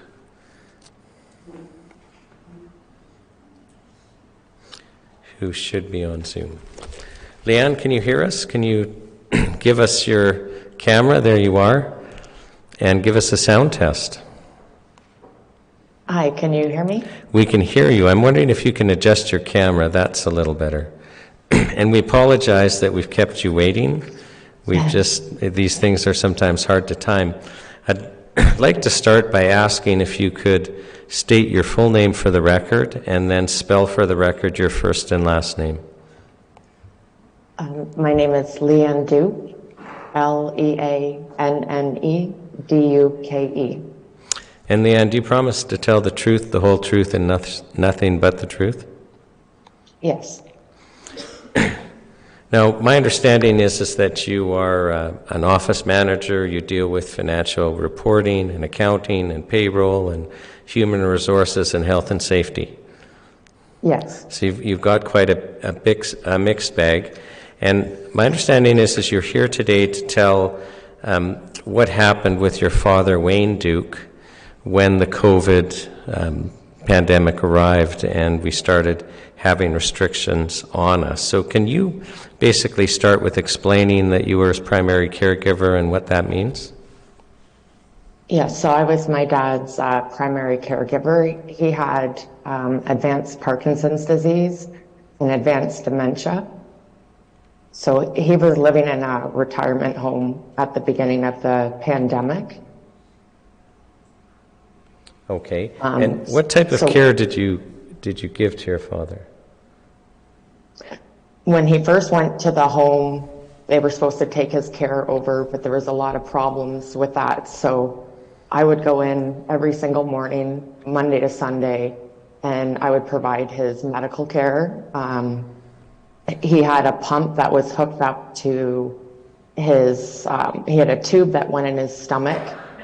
There was a hole which was called a stoma. And so the pump would diffuse medication into him consistently throughout the day. The stoma required proper cleaning every morning and night. So every morning I would go in, I would provide his medical care. I would also clean his room. I would trim his nails, shave him, cut his hair, clean his dentures, stock the Depends in his drawer. So now, in addition to having the stoma, your father had another condition that made cleaning his room very important. Am I right about that? Yeah, so that was his Parkinson's. He had advanced Parkinson's, so he couldn't have anything in front of him. His room had to be, like the floors had to be free of objects. His furniture had to be around the perimeter of the room, because if anything was in front of him, like directly in front of him, his whole body would freeze and he would fall. And my understanding is, especially with regards to the stoma, you attempted to train the staff at the facility, but they just were not up to the task. Yes. So when you say you went in every morning before work, this was essential care that you were providing? Yes. And, yes. and then you're telling us you went every night for 2 or 3 hours. Yeah, so every night before the first lockdown, I would go and do his medical care every morning, and then I would drop his dog off, who would stay with him for the day, and then as soon as I was done work, I would go and I'd sit with him and hang out with him for 2 or 3 hours every night before I went home. Now, the first lockdown, my understanding, came March 31st, 2020. Can you tell us about that experience and how it changed things? So I received a call on March 31st. It was probably around lunchtime from the owner of the home, and she said I was no longer allowed in to provide his care, and his dog was no longer allowed to be there either. So she said, when you're done work, you need to come get his dog, and you can no longer come in the mornings to provide his care. So this went on until I was locked out from March 31st until October 21st was the day I was allowed back in. And then when you were able to attend back on, well, let me just back up. Even though you weren't able to attend after March 31st, you were allowed to take him to medical appointments, am I right? Yes, so all social absences were not permitted. They weren't allowed to go out for social absences, but if they required a medical absence, I was allowed to take him to his medical appointments. So when I would, he had a lot of the medical appointments because in 2.5 years he lost 17 dentures. So that required a lot of appointments to replace those. And so every time I would take him out, I would check his stoma, and it became extremely infected. And also when I would be talking with him on the phone, he would be wincing in pain all the time, telling me how bad his stomach hurt. And not once did the home ever contact me as his power of attorney for care, as his substitute decision maker, to notify me of the state of his stoma. Okay, now you had actually documented what you're speaking about by taking photos of his stoma. Am I correct with that? And David, can you help me? I've got this up on the computer. Can you pull that up?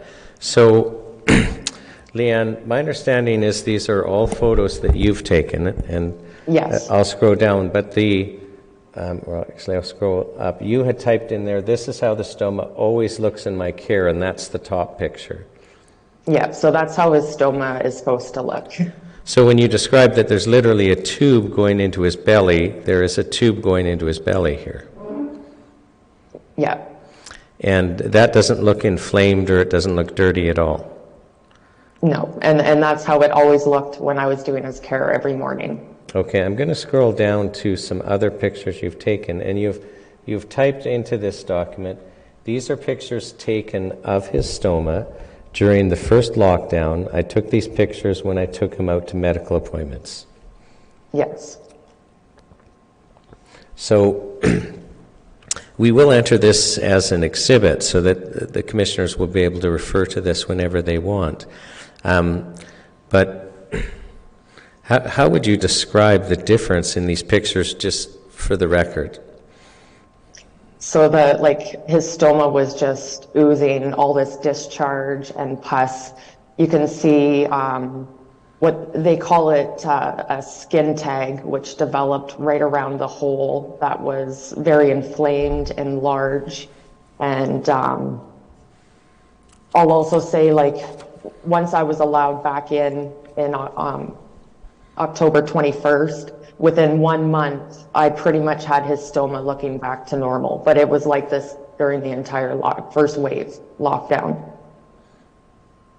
And I'm just going to scroll down. There's another photo, and you have typed on here, this was his stoma on March 26, 2022, when the home changed his plan of care from cleaning his stoma morning and night 14 times a week down to 3 times a week. Yeah. And the home told me that his stoma was not infected with this picture. on that day. They told me there was absolutely no infection and his stoma was fine. So not only are you seeing his stoma in just an awful condition, but he's reporting to you on the phone when you're having phone conversations that it's uncomfortable.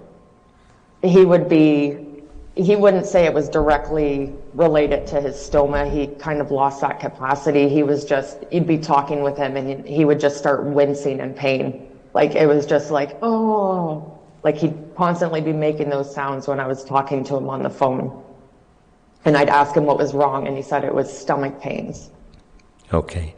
Now, you had said earlier in your testimony that you weren't able to drop his dog off every day. So can you explain for the commissioners what the routine was, and tell us about this dog, and then tell us about the effect of your dad not being able to have the dog every day? It was very detrimental to him. So going to a home, obviously, wasn't my first choice, but he required care 24/7, and it was a very big adjustment to him. So being able to drop his dog off and have his dog spend the day with him, in spite of his Parkinson's, he would still go out walking every day. So he would take his dog on these walks every day, and he would he had a background in training dogs, so he would sit there and he would train his dog in his bedroom, and he just really enjoyed spending time with him. And when his dog was no longer allowed to go to the home to be with him, he kept thinking that he had his dog and he lost him. And so he would actually start wandering.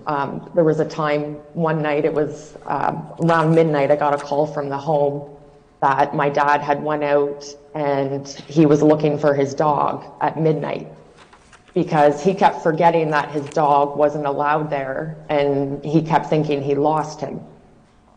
There would be other nights I'd be talking with him on the phone, and he'd be all depressed, and I'd say, "What's wrong?" And he said, "Well, you lost him."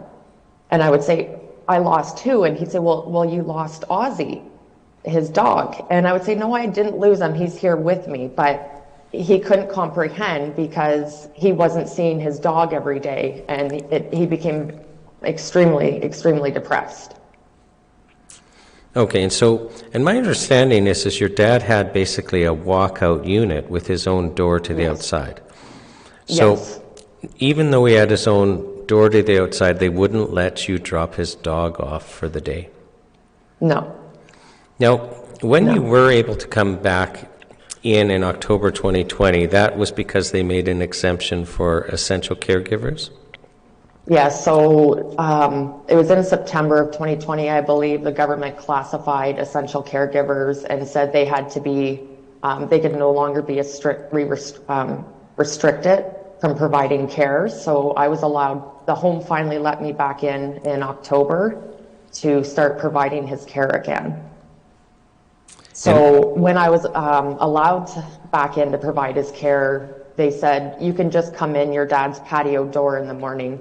And at this time, the public health was saying if a caregiver was providing any type of care and you were in a certain proximity, you had to wear face goggles, you had to wear gloves, you had to wear a gown and a mask.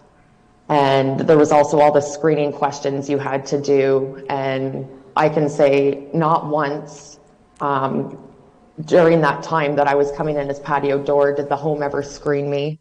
Did they ever ask me for my weekly PCR test result?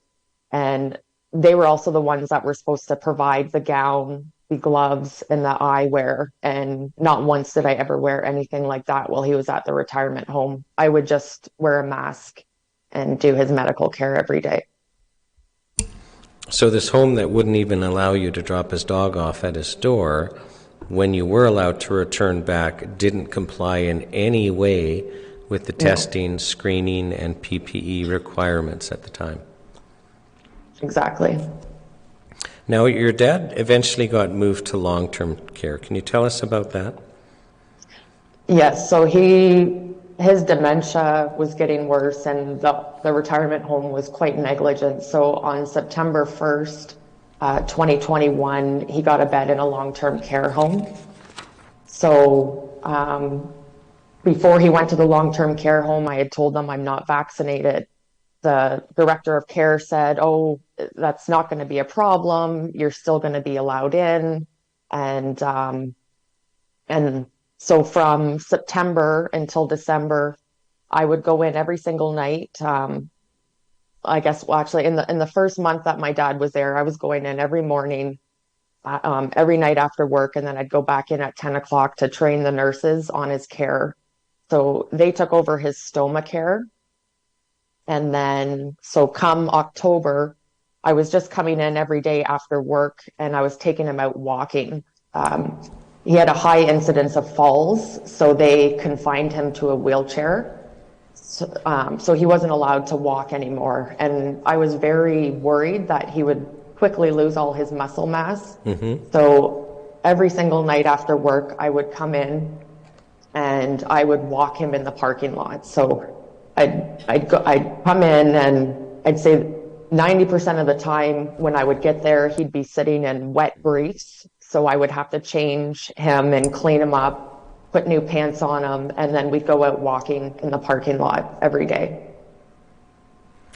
And did a point come where you were no longer able to take your father out? Yes, so on December 10th, I got a call in the afternoon that due to my vaccination status, I was no longer permitted entry into the home. And it wasn't even in the government directives until December 15th. So December 15th, the government followed suit and they banned all unvaccinated caregivers from long-term care. So were you able to have him for any short-term absences after that time?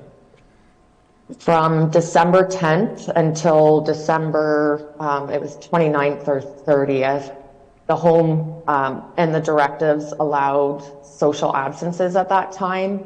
But if I took my dad out on a social absence, when he returned, they required him to be antigen tested upon return. And then he'd had to have a PCR test on day 3 and a PCR test on day 5. And because of his dementia, that was problematic, wasn't it? Yes, and his Parkinson's, he was constantly moving around. He had constant sudden movements, and there's a lot of literature on the negative effects of swabbing individuals with dementia. It can be a very scary experience for them. So even so, Christmas Day, my dad was technically still allowed to have a social absence. But prior to this, the activity director from the home called me and she said, due to your vaccination status, if you take your dad out for Christmas, he will be required to be isolated for 7 days in addition to all the testing. So it was a very hard decision to make. I said to myself, like, this could be his last Christmas. You never know. So do I leave him in there so that he doesn't have to go through the testing and be isolated for 7 days, or do I take him out? And I decided to take him out. Because like I said, if this was his last Christmas and he spent it alone, it would kill me inside. So I took him out, and he was very despondent, however. So on December 10th, when I was no longer permitted entry, within 3 days, he lost his ability to communicate. He became completely despondent. He gave up. There were so many lockdowns during the 3 years, and this was it for him. He just completely gave up. And so when I brought him out for Christmas, he had no interest in opening presents. Mentally, he didn't really seem to be there. He was just despondent. He didn't care about food, which, if you knew my dad, he loved food, and he didn't care about food. He didn't care about his dog. He just wasn't really there mentally. So I brought him out for Christmas, and then the next day I called the home and said I'd like to speak with my dad. And the nurse told me, you can't speak with your dad. He's in isolation. And I said, well, surely you have to have a cordless phone. And they said, no, we don't have a cordless phone here. I said, you cannot lock my father up for 7 days in a room and completely deny him access to even speaking with his family. So I spoke with the administrator, which is the owner, and also the director of care, and they said that they would get a cordless phone. But during that next week, they never told all of their staff. And so I would call in and the staff would tell me they didn't have a cordless phone. And I would say, you do have a cordless phone. So that week I was only able to speak to him about 3 times while he was completely isolated in his bedroom.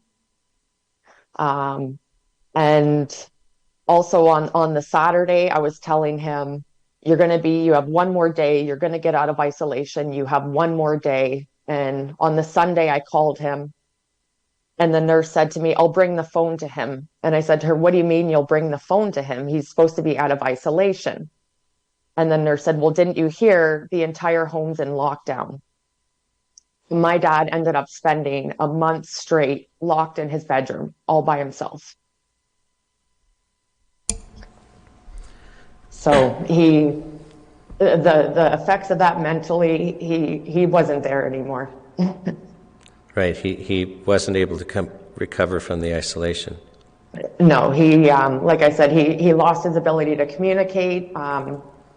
In mid-February, social absences were permitted again, so I could at least get him out of the home and take him home. During the entire time when it was permitted, I would take him home every Saturday and have lunch with him and spend the afternoon with him. And so once that was permitted again in February of 2022, I would bring him home. He could no longer feed himself, so I'd make food. I would have to feed him.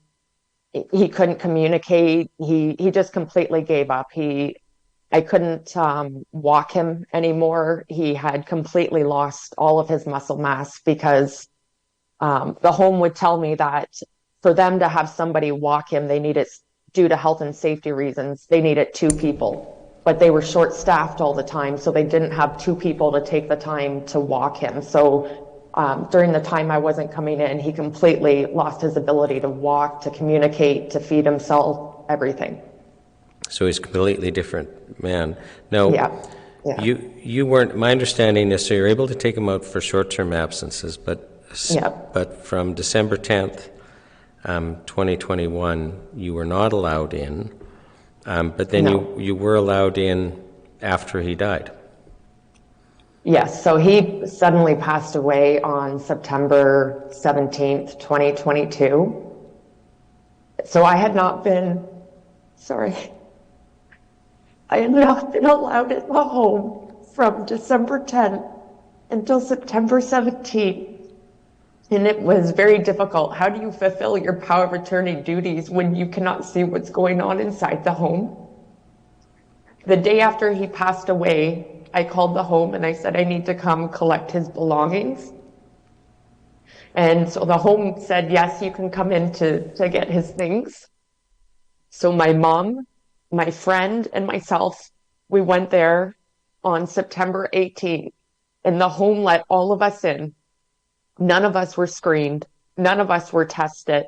There was no documentation whatsoever. They just let the 3 of us go in, take his things, and go. So this home that was so concerned about you showing up, even if you were tested and screened, had no concern with the 3 of you going in and wandering around the facility. Yeah. And on that note as well, I'll also say during that time from February 2022 until the day that he passed, so I was not allowed inside the home. There came a point when I couldn't get my father into my car anymore. My friend would try and help me, but we were both getting hurt. My dad was getting hurt. So I could no longer get my dad home. There was no accessible transportation in my town due to the pandemic. So I couldn't get my dad home with accessible transportation. So I was, however, permitted outdoor visits with him. So I would go and I would have an outdoor visit with him. Not once did they test me. I was never screened. My father wasn't screened after our outdoor visit, yet we would be in the same proximity had I been in the home or had I taken him home on a social absence where he was being required to have all the testing. So I'm going to ask you, having experienced all of this, if we were ever to face a situation like this again, how do you think we should have done things differently? There are so many reports that are written by many levels of government. There's the National Seniors Council, the Chief Science Advisor. There's also the Patient Ombudsman who has released all these reports as early as 2020.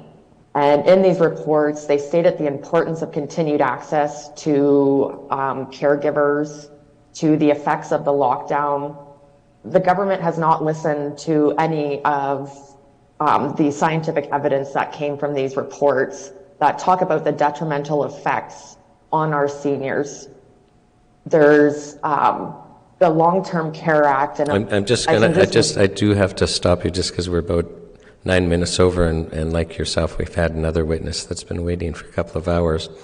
But is it fair to say that you're of the strong opinion that there's just no way that caregivers should be separated from loved ones?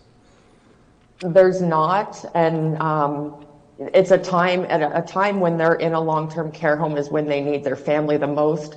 My dad was already suffering from a disease that was taken away his body, that was taken away his mind, and then the government took away his family and his support, and he had to go through that alone. I would like to say that the government needs to treat our seniors with respect and without discrimination, because they deserve to enjoy equal opportunity and be able to live fully in the life of the province, in the life of Canada, the same way as every other Canadian has been afforded. And Leanne, I'll just ask the commissioners if they have any questions for you. And they do not. So on behalf of the National Citizens Inquiry, I thank you so much for sharing this story. I don't know if you can hear, but the audience is clapping. And it's just so very important to hear from people like you, and thank you so much for sharing this with us.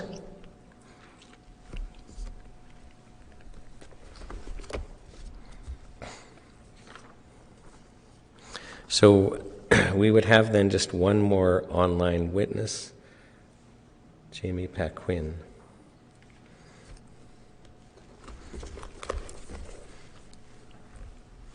Jamie, if you can hear me and turn on your camera. Yep. So we can't see you yet.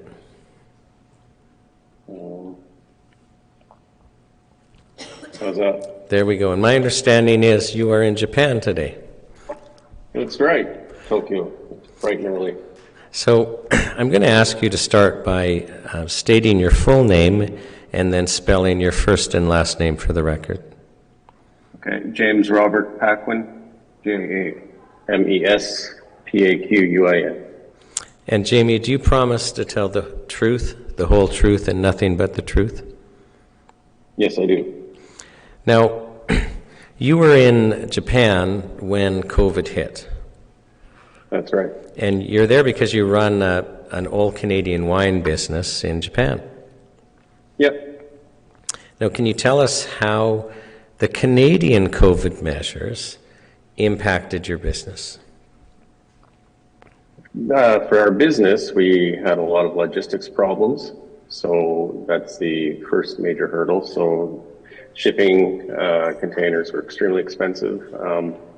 Then the inflationary measures that were brought in, also the disruption of supply chains increased the price of the goods significantly. There were bottle shortages. Many wineries upped their prices significantly. And at the same time, the yen to the Canadian dollar dropped dramatically. So we probably ended up in one swoop in a large container order losing about $50,000 due to those factors. And how did it affect you personally, the Canadian COVID measures? the Canadian Charter violating restrictions on travel made it practically impossible to go back to Canada, so I haven't seen friends or family since 2019.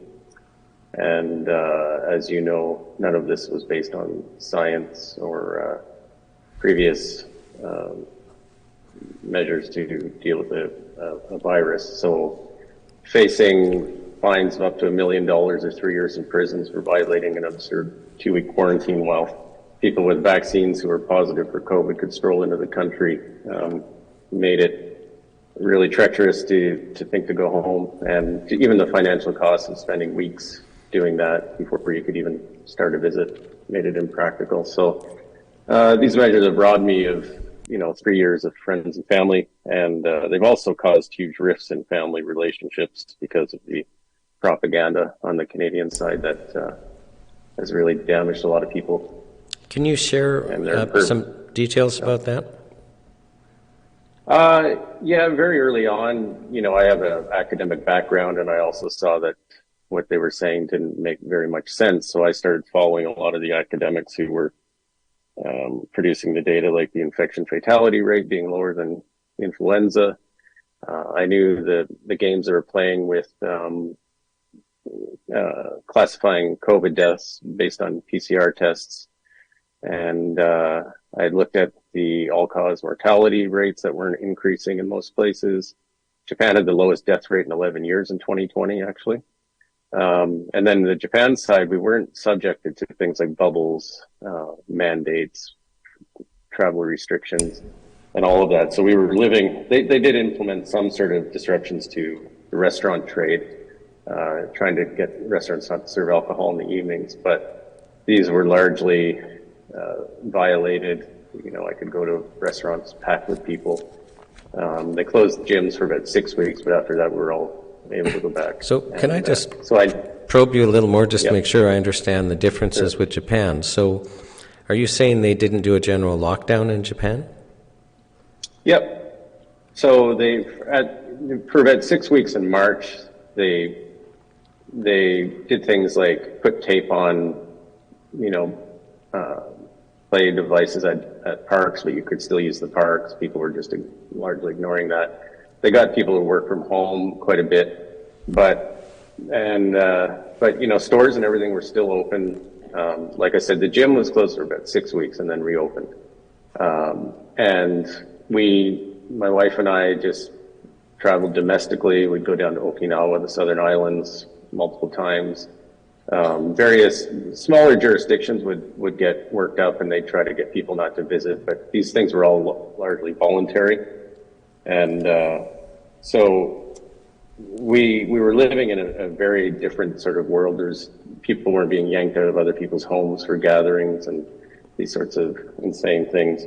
And all the while, like anyone that wanted to could just look at the data and look at these shady practices they did with the PCR testing to see it was largely a facade.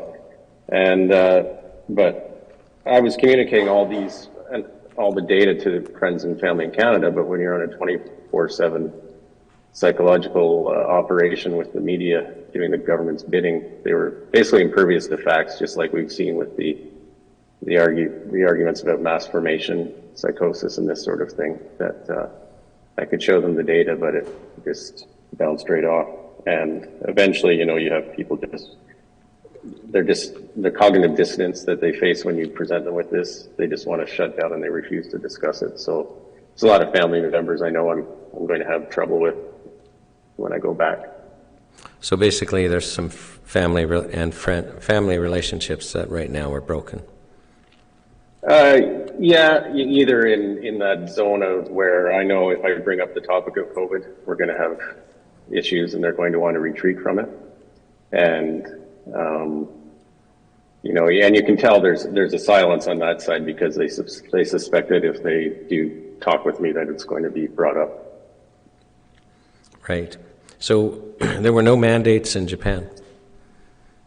No, nothing that would be remotely close to what was going on in Canada. And if you look at the World Data site, interestingly, there's continual gradual increases in COVID deaths in the last 2 years, not in 2020.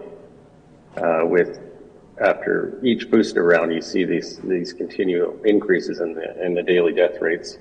But in 2020, there was virtually no, like I said, the lowest death rate in 11 years in a very elderly society, and that was without having the sort of severe measures that were imposed on Canadians. We weren't hiding in our basements for a year and a half out of any sort of imposition by the government. Right. A lot of masking, which is still an obsession in Japan because of the conformism here. Even after the government told people a year ago to take them off outside, and then March 11th they said they're completely voluntary. I haven't worn one for ages, but my gym used to force us until March 1st, and I would put up a fuss there and demand that they show me some data. But that's all about conformism in Japan. People will sit in restaurants for hours in the most tight confines. You can't even find restaurants as densely packed in Canada as they are commonly here. And people will be there with no masks for hours, and then they'll slap one on when they go outside. It's just a social theater. Okay.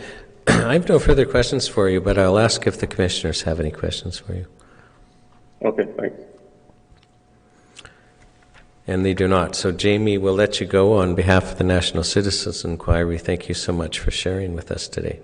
Yeah, thanks for your time.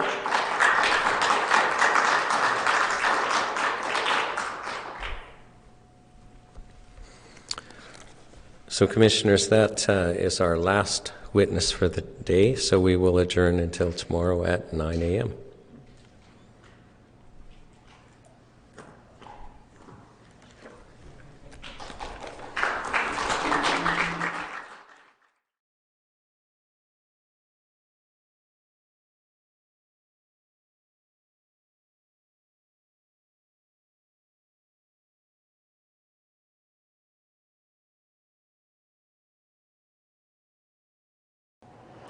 As a result of the government's mandates, I was affected on many levels.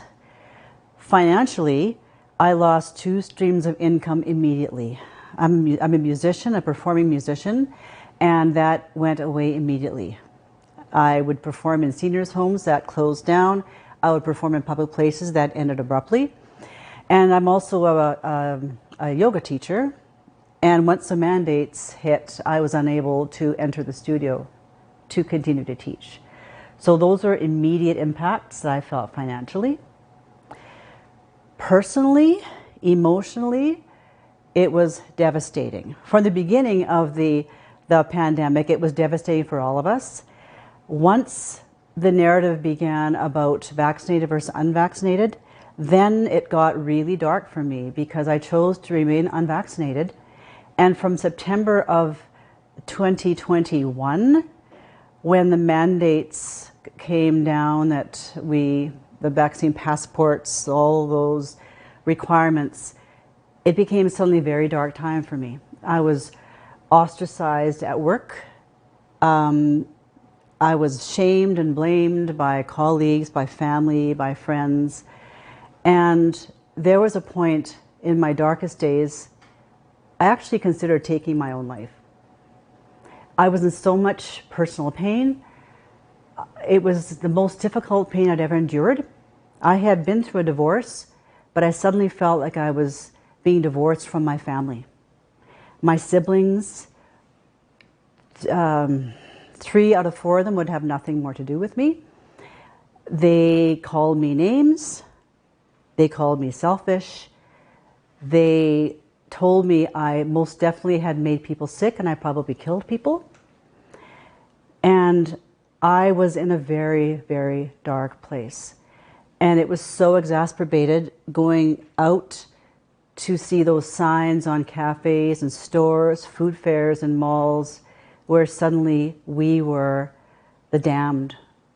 We were vilified, and it was just never clearly explained. And it was devastating how many people totally just believed that. And my family, my friends, my colleagues would just step away when they would see me.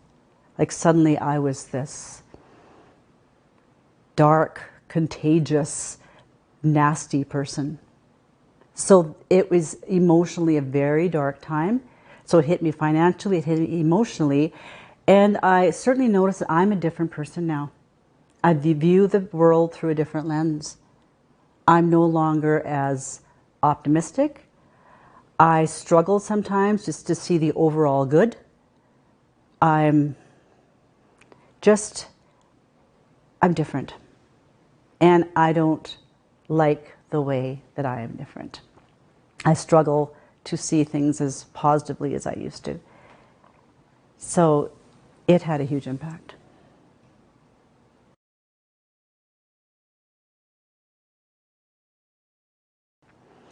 I don't believe the government gave us any options health-wise. It was A or B. Well, it was really A, get vaccinated. As a person who's always been very focused on health and wellness, I struggled with the fact that there was no instruction or information about how do we build our immune system? How do we become resistant? How do we become a healthier society? What can we do? How can we eat better? How can we become stronger and more resistant as a society against this situation and others? How can we lessen the burden on our healthcare system? There were never any options or any other information offered. It was get vaccinated, period, or suffer the consequences.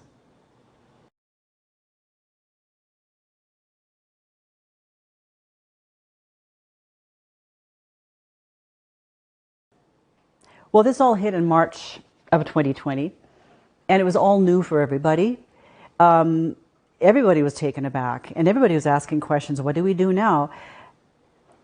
From the beginning, I don't believe there was information about let's just all get healthier, get stronger. Whatever this is, and we don't know a lot about it yet, let's get ourselves healthier. What can we do to become stronger, to build our immune systems, and honor our body's natural protection, its natural tendencies to want to stay healthy? I was never personally fearful of the virus. I wasn't afraid of getting it. I knew that I was healthy and strong enough to handle whatever would come at me. But I was fearful of the fear.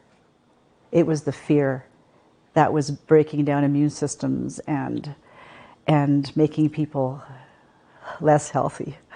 Fear will do that.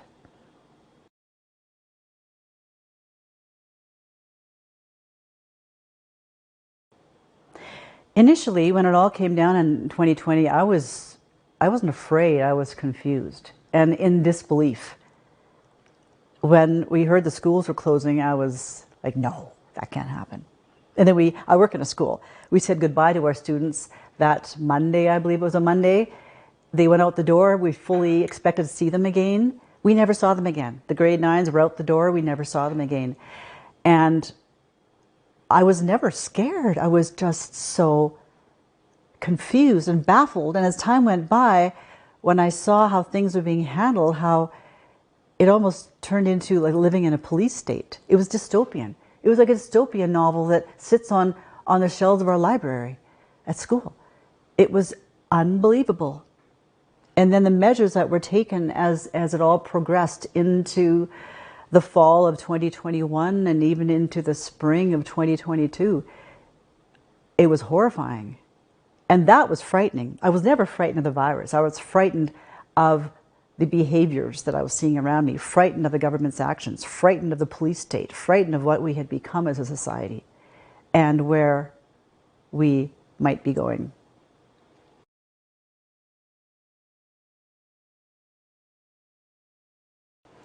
One of the most difficult times has been, during this whole time, has been, I have a nephew who's been so dear to me since his birth. We've been so close. We've been each other's confidant. And last spring, he wrote me an email basically just again saying that I had certainly made people sick. I'd probably kill people. And he wouldn't cut me off entirely because of his mother. However, I have not heard from him since. His father won't speak to me. This relationship between my sister and I, his mother, is so strained.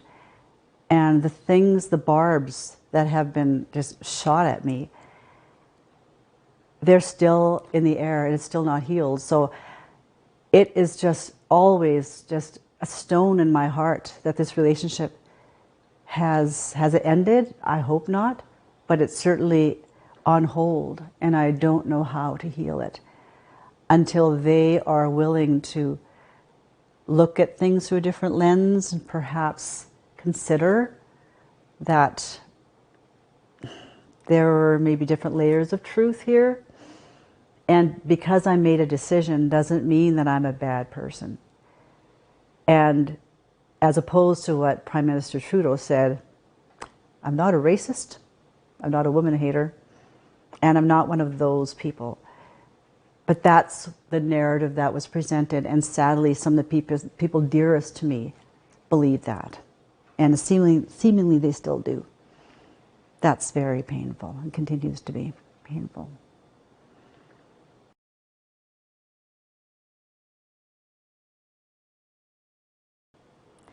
I have 2 kids. They're currently 20 and 22, and they're doing okay. It was hard and confusing. Neither of them had a school graduation, which was really hard. They both managed as best they could through that. As a mother, it was very hard to see. They both made a choice to get vaccinated, not because they wanted to, but because they wanted to live their lives. They wanted to have jobs. They wanted to see their friends. And I think they were both just very confused about that. Now, they're both very strong individuals. I'm very pleased and blessed with that they have come out seemingly pretty strong and not as affected by it as I see some other young people being affected by it. But it was just very confusing. The messaging was so confusing. And they did something that they didn't want to do.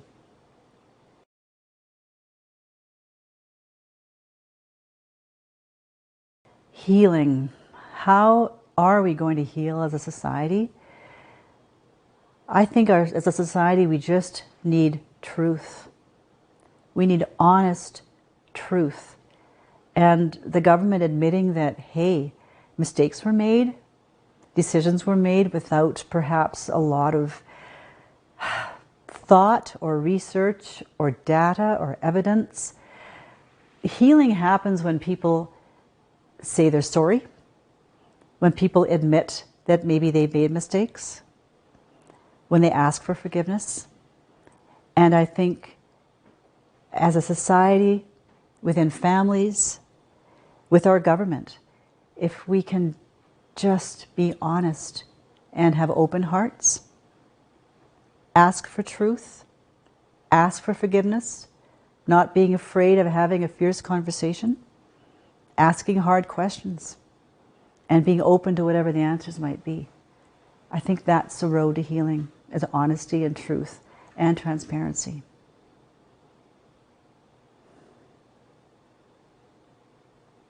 Maybe some tears. Because it's been really hard.